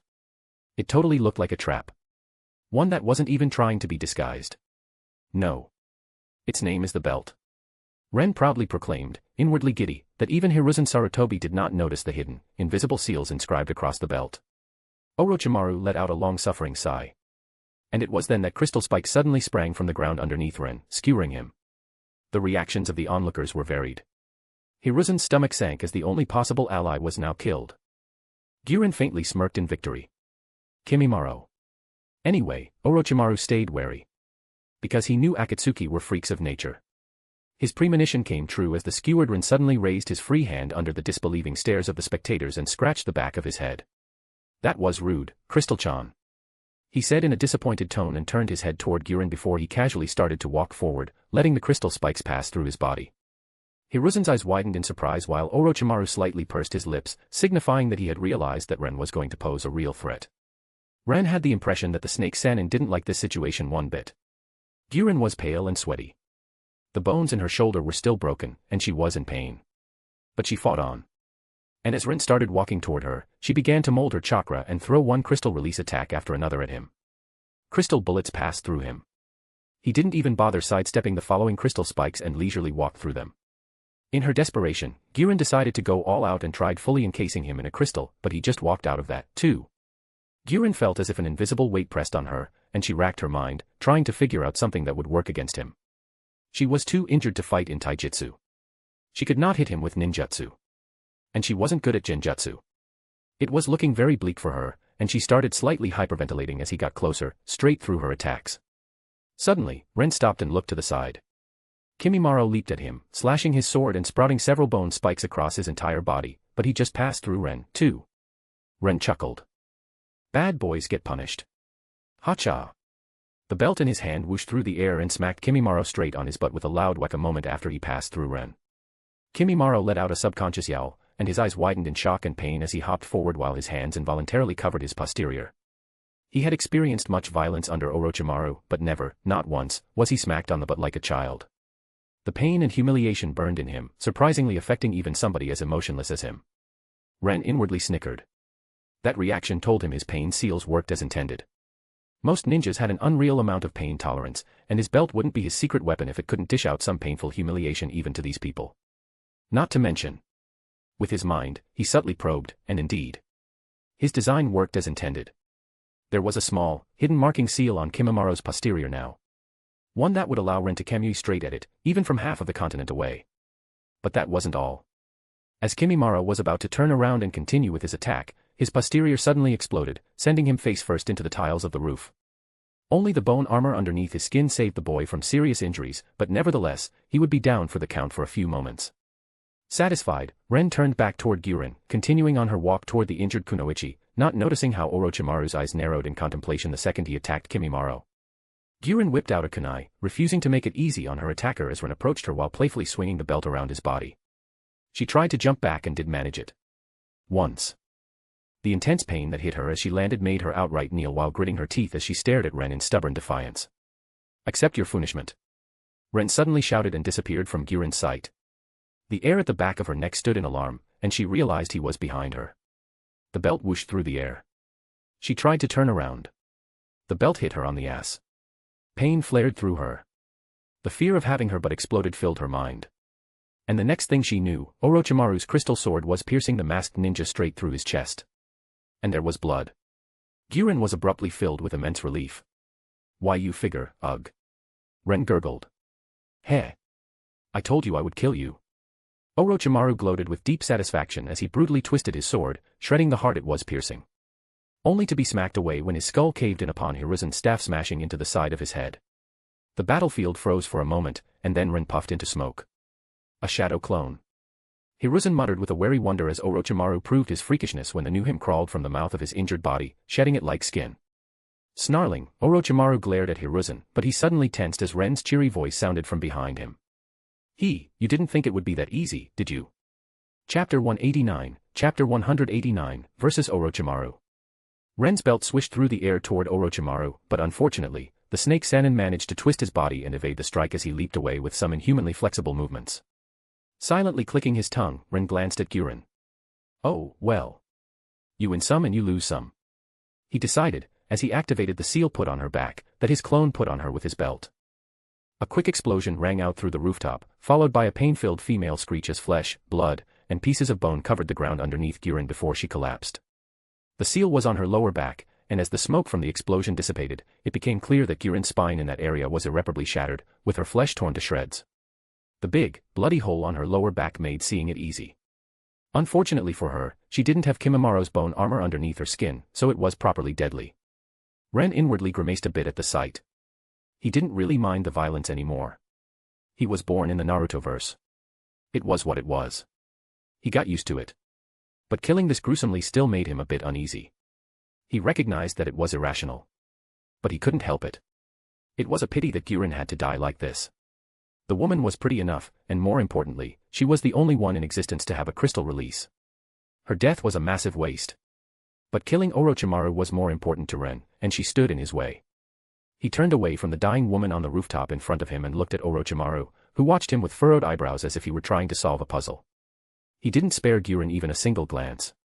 "So, this was a trap all along." Orochimaru suddenly spoke, "I should have aborted the invasion the second I encountered you in the forest." Ren blinked, surprised at the unexpected banter. "Why didn't you? I thought you were just some foolish bounty hunter pretending to be Akatsuki." Ren's lips quirked up under his mask. It was obvious that Orochimaru still wasn't sure what to think, and it was getting to him. He probably hoped Ren would clarify or talk and let something slip. He recognized this for what it was. Some people just love to monologue when they realize they had their target cornered.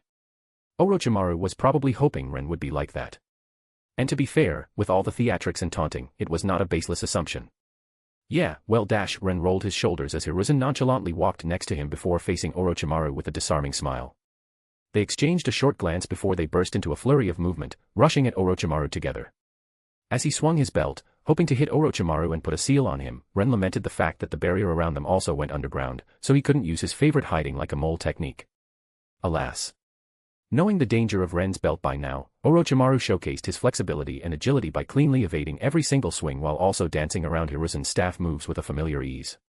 The man was completely on the back foot, too busy dodging melee strikes to even use a ninjutsu, and yet, his combat ability was never in question. "Hiya!" Ren exclaimed as he stepped forth and sent his belt careening through the air. Orochimaru, as always, dodged, but Ren was far from deterred. "Hyuya! Hiya! Hache!" Hoocha! Having had enough after a few minutes of that, Hiruzen stopped his onslaught and took a step back before asking in a veiled, fed-up tone. Are the noises really necessary? Wachia. Yes. Ren confidently declared, it's setting up the atmosphere. Plus, it was annoying the heck out of Orochimaru, judging by the slight twitch in his left eye. Hiruzen gave Ren a doubtful look as he casually sidestepped a lunge from Kimimaro, who had already activated the final stage of his cursed seal. Honestly, the boner kid was kinda ignored at this point despite that. Hiruzen backhanded Kimimaro away like an unwanted stepchild so fast that the bone spikes sprouting out of his cheek were not fast enough to inflict any damage on Hiruzen's hand. Then, he gave Ren a look. But Ren simply shrugged. Don't worry about it, old man. He ruefully shook his head as a wind blade passed through his body. You are too old to understand. Hiruzen's lips twitched as he hopped to the side, evading several deadly earth bullets whooshing through his previous position. Sighing, he tapped his foot on the ground, and Orochimaru had to lean back as an earth spike rose from under his feet, almost skewering him. Kimimaro decided to lunge at Ren next, and once again, he only passed through him. Ren turned around and grabbed him by the back of his collar, intending to throw him at Orochimaru. Jagged bones shot out of Kimimaro's neck, almost skewering Ren's hand. He managed to let go in time, and the bones just passed through him as a satisfied glint appeared in his eyes. Kimimaro turned around, and for a moment, his determined and unshakable gaze met Ren's. Ren smiled. Vroom. The slightest furrow of Kimimaro's eyebrows was all the indication of the boy's confusion, but it was gone almost as fast as it appeared. The Kagaya boy was intent on continuing the fight and making a nuisance out of himself. Only, the space suddenly swirled on the small seal on the back of his collar. The disturbance rapidly expanded, and Ren could see panic in Kimimaro's eyes.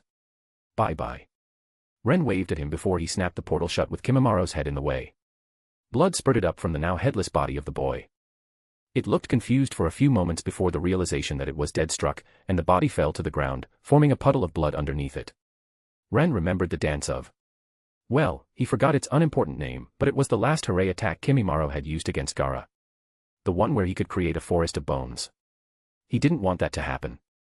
So, Kimimaro had to go before he could start cosplaying as the Impaler. Turning toward Hiruzen and Orochimaru's fight, Ren's fingers twitched. He could have ended it right here. Just one ambush attack from behind. Maybe it wouldn't work, maybe it would. But in the end, Ren calmed himself. Not yet. He still needed to accomplish one thing during this fight. Running at Orochimaru again, straight through a massive wave of pressurized air that would have torn a lesserman to shreds, Ren cheerfully exclaimed, Orochimaru-kun. You are almost as big of a cockroach as Kakuzu-kun and Haiden-kun.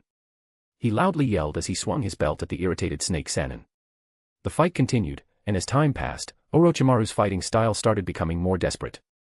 The efficient precision strikes aimed to take out the opponent with the least amount of chakra and effort started becoming more destructive until they ceased altogether. Orochimaru threw caution to the wind and started throwing around massive, devastating ninjutsu in hopes it would cause some damage to his opponents.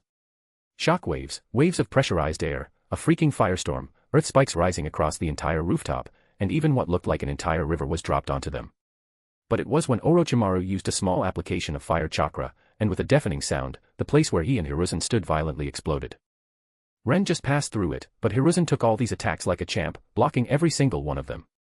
Even if he was starting to look tired. Smirking under his mask, Ren looked at Orochimaru, who tried to hide his labored breath. That was so cool.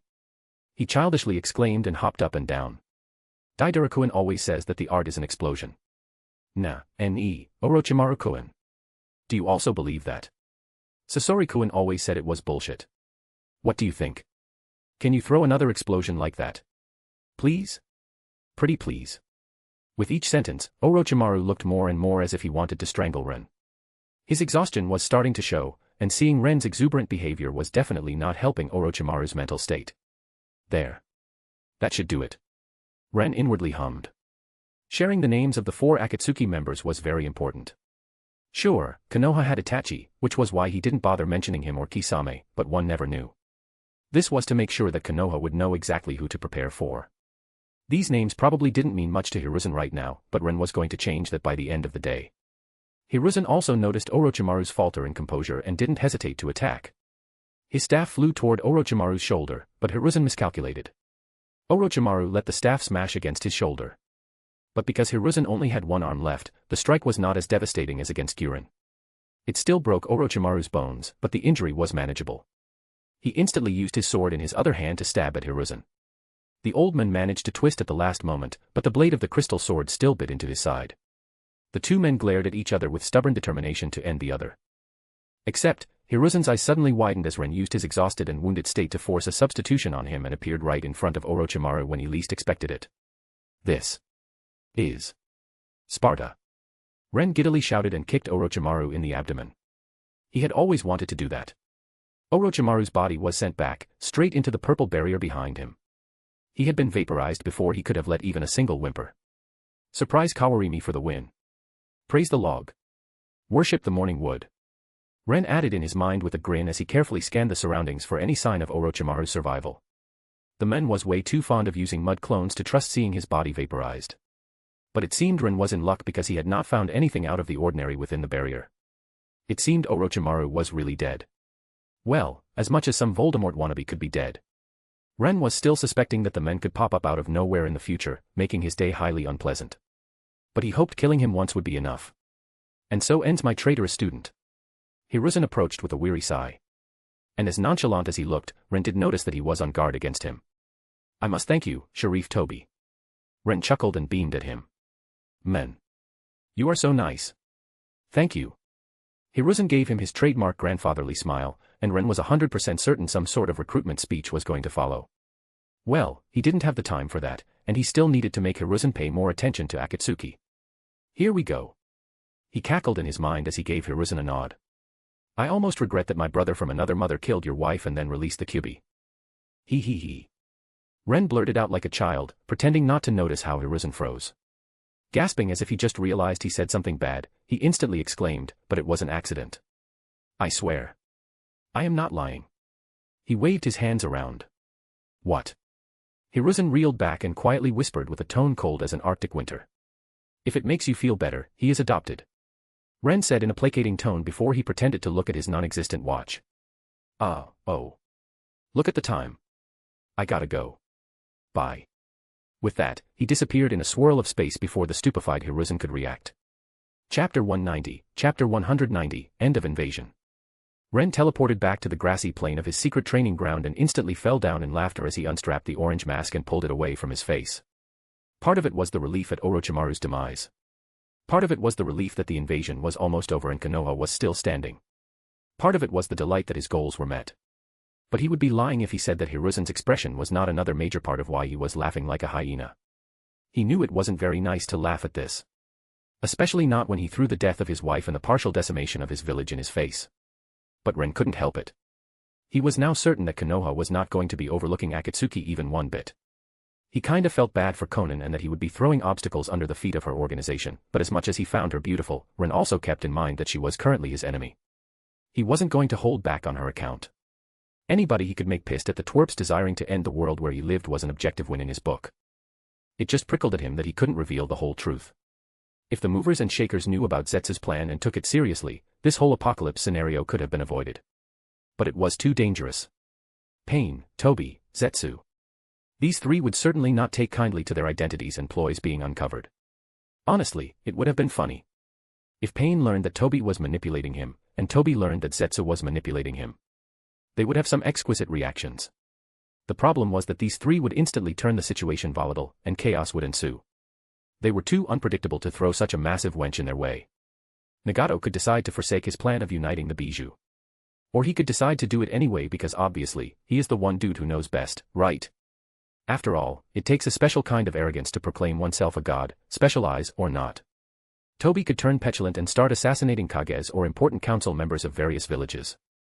It would have been easy for him. And the world would have gone to shit because the villages would most definitely try to find a culprit. And since they would not succeed, they would need a scapegoat. And Obito is a Uchiha. Another ninja world war would have started right there and then. The less said about Zetsu, the better. Ren didn't even want to know what kind of bullshit Zetsu could pull if properly motivated. No. Ren didn't want the plant guy to even suspect that somebody was onto his dear mommy's resurrection plan.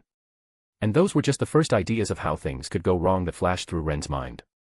Nagato waged a war against Konoha alone, and if not for Naruto, he would have easily won. Kabuto, Tobi, and Zetsu waged a war against the whole freaking shinobi world with the samurai from the Tetsu no Kuni in the mix for the kicks and giggles, and if not for Naruto, they would have won. Easily. And Naruto, right now, was nowhere near ready to face these absolute monsters of the ninja world if they decided to rage across the countries. No. Ren decided it was better not to poke these three just yet. Well, not much. He kinda felt like going to a Megakure and having a chat with Conan. Shaking his head in amusement, Ren slowly stood up and stretched. He then looked toward the place where the unconscious Gaara and Temari lay, and a wry smile appeared on his lips. Right. The invasion was not over, and he still had things to do. Honestly. Why would somebody want to invade somebody else's village? It's so much work. What foolish bullshit.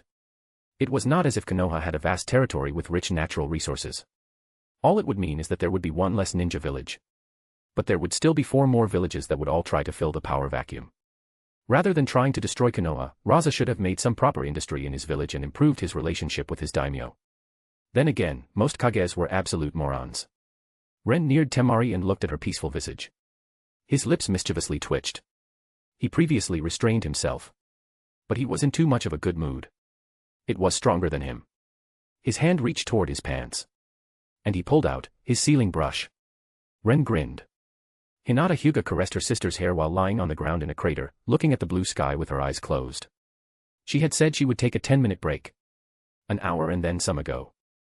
Her body was fully healed, back to its optimal state, half an hour ago. And yet, she still felt as if her flesh was made of lead. Rising back to her feet felt like a monumental feat. Hinata decided that she would need to resume all those pesky mind exercises Ino was always doing. A major part of her current state rested on mental exhaustion. The body was willing and raring to go, but the spirit was tired kind of thing. The lightning armor did not just speed up the body, but also the mind. And Hinata wasn't trained for it. She might have been clad in it for barely a minute, but her mind had experienced way more time passing during its acceleration. And her brain was not ready for it. Hence, her current state where she felt like a puddle, feeling a massive aversion to moving. Thankfully, she had her Byakugan and could see into the village. The only saving grace for Hinata was that they did not need her there. She had done her part. The other Konoha ninjas could do the rest, and they were indeed pushing the invaders out street by street. Hinata suddenly tensed, her instincts blaring alarms at her, only to relax again when she noticed that Ren suddenly appeared behind her, holding a person under each of his armpits like a sack of potatoes. Oya, what do we have here? Is the princess slacking? Ren teasingly asked as he leaned above her and grinned at her. No.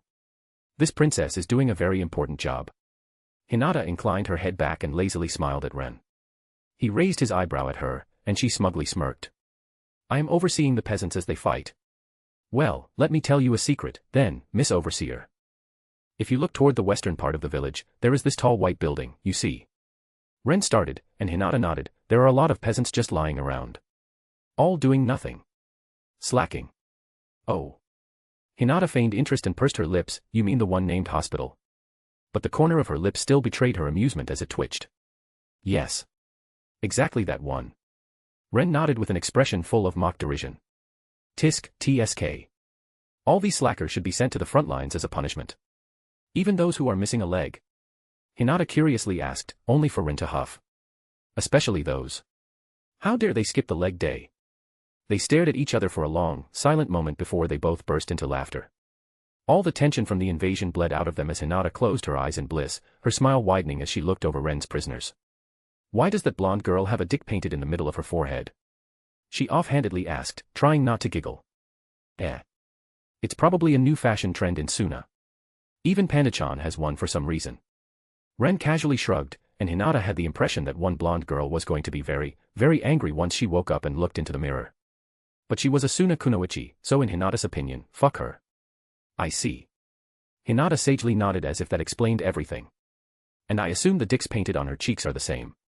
Ren's eyebrow slightly twitched, but he didn't break a sweat as he lied with a straight face. Probably. Makes sense. Wanna try it? Dear, Hinata fondly sighed as she softly spoke, if you try it, I'll gentle fist your posterior so hard that you will need a cushion to sit down for the next 2 months. Oh. That stopped Ren short, and his grin fell. But only for a brief moment before it was back even bigger than previously. He cast a small genjutsu, making his eyebrows bushier while wiggling them at her. Kinky. Of course. I was taught by the best. Hinata exasperatedly sighed, and without thinking, she decided to shoot some perverted flirting right back at him. If I have to have a dick from you on my face, I want it to be the real DEA dash. Oh, my, Hina-chan. Ren cut her off. Already teaching your sister these things. You are making me embarrassed.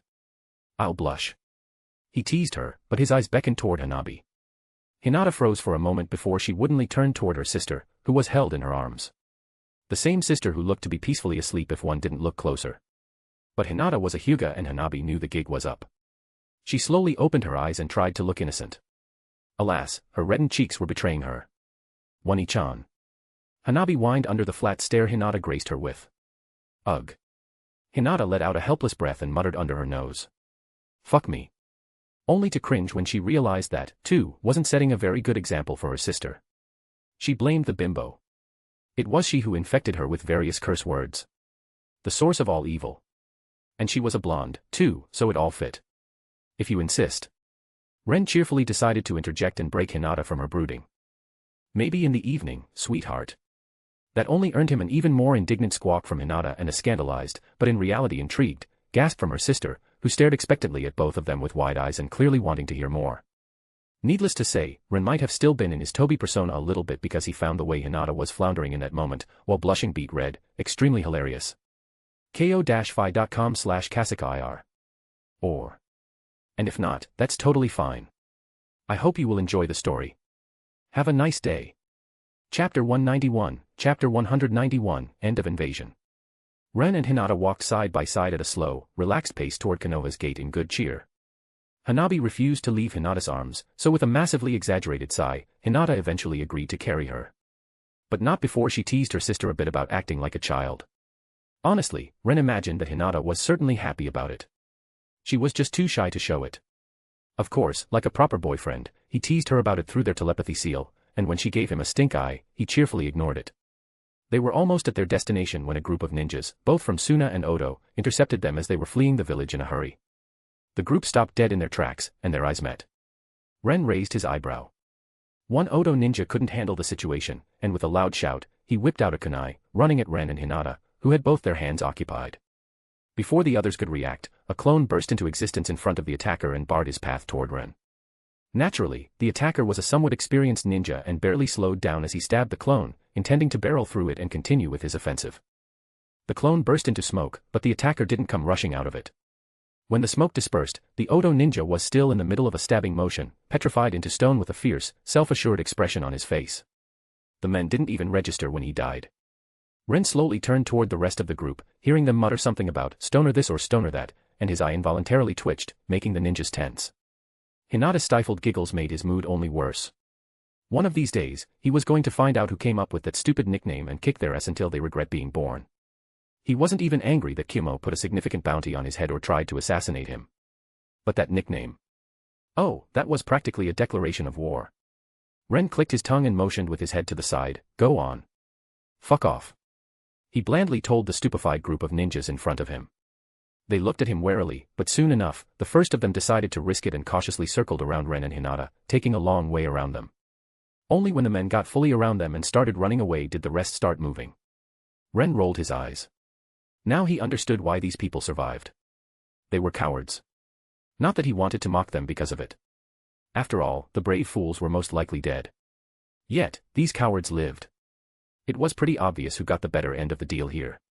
The Suna ninja spared a few fearful glances toward the unconscious Temari and Gaara held in Ren's arms, but one challenging half-smirk had them running for the hills. Smart guys. If even the current Gaara scared them, then they were not going to put up much of a fight against the dude who subdued him and seemed to not have even a single scratch on him. Running back to their village and informing them about Temari and Gaara's situation was better than throwing their lives away in some harebrained attempt to help them escape. Was it wise to let them go?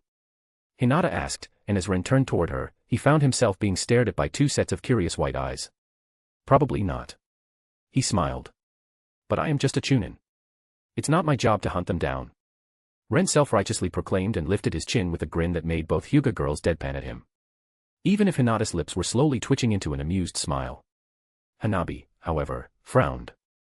She was taught very strictly about duty to the village and the clan and whatnot, so she did not appreciate Ren's attitude. Still with a displeased, deadpan look, she turned toward Hinata and complained, "Nei-chan, your boyfriend is a useless, lazy bum." "Oh, you wound me, little Hyuga-chan. I am not a useless, lazy bum." Ren vehemently protested. But then he paused as he felt Temari start to groggily stir in his hold. "Hold on for a second. He told the girls and turned toward the blonde girl he was carrying before he promptly knocked her out again. There we go. Ren casually hummed and turned back toward Hanabi, who was a bit startled at his nonchalance as Ren and Hinata started walking again. Anyway, I am a great and smart lazy bum. Puffing out her cheeks, Hanabi gave him a mild glare. Are not? Ren smirked. Am too. Are not? Yup. No. Yeah. No. You are just jealous that your sister likes me. Ren teased, and Hanabi's cheeks reddened as she buried her face in Hinata's shoulder with a muffled, am not. Hee hee. Ren snickered as Hinata threw him a glance. Congratulations. You have won a verbal contest against an academy student. You must be so proud. She let out an amused huff full of exasperation. Honestly. It is the highlight of my day. She was the most fearsome opponent I have faced today. The hardest fight I've fought to date. Alas, my victory was never in question. It was simply fate. Ren shamelessly stated in his best imitation of Niji and inwardly chuckled when he noticed Hanabi trying to hide her giggles. Thanks. Hinata's eyes met Ren's with a vulnerable tenderness. Hanabi was quite shaken after hearing that Kumo almost managed to kidnap her. You are welcome. Ren nodded and felt a bit mischievous. About that promised evening. Oh, get out of here. Hinata fondly sighed in her mind before the connection between them was cut from her side, and her cheeks showed a faint blush as she pointedly avoided looking in Ren's direction. Ren gawaffed, loudly enough to alert the Konoha ninjas who were securing the gate about their presence. He didn't want to get jumped by some inexperienced idiot who got startled because of the high from combat. If not for their conversation, both Hinata and Ren were walking extremely quietly. It was an ingrained instinct at this point. After so much training, they simply adjusted to it. It was a great skill to have for their line of work, but it could be hazardous around high-strung allies. Alerting them that they were there was just the polite thing to do. Surprisingly, nobody barred Hinata and Ren's path. Some ninjas clearly recognized Hinata from the odd looks they threw at her, while others recognized Temari and Gaara in Ren's grasp from the weird looks Ren got. But most simply avoided even looking at them, too weary after their battles, while they focused on whatever job they were doing. Hinata led Ren throughout the village as they both inspected the damage with uncomfortable expressions while Hanabi clutched at Hinata's clothes. It could definitely be worse. But Ren shook his head and gently bumped Hinata's shoulder as he mentally nudged her closed-off mind, pushing as much reassuring feeling toward her as he could. He could see it in her expression that she wished she did more and felt guilty about slacking off. Alas, that way of thinking led to a dark place. Letting out a sad breath, Hinata spoke with a small, forlorn look. Most Suna and Odo ninjas have already run away. At least, those who could. There are still quite a few groups barricaded in defensible areas all around the village, either having their last stand or trying to negotiate a safe passage outside of Konoha by taking hostages. Yeah. The cleanup and rooting out the entrenched invaders will probably take a day or two. Ren nodded. 2 hours to deal with the invasion was not bad at all. Then again, ninja battles were usually a very quick affair unless there were two very skilled ninjas clashing. Could you please look for their brother? Ren asked, gesturing with his head to his prisoners, as he stepped over yet another corpse. At this point, he didn't even check if it was a ninja from Konoha, Oto, Suna, or even a civilian. There were tons of them strewn all around the streets as they got deeper into the village. The puppeteer? Hinata hummed, give me a moment. And she looked in front of her, seemingly staring into nowhere while still walking forward, stepping around the corpses out of some perceived notion of respect. Ren found it adorable, but inwardly, he rolled his eyes at her. The dead were dead and resp, Ototo. He almost tripped. Looking over his shoulder, he threw a small glare at the corpse of a Suna Kunoichi that almost sent him sprawling onto the ground. He decided to sidestep the following corpses. I don't see him or his corpse. Hinata came out of her trance. Hopefully, that means he got away. Ren nodded. Suddenly, a clone of Hinata was created next to him, and he threw the original a curious look, only for her to shrug, I still had the chakra. Huffing in exasperation, Ren also created a clone and the two clones quickly body flickered away, going to help with the cleanup and rescue efforts. Ren dearly hoped his contribution would be overlooked. He didn't want to be pestered about accepting a Jonin promotion. Screw that. Only an idiot would take it. It was like one of those promotions where you have 5 times as much work, 3 times less free time, but only around 30% more salary. It was not worth it at all. He should probably start thinking about creative ways to tell Hiruzen to screw himself if he tried to insist on it. Suddenly, Hinata bumped her shoulder against Ren's, getting his attention. Come on. I have located Ino. She is not that far away. She said as she turned to the left, and with a shrug, Ren followed. He wanted to be rid of his prisoners first. It was bothersome to haul them around under his armpits. But oh well. If they stirred, he could just knock them out again. It was no big deal. He was more than a bit curious how Ino fared in her mission. Chapter 192, Chapter 192, Youthful Arrogance. Ren and Hinata arrived on a street where Ino was helping several ninjas with a certain situation. 3 Oto ninjas. 4 hostages. 2 children. Hinata instantly reported to Ren what her Byakugan was seeing before he even asked. Then her face scrunched. It's the family of Counselor Yuditane. So, nothing of value lost. Good. We can go home. Ren quipped, getting a huff in response. Sadly, it was just a small joke. Yuditane Kohara was an old, unpleasant hag, but that didn't mean her family deserved to die. As they came closer, Ino finally noticed their arrival and turned toward them with a cheeky smile and a wave. She promptly left the group of ninjas, who were trying to come up with a way to save the hostages, and ignored the annoyed look Shikamaru threw her as she walked toward Ren and Hinata. Yahoo! How is it going? Ino cheerfully greeted, and Ren reckoned that if he didn't have his arms full, she would have already jumped into them. Ino looked them over until her eyes stopped at Hanabi. Ino and Hinata's eyes briefly met, and Ino's expression slightly shifted into a small frown.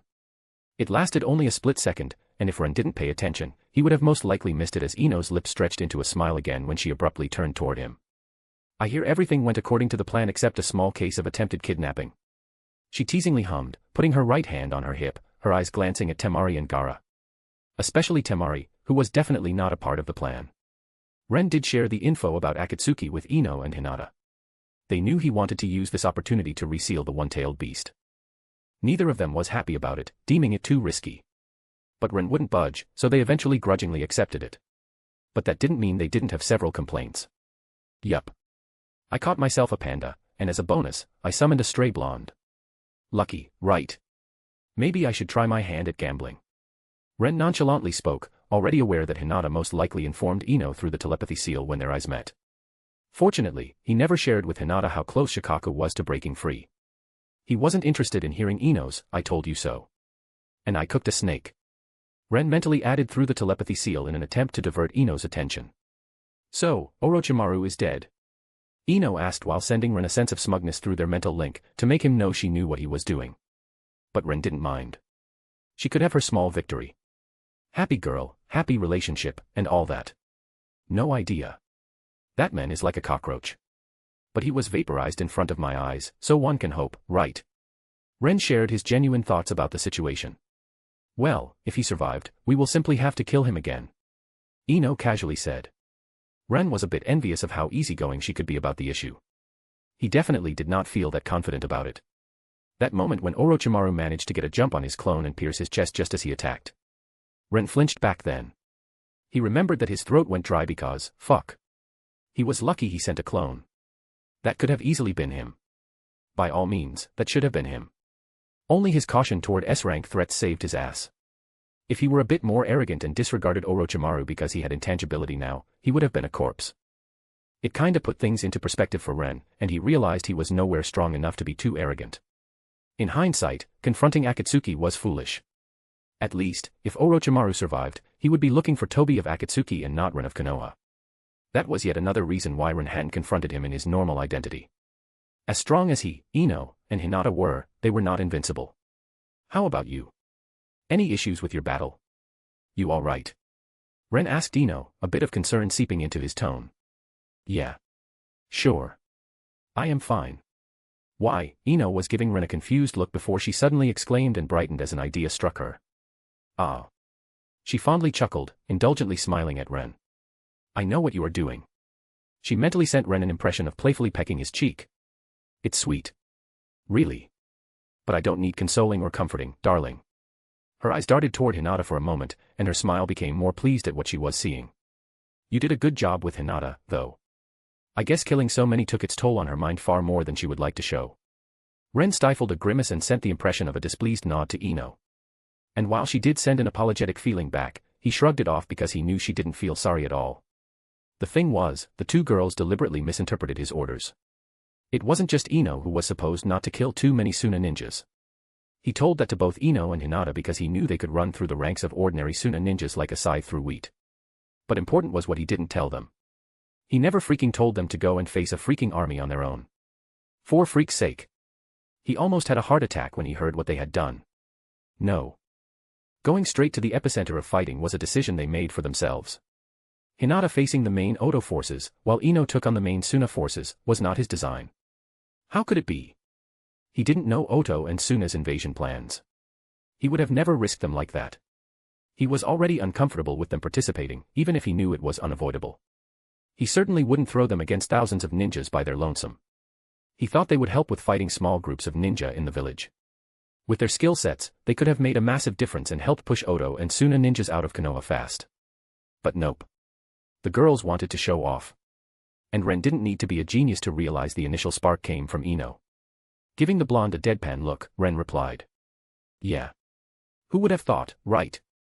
Ino's lips twitched, but her smiling facade held despite the genuine mental wince Ren felt coming from her. I just wanted to make you proud. I hated how so many people looked down on you.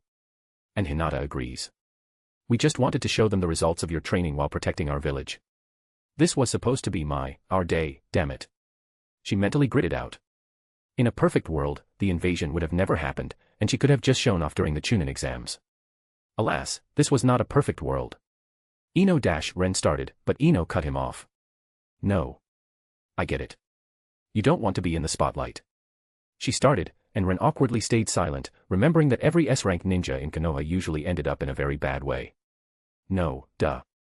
Of course, he didn't want to be in the spotlight. Reading about somebody fighting off assassination attempts and sabotage might be fun, but he didn't want to live through that. It's not as if I expected Hinata to slaughter an army either. That decision is solely on her. I expected her to fight alongside the Konoha ninjas and help them win. That's all. Ino added, defending her choices. And it's not as if I wanted to face an army by myself. That also just happened. I was there, the only person preventing an entire army from rushing deeper into Konoha. I couldn't exactly just run away. Ino heatedly stated, but it lacked bite. Her words rang hollow because she was aware she was not sincere. She could have, and should have, run away. Ren ruefully smiled in his mind. He tried his best to train the arrogance out of his students. And yet, here it was. Rearing its ugly head again. He could only sigh. Are you really okay? He asked the blonde girl. Yeah. Don't worry. I am more pissed at how it all turned out. 1 life, 100, or 1,000, it is all the same to me. She mentally shrugged. It's Hinata who is the strange one as a clan kunoichi, and I didn't want her to go through the guilt of killing so many. I've fucked up. I know. And it makes me angry. It's hard to even keep my blasted cheerful persona going right now. Ino admitted, and Ren was surprised at how much she unloaded on him.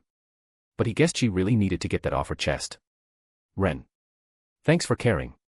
Ino ended her little tirade. Outside, barely 2 seconds passed during their mental talk. You have heard I have faced the main forces of Suna, then. Ino concluded, looking sheepish. It was pure theater for the onlookers, but Ren played along. Imagine my surprise. He answered in a deadpan tone, giving her an unamused look to which Ino nonchalantly shrugged. It was a drag. I've got most of them with my genjutsu and caused enough chaos that their commanders and jonin didn't have the time to figure out it was spread through smell. After 15 minutes, they started giving up and began contemplating retreat. But it still took them over another 30 minutes to rescue the still living, crazed comrades of theirs before pulling out. Hinata gave Ino a knowing smile, making Ino avert her eyes a bit. It sounded impressive. But honestly, Hinata knew that Ino had to let most of the Suna ninjas go of her own volition. She also managed to reduce the casualties just as Ren wanted. Out of the 1,000 and then some Suna ninjas, only 169 died. The rest ran for the hills out of fear and despair, and would be great fodder for any conflict that could ensue between Suna and IWA. Oi. Ino. Stop yapping and come back here, you troublesome blonde. Shikamaru suddenly yelled out with an irritated look, causing Ino's eye to twitch. Excuse me, somebody is asking for a beating. See you at home. Ino cheerfully said, loudly enough for Shikamaru to hear before she walked off. Ren and Hinata looked at each other in amusement. Well. Ren asked, how long do you think it will take her to realize? Hinata giggled and whispered, don't ruin my fun.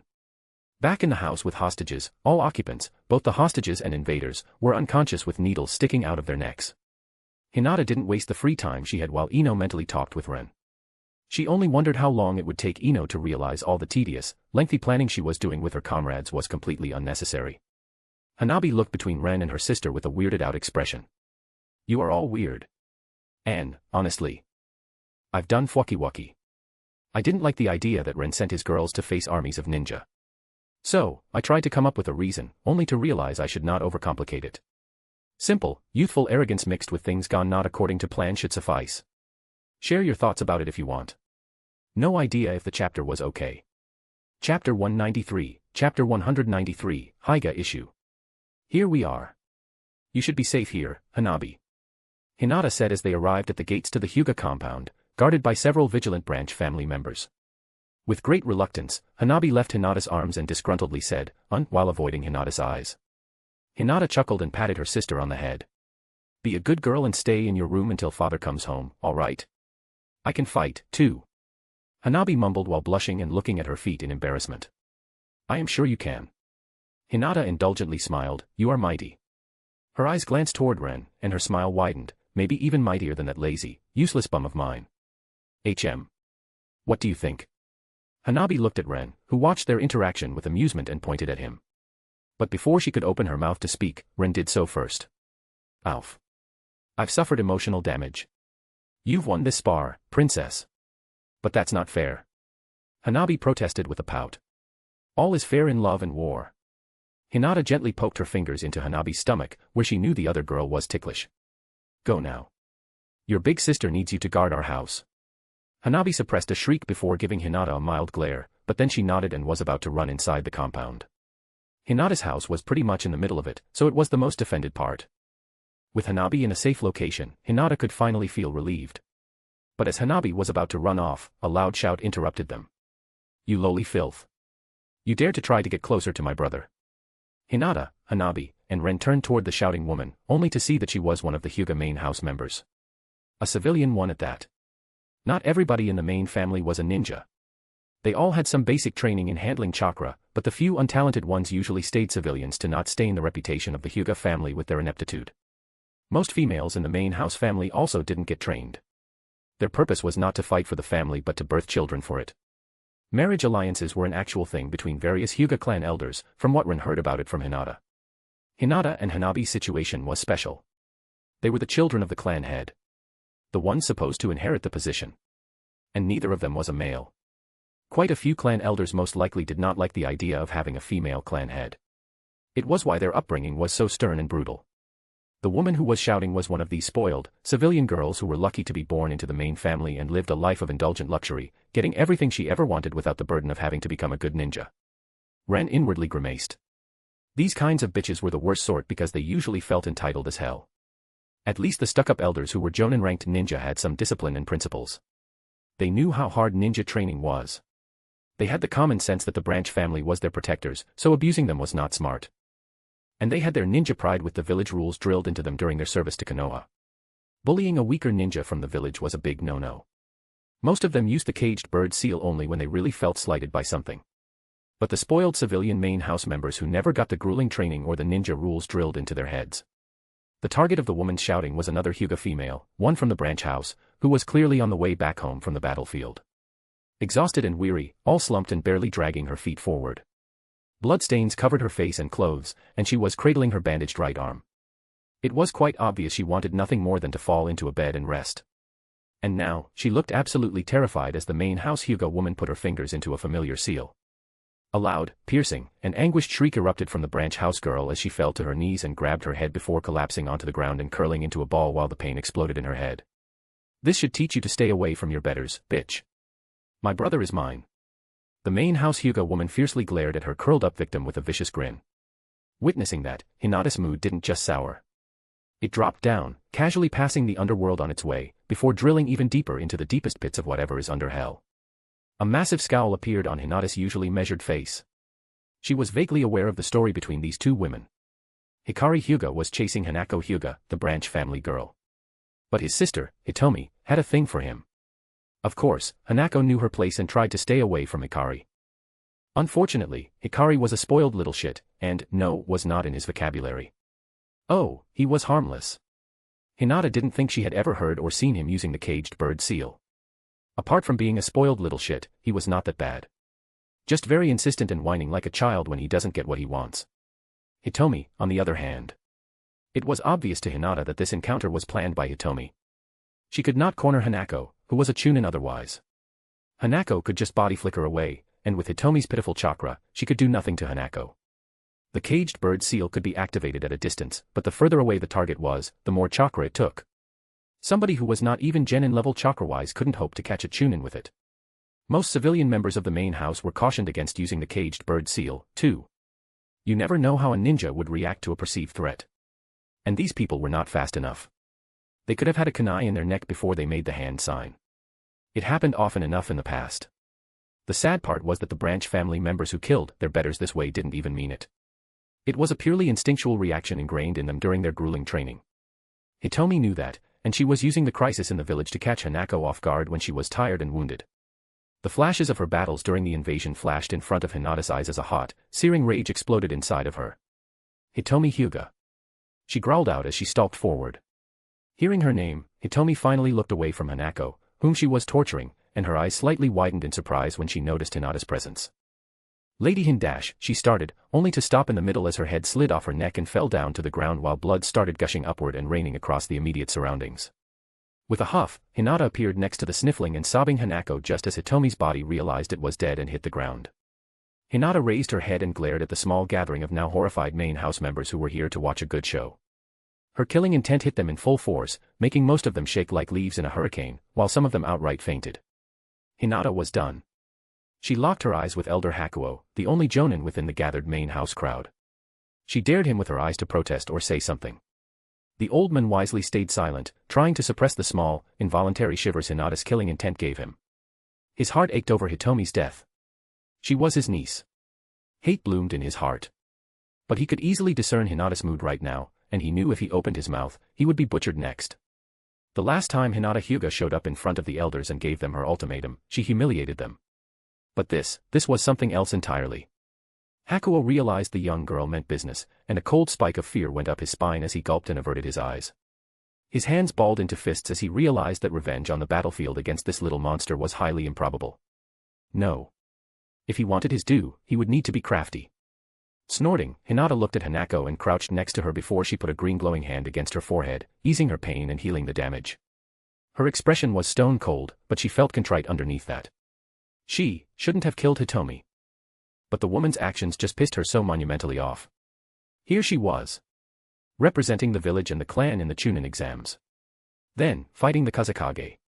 Then, fighting an entire army to safeguard the village. Then, she prevented the kidnapping of her younger sister. Then, she had dealt with a hostage situation even if nobody had asked for her help. And when she came home, hoping that all that bullshit was behind her, her home, where things should be peaceful, and where she dearly wished her family would live in harmony. She witnessed some insipid, spoiled bitch torturing a family member for some asinine, childish reason. No. She had had enough. Hinata's resolve hardened as she finished healing Hanako. She had warned the elders that she would start killing if she saw somebody use the caged bird seal in anything but self-defense. And if the bastards don't like it, they will just have to suck it up. Hinata turned her head toward a small crowd of branch house members gathered a bit further away, looking at the happenings with trepidation and a subtle, faint hope. Take Hanako home and make sure she is comfortable. She deserves a proper rest after defending the village from a fucking invasion. Hinata said in an unamused tone before she turned back toward the main house people. And if I hear that somebody tried to harm her for what happened today, I will kill them. Turning around, Hinata's eyes sought comfort in Ren's gaze, who gave her a reassuring smile. As she came closer to them, Hanabi instantly threw her arms around her sister and hugged her. Ren's shoulders slightly slumped as he observed both the main and the branch house people awkwardly shuffling around, trying to avoid each other, and he sighed. This was going to cause trouble. He sighed and stepped closer to Hinata before kissing her on the forehead. He guessed it was time to put some serious effort into making a substitute for the caged bird seal. Chapter 194, Chapter 194, Prisoners and the Situation Between the Villages. After Hinata delivered Hanabi home, Ren and she continued on their way, and soon enough, they arrived at Konoha's TNI department. It was buzzing with activity as ninjas came in and out almost every second, flooding the place with prisoners. Ren chuckled. The clerks seemed to be going crazy from all the work dumped on them.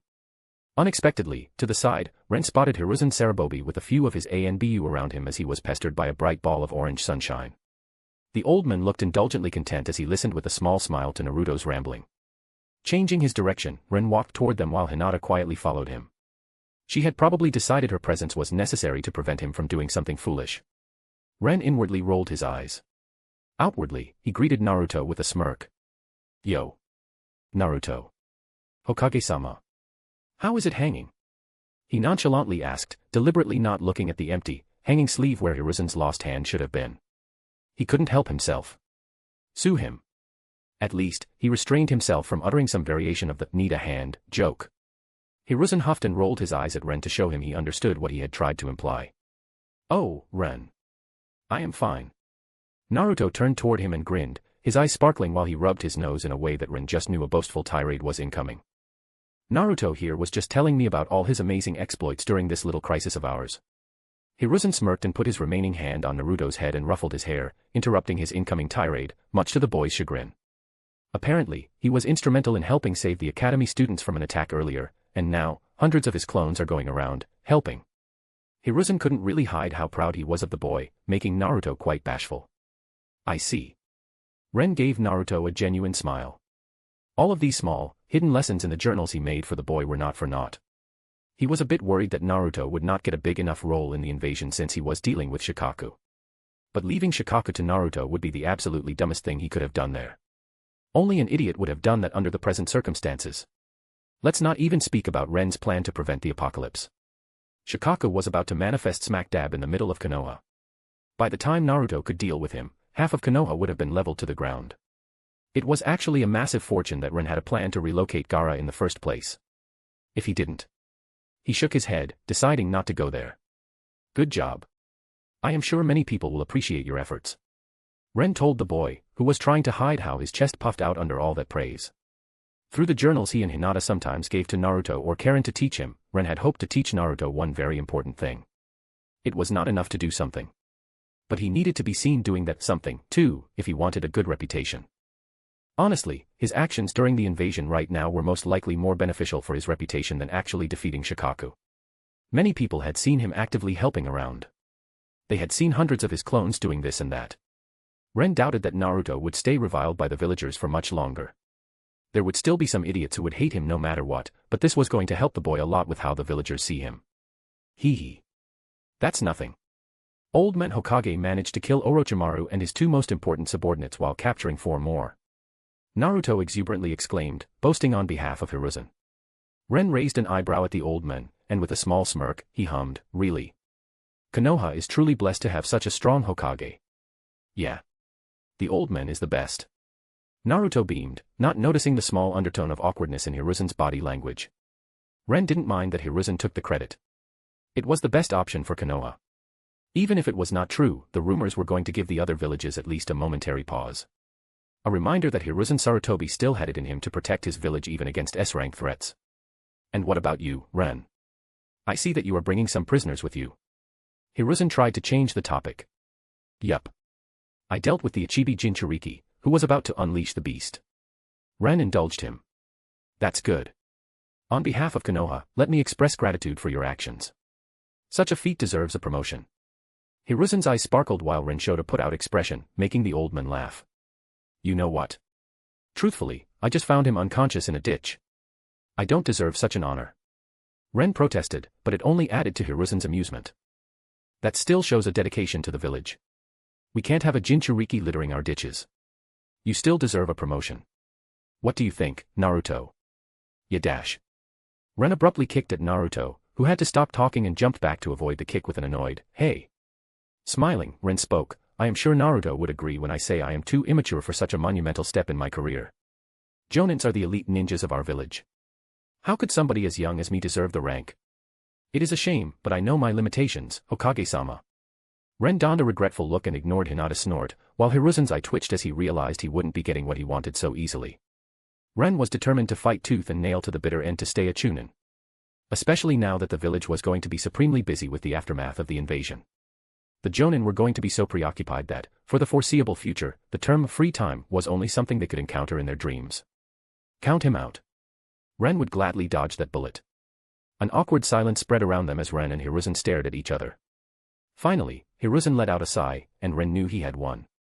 4 now. And what about the girl? Hiruzen shook his head and aimed his attention at the other prisoner Ren was bringing. If I am not mistaken, that is the Kazekage's daughter. His mood surged when he noticed her identity. Ren nodded, unable to tell if he felt proud or exasperated at her presence. It was a strange mix of both. Temari was important.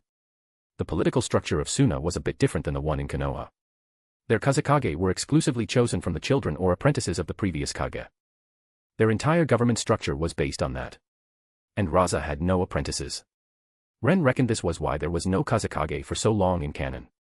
Gaara became one, but that was at least well over a year, maybe even more, after the invasion. Surely, Suna had enough eligible candidates to fill the role. Yet, it stayed empty until Gaara showed he could take over. Ren had always found that strange. Only after he read some books about their government structure did he understand why that was even possible. Suna was established by the Sabaka clan. And it all revolves around them. Having Temari as a hostage was akin to having a royal hostage from a foreign nation. One who could inherit the throne in the future. And while that comparison was not exact, it was still a big deal. Gaara too, but he was also a Jinchuriki, and that triumphed his identity as Raza's child. Suna was most definitely going to want these two back. Unharmed and healthy. And if Konoha were to have any chance of re-establishing the alliance, these two were a necessity that could give Konoha a major advantage to dictate the terms. Let me guess. You found her in the same ditch as the boy, didn't you? Hiruzen mirthfully asked. It was a bountiful ditch. Ren nonchalantly answered.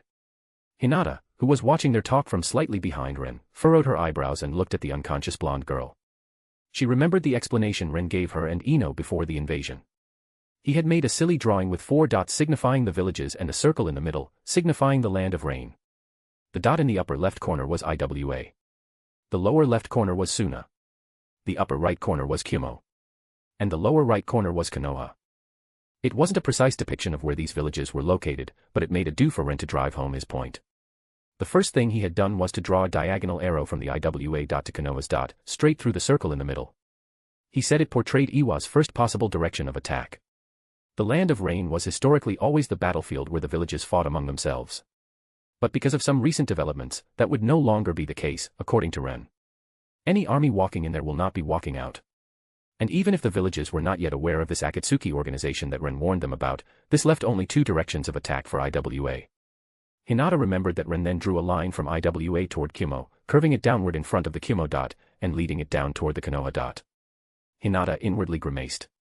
Ren informed her that this was why Konoha so fervently desired the alliance with Kumo before the whole Hyuga incident. They wanted Kumo to be their northern shield from Iwa's attacks.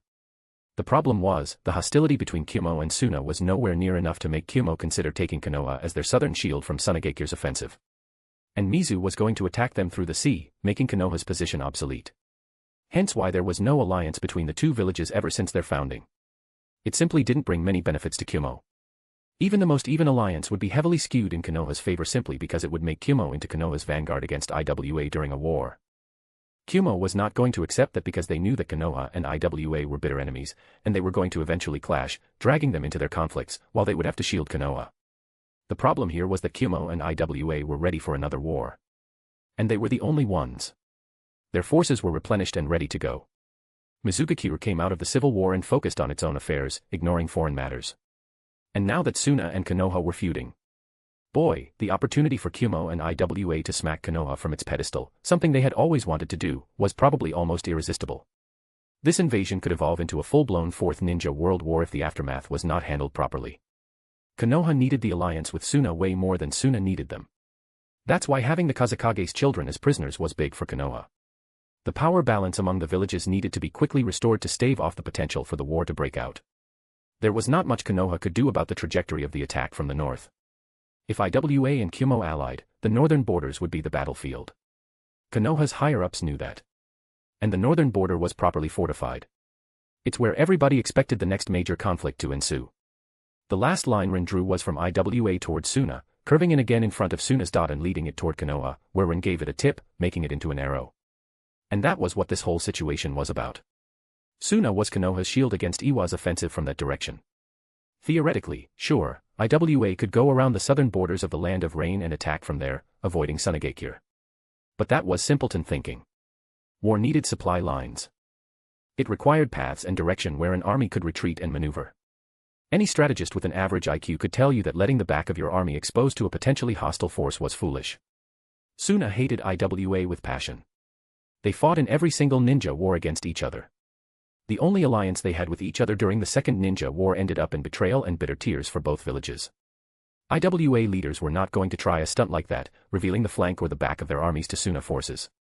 Even if Suna was not allied to Konoha, there was a big chance they would decide to attack IWA forces from the back the moment they clashed with Konoha forces in this direction. They would cut off their path of retreat and massacre all the fleeing ninjas as they could. This was why IWA would never try to sneak past Suna to attack Konoha directly from the west unless they had an ironclad alliance with Suna and a common cause against Konoha. Something that was very likely to happen as a consequence of this invasion. It's why the Land of Rain was the predominant battlefield for any IWA-Konoha conflict in every war. There was simply no better alternative. Neither village liked it. Hanzo the Salamander was known for a toxic mist that could decimate armies of ninja. Fighting in the Land of Rain was a hazard. But it was the best option both villages had. Not that it would matter for the next war. Hanzo was dead, and the Akatsuki would most likely be far more ruthless to any army invading their country. Hinata wryly sighed.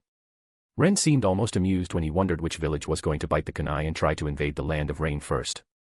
He called dibs on IWA. Then Ino called dibs on IWA. And yeah.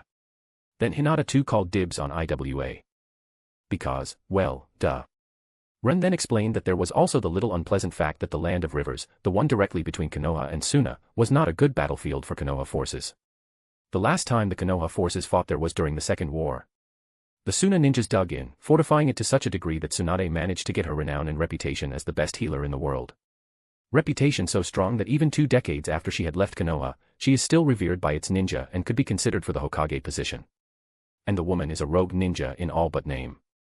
What people readily miss is that for Tsunade to get such a lofty and unshakable reputation, there must have been a proportionally horrifying death toll and injuries on Konoha's side to allow it to build up over time as she focused on healing. No. Konoha really does not want another army threatening their western borders. IWA allying with Suna would be the absolutely worst-case scenario that simply could not be allowed to happen. Hence, Konoha needed the alliance with Suna. Desperately. And they also needed Suna to be strong enough to be somewhat of a threat to IWA. Even Ino and Hinata had to begrudgingly admit that it made some amount of sense to spare as many Suna ninja once Ren explained the whole geopolitical situation between the villages. There was still a death toll in the hundreds among the invading Suna forces.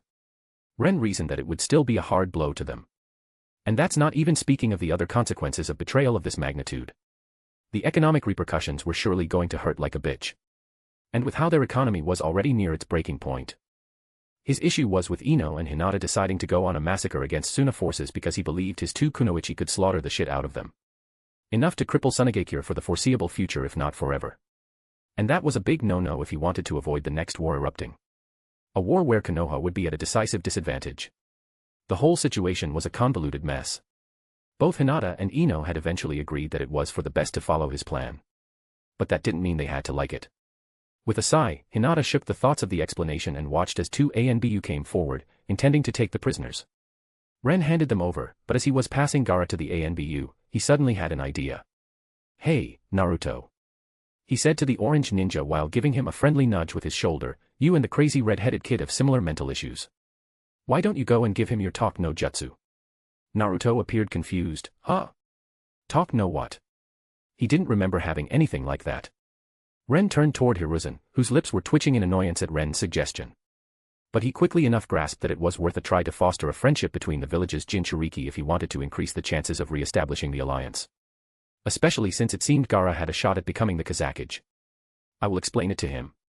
Hiruzen promised with a sigh, and Ren couldn't be more pleased. He intended to visit Gaara and give him his own brand of talk no jutsu, but he wasn't sure if it would have any effect. It was better to send in an expert. Chapter 195, Chapter 195. Shop and Exploits of Others. Ren stood in front of the entrance to his store, the skin around his eyes involuntarily tightening as he glanced over the half-demolished door and the broken sign announcing, Yatsuba Seals. Stifling an angry curse, he vindicatively kicked the corpse of a Suna ninja in front of him. That one obviously died to one of his earliest anti-burglary traps in his store, so the dipshit deserved it. Balling his fists and taking a deep breath to calm himself, Ren walked into the store, only to groan when he noticed that it was absolutely ransacked inside. The shelves were broken. The counter in splinters. The wall was cracked. And blood from corpses or body parts strewn all around his store started seeping into the gaps between the wooden floor tiles. Clearly, these men were not here randomly. Oh, my. I seem to be very popular these days. Ren thought in sarcasm and distaste as he saw Suna uniforms, Odo uniforms, and even some bastards with blank A and BU masks. He had spent the past few weeks building his shop up, and now it was in ruins. The urge to punch the wall was almost stronger than him. Then again, Ren couldn't really say he didn't expect something like this. There was a reason why he made his shop into a veritable seal fortress and why all these uninvited guests now lay lifelessly on the floor. Ren made sure there was nothing to steal other than some very basic seals anybody could buy by dozens in his shop. After all, knowing there was going to be an invasion and keeping precious seals on the shelves would be dumb. Still, Ren hoped his shop would have been spared. Alas, it was not to be. Sighing, Ren crouched down and grabbed a torn part of a nearby shelf before he sullenly walked toward the destroyed counter and put it on a small, still intact part as he sat down at a surprisingly undamaged stool behind it. Wild. Ren uttered as he stared once again at the devastation in front of him. And while he tried to sound nonchalant, the helplessness in his tone was unmistakable. Just then, the cracked mirror to his right finally collapsed, and large pieces fell to the ground where they shattered into smaller pieces under Ren's deadpan gaze. That mirror was expensive.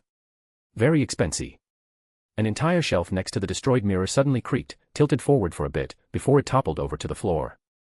Ren took a deep breath before sighing. He was glad that he didn't take Hinata with him. She would have been hysterical by now.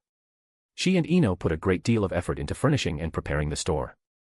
Seeing it like this, Ren could already hear them indignantly screeching in fury. That image brought a dry chuckle out of Ren's lips. At least, the invasion was over, and Orochimaru was dead. Ren could finally take a breather. No Orochimaru and no Kabuto meant no Edo Tensei. Thanks for the small mercies. The destruction of his shop was well worth it.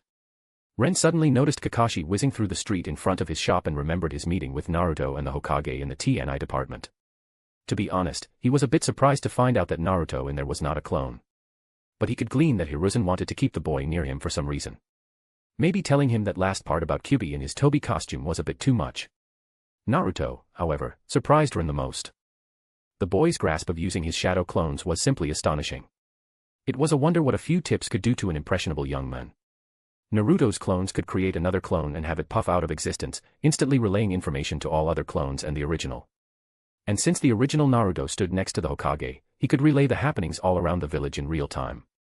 Ren smiled. The blonde boy was no longer the kid he remembered from the anime. He was more mature, even if his inexperience and childishness showed sometimes. The boy was growing up, and Ren was happy to see it. Still, that didn't mean he was not exasperated when the exuberant young man started regaling him and Hinata with the tales of his clones' accomplishments or the exploits of his classmates. He was a veritable treasure trove of information. Kakashi and Guy apparently killed the Kazekage. Guy went whoosh, and then woof, and then he went wham, before he did twang, and aegr. Then he went all green and veiny as he exploded in the power of youth. And the Kazekage was punched, pa. Pa. Pa. Naruto actually excitedly punched the air as he described it. At the end, the boy added, "Oh, and Kakashi-sensei was there, too, I guess," as he disinterestedly scratched his head. Ren snickered as he remembered the odd twinkle in the boy's eyes as he explained the situation in the most nonsensical manner possible. He wondered if Konoha will have a new orange beast of the youthful ways in the near future. Now that was going to drive the Hatake bastard spare. But to translate the Uzumaki speech, Guy was probably forced to use inner gates. Maybe even go as far as the sixth gate, considering Guy's injuries that Naruto uncomfortably described at Hiruzen's prompting. Kakashi most likely played the assassin role in the combat to Guy's berserker, which was why Naruto didn't notice him too much. It was honestly impressive. Both that Raza resisted and forced Guy into the sixth gate despite being highly disadvantaged, and the fact that two Jonin managed to deal with the Kazekage. As much as Ren disliked Kakashi, he had to give it to the man. He deserved some level of praise for his contributions during the fight. If Ren were the Hokage, he would buy the men ramen. That should be a fitting reward. Even Naruto would agree. But enough about Guy and Kakashi. Naruto shared info about others as well. Sakura, well, Naruto went all gaga, amazing, when describing her exploits, but Ren managed to translate it into, yeah, the pinkette was mostly useless. Naruto was just lucky Karen was not nearby, or he would have gained a bump or two from the resulting punch to the head. While Ren doubted the boy had some remaining romantic inclinations toward the pink-haired girl, he still considered her his dear friend. But to each their own. That sounded like a Naruto problem to Ren. He decided not to meddle in it. Sasuke, on the other hand, apparently tore through several teams of enemy ninja with the viciousness of a spurned wife in a midlife crisis. The boy was not happy that he had missed his Chunin exam match. And he took his anger out on the enemies. Even Hiruzen was impressed when he heard how many enemies Sasuke felled. Only Naruto was pouting as he shouted, "Bastard this, bastard that," while giving more information. His clones and Sasuke teamed up halfway through the combat, and together, they turned out to be even more effective at helping to push the enemy ninjas back and out of Konoha. It was obvious that Hiruzen was truly proud.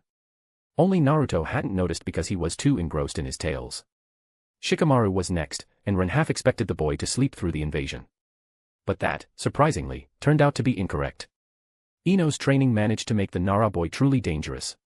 The Naras never had the necessary focus to use their shadow techniques alongside taijutsu.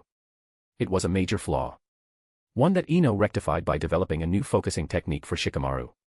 And with it, Shikamaru supposedly took on 20 enemy ninja and decimated them with his shadows and taijutsu. Hearing that, Ren couldn't stop smiling. He was proud of Ino. Her clan and the Naras were already very close. Many women and men from their clans intermarried. But this technique she had taught Shikamaru was going to bring a qualitative leap to the Nara clan's combat effectiveness. She had practically cemented the already ironclad alliance between their clans to a massive degree. Ren put a small note in his mind to reward her for it. Having stronger clans was going to come in handy in the Fourth Ninja War. He was very pleased. He sent a burst of affection to Ino through the telepathy seal, and his smile widened when it was returned. Tenten, Kiba, Shino, Niji, Choji, they all had their own tales and exploits, but Ren kinda spaced out as Naruto told them. He was too busy mentally interacting with his blonde girl. Only hearing that even Lee, bandaged enough to resemble a mummy, managed to beat an attacker in the hospital into submission with his crutches pulled Ren out of his mind as he gave Naruto a bewildered look. Now that, he would have loved to see. In the end, Hinata decided to go help at the hospital as they parted from Naruto and the Hokage, while Ren went to check on his store, and now, here he was. Ren's smile stretched into a small grimace as he was reminded of the decimation in the room, and he sighed again. I guess that is enough stalling. Time to start cleaning. He reluctantly muttered as he stood up. He reckoned the following days were going to be very troublesome. ko-fi.com/kasakair. Or. And if not, that's totally fine. I hope you will enjoy the story. Have a nice day. Chapter 196, Chapter 196, Kinslayer. When the exhausted Hinata returned home in the evening after a long shift in the hospital, she was honestly a bit surprised that she was not greeted by a full gathering of angry and prissy elders trying to stare her down for killing one of their own. She was half of the mind that their pride was going to override their common sense in this situation. Instead, everything looked normal. Well, except for the air of unease and worry permeating the entire clan compound. The branch house member she passed by on the streets looked at her with barely hidden expectation, awe, and worry. Hinata guessed that the happenings of this afternoon had already spread throughout the clan, and now everybody knew that she had killed a main house member to protect a girl from the branch house. The people from the branch house had never had somebody protect them in this way. Hinata's father might stand up for them to some small degree, but he would have never resorted to killing somebody from the main house for their sake. Hinata had also turned out to be very strong. Strong enough to throw her weight around and have her way. With a small sigh, Hinata realized it was not surprising that they were pinning their hopes on her.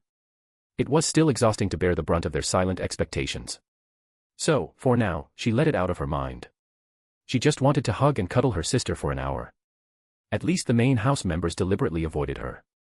There were none of them on the streets, but thanks to her Byakugan, Hinata was keenly aware that they watched her with rising trepidation from their residences as she walked through the streets. Hinata was grateful for their apprehension of her. She had spent long hours treating injured ninjas. She had sawed off ruined limbs. She had removed damaged eyeballs. She had sewn torn innards together. She had stitched severed fingers back where they belonged. She had stopped the hearts of those in too much agony and no hope for quick enough treatment to save their lives. She had even castrated one of her patients whose crotch area was half ruined, and to ensure his survival on her operating table required drastic measures. Sage, she was exhausted. Maybe not so much physically. Ren's training was more physically exhausting. Maybe not chakra-wise. Her chakra reserves started filling back up as the day progressed, and she used only the bare minimum necessary to heal well. But mentally, she was done for the day. The clan elders don't know it, but the fact that they did not try to ambush her with their incessant complaints when her mood was already this sour probably saved them from her pulling Itachi on them. When she started learning how to be a medical ninja, she thought she could treat everything with that green glowy hand technique. That it would be easy and simple. It was not. Today was the first day when Hinata understood why somebody like Tsunade might have wanted to leave it all behind and just go traveling around the world. As Hinata neared the door to her house, the door was opened by a servant from the branch house who quickly bowed. Glancing at him, Hinata slightly smiled with a quick, "Thank you," before she took off her shoes, leaving them in the hall, and headed toward her sister's room. Halfway through her journey, she suddenly stopped and turned toward a closed door to her right, peering through it with a small frown. For a moment, nothing happened, but then the door opened, revealing a stressed Hayashi staring directly at her with a strange mix of pride and disapproval. "Father." Hinata nodded in a greeting. "Hinata." Hayashi grunted out in his usual even voice that betrayed no emotion. The two stared at each other for several seconds, the atmosphere around them growing quite awkward. "We need to talk." Noticing that Hinata's body language spoke of her consideration to simply leave, Hayashi eventually decided to break the ice and opened his mouth first as he beckoned her inside the room. With a slight irritation shining in her eyes, Hinata stepped forward, already aware that she was not going to enjoy the upcoming conversation. But Hayashi was still her father, no matter how estranged they were. Hayashi closed the door behind her before taking a seat behind the table in the room, while Hinata also seated herself opposite him before he could offer it. She watched as Hayashi's eyebrows slightly furrowed at the slight, but this house was her home, and she would be damned if she needed to ask for permission to sit down in her own home. There were so many rules of behavior and manners to be upheld in this house that living in here was already highly unpleasant for her. She really didn't feel like playing some sort of quiet power play game with her father right now, on top of that. She inwardly scoffed. And Ren wondered why she preferred to stay with him. Yes, the sex was nice, but with him, she was free. If Hanabi hadn't existed, Hinata would have been tempted to leave the clan long ago. "I have heard you have saved your sister from being kidnapped by Kimobakure," Hayashi said with a pinched look after another stretch of silence between them. "Yes." Hinata hummed her agreement, and Hayashi very slightly shuffled in his seat. It was the only indication of his nervousness. But his face stayed impassive as he gave his daughter an acknowledging nod and evenly said, "I am proud of you. You protected your family. You did well." Hinata hummed but didn't say anything about the matter. If she had been 2 years younger, Hinata would have been beaming in happiness at that lackluster, half-hearted praise. Now, she couldn't care less. She was slightly happy about the acknowledgement, but that was about it. She only hoped her father would pick up the pace so she could get to her sister faster. "I also heard about your actions during the invasion. Many people confirmed that you decimated the main Otogekure attacking force." Hayashi's tone was still impassive, but Hinata could easily see the small quickening of his heartbeat or the trickle of barely visible sweat drops forming on his forehead. She inwardly narrowed her eyes. Her father was afraid. Of her? No. Not of her, Hinata realized. He was afraid of this conversation. With that realization, Hinata inwardly groaned.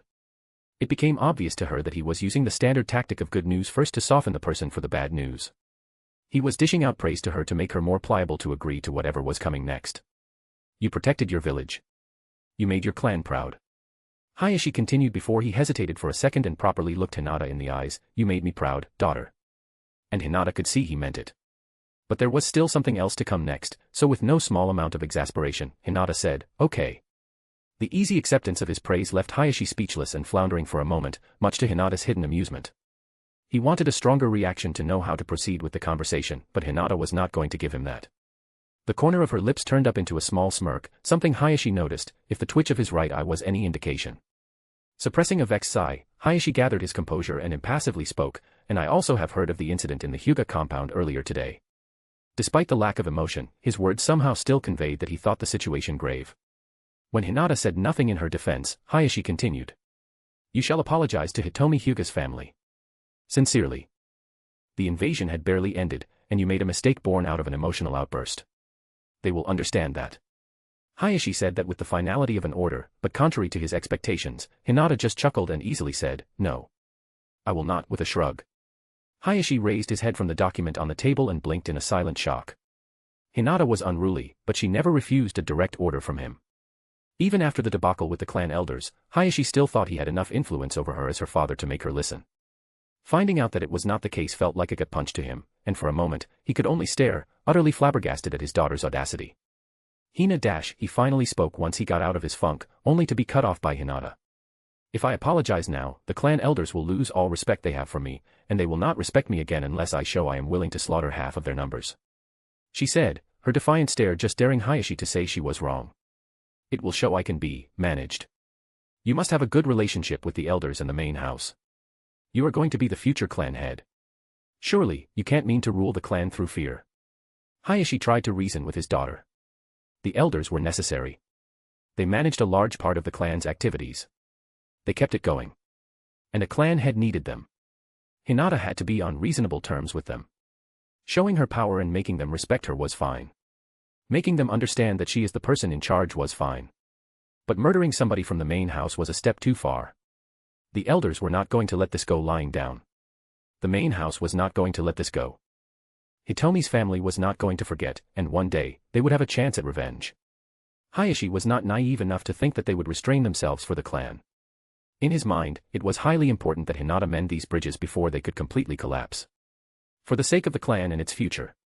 Hayashi even considered a betrothal between Hinata and Hitomi's brother to appease her family, but he knew his daughter would not easily agree, so he didn't bring that up. And why wouldn't I rule through fear? Hinata amusedly asked, giving her father a weird look. What is so bad about it? Didn't Uchiha Madara rule his clan through fear? Hayashi froze at that, but despite that, his mouth opened in protest. But Hinata was faster, didn't Hashirama? As lovable as people like to say he was, his fluffy personality was not why he managed to unite so many different clans. Hayashi closed his mouth, having a hard time finding a proper rebuke for Hinata's words because his daughter didn't give him even a second to gather his thoughts. Didn't Tobirama do the same, too? Don't you and grandfather also rule through fear? Hayashi snapped to attention upon hearing that last remark, and he instantly started protesting, no. Oh, stop with the bullshit, father. The branch house is kept in line through the fear of the caged bird seal. You have no right to lecture me about ruling through fear. Hinata scoffed and rolled her eyes at the floored Hayashi. The difference between them in this argument was that Hinata had spent countless restless nights thinking about all these problems and some non-existent solution that would please everybody in her clan. Her father. He barely considered it an issue. It was only normal that she had prepared arguments while he was left speechless to defend his position. And when somebody can't win through reason, they can always get angry. You are a kinslayer, Hinata. Having had enough of his daughter's stubbornness, Hayashi smacked his fist against the table, his impassive face giving way to an angry expression. You may think you will be able to scare everybody into behaving, but that is far from the truth. You killed somebody of your blood. How many Hyuga do you wish to kill to accomplish your goals? Will it be worth it? To weaken our clan for your childish aspirations? Hayashi breathed hard as he finished his rant, staring at Hinata with hurt and anger written all over his face. Of all the things he expected his daughter to do, kinslaying was not one of them. He truly regretted letting her apprentice under that blasted Chunin. It was the biggest mistake of his life. How is this any different from all the bastards who used the seal to kill somebody from the branch house, saying that their hands slipped? Hinata quietly asked, but her tone was firm. And when Hayashi didn't volunteer a proper answer after a few seconds, Hinata let out a small scoff. Well, my hand also slipped. My bad. I am sure Hitomi's family will understand. Hayashi's face darkened. You think this is a game? Only to suddenly find a senbon stuck deeply in his shoulder. His instincts flared, but he found out he could not move an inch. His body locked up and refused to listen to him. Maybe. Hinata lowered her hand back into her lap, looking straight into her father's surprised, wide eyes. She could feel several chakra signatures flaring all around the clan compound, aware that the elders were keenly observing this conversation. But they were going to do nothing. She might have gotten her father via an ambush, but with her speed, he wouldn't be able to react even if he knew it was coming. And the elders were all experienced ninja who were going to realize this. They knew they had no chance against her. They knew she was willing to respond to dissent with force. They were not going to do anything. In this clan, the main house members treat the branch house members badly. You spout that we are family, but the truth is, most of them are treated as nothing more than our servants.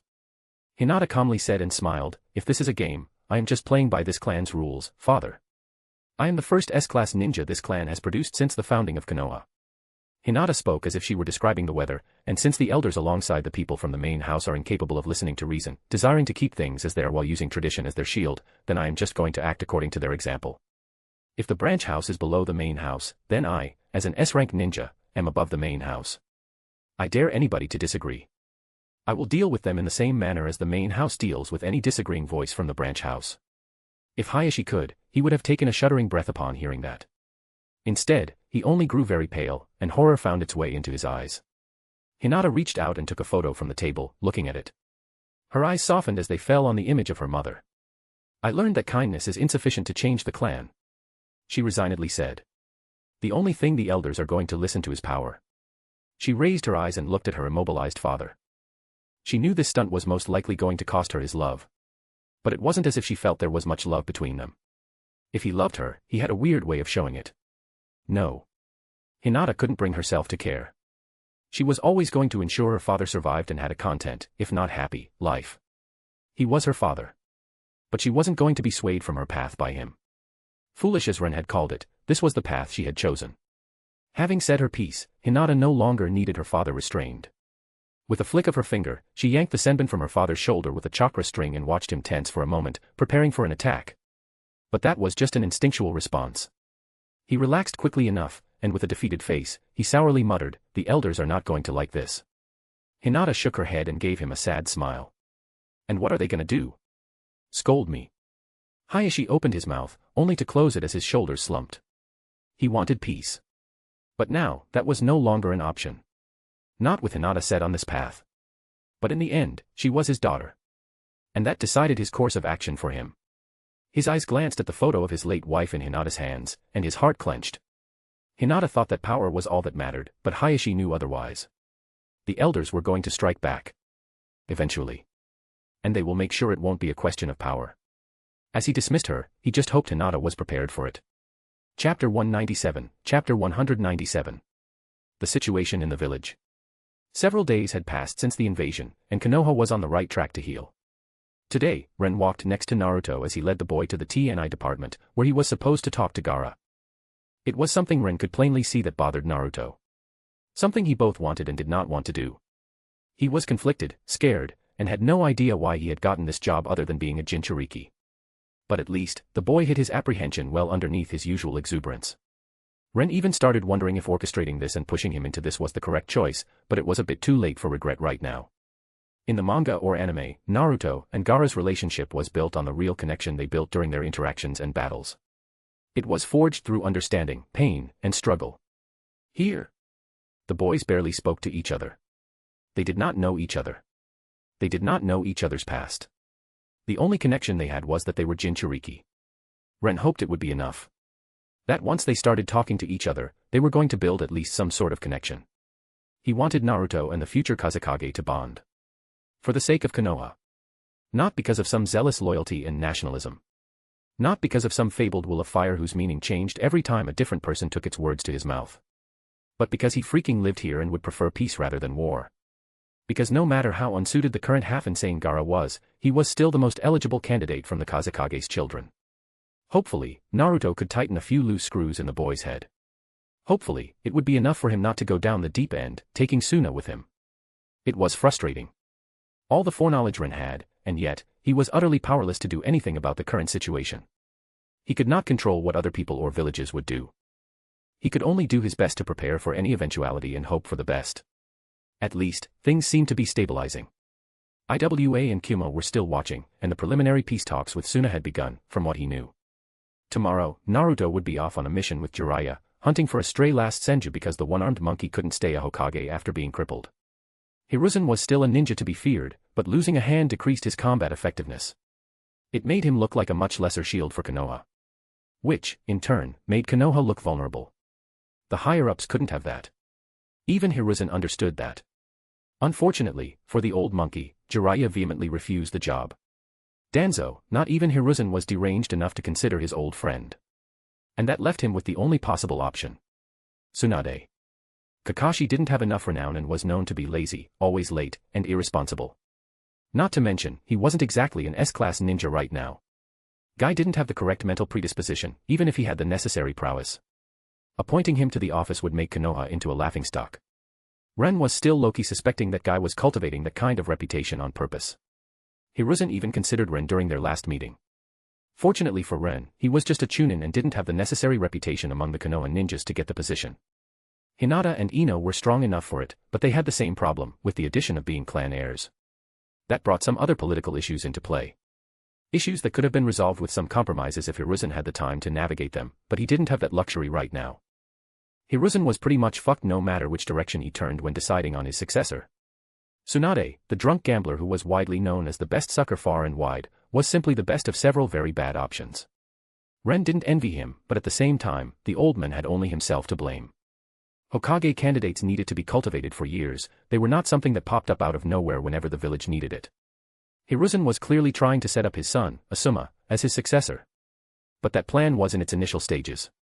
Hiruzen had most likely thought he could last for 3 to 5 years more. That he could give Asuma the needed time to become an S-rank ninja. And to give credit where it was due, Asuma had the talent to reach it.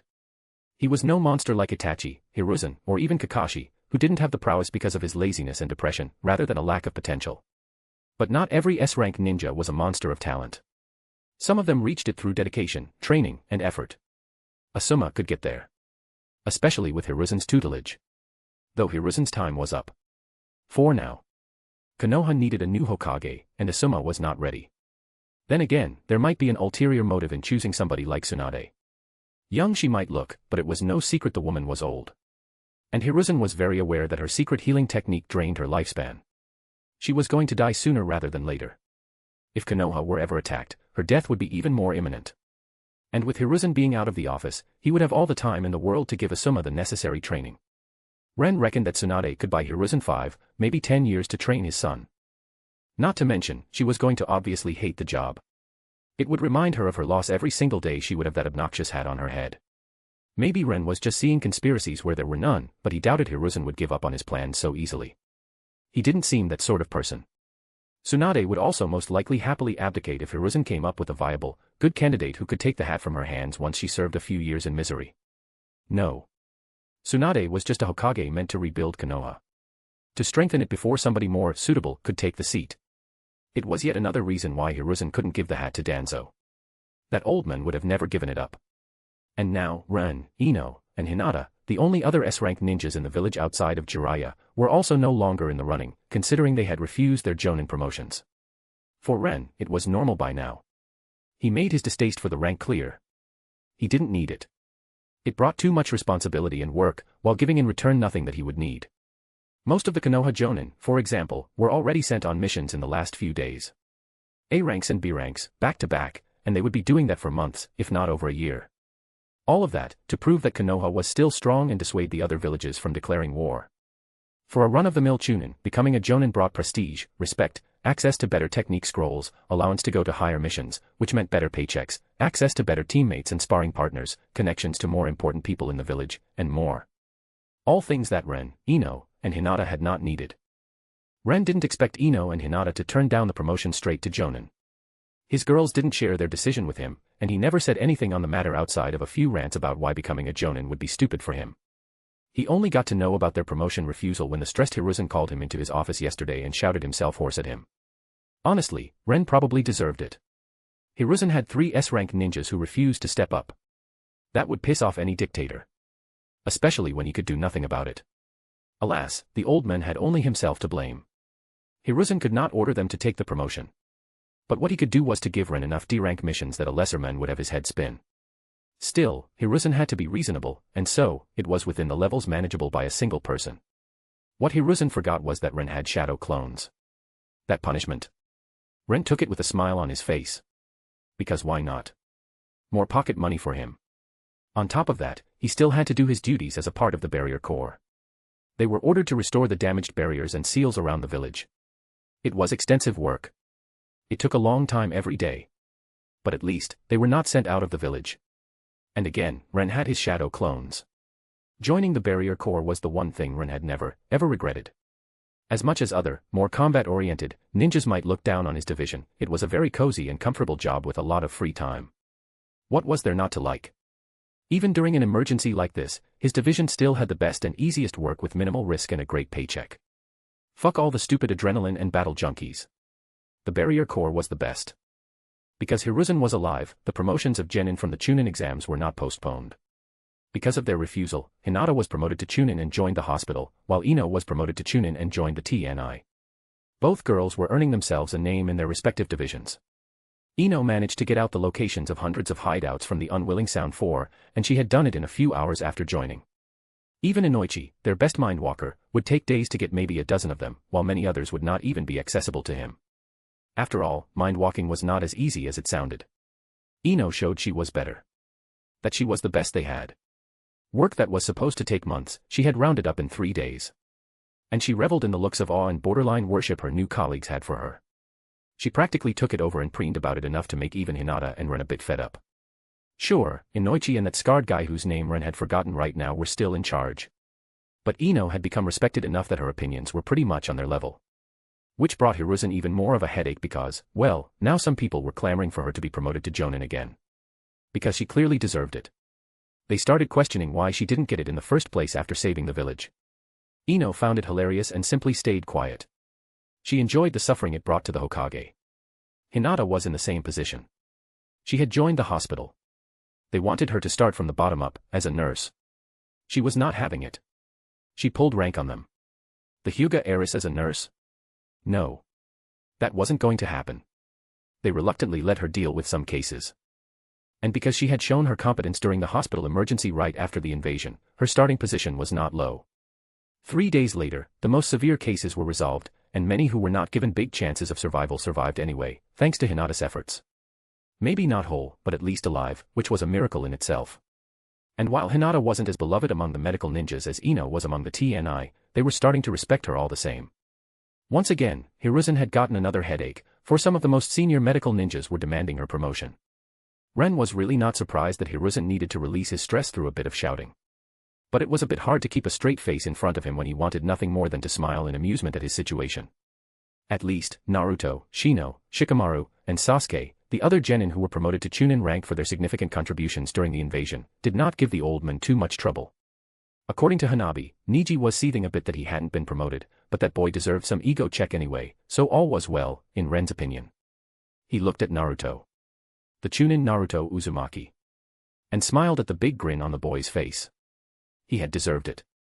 Now, if only the boy hadn't eaten through a tenth of his paycheck for this month when he invited him for a congratulatory ramen. But Ren only shook his head in exasperation as they arrived in front of the TNI division. It was what it was. That said, he wouldn't be inviting the boy again for a few months at least. Putting a hand on Naruto's shoulder to calm him down a bit, Ren spoke as he noticed that Naruto was a bit leery. "We are here. Let's get it over with, all right? Don't worry, you will do great." Naruto uneasily nodded, but determination filled his eyes as they started walking toward the door. Chapter 198, Chapter 198, Meeting Temari again. Ren led Naruto through the corridors of the TNI department as they followed their guide, who was escorting them to the area with more VIP cells. As they walked, they passed a procession of 10 chained and manacled Otogekure ninja, looking downtrodden and resigned, which garnered Naruto's curiosity. But as the boy was about to open his mouth to ask, Ren suddenly put his hands on his shoulders and whispered, "Ninja protocol." Naruto's eyebrows furrowed, but then he brightened up as he remembered that particular academy lesson. He realized that Ren was alluding to the part of the extensive ninja rules that described the need for secrecy in their profession and why they wouldn't have all the information available to them. Naruto happily nodded as he threw one last look at the backs of the Oto ninjas before turning back and deciding to focus on his current task. Watching him, Ren inwardly sighed. He didn't have the heart to inform the happy-go-lucky guy with such a naive and fervent belief that Konoha is tantamount to justice in the world that the higher-ups have decided to proceed with the mass executions of Otogekure prisoners. Ino's efficient work at ferreting out their secrets only hastened their demise as they became useless to the village. And as feeding them cost money, it was decided to simply get it over with and get rid of them. Ren tried to argue during his last meeting with the Hokage that most of these ninjas were nothing but civilians press-ganged into torturous training before being forcefully conscripted for Orochimaru's ninja village.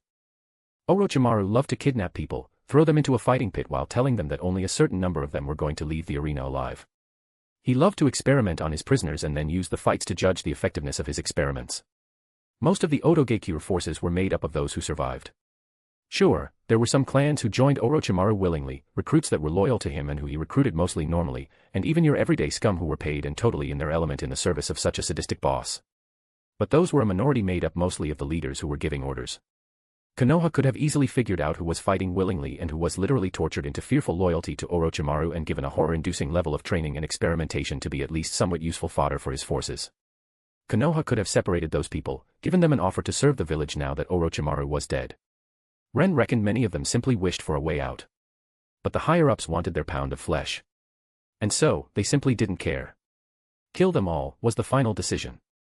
And when Ren tried to reason with Hiruzen, who was still butthurt that he had rejected the promotion, Hiruzen simply told him with a deadpan look that the matters of the village's leadership have nothing to do with an ordinary Chunin.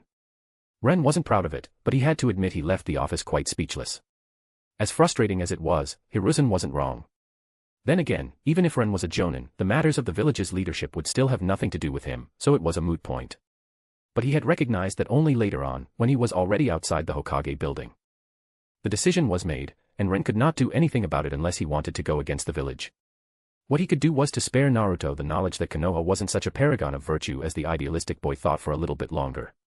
They entered the VIP cells, and their guide boredly gestured at 2 cells at the back of the room. Number 17 and 16. I'll stay near the door. Call if you need something. The men couldn't sound more uncaring, and if he had a bubblegum, Ren had no doubt he would have been chewing on it right this instant. Ren and Naruto advanced through the room and came to cell number 16 first, where Gaara was calmly sitting on the floor with his eyes closed. He had a chain fastened to his left ankle, but what truly restrained him were the seals both on the walls of the room and on the iron armbands fastened to his wrists. Ren inwardly whistled. The village was clearly going all out to ensure their Jinchuriki prisoner was not going to get out. His eyes skimmed the seals, and his lips pursed. Well, technically, Gaara could still. You are the men who defeated me. Gaara's voice suddenly resounded through the room as he opened his eyes and looked directly at Ren with an intensity that made him slightly uncomfortable. Gaara was about to open his mouth, probably to ask a follow-up question, but Ren just shrugged and spoke first. Sure. But I am not here for you. The whiskered chuckles over here, he pointed his thumb at Naruto, who scowled, has something to say to you first. That, at least, had diverted Gaara's attention from Ren for a second. It was just a second, though. I don't care about Gaara spoke again in his deadpan voice, but Ren ignored his words. I am here to visit your hot sister, you see. Ren grinned, winking at the woman in cell 17 who was watching him with a scowl on her face, trying to set him aflame with her gaze. Ren turned around, showing Gaara his back in an obvious dismissal, and walked toward Temari's cell. We can talk after Naruto's business with you is over. He added before he sat down on a stool in front of Temari's cell, inwardly hoping that the promise was going to make Gaara at least somewhat open in his talk with Naruto. With the corner of his eyes, Ren saw how the boys stared at each other in awkward silence before Naruto's shoulders slumped and he sat on the stool in front of Gaara's cell. Ren let out a sigh. Naruto clearly didn't feel comfortable doing this. Yet, he really hoped the 2 boys could bond and make friends. While their 2 villages' alliance didn't hinge on it, it certainly would make their ties closer. Having a future Kazekage who considered Konoha's Jinchuriki a brother would make many things smoother. Especially when the 4th war started. But somehow, as he watched the 2 boys, Ren started having doubts about whether this was going to work. Are you going to just ignore me? Temari's unamused voice pulled him out of his reverie back to reality, and his startled eyes met her blank stare. A wry smile appeared on his lips with a hint of apology. Oh. Sorry, I was just blinded by your beauty, and it made me speechless. You are radiant as the sun itself. Truly, a pure art-given form. He tried. In his defense, that always worked on Ino. I still have smudges from when you drew dicks on my face, you asshole. Temari deadpanned. Ren awkwardly cleared his throat and diverted his gaze. Are you still angry about that? He scratched his cheek before he decided to simply man up and turned back toward Temari with a slight admonishing expression. Pettiness does not suit you. Fuck pettiness. Temari growled and grabbed the iron bars of her cell while almost pressing her face into them too as she glared at Ren. One day, I will have my revenge on you. I am afraid my face can't bring out the full charm of a nearby dick quite as well as yours did. Ren smiled, and he noticed that Temari's lips quirked up. Just for a moment, before it was gone, it turned into an exasperated groan as she let herself collapse back into a cross-legged seat on the floor behind the iron bars. Sex joke. Really? You can't do better. Here I am, jailed for days, and that is the entertainment you bring me. The sarcasm was almost oozing out of her. Can't you at least tell me where Kankuro is? Her voice might have been dismissive as she had asked, but Ren noticed the subtle signs that betrayed her interest. Surprisingly, even Gaara in the cell next door slightly stiffened. He decided to assuage their worries. Your brother was not among the casualties nor among the prisoners. He most likely made it back to Suna. Oh, thank the sage. Temari almost completely deflated in relief, and a small smile appeared on her face. But then she went rigid, and she gave Ren a suspicious look. Why? Why tell me that? It does not matter. Ren said, the preliminary peace talks with Suna are over, and you 2 will be going home soon. I reckon you will meet your brother in a few days anyway. It's not some sort of major secret. Truly. Temari's face lit up. Yes, yes. Ren rolled his eyes, but nevertheless confirmed the news again. And you are not lying? Temari doubtfully asked, making Ren chuckle. Why would I lie? Because you are a dick-obsessed asshole. Between the 2 of us, I am not the one who constantly mentions dicks. He gave her a look that made her scowl. Don't you dare say I am thirst. You are thirsty, girl. They practically said at the same time, and Ren grinned while Temari put her face into her hands with a groan. Ugh. I can't wait until I get out of here so I will never have to see you again. Temari huffed, but her eyes showed a bit of amusement. Why are you even here, bothering me? Ren smiled. She said she wanted to get away from him, yet she instantly asked a follow-up question, intent on continuing their talk. The tsundere. But he could guess how boring being in a cell must have been for her. He shrugged. Sorry to disappoint you, but I am here as an escort for Naruto. Seeing you was just a nice bonus. And I gotta say. Ren paused a bit as his eyes roamed Temari's figure. Girl, you need a shower. Temari snorted and rolled her eyes. Yes. Hotel Konoha honestly sucks. Maybe you could speak with the management here. She dryly suggested. I am just a humble and simple chunin. Sad to say, I don't have those kinds of connections. Ren replied in mock sadness. Chunin, my ass. Temari murmured, just as both hers and Ren's ears perked up at attention when the boys next to them finally started speaking. Their eyes met, and a silent truce was formed. For now, they were going to cut the chit-chat as they both seemed to be more interested in the talk starting near them. Chapter 199, Chapter 199. Gaara and Naruto. Well, this is awkward. Naruto said as he stared at the silent Gaara, who was patiently looking at him with a blank face full of clear disinterest while he sat on the ground in his cell. Unfortunately, Naruto did not receive any answer. He was at a loss. He usually didn't have trouble talking to people. He could deal with disinterest. It was one of the better alternatives he normally got from people during his childhood. The problem was that the old man Hokage expected these talks to go well and wanted him to make friends with Gaara. That was what made Naruto uncomfortable. He could keenly feel the pressure of possible failure. Even more so now that he faced Gaara's standoffish attitude. Do you have something you'd like to say? Naruto tried to pass the ball to Gaara's court. That usually worked in his experience because people always had something to say. No. Gaara answered with a deadpan, and Naruto's shoulders slumped. As Gaara watched Naruto's dejected expression, he wondered what kind of interrogation technique this was supposed to be. So far, he was very much not impressed. Right. Naruto scratched the back of his head. But then his entire presence shifted as he inwardly affirmed his determination. He was not going to fail the old man without trying. His usual grin appeared on his face, and while there were still some hints of discomfort to be discovered for a keen observer, Naruto started to settle into his usual, easygoing demeanor. Anyway, I was told to speak to you because we are the same. The same as me? Gaara's face slightly scrunched in doubt, and while most of his expression stayed blank, the disbelief was conveyed so clearly that even the usually dense Naruto easily noticed it as Gaara lifted one of his eyebrows with a blank, you. Ugh. Naruto choked a bit at that. What I meant to say is that we both have an, inside of us. Naruto trailed off, skimming around the topic as he tried to push away the resurging discomfort. Gaara gave him a blank look. You two have a mother. What? No. Naruto blurted out, horrified at the insinuation of considering Kyubi his mother. But then he realized that he denied having a mother, and that made him indignant because parents were something he always desired. I mean, yes. Obviously, I also have a mother. Naruto took a deep breath before he expressively started to wave his arms around while trying to defend his point. No. Not like that. Ag. Not inside of me. Since I am here, I had to have a mother but dash. Gaara's lips slightly quirked. Just a millimeter. If one wasn't observing him, they would not notice. But both Temari and Ren had their focus on him while the flustered Naruto was babbling nonsense. They exchanged an amused look, wondering if they saw it right, and Gaara indeed quipped a joke. Honestly, Ren was a bit impressed at Naruto's charisma. Seeing it at work was something else. I mean that we both are Jinchuriki. There. I said it. Naruto finally exclaimed while pointing at Gaara and stopped running his mouth. We are the same. Gaara blankly stared at him. Naruto's grin awkwardly diminished when his conversation partner did not react. Okay. Gaara eventually said with the same cool as always, causing Naruto to facepalm. That is your reaction? He indignantly exclaimed while Gaara nodded. Yes. He blankly said, but the amusement swimming in his eyes was easy to discern for Temari and Ren. As Ren watched the awkward conversation between the boys start turning less strained, the more Gaara started to participate, he ruefully realized that the tight bond these two had in the canon was highly unlikely to happen. Gaara didn't seem to be interested, and there was no deep emotional impact between them that would allow them to get past their natural reservations. But a simple friendship between them was already forming right in front of Ren's eyes, even if he doubted either of the boys realized it just yet.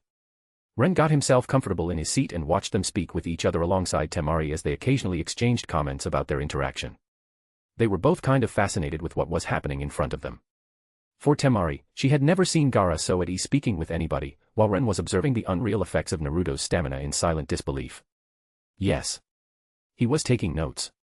Obviously. And that is why I want to become the Hokage. Naruto proudly said, and by now, Gaara was listening with barely hidden interest. Sometime along the last hour, Naruto had gotten him hooked. The people will finally acknowledge and respect me. Hee hee. He widely grinned and rubbed his hands together at that mental image, looking like a sly fox. You wish to prove your existence. Gaara seriously nodded in understanding. I never thought that anything other than killing could do it, but now. Gaara glanced at Temari. It lasted barely a split second before his eyes were back on Naruto. I think I understand. A little bit.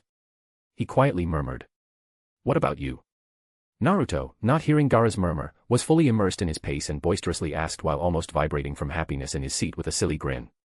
He found out he started to quite enjoy talking to the quiet and reserved boy. They had a lot in common, even if their personalities were the exact opposite. Me? Gaara asked, slightly startled. Yeah. Do you have any goals? No. How come? That's not good. You should get some. It will make life more fun. Fun. Gaara looked at Naruto as if he had a mental defect or two. Well, yeah. Then a sly glint entered his eyes as he remembered that Gaara seemed to have some basic respect for Ren. Ren always told me I should find stuff I enjoy and do them. It's why I never stopped pranking despite becoming a ninja.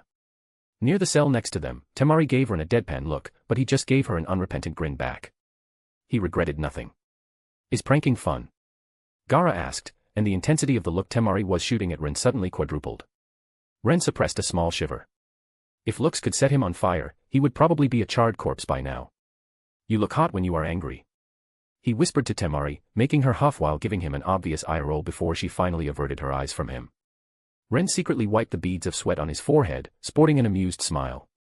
Alas, their little interaction made them miss whatever was said about pranking between the two boys, and no matter how fun it was to tease Temari, Ren felt a twinge of regret at that.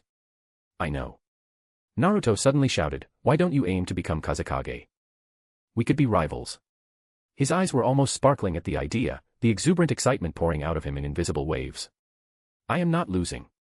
I am going to become the Hokage first. The Hokage did tell Naruto to bring this up. Maybe the old man even wanted him to persuade Gaara to take the hat of his village for some reason. Naruto did not know. He didn't catch half of the insinuated meanings the old man had thrown at him. But he didn't care about that. He didn't bring it up because of the old man's wishes. He did so because he thought Gaara could be like him. And the idea of having a rival in this was exhilarate, that complicated word that means exciting. But unlike what Naruto expected, Gaara shot the idea down with a short no that brought Naruto back down to earth and utterly smashed his elation to pieces. But why? The blonde boy whined with a pout that made Rin chuckle, even as he was alarmed at Gaara's refusal to become the Kazekage. Because I want my sister to be the Kazekage. Gaara answered with unexpected intensity and determination that made Naruto startle in his seat. Ren turned his eyes toward Temari, and for the first time since they met today, they no longer held amusement. What have you done? He asked, almost failing to sound casual as he wanted to throttle the girl. Chapter 200. Well, it is what it is. Ren watched Temari with veiled displeasure as his stomach sank. His preferred future was falling to pieces right in front of his eyes, and he had no way to do anything about it. I just did what you advised me. It's not my fault that this is the result. Temari coldly bit back, glaring at Ren because she noticed a hint of his disapproval at Gaara's proclamation. It's none of your or Konoha's business anyway. She protested and crossed her hands on her chest with a signifying that the topic was over as she dared Ren to say anything more about it with her blazing, angry teal eyes. Ren inwardly grimaced. He knew he would be getting nothing else from the girl, so he took a mental step back and re-examined Gaara and Temari's behavior since he stepped into the room. He noticed that they were way too at ease with each other in comparison to how they behaved during the Chunin exams. And then, the realization struck him, almost enough to make him lose his breath. His attempt at talk no jutsu toward Temari. It worked. It fucking worked. The girl definitely tried to repair her relationship with her brother, and the fact that they had cells next to each other and their chakra was restrained probably helped her immensely. Gaara, no longer tormented by Shikaku, had his first sleep in who knows how long. And sleeping came with dreams. With the boy's childhood and upbringing, nightmares were almost guaranteed. And who was conveniently placed in the cell next to him to comfort him? Who was here to keep him company and keep the night terrors at bay? Who was most likely emboldened by Ren's words to actually approach her brother instead of fearfully keeping away? Ren closed his eyes and let out a breath full of indignation as he stifled a long-suffering groan while cursing the damned butterfly effect in his head. This was not how it wanted to go. Don't get him wrong. He was happy that Gaara's and Temari's sibling relationship was on its way to restoration. That was a good thing. But Temari as the Kazekage. Wasn't that a disaster? Gaara was raised like a weapon. Not like a leader. In many ways, he was quite naive. That was usually a bad thing in a leader, but in this case, Ren believed that it was this naivety that would give way to good relations with Konoha despite the strain the two villages had between them. It didn't mean that Gaara would compromise the interests of his village for Konoha. Not by a long shot. But it would enable him to give the diplomacy between their villages an honest effort without having to care overly much about something like his perceived dignity or the village's image. Pride had no place in the talks between their villages if they truly wanted to make up after so many unpleasant things had happened between them. The problem was, Temari was raised like a leader. Raza was clearly grooming the girl to be his successor in a few decades. And with that upbringing came the pride in her village. That worried Ren. He had no doubts that Temari could suppress her pride in her village to make some sort of alliance. But would it be long-lasting? Would the villages try to be buddy-buddy, or would they go back to trying to secretly screw with each other in short order? In which direction would Temari take Tsunagakure? Would her actions completely unravel the future as Ren knew it? Even something as simple as the Kage Summit. Without Gaara's support, Tsunade would have never managed to form the alliance between the villages. Gaara not being a part of the equation was, yeah. Ren couldn't even begin to grasp how much that would affect. And to think that it was his talk no jutsu that caused this whole mess felt like a gut punch. Why couldn't he have the same effect as Naruto? When that blonde brat gives a talk no jutsu to somebody, things turn instantly in his favor. Why did things go in a completely opposite direction from what he wished when Ren tried it? He opened his weary eyes with a long sigh and looked at the scowling blonde girl. A weak smile appeared on his face. Here he was antagonizing her for fun, not realizing that she could fuck everything up for him. Not for the first time, Ren started having doubts about his chosen path. He would surely not have these kinds of trouble if he had chosen to simply take over Konoha. Well, he doubted it would go over well for many people, and there would be other kinds of problems, so it was a moot point. But the fantasy of it was nice. Noticing a few subtle hints from Temari's body language now that he was paying her attention, Ren frowned. She didn't seem as elated as she should be upon hearing that her brother, the most likely candidate for the position of the ultimate leader of their village, was going to support her instead.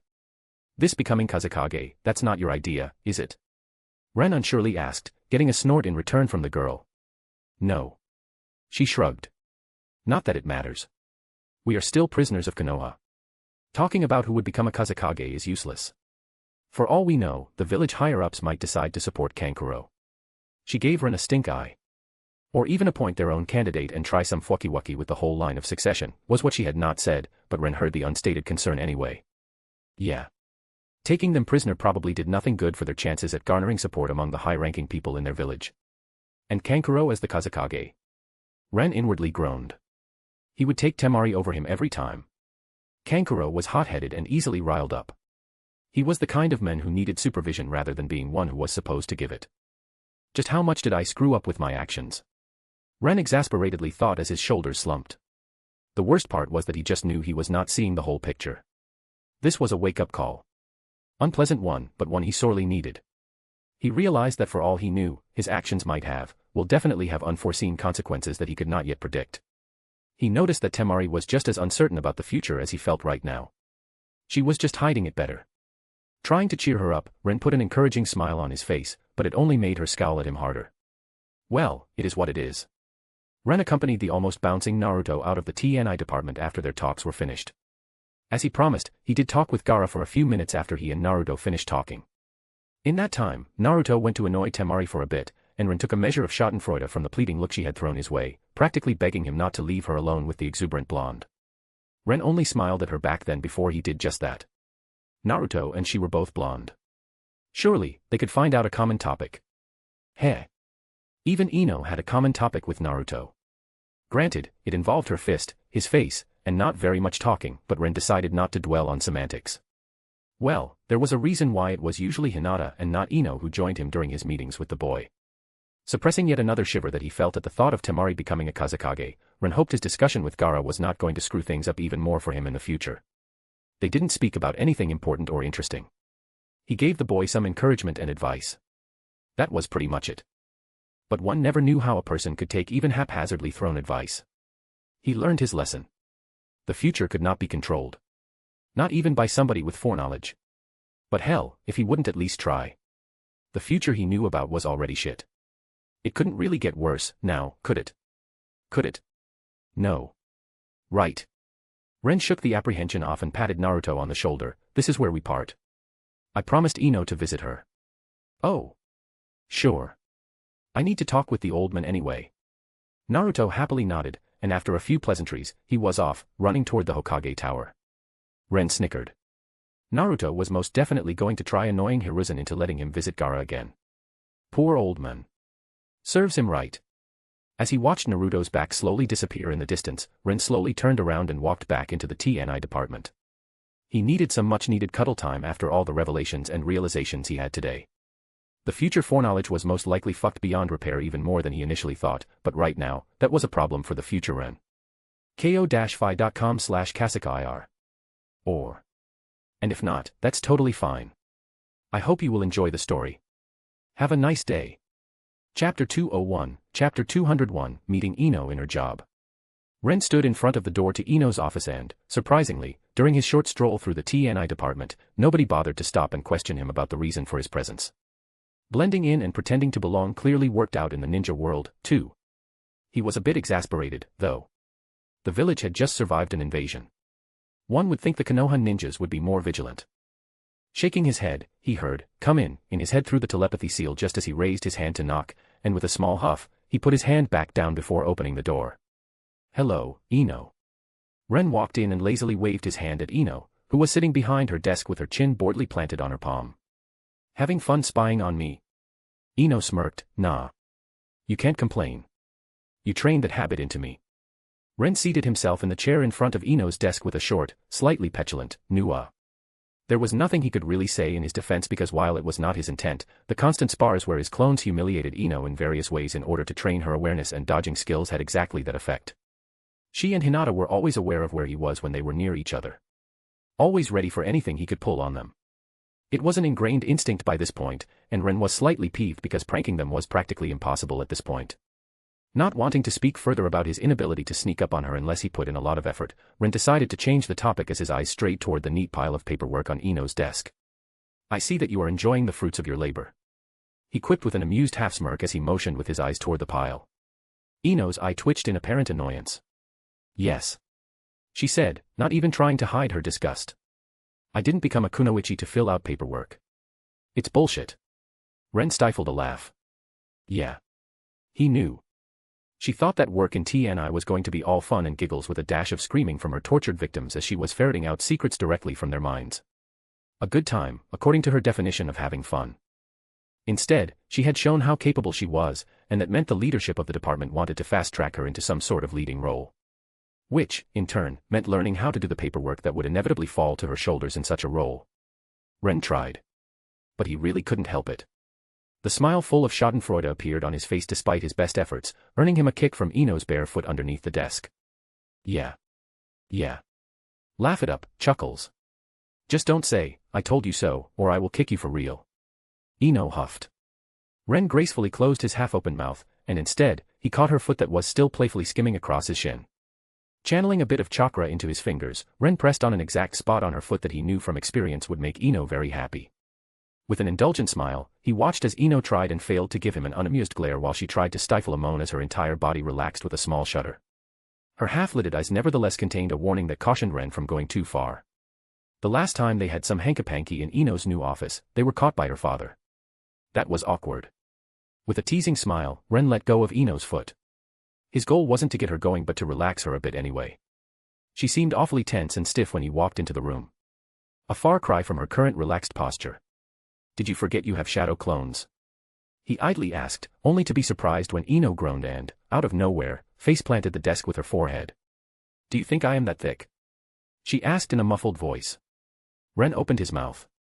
"Don't answer that." Ren closed his mouth with a laugh, making Ino let out a whiny sigh. "All right. I walked into that one." She straightened up in her seat, "But I have lived through enough of your rants about shadow clones to not forget they could be used for paperwork." "Duh." She rolled her eyes. At this point, Ren was unrepentant. Yeah, he liked ranting. Almost as much as she liked to throw that little fault in his face. In her defense, he probably gave her some juicy reactions when she started with it. Not so much now, but he surmised she was doing it out of habit. "Then?" he asked, motioning with his chin at the paperwork pile in a clear question. I can't. Ino sadly said with an unhappy frown. The last time Dad caught me using a clone for paperwork, I had gotten an hour-long lecture about how inappropriate it is. Absolutely floored, Ren speechlessly tilted his head. That's stupid. You don't say. It's brain dead. He didn't even give me a proper reason. Ino almost growled, glaring at the paperwork with utter contempt. Just that some people may feel butthurt that I am slacking off and using clones for my work. That if the Hokage is not using them, we should follow his example. Yeah. Fuck that. Ren deadpanned, utterly astonished at the ridiculous stupidity he had just heard. Then again, he could see how some smart mind readers could, in their arrogance, think that they divined the Hokage's intentions and be smug about it, completely missing that their faultless leader might just be that dumb or set in his ways to not even think that clones were an option. It's not as if they would ever get the balls to actually ask him, and admitting that they might be wrong would be a hit to their pride as mind readers or experts at reading people, so the misunderstanding was not going to get cleared anytime soon. Exactly. Ino exasperatedly exclaimed. At least, the second reason is not that stupid. She said, and Ren raised his eyebrow in curiosity. Apparently, it could make some people in the chain of command jealous that I am capable of using shadow clones for my work. She derisively snorted. Since, you know, it is such a demanding technique and not many people can do it. Ren nodded, knowing full well that most ninjas, even elite ones, never bothered to learn it. Guy, Asuma, Kurenai, he could go on, were all jonin who did not know shadow clones. It was useless for them and their combat style, so why bother spending weeks of their time to learn it? That was pretty much how 95% of ninjas in the village approached learning ninjutsu. Kakashi was a notable exception since he could cheat with his pink eye. It was sad, but Ren could see how jealousy could be a factor here, and Inoichi was probably just trying to shield Ino from the ugliness of the situation. Sage, bless the barrier core. As a division primarily made from few ninjutsu users, intelligence and efficiency were appreciated. They didn't care if somebody used clones as long as their work was done and done well. Ren's superiors knew he was sending shadow clones to work. But as long as his assigned job was properly done, they didn't care. Well, if he screwed up in some ways, the blowback would be legendary. Of that, he was sure. But he simply had to make sure he didn't screw up, no. Seriously, all hail the barrier core. It's the place where the non-idiots in the village gather. Not that he would ever say that out loud in front of Ino or Hinata. He was going to take that secret with him to his grave. So. Ino's voice suddenly pulled Ren out of his thoughts as she trailed off. So. He asked, his lips twitching in amusement as he saw her slightly squirm. Some seals. She batted her eyelashes at him. Please. Oh, I don't know. Ren suppressed a smile. On the other hand, you know, fair play and all that. Maybe your father has a point. Pretty please. Ino leaned forward just enough to give Ren a glimpse of her cleavage and lowered her voice into a volume that sounded sultry. But Ren didn't react how she wished and just blinked. You took some lessons from Anko on seduction. Yes. Ino beamed, but then her face fell a bit, but it doesn't seem to be working. She frowned. Ino, Buttercup, I know you too well. Ren started. And sudden behavior changes are easy to spot. Ino cut him off. Now, the seals. She gave him an expectant look and blinked a few times with an innocent smile. Ren realized she was just softening him to accept her request. He sighed in exasperation. He knew too well that she was eventually going to get him to do this for her. She was certainly good enough at subtle manipulation to weasel that promise out of him, with him not even knowing how unless he paid full, 100% attention every time they talked with each other. Shaking his head, Ren unsealed a bit of paper and his brush before he started to construct a seal under Ino's triumphant look. Unhappy Ino, happy relationship. Ino happily quipped, and Ren felt her foot again starting to skim across his leg.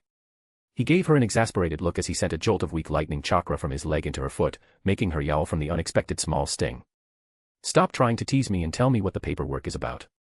The executions. He took a small guess, starting a small talk. Yeah. It's kinda sus, to be honest. Ino pouted and pulled her leg back before she started rubbing her slightly numb foot. I think. Her eyebrows furrowed as she stopped speaking. Privacy barrier, please. Ino's voice resounded in Ren's mind, but unlike the teasing tone she used with him so far, it sounded serious. It gave Ren a small stop before he lightly tapped his foot on the wooden floor. Strings of symbols started slithering from underneath him, and in seconds, they found their way to the walls, ceiling, door, and even windows before melting into invisibility. Ren looked at Ino. Done. There is nobody hidden in the room, and nobody should be hearing us now through the barrier. He informed her. This barrier worked even on lip reading through Byakugan, so they were as safe as they could get. Ino nodded. You know how several of the leaders of Otogekyure forces suddenly suicided in their cells a few days back? Yeah. You whined about it quite a bit. Ren hummed. Ino didn't react beyond a small snort. Several suicides within TNI cells, all by people who could possibly hold important intel. Yeah, no. So, there is a rat. Ren shrugged. I don't think your higher-ups are blind to it. Yeah, but they are not going to do anything because they don't have a reason to move. Ino agreed. Whoever did this was from Konoha. They obviously have an agent in the TNI, possibly even a fellow Yamanaka. And boy, is that eating at my father, even if he doesn't want to show it. He suspected you. Ren said what she was not saying. He suspected me. Ino blandly nodded. I am a good and easy choice for a suspect. New. Unproven. With a reason for split loyalties. I would lose my respect for Dad if he didn't suspect me after he had several suicides right after I joined the division. Ren inwardly sighed. Yes. He could see how Inoichi might think her loyalties were split. They certainly were not all to her clan. She was loyal to him, too. So, this was about their relationship. The only reason why he didn't have another visit by an angry, doting Yamanaka father was probably that Inoichi couldn't think of a reason why Ren would need the Otogekyure leaders executed. Well, there were reasons, but nothing he could just haphazardly accuse Ren of without even the slightest proof. Whoever was trying to frame Ino and him, they did a good job. But Ren doubted that framing them was their main priority. He didn't need to think long to figure out who was responsible for this. It started with D and ended with Anzo. It was pretty obvious. And if Ren could figure it out, surely the smarter people in the village could too. But so what of it? As Ino said, even if the TNI leaders knew, they didn't have a cause to move. Ren knew that Danzo had some Yamanaka guy in his route. But it had been almost 2 decades, and he had forgotten his name. He could have passed the bastard in the hallways today, and he wouldn't have known. There could be many reasons for killing the Otogekyure leadership. Ino started. But only one could really justify such a rash action. Treason. Ren nodded. You think somebody from Konoha helped the Otogekyure in invading? Ren felt proud of Ino. He never stated that he thought Danzo was going to help Orochimaru. He only insinuated that the man was taking a vacation in the capital during the finals of the Chunin exams to not stand in the way. But his smart girl made her own opinions with just minimal prompting. Yes. Let's call the culprit by a code name since we don't know his identity. What about Danzo? Sounds good. Ino dryly and directly asked, showing she didn't want to have some cloak and dagger conversation. So this. Danzo, Ren chuckled, you think he is behind the execution orders? I started re-examining the prisoners after the suicides. Ino admitted. I was looking for any mention of a meeting or something. They might not have attended, but the leaders had friends. Who knows? They might have let something slip, right? It wouldn't be a direct proof, and whoever this Danzo person might be, Ren was having fun, he is clearly well connected in the village. You would need something very damning to push anybody to take it seriously. Sure. I didn't have a lot of hope. Ino shrugged, and yet, suddenly, we are ordered to execute all Otogekyure prisoners just as I am in the middle of screening their minds for a sign of foul play. And you had to report to your superiors what you were going to do. Ren said for her, getting a nod with hints of frustration showing on her expression. And the order came about because the elders and some clans pushed for it. But I am the Yamanaka heiress and therefore, I have the right to look into it. It's very curious. Most people who pushed for that order, screaming bullshit about justice and avenging the dead, are in some way connected to a certain Danzo Shimura. Ino let out a mirthless sigh. I wonder if our undefined suspect with the code name Danzo could have something in common with the esteemed Danzo Shimura. The sarcasm was almost dripping from her tone. Nah, girl. You are reaching. You almost sound crazy. Ren teasingly answered, earning himself an annoyed kick from Ino underneath the table. He was just glad some cheer returned to Ino's expression after her initial irritation disappeared. As sad as it was, she was probably completely on point with her guesses. The problem was, it didn't matter. There was still no direct proof that Danzo was involved. Nobody who could point at him and say, yeah, Orochimaru and we met with this cross-chained bastard before the invasion, was still alive. The execution orders were all official and above board. It was a decision made by Konoha's leadership. Some out of anger. Some out of spite. And yes, some out of Danzo's manipulations. But most of those who voted for it. Ren assumed the majority was not in Danzo's pockets. He just used their emotions to get the desired result. They wanted some sort of reckoning, and Danzo wanted the prisoners dead. It probably wasn't terribly difficult to manipulate the result of that particular vote in his favor. Ren also doubted that Ino was the only smart cookie good enough to come to this conclusion. Yet, Danzo had won. It was too late. Even if they gathered testimony that there was a meeting with somebody from Konoha. Even if all indirect proof and logic pointed at Danzo and it was presented as such to the Hokage, the final decision would still hinge on Hiruzen Sarutobi. Would Sarutobi decide to go after Danzo, though? Or would he declare there is not enough proof and do nothing? Ren knew that Hiruzen was not as buddy-buddy with Danzo as it outwardly seemed. There was a chance. Especially now that Hiruzen's career is over. He might go out in one last hooray and take down Danzo for good, while risking politically ruining himself. But then again, Ren remembered that Hiruzen had designs on getting Asuma the Hokage had eventually. And some sort of political influence would go a long way in seeing these goals fulfilled. Which meant, Danzo would be a necessary evil in Hiruzen's eyes. One that was too much hassle to get rid of, as the cost of it was not something conducive to his future goals. Giving Ino a sad look, Ren asked, "You know you are not going to get anywhere with this, right?" Ino's face fell slightly, "Yes. And it pisses me off. Don't do anything rash." Ren worriedly said, and Ino chuckled.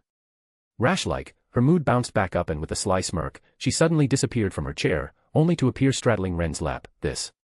She whispered and started kissing Ren on the neck in a real attempt at seduction, unlike the wishy-washy thing she had done previously. Ren's hands instantly found their place on Ino's hips, and he realized her skirt was already gone. Glancing at her table, he noticed it lying on her desk. "I thought you didn't want to dash," Ren quietly said, but his hands were more honest and very slowly working on getting her out of her shirt as they moved up her body. "I never said I don't want to do it. Just not without a privacy barrier." Ino moaned into another kiss, this time on Ren's jaw, before she pulled back and looked him in the eyes with a sweet smile. "Now shush and kiss me." Well, he was happy to oblige. He could feel his girl needed some bam-bam consoling after the blows real life dealt her, and Ren was eager to provide it. Their faces neared each other and their noses met, only for a knock to resound from the door, causing them both to freeze just as their lips were about to join. "I surely hope you are not doing anything indecent in there, princess." Inoichi's voice came from behind the door, and Ren closed his eyes. The freaking barrier was only one-way soundproof. They could hear things coming from outside it, but Inoichi definitely didn't hear anything coming from the room. Which begged the question, how did the Yamanaka cockblocker know to interrupt them? And how did he know when to do it? Ren checked the barrier again. Yeah. It was working as intended.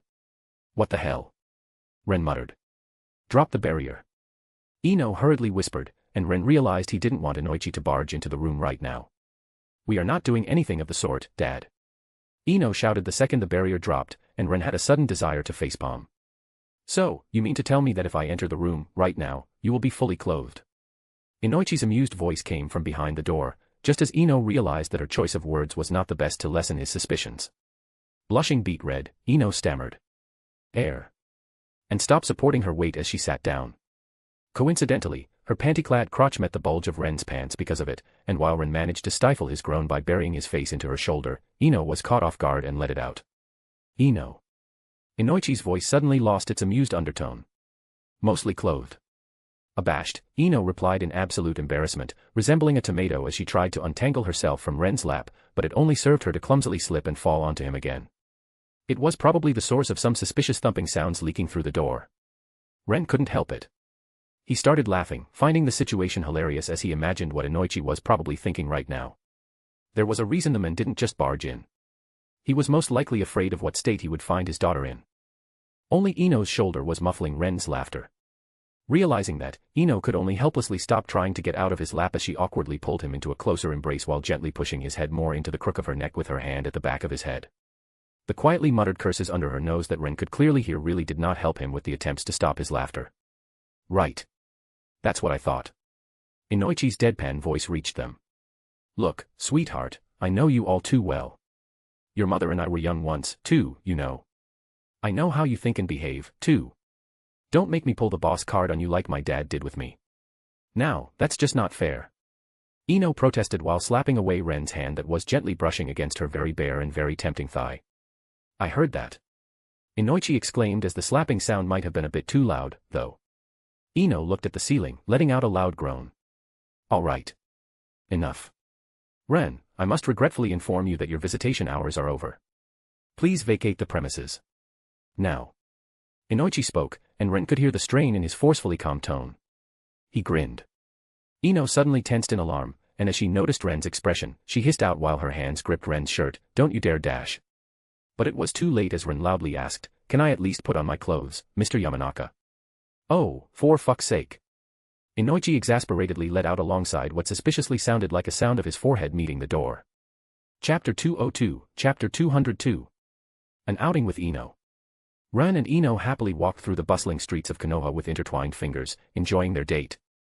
After Inoichi, the Yamanaka cockblocker, interrupted them yesterday in Ino's office, they decided to take a day off and have fun. The Danzo situation was not going to be resolved anyway, so Ino's investigation into it was a moot point, while Ren simply sent shadow clones to his work. They both had the time and could slack off for a day. They had been in a sushi restaurant that opened its doors for customers again just the day before, and while Ren wasn't a big fan of raw fish meat, Ino loved it. Then, they spent an hour in a tavern that catered mostly to ninjas.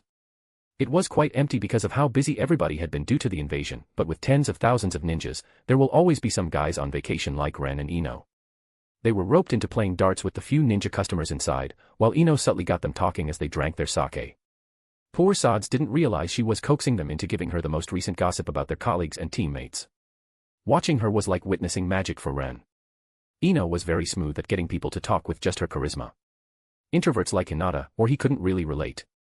One blushing rookie Chunin even blurted out where his next mission was going to be without realizing it.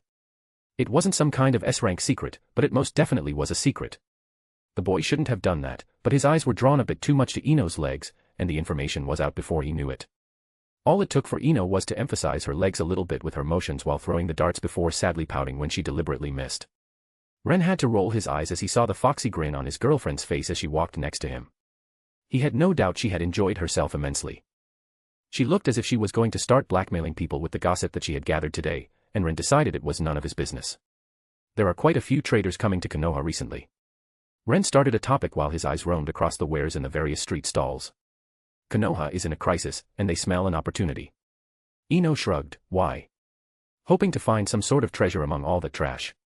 She wrinkled her nose as her eyes passed a stall where a man was trying to sell clearly faulty, chipped kunai, rusty tanto, and an armor that had some unidentifiable stains that were absolutely not made by blood.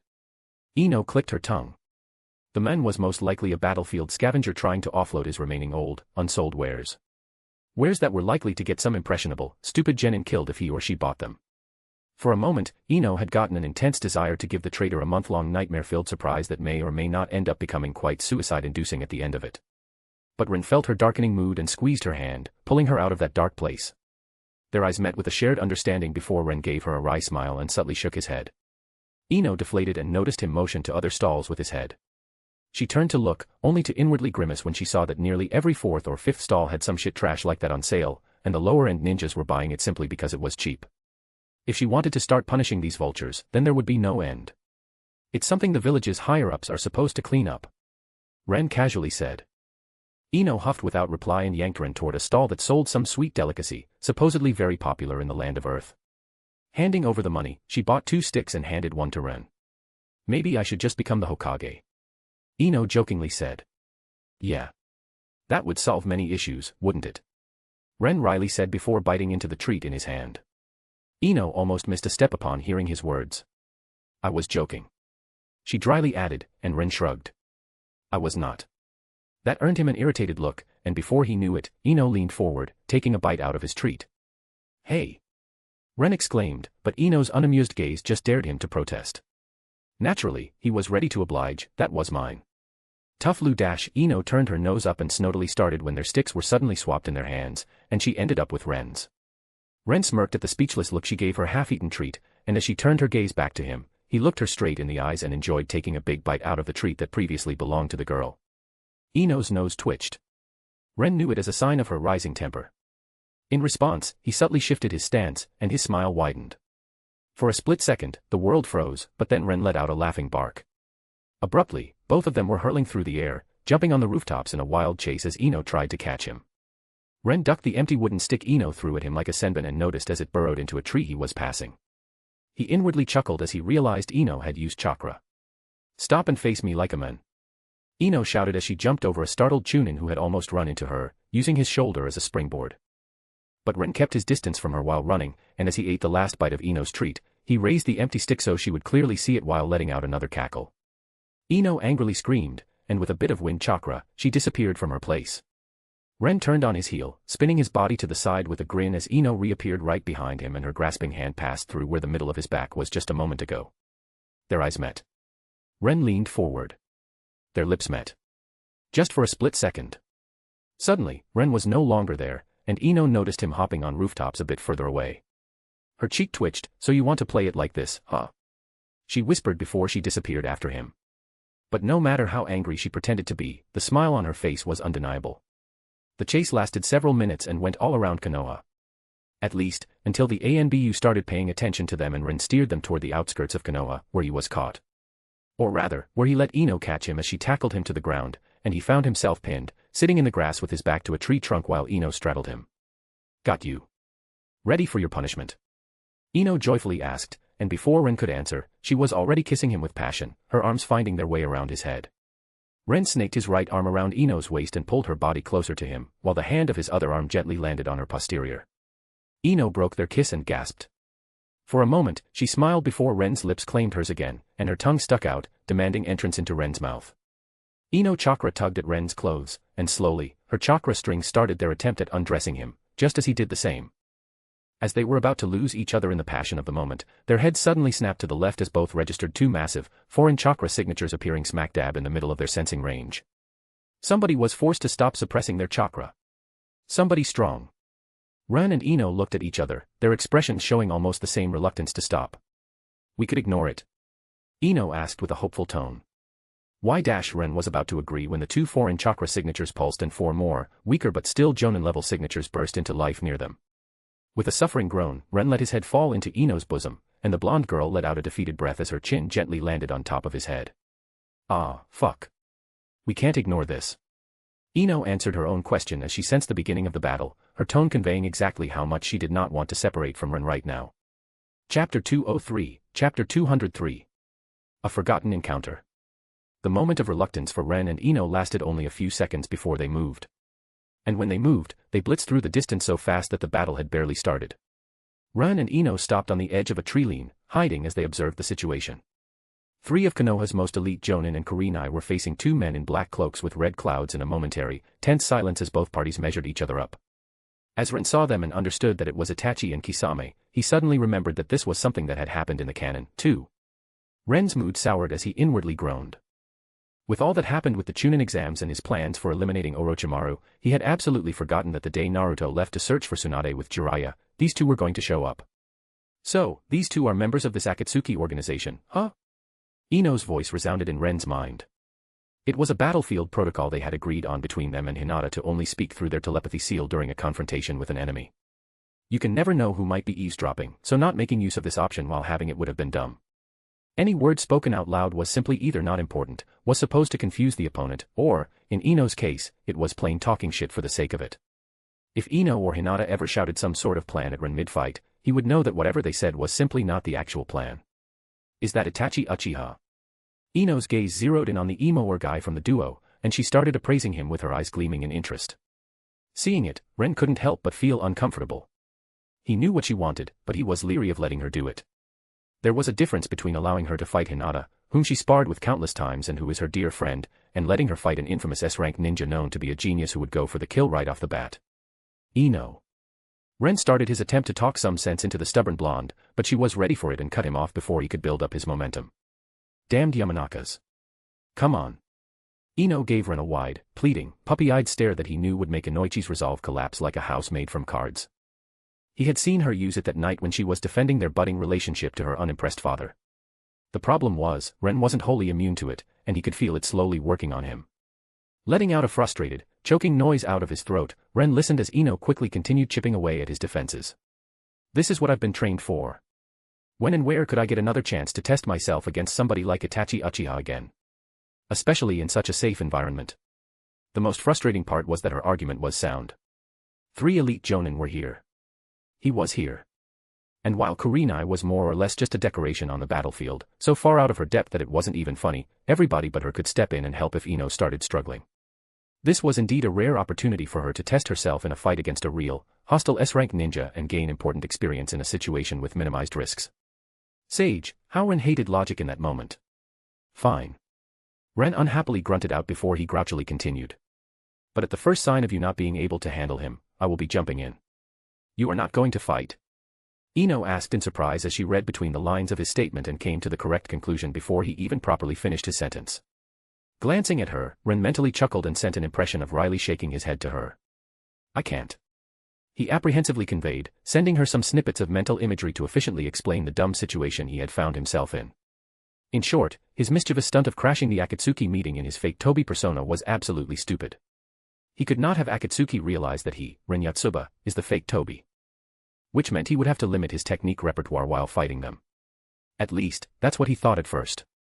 But then Orochimaru showed him that he was still underestimating S-rank ninjas.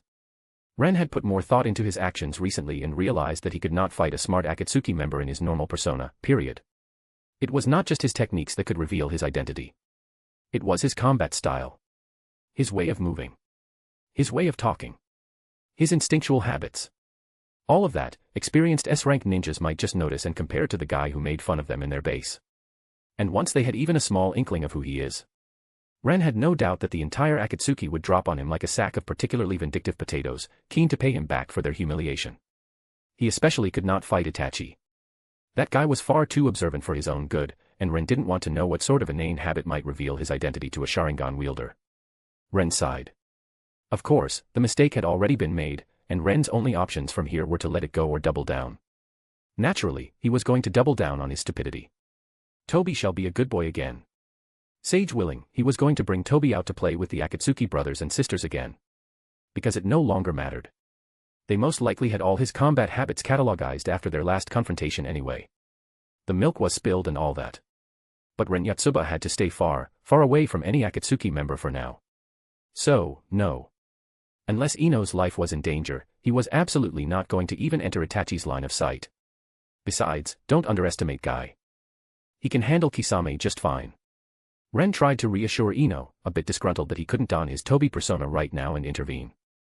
The fake Tobi appearing 2 times in such quick succession would not be good. Fighting the Akatsuki with that persona would have been even worse for his goals. For now, Hiruzen probably thought that the fake Tobi was from Akatsuki and that Akatsuki was a serious threat. Ren didn't want to give him any reason to think that he had been played and that the fake Tobi is Akatsuki's enemy. Because that might give him the false impression that Akatsuki was not his concern. Ren mentally cursed. It was also much simpler in fanfictions. What about Kakashi? Ino curiously asked, and Ren opened his mouth to explain when, suddenly, Kakashi's Sharingan met Itachi's Mangekyo. Kakashi then collapsed onto the ground like a puppet with cut strings, and Ren let out a small huff as he closed his mouth. That. He dryly said to Ino, whose eye was twitching. Yeah. Konoha was hyping Kakashi up as one of the strongest ninjas in the village. Seeing him drop out of the fight like that really did not inspire confidence in the village. What kind of idiot looks Uchiha in the eyes? Ino exasperatedly asked. Not waiting for an answer, she hopped down from the branch on which they both stood, and as her feet hit the ground, she started leisurely walking forward, toward Itachi. Kurenai, trying to hide how scared she was under a veneer of confidence, was about to face Itachi because she had no better option left to her. She had come here, hoping to be a support. She was a genjutsu specialist and wasn't supposed to fight head-on in 1 versus 1. When this whole situation started, the teams naturally formed with a silent agreement. Guy with Asuma was more suited to go against the fish guy, as neither of them would fare well against genjutsu, while she and Hataki were saddled with the Uchiha traitor by default. To be honest, in that moment, Kurenai regretted her genjutsu specialization. Just for a split second, she wished to be anything else. Hataki had a Sharingan. Genjutsu, which was the Uchiha's very well-known specialty, shouldn't have been a problem while she was Konoha's best genjutsu specialist, too. Not that Kurenai was arrogant enough to think she could compare to Itachi fucking Uchiha in genjutsu. She quickly calmed her nerves. But she didn't need to. This was a 2 versus 1, and she only had 2. And that's when Uchiha and Hataki locked their eyes, and Kurenai could only stare in a very well-hidden horror as the main combatant of her team dropped to the ground like an absolute one-pump chump, as Anko would have called him. And she found herself alone against one of the most infamous rogue ninjas from her village. As she felt Itachi's eyes land on her, Kurenai almost shivered, but she was an experienced kunoichi who risked her life for her village on a regular basis. She wasn't quite willing to let him kill her without even trying to resist, and so, she was going to fight while giving it her all. Her fingers twitched and twisted into a hand seal as she channeled her chakra. Only for both her and Itachi to halt as Ino Yamanaka exited the tree line nearby.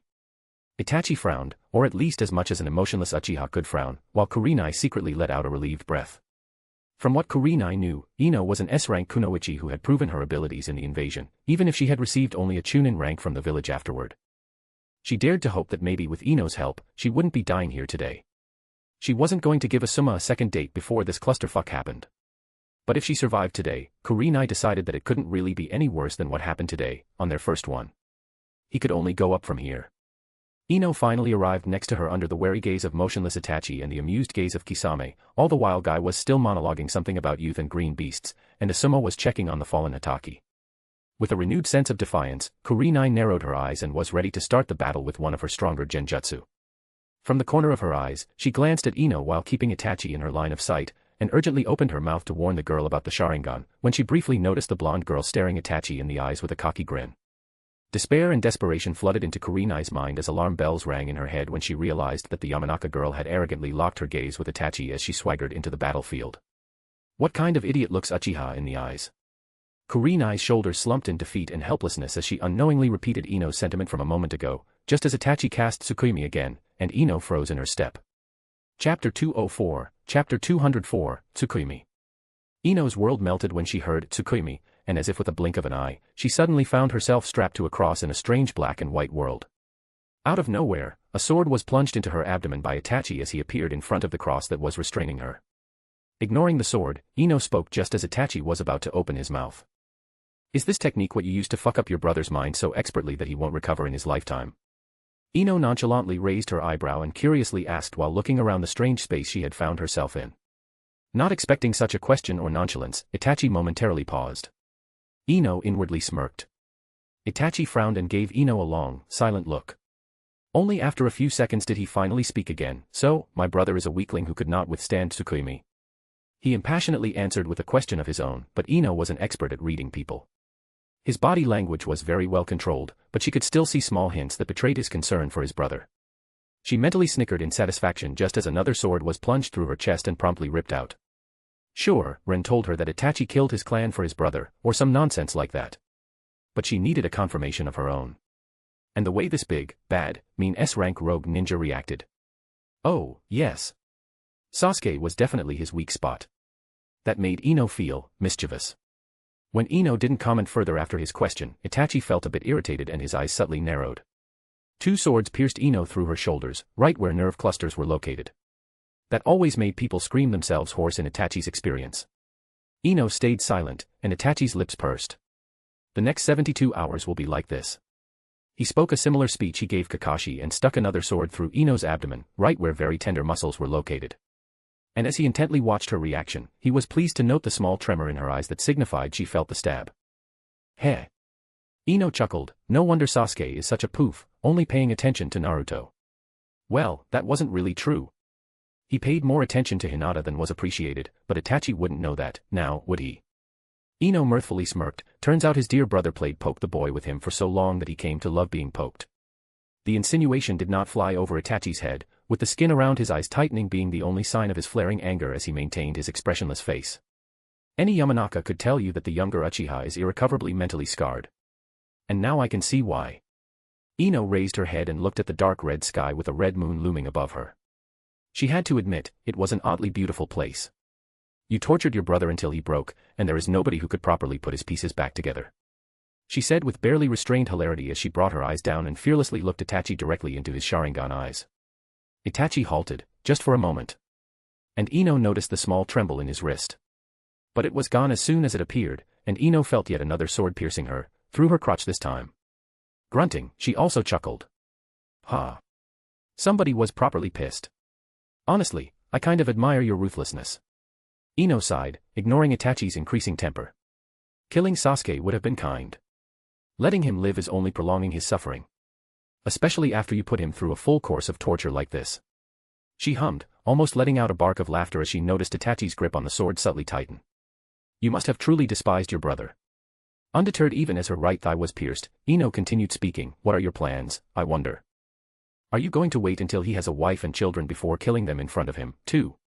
Maybe you could play more poke-poke with him afterwards. She playfully suggested, absolutely gleeful when Itachi pierced her other thigh, but this time, there was a certain level of vindictiveness in his movement. A normal ninja would not have noticed, but Ino was delighted at the knowledge that she was getting to him.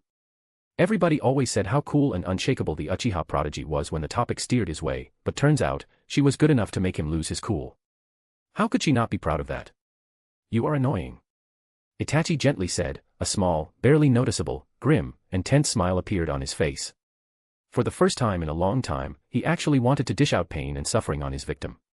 Suddenly, several crosses with other Inos appeared with their own Itachi in front of them, and as these Itachi stabbed the Inos, Ino inwardly noted that the pain that suddenly flooded her mind was multiplied. Again and again, the Itachis kept stabbing the Inos with barely restrained resentment. Through the searing hot pain, Ino idly noted that if nothing else, the Uchiha knew his list of most painful spots to stab his victim well. As a fellow sword user, she was quite impressed. That said, there were certain spots. She really didn't need to know how it felt to have a sword pierce through them. After what felt like several dozen minutes, Itachi finally stopped and took a small step back. Ino's body relaxed and slumped down on the cross, but once again, she spoke before Itachi could open his mouth, showing that she was not as affected as he probably hoped for. Oh. You are done. Ino smiled a surprisingly pained smile. Even with her mental control, this technique was brutal, and the amount of agony her mind was put through was starting to show. It's kinda unimaginative, to be honest. Nevertheless, she was still quite nonchalant as she spoke before she rolled her eyes at Itachi. You men and your fixation on penetration. Did you really have to stab me in the crotch and ass so much? She huffed in exasperation, and Itachi almost let out an aggrieved whine full of frustration. He managed to recollect his cool in time, though. Only his cheek twitched in irritation for a second before he suppressed even that reaction, and his unamused gaze fell on the slumped girl on the cross. I told you that you will suffer for the next 72 hours. 71 hours, 59 minutes, and 59 seconds remain. He said with a cold finality. He expected to see despair creeping into Ino's eyes as she realized just how much suffering she was going to go through in her immediate future, but Itachi had to blink in surprise when the blonde girl grinned at him instead. Heh. I don't fucking think so. Ino said with a defiant streak, and Itachi opened his mouth, about to tell her that there was no way to break out of this technique when Itachi found himself strapped to a cross with another Itachi standing in front of him, and Ino, still strapped to her own cross, was opposite him behind the second Itachi. He owlishly blinked. What the dash, he mentally started saying in absolute bewilderment when the Itachi in front of him silently plunged the sword through his crotch. In that moment, all the pain that Ino's mind had recently gone through was reflected into Itachi's mind, causing him to go through it in but one moment. Itachi's vision went blank white as hot, searing agony flooded his body and mind. He heard himself gasp, and his body violently thrashed around as he lost control of his bowels. It took Itachi 10 seconds of the worst suffering in his life to overpower whatever the girl had done with his control in the Tsukuyomi world. Instantly, he found himself in his previous position, still standing in front of Ino, who was smugly grinning at him even though she was still strapped to the cross. He realized his agony was genjutsu. Itachi frowned. It didn't feel like genjutsu. It couldn't be genjutsu. Suddenly, he felt way less safe in his Tsukuyomi as he had to admit he had no idea what the hell the Yamanaka had done to him. He was fine. His mind, his body, even his bowels. Only a faint echo of suffering remained from the unsettling experience. He warily looked at the restrained girl, who looked amused as he gripped his sword. He hesitated. Should he stab her again? Before he could decide, Ino spoke, getting his attention. All right. It's quite bothersome to pretend that I can't just ignore 90% of the mental pain you are trying to inflict on me. I can still feel 1/10 of it, so I guess, good job. Your technique is amazing as far as mind techniques go. But I am a Yamanaka, you idiot Uchiha. The cross disappeared, and Ino was suddenly standing in front of Itachi with complete nonchalance, unrestrained. No matter how much Itachi strained his control of Tsukuyomi, he could not restrain her again, and a spike of apprehension rose higher inside his mind with every failed attempt. His stance became guarded as he prepared for a confrontation. He had never thought Tsukuyomi would be countered, but here he was. A bit of his apprehension must have shown in his eyes because Ino's grin widened. I had fun studying your mental technique while you were shoving swords into the mental representation of my body. It has its rough edges. Ino wiggled her hand in a SOSO gesture, but it is quite an interesting technique. I might even make something similar with the data I gathered here. She hummed, sounding excited at the prospect. Itachi realized with a sinking feeling that he was never in control. Not once since he had used Tsukuyomi. That said, I got all I could from this, so I want to try my swordsmanship against you next. Ta-ta. Ino playfully said, and the bewildered Itachi found himself again in the real world, tears of blood streaming out of his throbbing eyes as he stared at the amused Yamanaka. Chapter 205, Chapter 205, Ino vs Itachi. As Ino stared at the bewildered Itachi Uchiha, she couldn't help but feel absolutely giddy. She didn't lie to him, but she didn't tell him the whole truth either. The Yamanaka clan specialized in control of the mind. Control of their own mind. Control of their target's mind. But it was always control. Defense could and was devised from that. Yamanakas practiced against each other how to defend their minds from intrusion. But offense. Why would Yamanakas try to control their enemy's mind if they could simply destroy it? They can't do that. Her clan tried to figure out how to do something more direct and damaging for centuries to no avail. Most elders from her clan who dedicate themselves to figuring it out usually end up like vegetables. The lucky ones only get a few mental defects. Ino tried long and hard to figure it out, too, ignoring the dangers. But without some poor sod acting like a guinea pig, something she could not get inside of Konoha or while on a mission with her team, her progress was non-existent. She was not going to experiment on herself when doing this. Blonde, she may be, but she wasn't that stupid. This simply was not something she could discover on her own with her current understanding of the mind and how to affect it in the Yamanaka way. But it no longer mattered because Itachi Uchiha had pretty much given her a bona fide mental blueprint of a mental technique used for offense. She could kiss the hateful kinslaying bastard for that. Only on the cheek, of course. Granted, there were issues. She did not have Sharingan, for one. But now that she had an idea how this thing worked, more or less, she was confident she could remake it into something, maybe lesser, but something she could use. Eventually. Probably. Hopefully. Unfortunately, Ino had no way to harm Itachi in his own Tsukimi other than gather and reflect her pain to his mind. And she didn't feel like letting herself be tortured some more either. So, she had disrupted the mental link he had established to her mind, and the technique crumbled. What an elementary mistake on his part. To not put some defensive measures on the link. Ino inwardly rolled her eyes. Clearly, the Uchiha had no idea what he was doing. Her eyes slid toward the unconscious Kakashi, and she sighed. Frankly, Ino surmised it didn't matter if Itachi had no idea what he was doing with that technique. He was kind of like her in this regard. A vast majority of their victims had no frame of reference on how to even begin defending against proper mental attacks. It was easy to guess that Kakashi probably tried to counter it like a genjutsu. Sadly for him, he was not dealing with a genjutsu, so his attempts to get free did exactly nothing. Ino returned her gaze to Itachi as a sword popped into her hand from her wrist seal. Now, then. She had told him that she wanted to try her swordsmanship against him with such casualness. Mentally offsetting the opponent was half the battle. Looking confident was necessary for that. But this would be the first time Ino clashed with somebody good at swordsmanship who was an S-rank threat. Naturally, she was quite nervous. Ino and Itachi's eyes met, and there was no longer a need for words. As Kurenai started sputtering in relief when she finally noticed that Itachi's technique had no effect on Ino and Itachi disappeared from their spots in a burst of speed. A chakra-enhanced blade met another chakra-enhanced blade as Ino and Itachi appeared and clashed in the middle between their initial positions. Sparks went flying as the two blades rebounded against each other, and the water they stood on burst from underneath their feet from the force of their clash. Turning her ankle and adjusting her stance, Ino used the recoil from the rebound, and within a split second, her blade was once again whirling toward Itachi's neck through the air. It reached him before he could regain control of his own rebounded blade. But as her blade was almost upon the neck of her opponent, Ino did not feel elated. Instead, deep suspicion filled her as this was too easy. She grew wary. Another split second passed, and her blade slashed through Itachi's neck, only for his form to subtly shimmer. Ino's eyes narrowed, and she took a step back. Half from instinct, half from gut feeling as she pulsed her chakra, breaking the genjutsu. At that moment, she saw Itachi ducking underneath her slash, already done with slashing at her with his kunai. That one step backward had saved her from being gutted by the deceptive bastard. Their eyes met again, reflecting reluctant respect. Then the moment broke, and they both burst into a flurry of action. Ino took a further step back. She couldn't let Itachi get too close because it would make it extremely hard to swing her sword at him, while his kunai did not have such problems.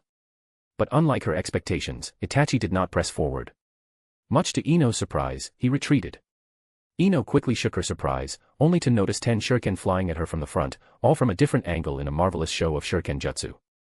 Not even bothering to pause, Ino used her wind chakra to slightly alter the air currents around her, creating an airflow that went around her. The second the shurikens entered it, they veered off their trajectory and harmlessly looped around her body. But that was only a distraction. Itachi dashed at Ino with his kunai, and even as Ino dealt with the shurikens, she was already swinging her sword at her approaching opponent. Itachi's kunai and Ino's sword met, and Itachi flicked his wrist at that exact moment, deflecting Ino's slash. But Ino was not an amateur, and she didn't let her sword be thrown too much to the side. Instead, she flexed her arm muscles and turned her wrist, redirecting slightly the trajectory of her parried sword. Itachi had to halt his offensive and abruptly take a step to the right, or risk Ino's sword sticking from his thigh. That gave Ino a precious split second, and she did not waste it. Grabbing her sword with both hands, she slashed at the momentarily unbalanced Itachi. Her sword passed through his shoulder. Inwardly snarling in annoyance, Ino dispelled the genjutsu, and the real Itachi seemed to appear just an inch to the side. Itachi's kunai slashed through Ino's forearm, only for it to shimmer, too. And Itachi's eyes narrowed as her arms also appeared just an inch from the spot where he slashed. Both narrowed their eyes at each other as the dangerous dance of hacking, slashing, and trying to see through each other's illusions started. Itachi was using genjutsu.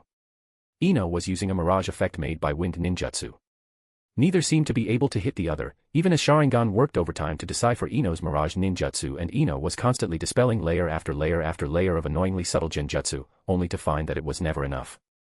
After 30 or so exchanges, neither of them was harmed despite both of them trying their damnedest to kill each other. And as Ino's sword was nearing Itachi, who clearly intended to parry it again, her eyes narrowed. If there was one constant in their fight, it was that Itachi always parried when their weapons were about to meet. It was never a genjutsu. It was a small crack in his otherwise impeccable fighting style. Ino's blade was upon Itachi's kunai, and she could already see the tensing of his wrist in preparation to flick it to the side, when her eyes glinted in anticipation. Just as the two weapons were about to collide, Ino flooded her wind chakra into her blade. Itachi's eyes widened as his Sharingan showed him her intentions in slow motion, and he realized her wind-enhanced sword was going to rip straight through his kunai in hand. Not having the time to enhance his kunai with his chakra enough for it to matter in the face of Ino's strike, Itachi did the only thing he could. He let go of the kunai and hastily pulled his hand back. Ino tore through the metal of the kunai, a small scowl appearing on her face when the Uchiha bastard reacted at inhuman speed. He doubted even the Hokage would be able to react that fast.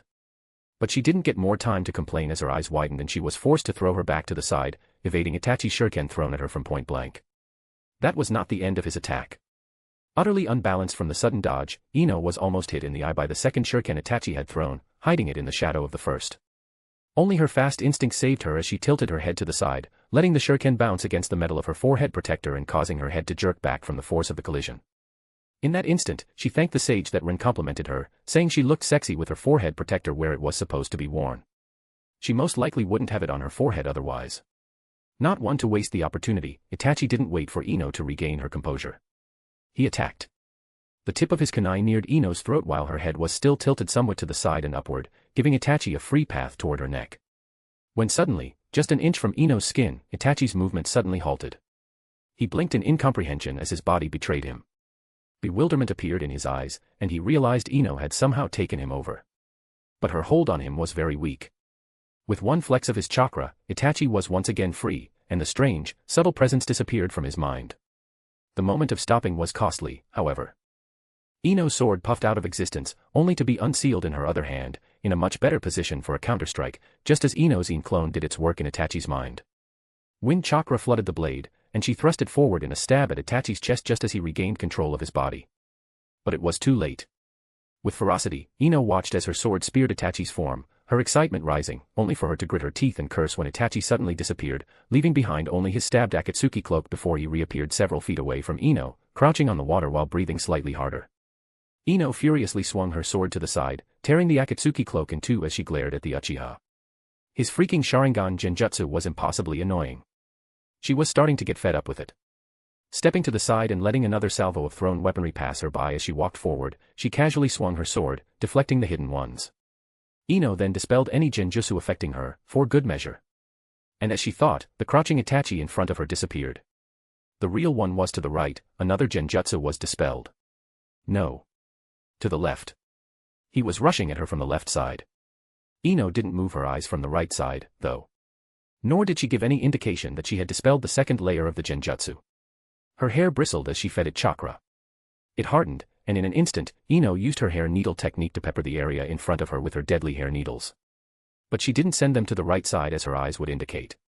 She had sent them to the left side. Caught off guard, Itachi's Sharingan eyes shook as they quickly moved from left to right, from up to down, mapping the flight trajectory of each needle, only to realize there was no way out anymore. Feeling exceedingly disgruntled, Itachi could only do one thing. As the rain of hardened hair needles was about to shower him, a purple spectral ribcage appeared around him like armor and blocked every single hair needle that landed upon it from reaching Itachi as they sank halfway through it. Ino's eyebrows furrowed in frustration while Itachi wept blood from his poor, abused right eye, barely managing to keep it open while a throbbing pain pulsed in his skull. "How many eye tricks do you have, for fuck's sake?" Ino blurted out with a deadpan, unable to keep it in anymore. Itachi paused for a second before a small, strained but genuine smile appeared on his face. "Enough. All right. Preemptive anti-complaint measure incoming. I will explain why neither of them is flinging powerful ninjutsu at each other in the next chapter. It is not that I am nerfing them or that I forgot. They have a reason. ko-fi.com/kasakair. And if not, that's totally fine. I hope you will enjoy the story. Have a nice day." Chapter 206, Chapter 206. At least nobody died. As Ino and Itachi once again stood further apart from each other, and their fight entered a small state of reprieve, Ino decided to briefly check on her comrades. She first glanced at Kurenai, who stood in the back to her right.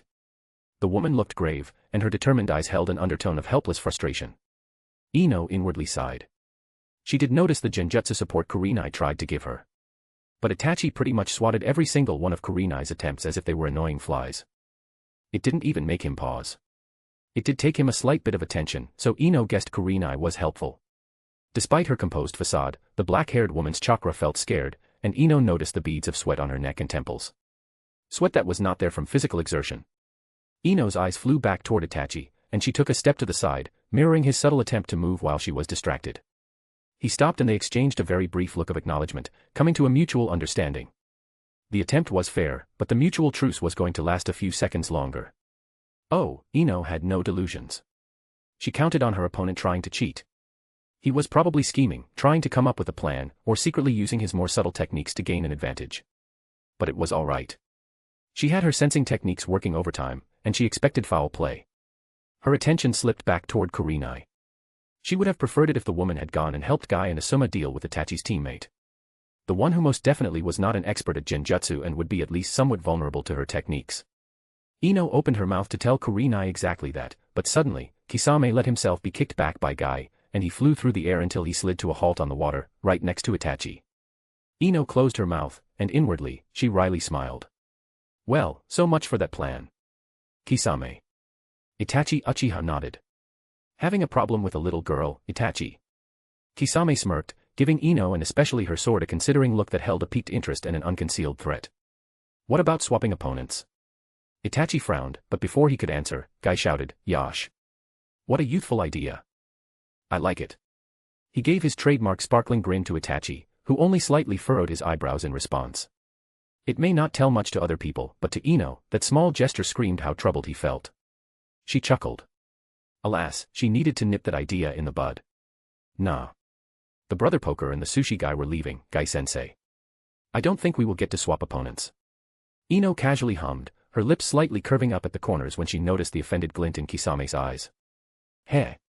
Ugly bastard was self-conscious about his special appearance. Who would have guessed, right? Ino almost rolled her eyes. Oh, maybe I should shave off your face before we are on our way, you mouthy little shit. Kisame's expression darkened as he asked with slightly forced nonchalance.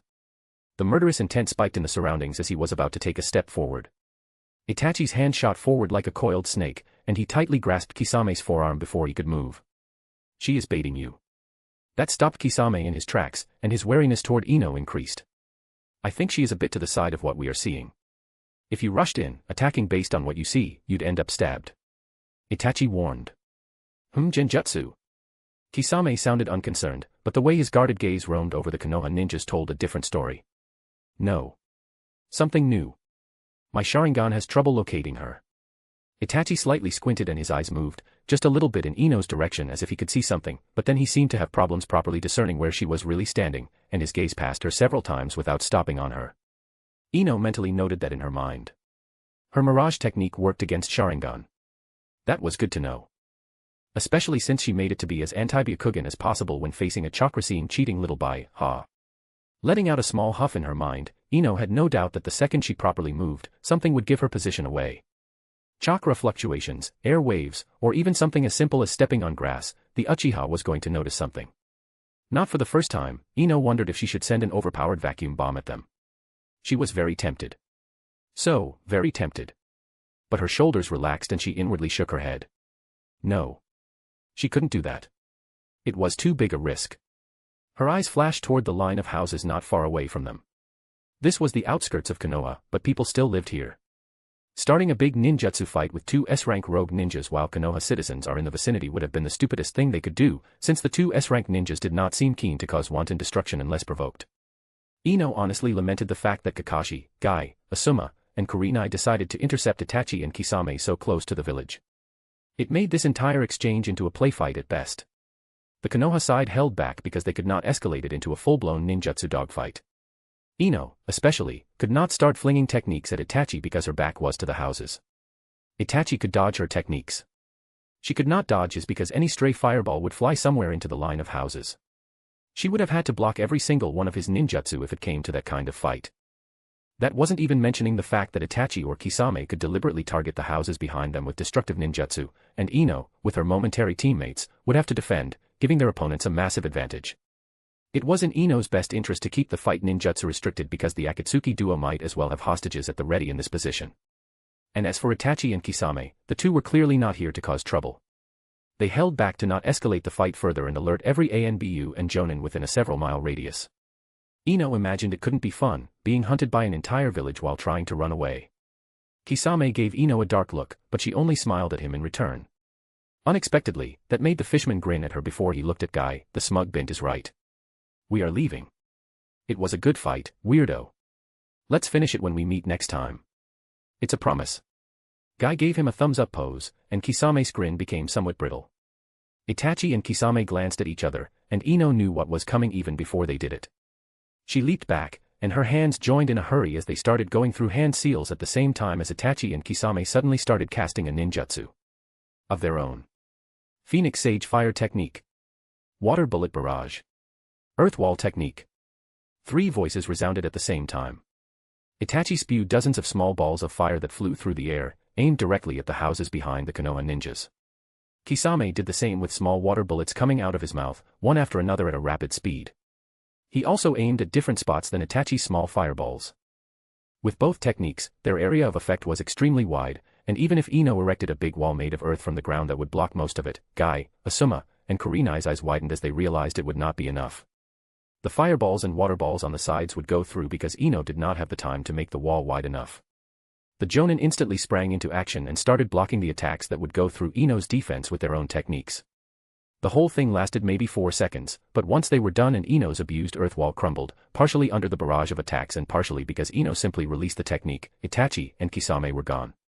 Ino looked to the west, feeling their chakra signatures slowly disappearing from her perception with the increasing distance. She huffed, sending a few stray strands of her blonde hair swaying under her released breath. Well, at least nobody died. She jokingly said as she turned toward the Konoha Jonin, getting an amused response from Guy and Asum while Kurenai deadpanned at her. I am going back to my date. With that, Ino disappeared in a burst of speed before they could pester her about reporting to the Hokage Tower. She had a day off today, and she didn't intend to spend it doing more work. Maybe spending a day with Ren on the beach on their secret training ground was in order. Nobody was going to find her there, even if the Hokage called a countrywide search for her. Because, naturally, nobody would acknowledge the fact that she was forced to work during her vacation. Nobody would give her the day of vacation back. She was very intent on not wasting it. Not even for reporting an attack by an S-rank ninja. The Hokage was going to have to make do with the report from the 3 conscious Jonin. This blonde girl was not working today. Chapter 207, Chapter 207, Ren's Woes. Ren put a small bowl with fresh tomatoes on the night table next to Sasuke Uchiha's bed in the hospital, and with a sigh, he sat in the chair prepared for visitors. The same chair that Sakura spent most of her time in this past month. The girl was neglecting her training again in favor of watching over Sasuke. Now that is one unintended consequence of my inaction. Ren wryly mused. And the girl was doing so well so far, only to start reverting back when her resolve was shaken. It was a pity. One of these days, Ren would have loved to sick Guy on her. Sadly, the guy was too busy with missions for the village to notice that his precious pink beast of Konoha was neglecting her youthful training. It has been a month since the confrontation with Itachi and Kisame, and Ino and Ren spent 2 more hours shopping in the village after that. An hour into it, Ren did notice Sasuke running through the street with the desperation of a teenager about to commit suicide. Ren moved to stop him. But then he had a thought, and in the end, he didn't do it. He let Sasuke run straight to Itachi. Seeing the boy unconscious in the bed, in a coma for the last month, made Ren slightly regret his decision. The fact that he would do it again if the time were reversed made it only worse. Unfortunately for Sasuke, Ren remembered that Sasuke's presence might have given Jiraiya the necessary seconds to show up and save the day in the anime. Things were different now. Naruto was older, more mature, and stronger. Yet, Ren doubted that it would raise his chances against Itachi and Kisame overly much. Nah. The fox boy would have been bitch-slapped even harder because he would probably not have been seen and treated as a weak child by Itachi and Kisame. So, Ren was put in front of a decision, and he chose to let Sasuke confront his brother, serving as a distraction. Granted, Ren had no idea if it would work. He had no idea if the events would massively diverge from canon or stay more or less the same. It was a dilemma. With a rueful huff in his mind, Ren realized that the Hokage probably felt this way quite often. He also sent men and women on missions, making the best judgment he could with the available information, while not having any assurance that it would turn out well. It was a shitey feeling. Fuck the hat and fuck the position. There was no way Ren would ever accept this kind of responsibility. It wasn't for him. Sure, he could have intervened more directly. He could have run after Sasuke and confronted Itachi and Kisame with him. But Ren refused to do that. Jiraiya was right there. If he needed to interfere when arguably the strongest S-rank ninja from the village was basically next door, then he might as well start interfering in every little thing, and there would be no end to it. Was he being stubborn? Ren didn't know. He just didn't want to be the fix-it man for every bad situation. He already didn't have enough time in the day for his sealing, shop, training, and spending his time with his girls. He couldn't even tell when was the last time he went out for a meal with Choza. When was the last time he simply went to an Akimichi restaurant alone to enjoy the food? When did he actually cook something better than a sandwich without relying on his clones that always screw the dish up in some small way because they know they wouldn't eat it? Sage, bless Hinata and her golden heart. The kind girl usually cooked food for both Ren and Ino. She even packaged it into bento boxes. Ren was grateful and regularly assaulted her with kisses and tickles after in the evenings. She truly deserved it. When was the last time he just took a scroll, ink, and brush before he spent his afternoon just chilling while trying to come up with a new seal? As a hobby. Not for some purpose. Not to make Konoha stronger. Not to make himself stronger. But to just goof around with it. He started regretting establishing a clan and opening his shop. Things were so simple back then. He truly had no idea how much work it would take to keep a clan and a business going. The other clans with businesses usually have hundreds of civilian members who take care of them. Ren had one measly shop, but he had to create every single item for sale himself. Or with his clones. Or with his seal-making boxes. But it was still mostly his labor and chakra put into it. The biggest killer was the paperwork and all the red tape the powers that be in Konoha loved to throw in his way for some reason. Ren had to stop selling the jutsu scrolls entirely because, somehow, a few Otogekure ninjas managed to get their hands on a few scrolls and used them against Konoha ninjas during the invasion. Was it complete bullshit? Yeah. Ren argued it was the same problem as an enemy ninja picking up and using a kunai made and sold in Konoha. It wasn't an issue the maker could prevent or be responsible for. But the governing officials didn't care. It was obvious that somebody was trying to screw with his business. 3 guesses who, and the first 2 don't count. Ren didn't even muster the will to care after he tried to plead his case for the first time and was promptly shot down. These scrolls helped your everyday Konoha ninja, but the higher-ups did not give a rat's ass about that. It was a bit funny to realize, a week later, that it made his life easier. He couldn't sell the jutsu scrolls, thus he didn't need to make them, thus he had more time. It worked out for him. It still pissed him off, though. The biggest problem was that he did not enjoy running the business. He was doing it to strengthen Konoha. He did not enjoy running a clan. He was doing it to get at least some influence in Konoha and to be taken more seriously by other clans. He had read so many fics in his previous life where the main characters established their own clans. Or where the Naruto self-insert re-established the Uzumaki clan. They always made it sound and seem so glorious and easy. So effortless. It was anything but that. The jutsu scrolls were but a start. Worse were the vultures inquiring about blueprints for his Sekribo. Or designs for his seals. They always tried to bring some sort of political pressure on him or guilt him with some will of fire bullshit and his civic duty to help the village after the invasion, because they knew any threat of physical harm was pointless with the disparity of strength between them and him. It always ended up the same way. He told them where they could stick their request before he told them to not so politely fuck off. They pouted or scowled before throwing some sort of, "this is not the end of this," exiting remark, and then they skedaddled off to the horizon only for some other dipshit to show up the next day. Only his anti-pregnancy seals were left untouched by these machinations, and Ren had an inkling that it was not because of some sort of human decency. It was because doing so was political suicide. After these weeks, Ren was honestly wondering if closing his shop down wouldn't be the correct choice. He wanted to strengthen Konoha's forces, but there was no progress toward that desired result because of the red tape and the restrictions some up-jumped office ninjas were trying to impose on him. There was even this one absolute moron who tried to forbid Ren from even using his jutsu scrolls. That idiot was quickly reminded why it was not smart to try to tell a clan head that he could not do something classified as a clan technique. Sadly for him, Hinata refused to heal him at the hospital after Ren was done using him for some involuntary testing of seals, so the dude had to spend a week healing the proper way. Oh, Ren got an official reprimand for it, but that scrap of paper ended up in the trash can after he and Ino had their laugh. Ren rubbed the bridge of his nose, and his eyes fell on Sasuke. A fond sigh came out of his lips. Even these visits to Sasuke. He only visited him for like 20 minutes every week. Sarutobi tried to promote him again 3 weeks ago. Ugh. Both he and Ren left that meeting disappointed. Ren had gotten more punishment in the form of D ranks and the Hokage. Alas, the old man still had no idea that Ren was using shadow clones for them.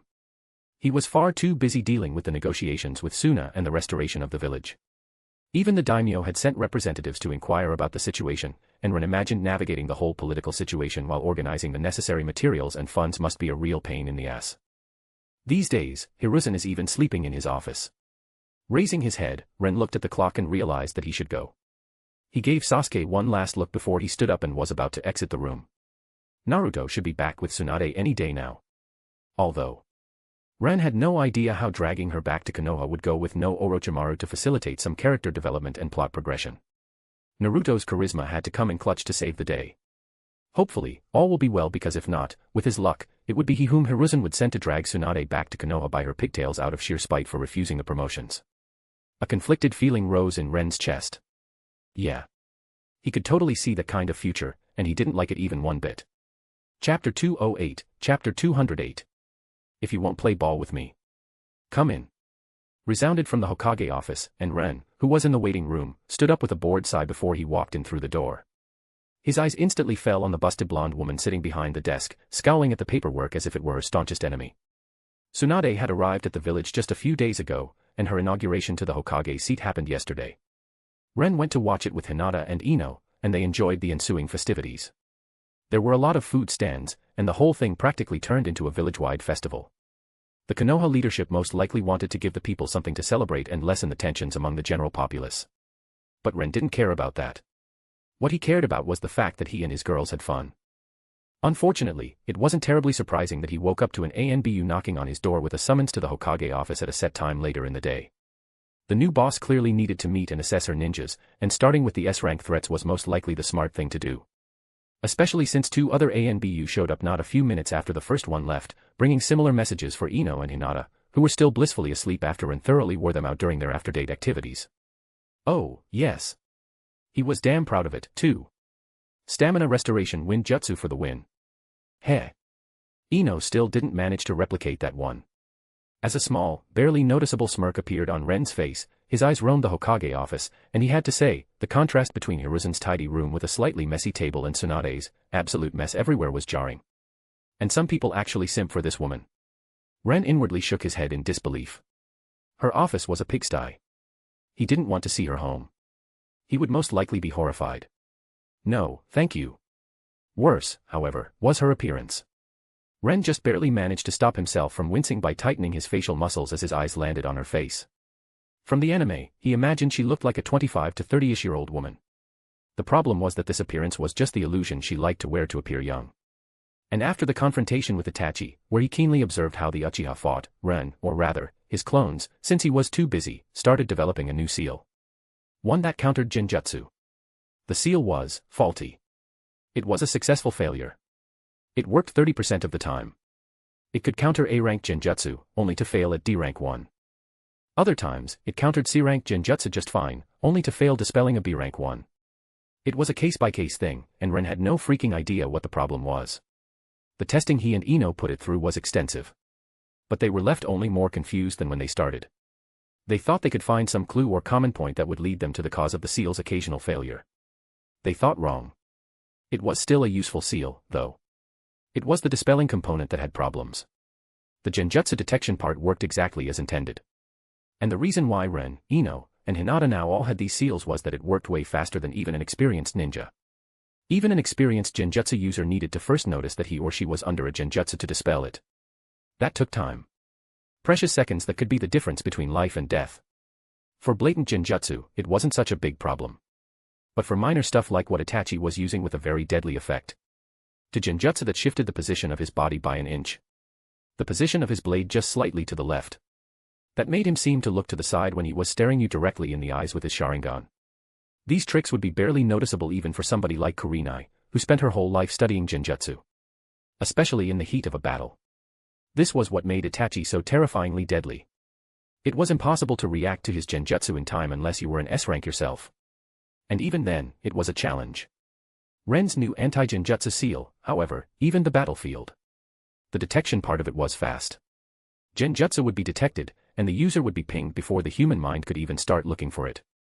It was the same difference as the human mind compared to a computer or other kind of machine. The seal was simply superior in this regard every time.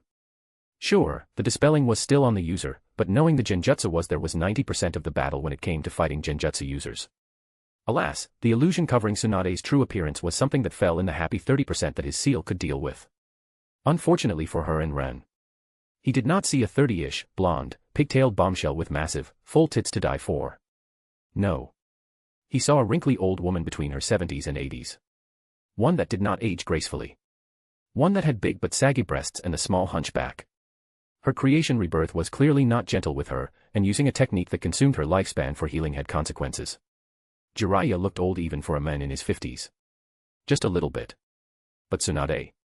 For a woman in her 50s, she looks like she should be on her deathbed. Ren doubted she had many years left in this world. Then again, she was an Uzumaki, so what did he know? He was most likely wrong, as those red-headed menaces had vitality for ages. Chunin Yotsuba. Tsunade lifted her gaze from the paperwork in front of her, wearing an unhappy frown as she addressed Ren. But he could tell it was aimed more at what was written on the paper in front of her rather than at him, so he just politely nodded and gave her a small bow. Lady Hokage. You have called for me. He got a gruff huff in reply as Tsunade reached for a bottle on the side of her table and promptly took a sip, only to scrunch her face in an expression of distaste. Shizune, her assistant, who was sorting the paperwork on the table on the left side of the room, exchanged a knowing look with Swanda, making the new Hokage sigh in a mournful sadness as her head slightly dropped. Ren honestly felt almost bad for her. But only until he realized she was sad that the bottle was filled with water, instead of sake. He fought to keep the annoyed twitch from manifesting on his face as he stood at attention in front of her desk because holy shit. He suddenly started to have big worries about Konoha's future. Would the village still stand a few years later with a drunk and a gambler as its Hokage? It was all fun and jokes in the anime. But this was his new boss. The woman with the power to send Konoha's ninjas to their death with a simple order. And she was drunk. Why was the world-renowned medical Kunoichi drunk? She could have purged the alcohol from her blood in seconds, no. And some people actually simp for this woman. Ren had to repeat that sentence in his mind because important things needed to be said thrice, and he still had one time in reserve. Just in case. I heard you are one of Konoha's difficult and stubborn cases. S-rank ninja who refuses to be promoted to a jonin.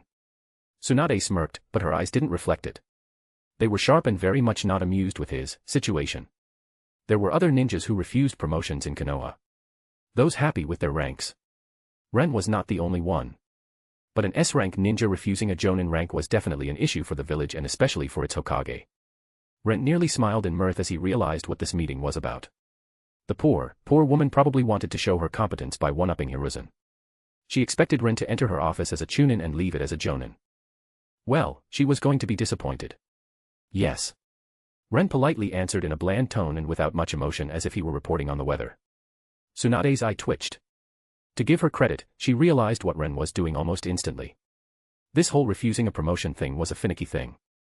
Tsunade was still the dictator of Konoha. Just as Hiruzen was. When Hiruzen offered or requested the promotion to Ren in the past, it was simply a politely worded order. Yet, Ren told him, no, thank you, to his face with a smile. And he did so because the Hokage needed to maintain a certain image. He could not be seen forcing his ninjas, especially not somebody who was an S-rank threat, to do things they were, by Konoha's law, allowed to refuse. After all, the dictatorship needed its silk glove to hide the iron fist within. The thing was, Ren also needed to maintain a reasonable image while refusing the promotion. It could not come off as if he was doing it to the detriment of his village. Because, in the end, he was still a soldier in Konoha's very authoritarian employ. During a war, there would be no way to refuse the promotion and still look loyal. Alas, Konoha was not at war, and the invasion was over. Honestly, it was no wonder that Hiruzen probably disliked him. He would have disliked himself, too, in his position. From the old man's perspective, Ren probably looked like a little shit who would not do what he was told, while also being too strong to strong-arm into it. Connections suddenly clicked in Ren's mind, and he started to see why he might be having so much trouble concerning his business and clan in the village. Well, no shit, Sherlock. I also heard that you are good at teaching. Tsunade continued, and Ren blinked as his attention was brought back to reality. Hopefully, she had not noticed his lapse dash. Tsunade gave him a look, and Ren instantly knew she did, indeed, notice it. Yes. He maintained his polite smile, hoping he was pulling off a passable imitation of Kakashi, who always got away with stuff like that. Why not become a Jonin sensei, then? Tsunade offered, her tone carrying a small note of tempered excitement as she started having hopes that she would get what she wanted. I refused the Jonin promotion for a reason, Lady Hokage. I don't feel ready to take on a full-time genin team. Ren measuredly replied with a mock humbleness. And Tsunade was pissed again. A small cracking sound resounded from her desk as she squeezed the poor wood while giving Ren a severe stare, just daring him to go against her will. And if I insist? Ren hummed. No is still no, Lady Hokage. And the cracking sound became louder as Tsunade's fingers literally burrowed into the wood in her rising temper without her even noticing. But Ren could not give in to her wishes. It was the question of relative freedom. A Jonin is more beholden to his village and has more responsibilities. For example, the Genin team. Tsunade could not force Genins on Ren while he was a Chunin. But once he is a Jonin, the choice would be out of his hands. She could give him any kids from the village, and he would be expected to lead and teach them well. Not to mention that, at least for the next 2 years, the Jonin were going to have a very bad time since Konoha had to show that they were strong. Ren understood why they were salivating at the prospect of having an S-rank ninja to throw at any high-end problem. Except, he had no desire to be thrown at their high-end problems. Is that so? Tsunade narrowed her eyes and let out an angry breath. I could still transfer you to the academy as an instructor. She threatened. That's a perfectly fine post for a Chunin, isn't it? But unlike what she expected, Ren's smile only widened. Yes. She could totally do that. I prefer my barrier core, Lady Hokage. He shrugged. But the academy sounds like a good, cozy place for slacking off, too. I shall serve the village in that capacity if you so desire. Ren took no small enjoyment in how Tsunade's jaw slightly fell from her disbelief at his sheer audacity. Only for her mouth to shut with a small click as her expression went blank when she realized he was perfectly polite and she could not reprimand him for it unless she came off as unreasonable. The sound of teeth grinding against each other was music to Ren's ears, but he didn't dare to comment. After all, he had the utmost respect for his boss lady. So, you would agree to take the academy students under your wing? Tsunade asked, a bit more strongly than she probably should have, while the wood of her table screeched as if it were being murdered. Ren would be disappointed at such a blatant scare tactic if he were not so sure she was not even noticing that she was ruining her desk. I will only mentor those I want to mentor. He answered with finality, and that was that. According to the Konoha law, not even the Hokage could force somebody to take on an apprentice. And that's exactly what she desired. The village wanted him to make more Hinatas and Inos. That was the whole point of them trying to make him into a Jonin sensei or an academy instructor. Hell, even Anko tried to seduce him yesterday when she never showed any interest before, only to run off to the hills when Hinata and Ino gave her a very unhappy glare. Somebody might think he was being unreasonable. That since he wanted to strengthen Konoha, he should just train S-rank ninjas for them, left and right. Ren disagreed. Especially after the last harassment from Konoha's higher-ups. Was it petty? Sure. But emotions often were. Since influencing Konoha and making it stronger was a bust, the only path for Ren was to grow to Madara and Hashirama's levels of prowess. To make Ino and Hinata reach it, too. And to be completely fair, Ren was not sure if they could do it. He had no idea how to get there. And they had only 3, maybe at most 5 years to do it. So, excuse him for being selfish, but let's speak plainly. Unless he was fucking her, he was not going to waste 2 years of his life training another apprentice. As Tsunade's temper started simmering throughout the dragging silence in her office, the corners of Ren's eyes crinkled in a small eye smile. Is there something else, Lady Hokage? He asked in a perfectly polite tone. Unexpectedly, Tsunade fell back into her chair, and her anger seemingly evaporated as she gave Ren a grin. It was not a nice one. Vindictiveness and schadenfreude practically oozed out of it, throwing Ren off. Why, yes. There indeed is. Tsunade harshly chuckled. Hiruzen Sarutobi requested a meeting with you after we are done here. It concerns the future of this village. And your future in it, was what Ren heard despite it not being stated out loud. His polite smile almost fell, and he would be lying if he said he was not concerned. Since you don't want to play ball with me, so be it. Tsunade gruffly snorted, go and have fun with the old monkey and his schemes. Disgust seeped into her tone. That was not something that alleviated Ren's concerns. It actually had an opposite reaction, and Ren's posture tensed. He was starting to get worried about what the old man was going to pull next. Hinata Hyuga and Ino Yamanaka should be waiting for you in front of Sarutobi's new office by now. Dismissed. With that, Swanda returned back to her paperwork, ignoring Ren's presence, who helplessly stood in his place for a moment. That didn't end how he imagined it. Wryly smiling, Ren bowed in respect before turning around and walking out of the office, feeling as if he had both failed and succeeded in what he wanted to accomplish in the meeting. And some people actually simp for this woman. Ren disgruntledly thought for the third time. It was not a nice feeling. Alright Tsunade simps. No hard feelings. I just had her as a female interest in my other story and wanted to bring a different perspective to the character. No idea if it will be appreciated or disliked, but here it is. Chapter 209, Chapter 209. The Survivability of S-Rank Ninjas. With a rising trepidation, Ren walked toward Sarutobi's new office. Finding its whereabouts was not hard. Ino and Hinata were already supposed to be waiting for him in front of it, so he simply asked them through the telepathy seal. As he arrived, he found his girls sitting on the chairs for visitors. Ino instantly sprang to her feet, and Ren found himself hugged as his arms subconsciously snaked around her small frame, fondly returning the embrace. You good? Ren whispered as he affectionately nuzzled his cheek into her hair with a small smile as he heard a muffled hum of agreement from his small blonde princess. His previous trepidation nowhere to be found.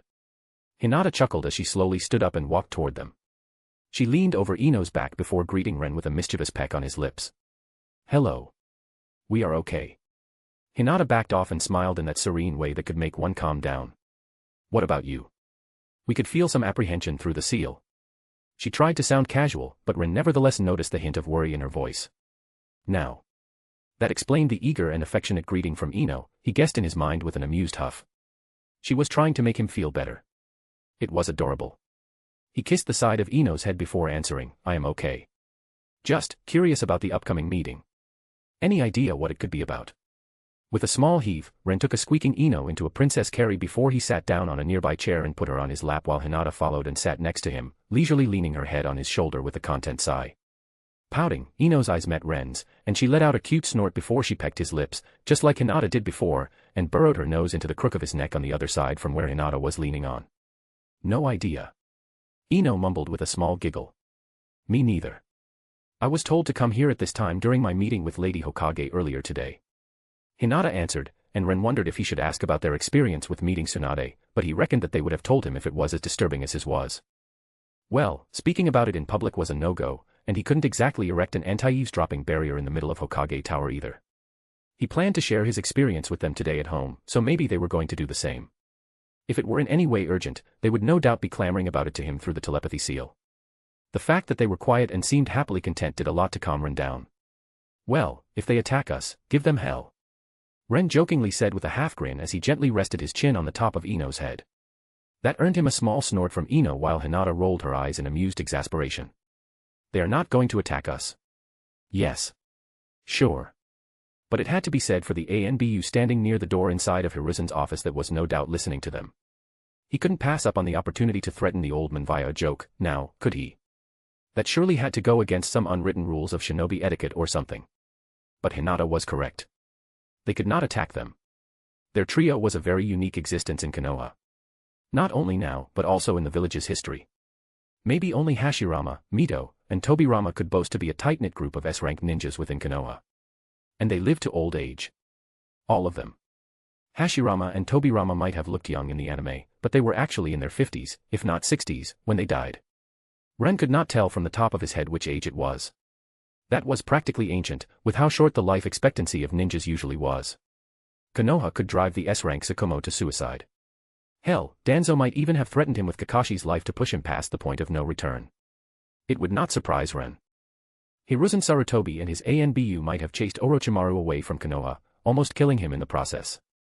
Shursue might have been ambushed by Danzo and driven to suicide, even though Ren had no freaking idea why the idiot ended his life instead of reporting the act to the Hokage and warning him that Danzo now had access to Koto Ematsukami. Alas, he was a Uchiha, so stupidity was his default setting. Itachi might have been given an order to practically become one of Konoha's most heinous traitors by slaughtering his own clan, even if Ren had no idea why he didn't let the civilians and children live. It wasn't as if Danzo could kill them once Konoha and Bu flooded the scene and started securing the survivors. Konoha would not have touched them. They would have cherished them as a precious resource. But let's give the dumbass Uchiha number 2 the benefit of the doubt and say that it was Obito who finished off the civilians and kids. Ha. Right. As if. Hell, Itachi might have just killed the actual traitors and spun the narrative that he protected Konoha with his actions. That would have been comparable to pissing into Danzo's cereals with how it would utterly ruin his plans for the Uchiha clan. Sure, his clansmen might have resented Itachi for it. But they would have been alive. The point was, Konoha had numerous S-rank ninjas. And most of them died or were made into rogue ninjas in some shady way. Or they were driven from the village by some other means in Tsunade's or Jireya's case. The problem was, all these S-rank ninjas were alone. Even Tsunade, Jiraiya, and Orochimaru were no longer the tight-knit Sannin trio they had been during their youth by the time their tragedies that drove them away from Konoha occurred. They all had their own life and stayed apart. They were practically easy pickings for the old schemers. Ren, Ino, and Hinata, though. They were 3 S-rank ninjas in a romantic relationship. Attack one of them, and you kick a hornet's nest, making the other 2 furious enough to come at you, kunais blazing and elemental jutsu roaring. They were the furthest thing from an easy target. As long as they stayed together. Hence, Ren did not believe they would be attacked. Nor did he believe they would be schemed against with murderous intent. But anything below that. It was fair play. Schemes did not need to end in the target's death, and the Konoha current leaders were all old hands at them. That's why he was feeling uneasy about the upcoming meeting. He could not even begin to fathom what kind of bullshit Hiruzen was going to spring on him and his girls. The only thing Ren knew was that the old man was going to do it in a way that would be hard to refuse. Nevertheless, a steel-like determination flooded Ren as he glanced at the peacefully resting women leaning on him. No matter what, Ren was going to refuse if it harmed them in any way. Not even Konoha was worth their happiness. Chapter 210, Chapter 210, Hinata's new title. I see you've made yourselves comfortable. An amused voice suddenly interrupted Ren, Ino, and Hinata's peaceful time as they sat cuddled together with their eyes closed. Ren opened his eyes and turned toward Hiruzen, who stood in the open doorway leading to his new office, looking at them with fond but mild exasperation that gave off a vibe of a caring and disappointed elder. How the old man managed to give such an impression with a simple look was a mystery to Ren, but he was very aware that it was supposed to coax a feeling of slight shame. But as much as Ren wanted to roll his eyes straight in Hiruzen's face, the man was still a former Hokage, so Ren opted for simply giving him a bland look in response. He had made them wait for 15 minutes already, so Ren did not feel very charitable at the moment. Just as the thought passed through Ren's mind, Hiruzen stepped slightly to the side, letting Danzo pass around him as he exited Hiruzen's office and gave Ren, Ino, and Hinata a silent, impassive glance before he walked off. Ren's eyebrows slightly furrowed, but he did feel better that the wait was not just some silly power play by Hiruzen, and he likely indeed had some sort of important meeting. I am sorry for the wait. Please, come in. Hiruzen sheepishly said with a small, apologetic smile before he politely invited them in. And Ren's alarm bells instantly blared in his head as Ino slowly rose from his lap with a small, quiet, unwilling whine. Despite Ino's outward act, Ren could clearly feel the sudden rise of wariness in her through the telepathy seal. Out of the 3 of them, Ino was the most socially capable. She had been training in social interactions, how to read and manipulate them, practically since she was still in her nappies. Even Hinata slightly narrowed her eyes with a small stiffness in her back as she rose from her seat. As a Hyuga heiress, she also got a considerable amount of social schooling. The thing was, Hiruzen did not need to stand up from his seat and come to invite them himself. He could have ordered one of his ANBU, whom Ren could clearly feel in the room, to do it, just like they were doing when he was the Hokage. After all, that was literally a part of their job. Ren recognized the action for what it was. An attempt to make a good impression on them for the upcoming meeting. A subtle way to make them more open to whatever Hiruzen wanted out of them. The fact that Hiruzen bothered with it made Ren a bit more guarded than he would have liked to admit, and now he was truly wondering if he even wanted to hear what the old man had to say. A wry smile appeared on his lips as he stood up and started walking toward the door, following Ino and Hinata. Alas, it was not like he had much of a choice. The 3 of them entered the room, and Ren's eyes quickly scanned it, discovering 3 ANBU. One was hiding on the ceiling, another was just next to the door, blending in with the wardrobe. And the last one was behind Hiruzen's chair, slightly to the side, and using the curtains of the window to disappear in plain sight. Of course, all 3 of them were using their ANBU hiding mumbo-jumbo so that even experienced ninjas would have a hard time locating them. Unfortunately for them, Ren and his girls were all censors. And fortunately, that information was still mostly kept secret from Konoha's higher-ups. Ren could already see how they would be redeployed to the borders for months on end if the higher-ups knew just how powerful their sensing abilities were. And how would he be able to enjoy going out, spending time leisurely in the living room, or doing hanky-panky bedroom activities with his girls then? No. Ren decided it was for the greater good that Hiruzen and his boys never get a real estimation of how well either of them could sense things. Hiruzen quickly offered the three of them seats on the couch located to the side of the room and sat down on one side while clearly expecting them to take the opposite one. Ren, Ino, and Hinata did so, even though they noticed this was yet another way to subtly make them feel respected and to cultivate a friendly atmosphere. Most ninjas would feel honored to be treated so amicably by Hiruzen. The current Hokage, he might not be anymore, but he is and always will be the third Hokage. The guy who made Konoha great again. Repeatedly. Many Konoha ninjas grew up on stories of his greatness and sacrifice to the village. Subconsciously, this kind of treatment would make them feel happy, which could make them involuntarily lose their guard without them even noticing. Let me start by congratulating you. Hiruzen chuckled as he put a book on the table between them before sliding it toward them. The new bingo book was released, and you three all have new entries. Really? Can I? Ino exclaimed, deciding to play along for now. Caution was nice, but unless they get to know what Hiruzen wanted out of them, overt caution would make them just look like assholes with things to hide. After all, they were all friends here. They were on the same side. Right. Right. Ren inwardly chuckled as he reached and took the book before Ino could get it, when Hiruzen mirthfully nodded his assent. That earned him a small pout from his blonde companion, but it didn't last long before she grinned and leaned on Ren, intending to read the book with him over his shoulder. Hinata simply gently put her hand on Ren's thigh, and Ren reckoned she had her Byakugan activated despite no indication being visible on her face. Feel free to check. Hiruzen said as Ren was already leafing through the bingo book, trying to find their entries. It was Hinata whose entry he had found first, and he had to owlishly blink. Hinata Hyuga. The Lightning Storm Princess. 75 million Ryo dead. 150 million Ryo alive. Ren read aloud with a disbelieving voice and a disgruntled frown on his face as the girl in question prettily blushed next to him with a small smile before she slightly ducked her head out of embarrassment. Ah. That bounty for bringing her in alive is from Kyumo. Hiruzen pointed out. I'd guess the tales of her lightning techniques impressed their Kage, and they must think her lightning affinity must be off the charts. With her also being a Hyuga. He helplessly shook his head and shrugged in a "what can you do" kind of gesture as he turned toward Hinata. I am sorry to inform you, he gave her a comforting gaze, you would be considered a prime breeding stock in Kyumo even more than previously if they ever get you alive. The Raikage would no doubt want your supposed strong lightning affinity to enhance his blood because it might improve his family technique. Hinata's blush receded, and she simply nodded in acknowledgement while Ren found himself a bit impressed with this old man's attempt. He was trying to intimidate her with the knowledge of what her fate would be in Kyumo's hands because he thought she would subconsciously compare that sort of treatment to the freedom she had in Konoha and would be grateful, if not to him personally, then at least to Konoha. It wasn't outright manipulation. Just nudging her to come to certain conclusions beneficial to him and the village. Yeah, Ren could see why so many ninjas were so loyal to this man. He knew how to subtly pull the strings and say the right thing at the right time. But more importantly, your title is quite cool, bitch. Ino instantly interrupted the solemn atmosphere forming in the room by whinily exclaiming before letting out a loud humph. Mine will be cooler. If you say so. Hinata chuckled and gave Ino a knowing smile that made Ino's grin slightly falter as she worriedly glanced at the bingo book in Ren's hands. After all, she knew that Hinata's Byakugan was still on. Ren didn't see the subtle exchange between the girls. He inwardly nodded. Ino was right. Hinata's title was cool. What the heck? Why?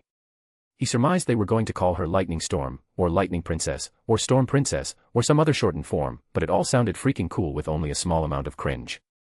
What gives? They misrepresented her spiny, lightning needle-throwing technique that wiped out the Otogekure army, and named her after it. Ren had to admit it did look like Lightning Storm a bit, what with all the lightning-enhanced needles raining on the battlefield and exploding on impact. But, this wasn't fair. Ren the Stoner was so freaking jealous. ko-fi.com/kasakair. Or. And if not, that's totally fine. I hope you will enjoy the story. Have a nice day. Chapter 211, Chapter 211, Ino's title. The next entry Ren found was his, and the small hope sparkling in his chest was ruthlessly extinguished when he saw that nothing had changed with his title. He was still the Stoner of Elemental Nations. He felt as if an arrow went through his heart when he realized that he was never going to beat the drug allegations. Of course, his information was updated, and his achievement of restraining the Ichibi Jinchuriki was noted. But that was pretty much it. Even his bounty stayed the same. For better or worse, Suna had kept Gaara mostly hidden from scrutiny. He had no bounty. No bingo book entry. No fame or infamy just yet, outside of a very restricted circle centered around Suna and its ninjas. Hence, the achievement of taking him down did not seem like a big deal. I guess I should be happy about this. Ren hummed, feeling a bit, he couldn't even describe it. On one hand, it helped him keep to the shadows and out of sight. Something he focused on a lot. On the other hand, he really wanted his title changed. But that would most likely require something drastic. Some substantial technique to be used in an important moment. Something that had a chance to throw not so little spotlight on him. Ren sighed. He should have known it was not going to be so simple. Maybe he should make his peace with his current title. But his self-pity party was interrupted when Ino eagerly nudged him. Come on. Do me next. She almost purred, and with some exasperation, Ren sent her a message through the telepathy seal. Phrasing. As he started turning the pages again, he glanced at Hiruzen, noticing his slight discomfort, and chuckled in his head. Oh, he seemed unbothered and at ease. But there were some tells. A small tension in his neck. A barely noticeable curl of his lips. And so on. I said what I meant to say. Ino innocently replied as she shamelessly used the bingo book as an excuse to melt into his side even more. Inwardly rolling his eyes, Ren finally hit Ino's page and, ignoring her antics, he started reading out loud. Ino Yamanaka. The controller. 95,545,213 Rio. Dead only. Ren whistled. And I thought Suna was poor. They are. But killing a quarter of an army with the hands of their own comrades has an unusual way of currying the remainder's hatred. I am sure many of those who survived that battle donated toward Miss Yamanaka's bounty. Hiruzen spoke, and Ren had the impression that the old man subtly tried to remind Ino that her circle of mortal enemies now widened to include most of Sunagakure. Surely, having some backing from Konoha would come in handy in such a situation, no. Ren inwardly snorted. Not that the old man would say that out loud. He wanted Ino to come to that conclusion by herself and eventually come asking for help on her own. But contrary to Hiruzen's expectations, the implications seemingly went in one ear and out the other for Ino. She had a more important issue to be concerned about. The heck? Ino's expression scrunched in distaste. The controller. That's so lame. She scowled and looked toward Hinata as she complained. Why does bitch have such a cool title, but I get something like this? It's not fair. I want a refund. Oi, Ren. Where can I find the people making these bingo books? I think they need some face-to-face consultation about how to do their job properly. Smiling a bit, Ren put his arm around Ino's shoulder and pulled her closer, half hugging her in a show of solidarity. He understood the sentiment. That said, Ino, don't go attacking the people with ties to every ninja village and daimyo court. He reminded her. If only it were so easy, he would have gone to tell them off already. Sure, they kept themselves hidden, but Ren was sure some digging would let him discover their identity and location. The problem was, and then what? To run a business like bounty hunting across the entirety of the elemental nations, these people needed to be extremely well connected. The confrontation was simply not worth it. Not for a few words in their book. Besides, the controller suited Ino. It was short, to the point, and perfectly described why the other ninjas should stay the fuck away from her. Both she and Hinata had the flee on sight designation after pretty much decimating an entire small army on their own. But these were at the very end of their entries, and most people do not read that far. It was the titles that decided how many idiots were going to show up and try claiming their bounties in the future. Hinata's title was grand and a clear warning that if you don't think you could survive a lightning storm, you should not approach. But the warning kind of fell flat. Not many people could imagine a lightning storm. Even fewer could comprehend its danger. Ino's title with the description of her feat, however, had that simplistic beauty of conveying, oh, she is a Yamanaka who can control the minds of an entire army. If I get close, she could take control of my body. And that, more than anything, would make even an elite jonin balk at the idea of getting closer to her. And while the Yamanaka clan was known for taking control of their opponents' bodies, it was also known that their technique could only control one enemy at a time. That it was very cumbersome and finicky, that it could be dodged, that it was slow to cast, that it required a lot of concentration, that it was a double-edged sword, and with enough willpower and chakra, their technique could be resisted. Jonin were usually not afraid of encountering a Yamanaka in the field. But Ino took control of a part of an army at the same time. It didn't matter that she had used a genjutsu for it. Her bingo book entry did not explain that. People were going to see the title, see that she is a Yamanaka, and see that she can take control of the minds of a small army, and they would come to their own conclusion that they should avoid her at all costs. So, yes. Ren totally thought her title was great and fit her well. The mind games pretty much started the second her opponent read her bingo book page with this one. Ren imagined being sent on a mission to assassinate somebody S-ranked, and this good at mind arts, while not having the context about the workings of her abilities. He suppressed a small shiver. It was not a good feeling. If he were to be honest, he might have just started to contemplate becoming a rogue ninja instead, under these circumstances. Chapter 212, Chapter 212, Subtle Politics and a Surprise. Now that you have been made aware of your new bingo book evaluations, I'd like to change the topic a bit and ask the ladies about their experiences as new chunin of the village. Are you satisfied with your positions in your new departments? Hiruzen spoke, bringing the attention back to him. Ren had to give it to the men. The question was so open-ended that he could spin it in many ways depending on how Ino and Hinata answered. If they showed dissatisfaction, he could offer them a transfer or attempt to give them a jonin promotion again. Trying it would cost him nothing, and if it ended up helping them, he could claim credit for it. If they showed satisfaction, he could continue asking for more information. And who knows? Maybe he would even get something useful. Again, there was no harm in trying, no. Ren inwardly shook his head as he relaxed. He was quite troubled by this meeting, but now it seemed that Hiruzen only wanted to get more intel on them while fishing for an easy way to establish a connection. Sure. There was an awful lot of manipulation involved, but they lived in a ninja society. It would have been far more suspicious if he were completely candid with them.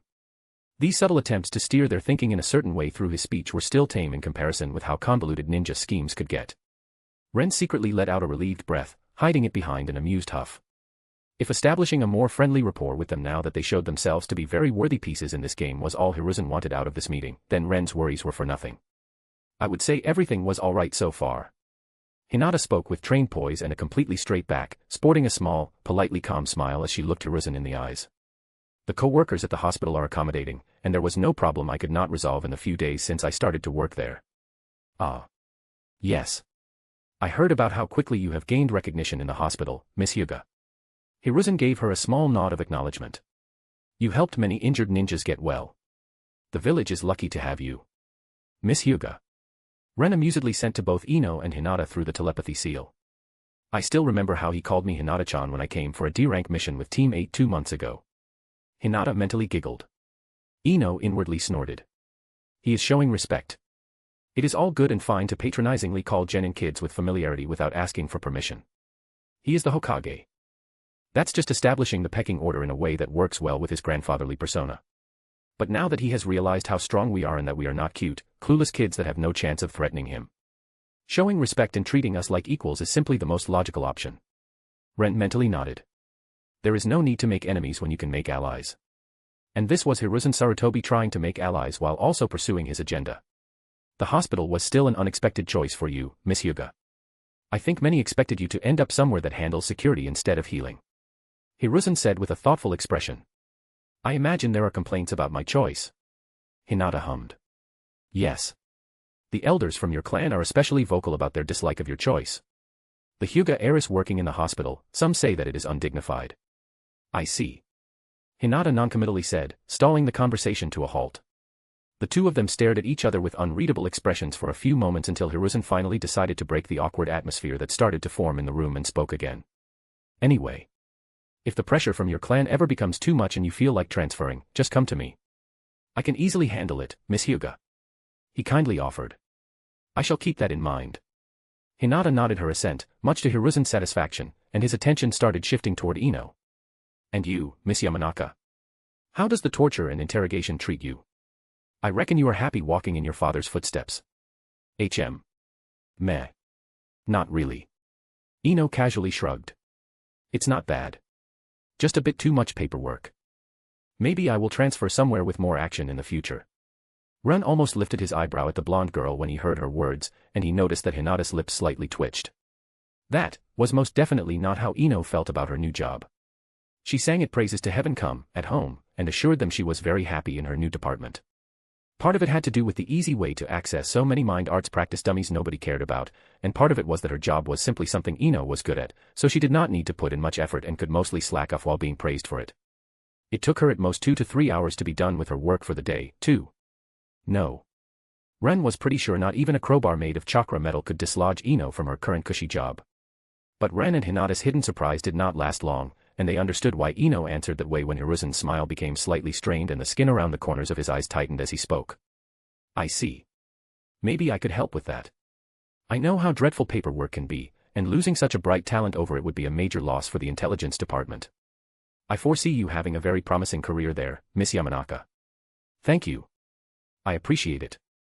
Ino widely smiled and said in a grateful voice with a cheerful undertone. But unlike her outward appearance, she practically radiated gleeful smugness in the echoes of the telepathy seal. Ren had an unpleasant feeling that he was missing something important in that interaction, but for the love of Sage, he could not think of what it could. Oh. I get it now. Hinata suddenly mentally spoke with astonishment oozing out of her mind. Care to share? Ren wryly asked, ignoring Ino's fond, mental sigh. I see that your lack of ability when it comes to politics has not changed, sensei. She teased him, and he sent her an impression of eye roll. I've got you for that, don't I? Too true. Ino giggled. Fine, dear. Ren could feel a phantom sensation of a kiss on his lips.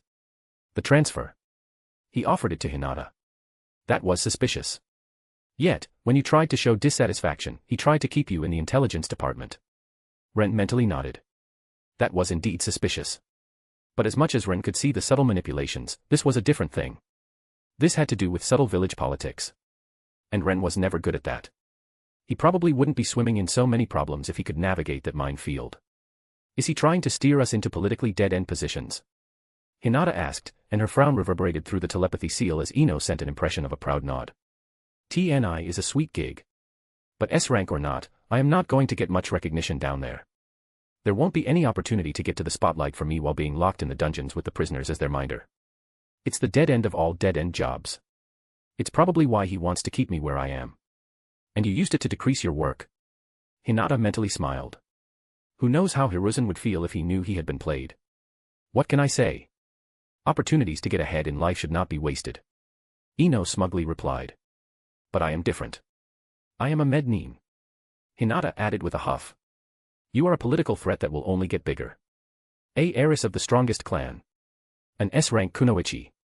The first S-rank hyuga since the establishment of the village. And in a job where you will interact and save the lives of countless ninjas. Worse yet, you are actually extremely good at the job, too. Ino explained Hinata's current position, and Ren was starting to catch up on what this was about. The more people she saves, the more adored and recognized she will get. Ren interjected. Steering her away to a more Hyuga traditional path would prevent that kind of political disaster. Tsunade had been on an unsanctioned vacation from Konoha for well over 2 decades, and yet, she is still loved so much that, thanks to her past achievements, there was not much resistance to her appointment as the 5th Hokage in the village. Medic ninjas are valued. Ren nodded. That is a fact. You don't mess with the white mage. The rule applies even more in this world because you don't know when you will need one of them to save you from bleeding out. But Tsunade was the only medic ninja in the village who was also an S-rank threat until Hinata showed up. Do you have any idea how easy it will be for Hinata to gain support for the Hokage position once she has a few years of hospital duty under her belt? Ino sighed. Sarutobi is right to worry. Especially if he has his own plans and Tsunade proves to be a good Kage. The precedent for S-rank medic ninja taking the office will be there by then. Ren and Hinata sent the impression of a nod and disengaged from using the telepathy seal. Barely a second passed outside, and not noticing their mental discussion, Hiruzen continued speaking. It's good to know you are adjusting well to your new posts. It's regrettable that you have decided to split up from your genin teams, but I understand. I hope the decision did not cause some undue friction between you and your previous teammates. Hiruzen carefully probed, pushing the discussion forward. Don't worry. We explained it to our jonin instructors and teammates. There was no problem. Ino breezily said, and Ren noticed that she knew her casual tone annoyed Hiruzen. After all, it was his son who had been abandoned by his student. Yes. It is not like we are going to ignore their existence. We might not be a team anymore, but... You know. Hinata added with a small shrug. I see. I am glad to hear that the will of fire burns brightly in you. Hiruzen happily smiled, and Ren almost snorted. Yeah. He reckoned it would have been truly a shame if Asuma lost his connection to Ino and the connection he had to Hinata through Kurenai. The will of fire at its finest, indeed. To be fair, Asuma and Kurenai were innocent in this situation. Ren doubted Asuma knew about his father's machinations and plans. The man was too laid back to be an active part of them just yet. But if he somehow managed to get Ino and Hinata's backing, then the future Hokage position was going to be all but assured in his favor as long as he became an S-rank ninja. From that perspective, it wasn't weird that Hiruzen wanted Ino and Hinata to maintain their good relationships with their genin teams. Ren inwardly groaned. This whole situation was such a convoluted mess. And Ino wondered why he didn't give a shit about politics. Just thinking about all the intentions of others and their likely plans was so damn bothersome. Hiruzen's eyes finally fell on Ren, who was becoming a bit fidgety. But I guess, we should stop with the chit-chat and get to the reason why I called you for this meeting. Hiruzen sighed and unsealed some documents before he put them on the table.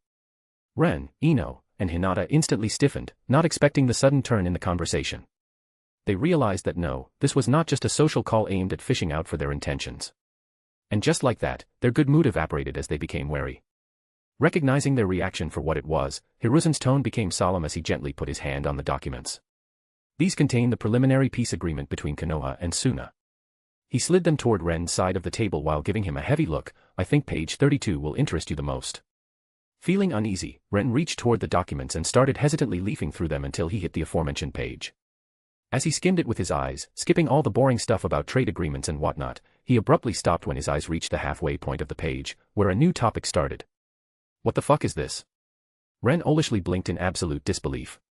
Ino and Hinata leaned closer to get a peek at what he was looking at, and when they read the title, all of their amusement was instantly drained from their faces.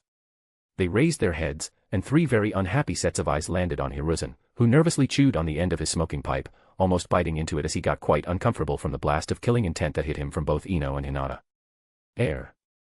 I can explain. He helplessly asked with a genuine sheepish expression.